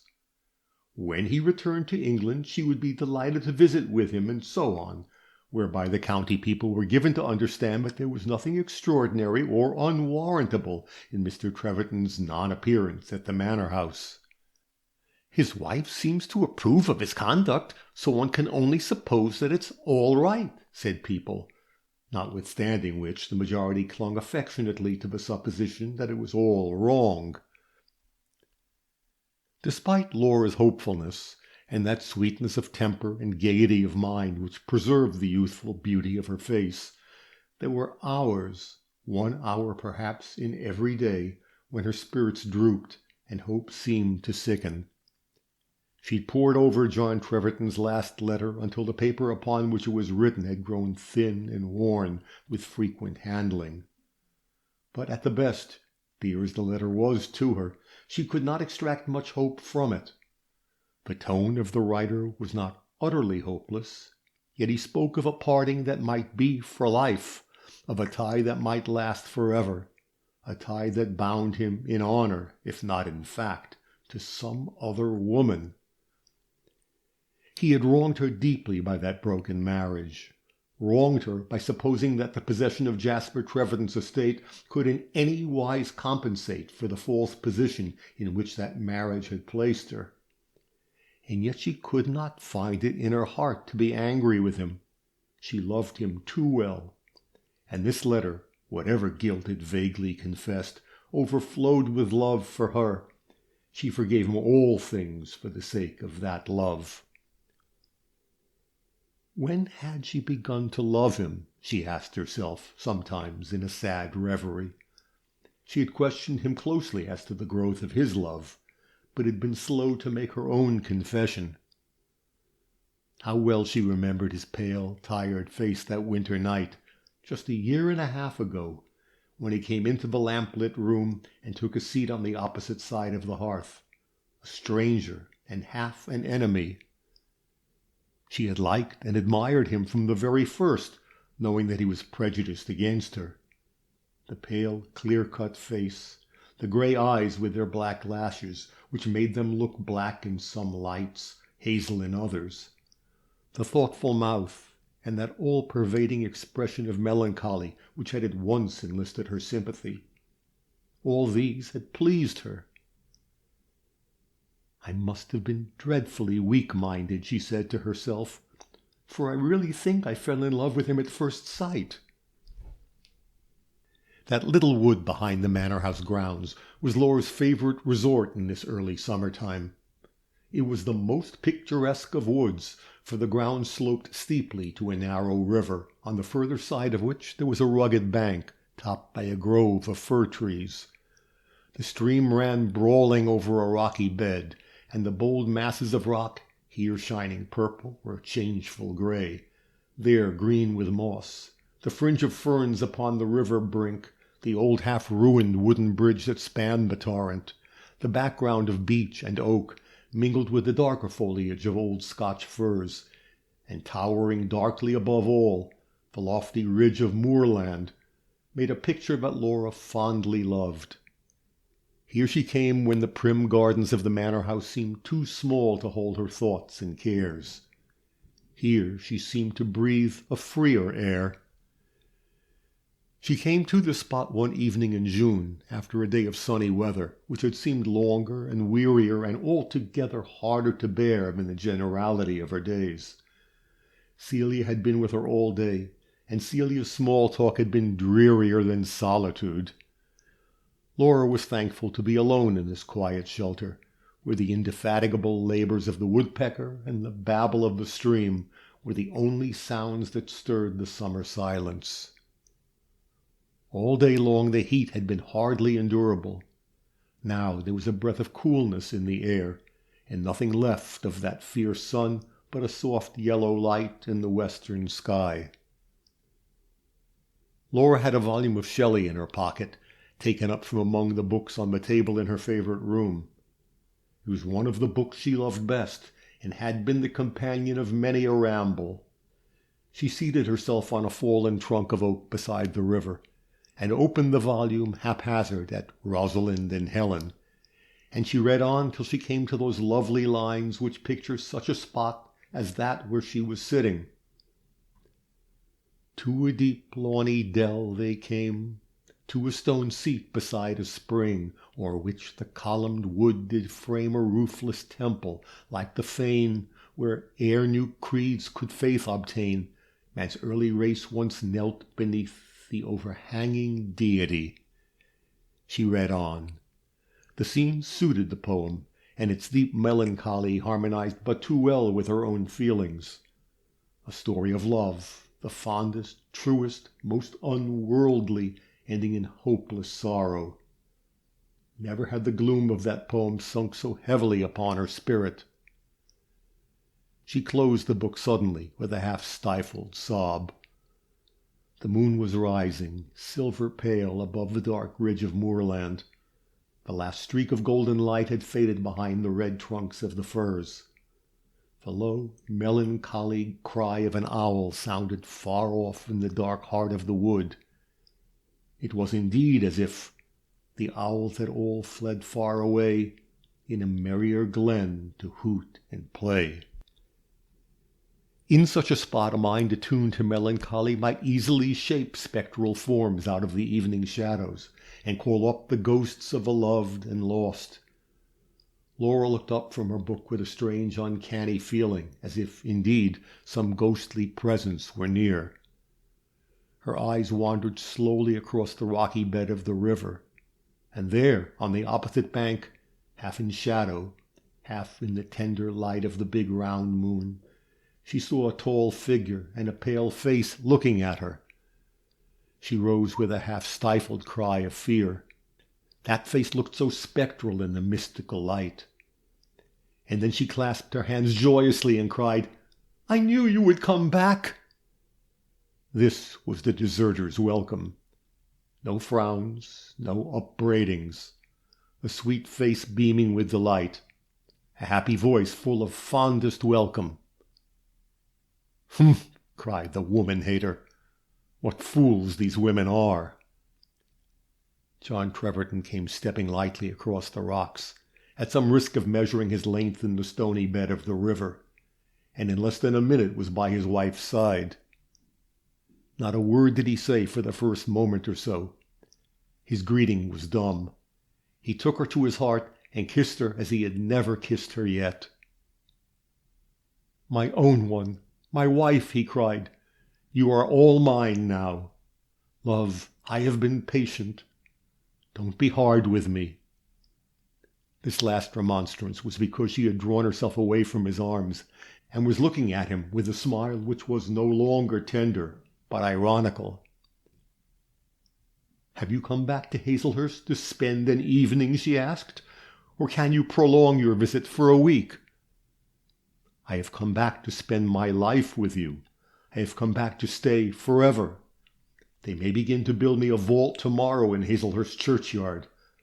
I shall be here to occupy it when my time comes, if you will have me. That is the question, Laura. It all depends on you. Oh, love, love, answer me quickly. If you but knew how I have longed for this moment. Tell me, sweet, have I quite worn out your love? Has my conduct forfeited your esteem forever? You have behaved very unkindly to me, she answered, slowly, gravely, her voice trembling a little. You have used me in a manner which I think a woman with proper womanly pride could hardly forgive. Laura, he cried piteously. But I fear I am not possessed of proper womanly pride, for I have forgiven you, she said innocently. My treasure, my delight! But it would have been so much easier to forgive you if you had trusted me, if you had told me all the truth. Oh, John, husband and yet no husband, you have treated me very cruelly. Here she forgot her unreasoning joy at seeing him again, and suddenly remembered herself and her wrongs. I know, love, he said, on his knees beside her. I seem to have acted vilely, and yet, believe me, dearest, my sole motive was the desire to protect your interests. Your conduct has put me to shame before all mankind, urged Laura, meaning the village of Hazelhurst. You have no right to approach me, no right to look me in the face. Have you not confessed in that cruel letter that you were not free to marry me, that you belong in some way to another woman? That other woman is dead. I am free as the air. What was she? Your wife? There was a look of infinite pain in John Treverton's face. His lips moved as if about to speak, but he was silent. There are some truths difficult of utterance, and it's not easy to all men to lie. It is too painful a story, he began at last, speaking hurriedly, as if he wanted to make a speedy end of a hateful subject. A good many years ago, when I was very young and a most consummate fool, I got myself entrapped into a Scotch marriage. You've heard of the peculiarities of the marriage law in Scotland? Yes, I have heard and read about them. Of course. Well, it was a marriage and no marriage, a reckless, half-jesting promise, tortured by false witnesses into a legal undertaking. I found myself unawares a married man, a millstone tied round my neck. I will tell you no more of that wretched entanglement, dearest. It would not be good for you to hear. I will only say that I bore my burden more patiently than most men would have borne it. And now I thank God with all my heart and soul for my freedom.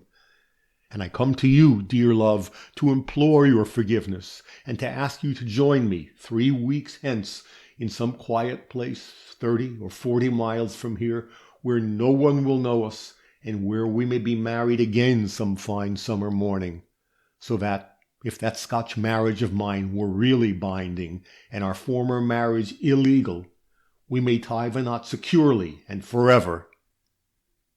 You should have trusted me at first, John, Laura said reproachfully. I ought to have done so, love, but I so feared to lose you. Oh, my darling, grant all I ask, and you shall never have cause to regret your goodness.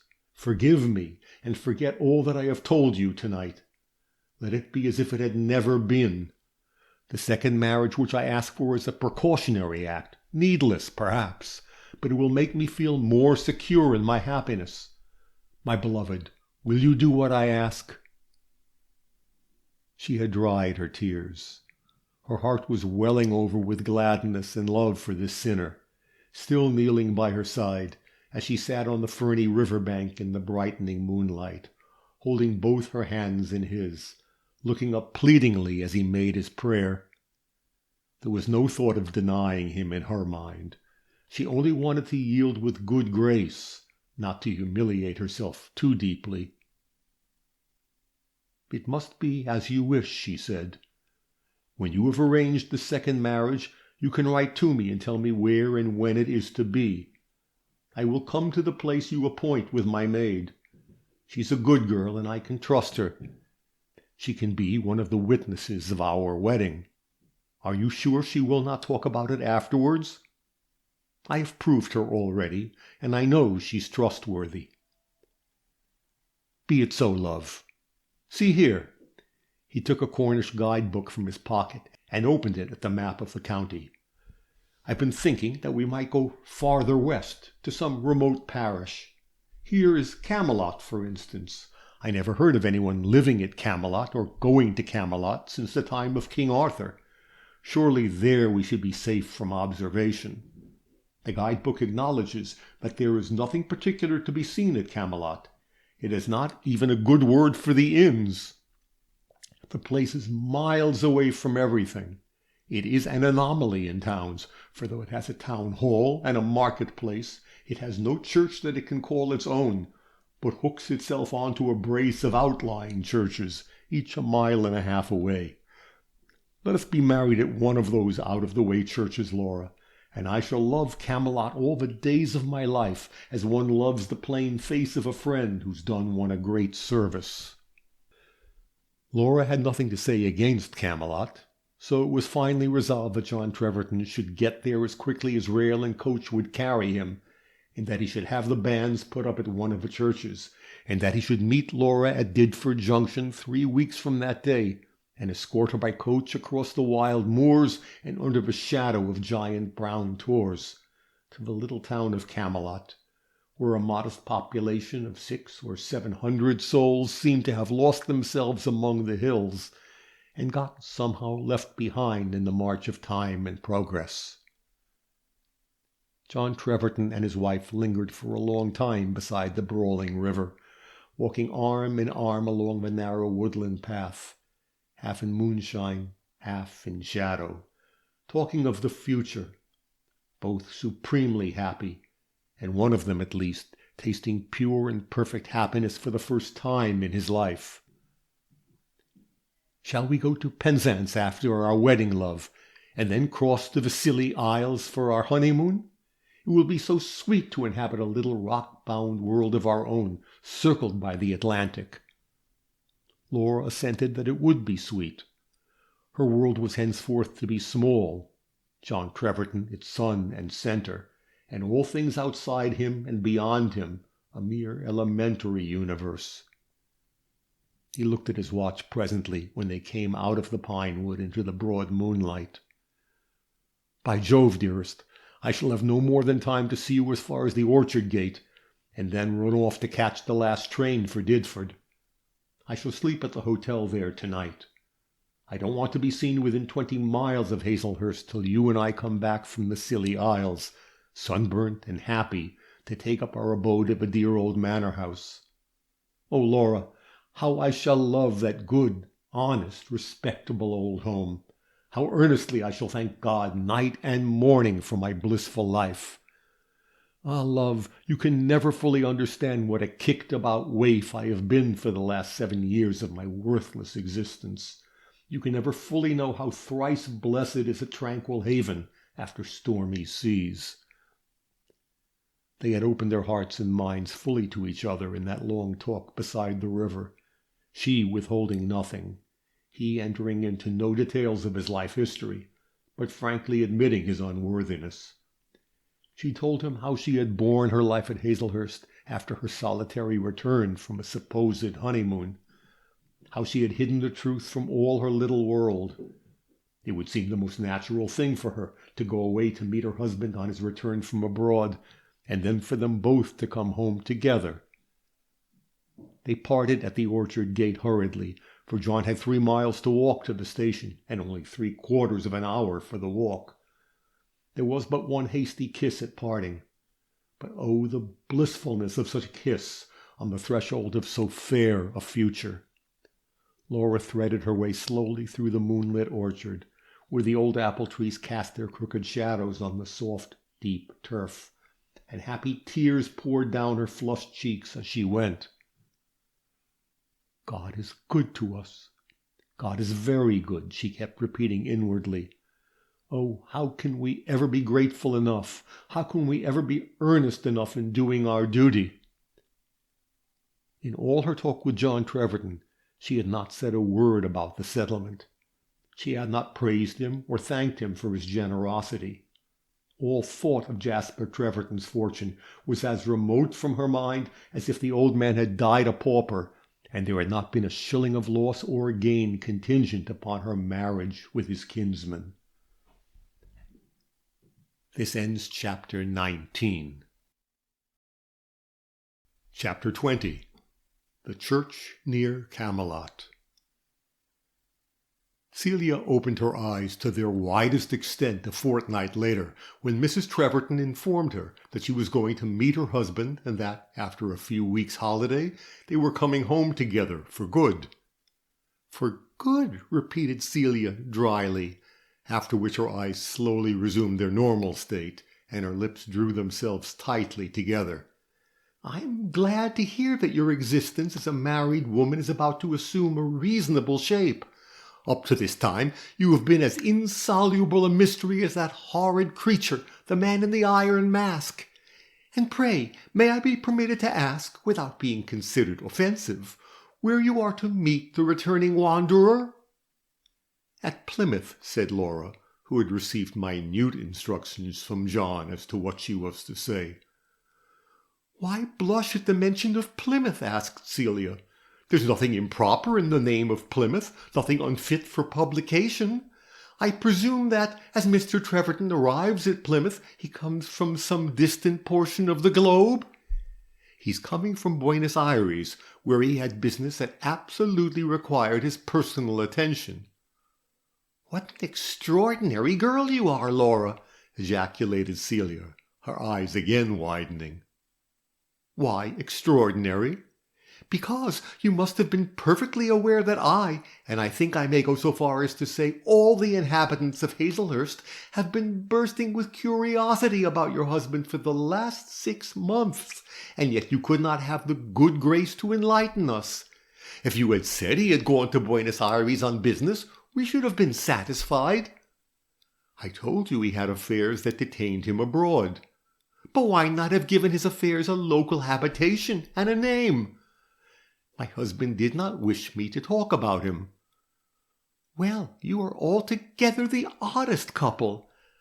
However, I am very glad things are going to be different. Would it be too much to ask if Mr. Treverton will remain at the manor house, or is he going to reappear only in his usual meteoric fashion? I hope he will stay at Hazelhurst all his life. Poor fellow, sighed Celia. If he does, I'm sure I shall pity him. You need not be so absurdly literal. Of course we shall go far afield sometimes and see the world and all that is interesting and beautiful in it. How glibly you talk about what we are going to do. A week ago you could not be induced to mention your husband's name. And how happy you look. I never saw such a change. It's all because I'm going to see him again. I hope you do not begrudge me my happiness. No, but I rather envy you. I only wish some benevolent old party would leave me a splendid estate on condition I married a handsome young man. You would see how willingly I would obey him. There should be no mystery about my conduct, I assure you. I should not make an iron mask of myself. Celia wrote next day to her brother to tell him how that most incomprehensible of husbands, John Treverton, was expected home from Buenos Aires, and how his wife was going to Plymouth to meet him. And I never saw any human creature look so happy in my life, wrote Celia. I have seen dogs look like it when one has given them biscuits, and cats when they sit blinking at the fire, and young pigs lying on a bank in the sunshine. Yes, I've seen those dumb things appear the image of perfect, unreasoning, unquestioning happiness, which looks neither behind nor before, but such an expression is rarely to be seen in humanity. A nice letter for Edward Clare to get. Disappointed, more or less out at elbows, with a growing sense of failure upon him. sick to death of his London lodging, sick of the few literary men whose acquaintance he had contrived to make, and with whom he did not amalgamate as well as he had anticipated. He tore his sister's lively epistle into morsels and sent them flying over Waterloo Bridge upon the light summer wind, and felt as if he would like to have gone over with them. "Yet once I thought she loved me," he said to himself, "and so she did, before that plausible scoundrel came in her way. But I ought to remember how much she gains by loving him. If the old man had happened to leave me his estate, perhaps she might have looked unutterably happy at the idea of my return after a long absence. Only God, who made women, knows what hypocrites they are." And then Mr. Clare went home to his shabby lodging, and sat down in bitterest mood, and dipped his pen in the ink, and wrung out of himself a passionate page of verse for one of the magazines, not without labor and the sweat of his brow, and then took his poem and sold it, and dined luxuriously on the proceeds, hugging his wrongs and nursing his wrath to keep it warm, as he sat in a corner of the bright little French restaurant he liked best, slowly sipping his modest half-bottle of Pomard. That which Celia had told him was perfectly true. There never was a happier woman than Laura after that interview by the river. During the last week before her departure she was full of business, preparing for her husband's return. "Your master will be here in a few weeks," she said to the old housekeeper with infinite pride, "and we must have everything ready for him." "So we will, ma'am, spick and span," answered Mrs. Trimmer. "It'll be happiness to have him settle down among us. It must have been a sore trial to you both, to be parted so, just at the beginning of your married life, too. It would have come more natural afterwards." "It was a sore trial, Trimmer," Mrs. Treverton answered, full of confidential friendliness. "But it's all over now.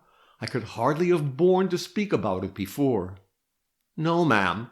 I noticed as you was close and silent like, and I knew my place too well to ask anything. Troubles take hold of people different. If there's anything on my mind, I must out with it, if it was but to Ginger, the tortoise-shell cat. But some folks can keep their warts screwed up inside 'em. It hurts 'em to speak." "That was my case, Trimmer. It hurt me to speak my husband's name, or to hear it spoken, while he was forced to be far away from me. But now it's all different. You cannot talk of him too much to please me. I hope you will be as fond of him as you are of the dear old man who is gone." Mr. Treverton must have a sitting-room of his own, of course, a den where he might write his letters and see his bailiff, where he could smoke and meditate at his leisure, study if he ever cared to study, read novels even, were he disposed to be lazy, and where his happy wife could only come on sufferance, deeming it a vast indulgence to be allowed to sit at his feet sometimes, or even to fill his pipe for him, or, in rough winter weather, to kneel down before the blazing fire and warm his slippers when he'd come in from a cold ride round his land, doing good wherever he went, like a benevolent fairy in the modern form of an enlightened landlord. After much debate and perplexity, Laura decided upon giving her husband, for his own particular sanctum, that very room in which the two had met for the first time, on the snowy winter night when John Treverton came to see his dying kinsman. It was a good old room, not large, but pleasant, oak-panelled, with a fireplace in the corner, which gave a quaintness to the room, an oak mantelpiece with half a dozen narrow shelves running in a pyramid above it, and on these shelves an arrangement of old blue Nankin cups and saucers, crowned at the apex with the most delightful thing in teapots. There was an old cabinet in the room, so full of secret drawers and mysterious boxes and recesses at the back of the drawers, that it was in itself the study of a lifetime. "Never hide anything in it, my dear," Jasper Treverton had said to his adopted daughter, "for be sure, if you do, you won't be able to find it." To this room Laura brought other treasures.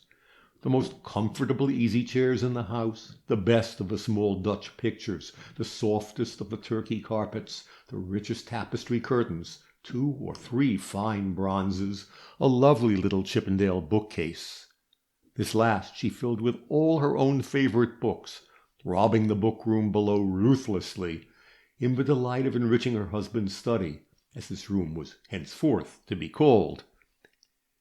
"He shall know and feel that he is welcome," she said to herself softly, as she lingered in the room, touching everything, rearranging, polishing, whisking away invisible grains of dust with a dainty feather brush, caressing the things that were so soon to belong to the man she loved. The adjoining room, the room in which Jasper Treverton had died, was to be her own bedchamber. It was a spacious room with 3 long windows and deep window seats, a fireplace at which an ox, or at all events a baron of beef, might have been roasted, a tall 4-post bed with twisted columns richly carved, curtains of Utrecht velvet, crimson and amber, lined with white silk, all somewhat faded but splendid in decay. A noble room altogether, yet Laura had rather a horror of it, dearly as she had loved him whose generous spirit seemed to haunt the chamber. But Mrs. Trimmer told her that, as the mistress of Hazelhurst Manor, she ought to occupy this room. It always had been the squire's bedchamber, and it ought to be so still. "Nothing like old ways," said Mrs. Trimmer decisively. The room opened into John Treverton's study. That was a reason why Laura should like it. If he were to sit up late at night reading or writing, she would be near him. She might see the face she loved through the open door, bending over his papers in the lamplight. "We're going to be a regular Darby and Joan, Mrs. Trimmer," she said to the housekeeper, as she made all her small domestic arrangements. In such trivial work she contrived to get rid of the 3rd week, and then came the lovely summer noontide, when she started on her journey, with the faithful Mary in attendance. "Mary," she had said the night before, "I'm going to trust you with a great secret, because I believe you are staunch and true." "If you could find another young woman in my capacity, Mum, that would be stauncherer or truerer, I'll undertake to eat her without a grain of salt," protested Mary, sacrificing grammar to intensity. The train from Beachhampton took them across a stretch of wild moorland, where the granite cropped up in scattered boulders, as if Titans had been pelting one another, to Didford Junction. At Didford they found John Treverton waiting for them, and here they got on to another line of railway, and into a more pastoral landscape, and so on to Lionstown, pronounced Linson, where they mounted the stagecoach which was to take them across the moor to Camelot. It was about 4 o'clock in the afternoon by this time, and it would be evening before they reached the little town among the Cornish hills. Oh, what a happy drive it was across the free open moorland in the mid-afternoon light, 1,000 feet above the sea level, above the smoke and turmoil of cities, far away from all mankind, in a lonely world of heather and granite. The dark brown hills, twin brothers, rose between them and the western sun, now blending into one dark mass of mountain, now standing far apart, as some new turn of the narrow moorland road seemed to alter their position in the landscape. It was like a new world even to Laura, though she came from the sister county, and had lived the better part of her life under the edge of Dartmoor. "I really think I should like to spend my life on these hills," said Laura, as she and John Treverton sat side by side behind the sturdy little coachman, whose quaintly comical face might have made the fortune of a low comedian. "It seems such a beautiful world, even in its wildness and solitude, so pure and fair, and free from the taint of sin." The sunlight behind the big brown tors was fading, and the air growing crisp and cool, keenly biting even at odd times, though it was midsummer. John drew a soft woolen shawl round his companion's shoulders, and even in this little action his heart thrilled at the thought that henceforward it was his duty to protect her from all the ills of life. And so through the deepening gloom they came to Camelot, a narrow street on the slant of a hill, folded in grey twilight as in a mantle.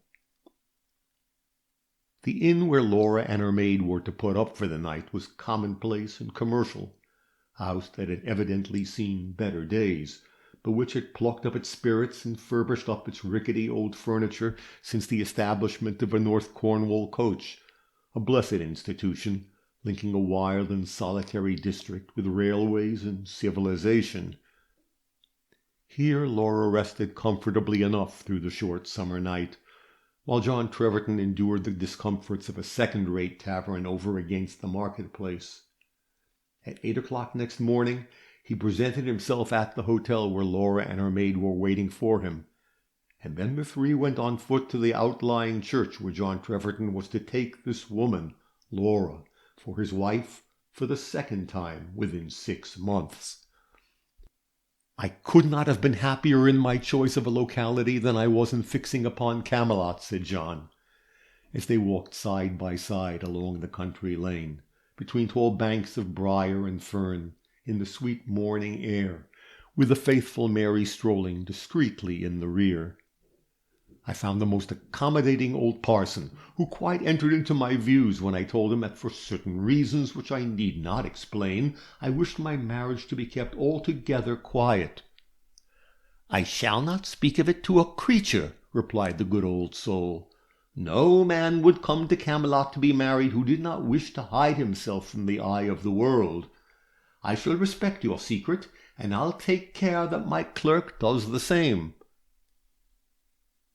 The old church smelt rather like a vault when they went in out of the breezy summer day, but it was a cleanly whitewashed vault, and the sun was shining full upon the faded crimson velvet of the communion table, above which appeared the 10 Commandments and the royal arms in the good old style.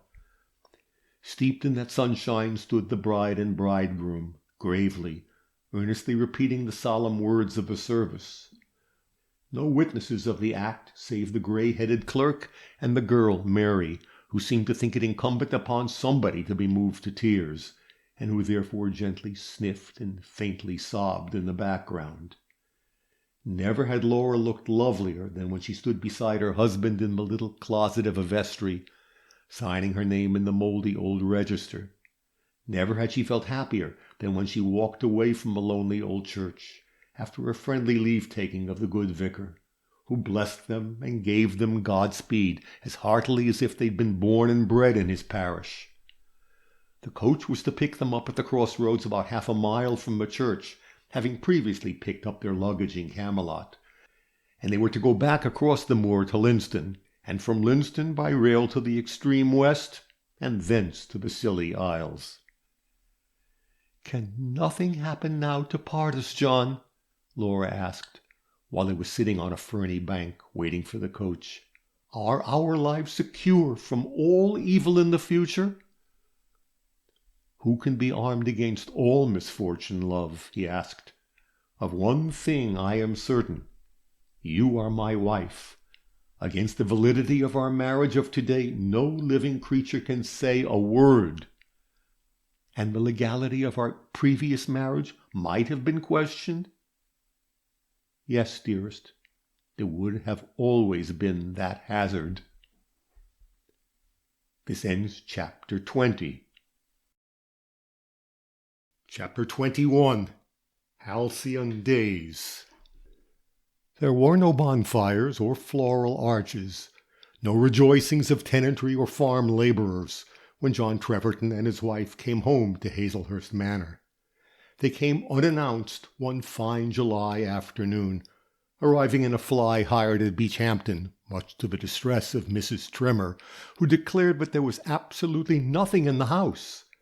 Yet many an anxious city housekeeper would have considered the noble array of hams pendant from the massive beams of the kitchen ceiling, the flitch of bacon, the basket of new-laid eggs, the homely saffron-hued plum cakes, the dainty sweet biscuits, the ox-tongues and silver side of beef in pickle, the chickens waiting to be plucked, worthy to count as something."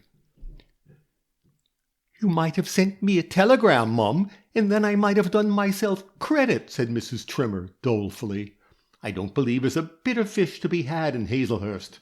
I was in the village at 12 o'clock this blessed day, and there was one soul frizzling on the slates at Trimson's, and I'll warrant he's been sold by this time."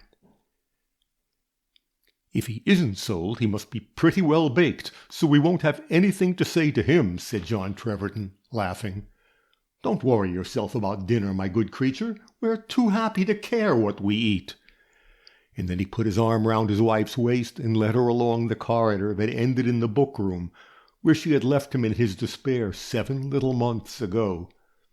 They went into this room together, and he shut the door behind them. "Dear love, to think that I should enter this room the happiest of men, I, who sat by that table in such anguish as few men are ever called upon to suffer. Oh, Laura, that was the darkest day in my life." "Forget it," she said earnestly. "Never let the past be named between us.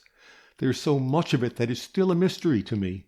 You've told me so little of your early life, John, that if I were to think of the past I might begin to doubt you.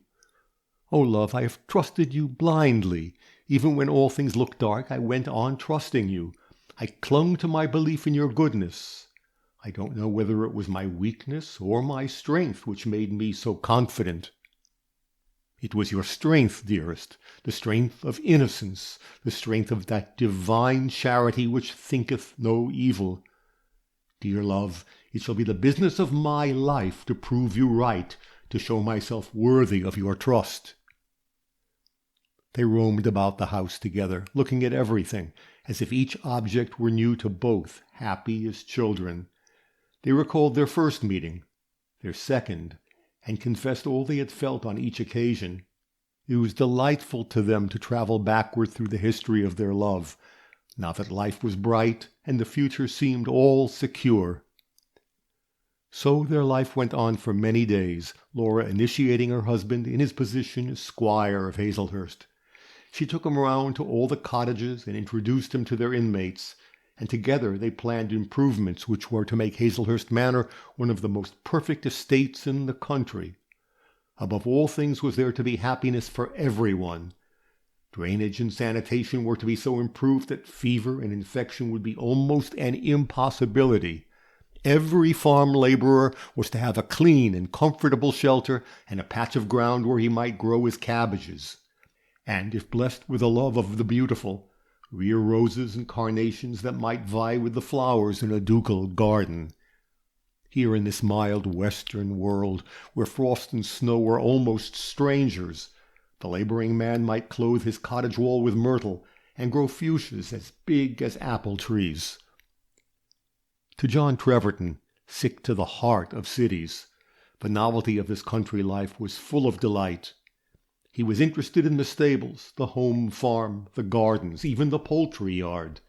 He had a kindly word for the lowest hind upon his land. It seemed as if, in the great happiness of his married life, he had opened his heart to all mankind. "And are you really happy, Laura?" he asked one day, when he and his wife were dawdling through the August afternoon beside the river where they had met in the June moonlight. "Do you honestly believe that your adopted father made the best possible provision for your future when he gave you to me?" He asked this question in a moment of delicious idleness, lying at his wife's feet, she sitting in a natural easy-chair formed by 2 blocks of granite, moss-grown, ferny, luxurious, books and work half forgotten by her side, and by his an idle fishing-rod. He had little doubt as to the answer to his question, or he would hardly have asked it. "I think dear Papa must have had a prophetic power to choose what was best for me," she said, smiling down at her husband. And then they went on in a strain which was very sweet to them both, traveling step by step over those early days when they were almost strangers, recalling with a studious minuteness what he had felt and thought, what she had dreamed and hoped. How he had begun with a fixed determination to detest her, and how that gloomy resolve had slipped out of his mind at their first interview, despite his endeavor to hold it fast. "There is one question that I have wanted to ask you, Laura," he said presently, growing suddenly grave, with a look in which there was a shadow of trouble. "But I have shrunk from asking it somehow, and put it off indefinitely. And yet it is a very natural curiosity on my part, and can hardly offend you."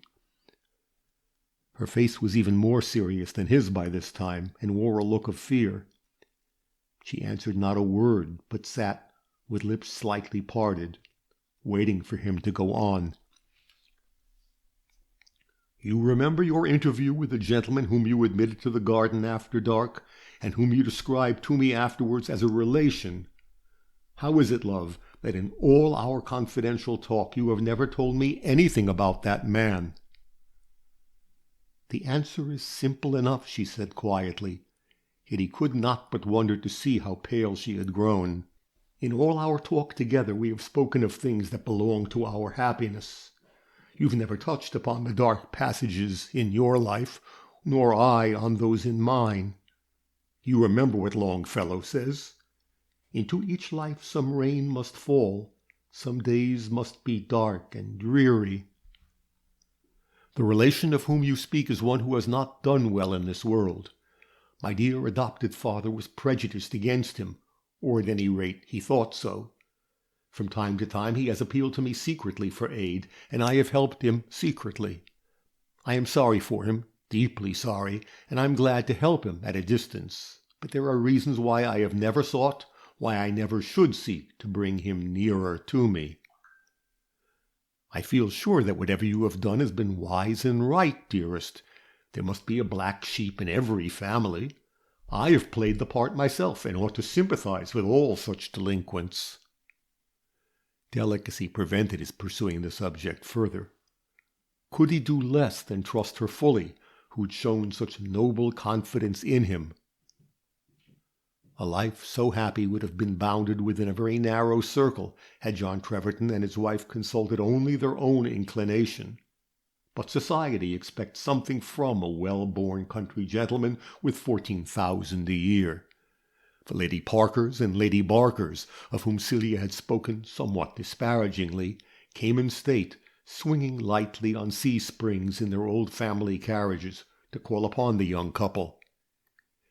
Invitations to ceremonious dinners followed in due course, and were reluctantly accepted, since it would have seemed ungracious to refuse them. And by Mrs. Trimmer, the housekeeper, suggested that the manor house ought to give a series of dinners, such as she remembered when she was a giddy-pated young kitchen-maid in the service of Jasper Treverton's father and mother. "They used to send out invitations for 2 or 3 dinner parties when the pheasant shooting began, and get it over," said Mrs. Trimmer, "for they were homely people and didn't care much for company. The old gentleman was wrapped up in his books, and the old lady was wrapped up in her garden. But when they gave a dinner there was no mistake about it." Laura submitted to inexorable custom. "We have eaten people's dinners, and I suppose we must invite them here," she said, with an air of serio-comic vexation, "or they will consider us dishonest. Shall I make a list of the people to be asked, Jack? And shall we give Trimmer carte blanche about the dinner?"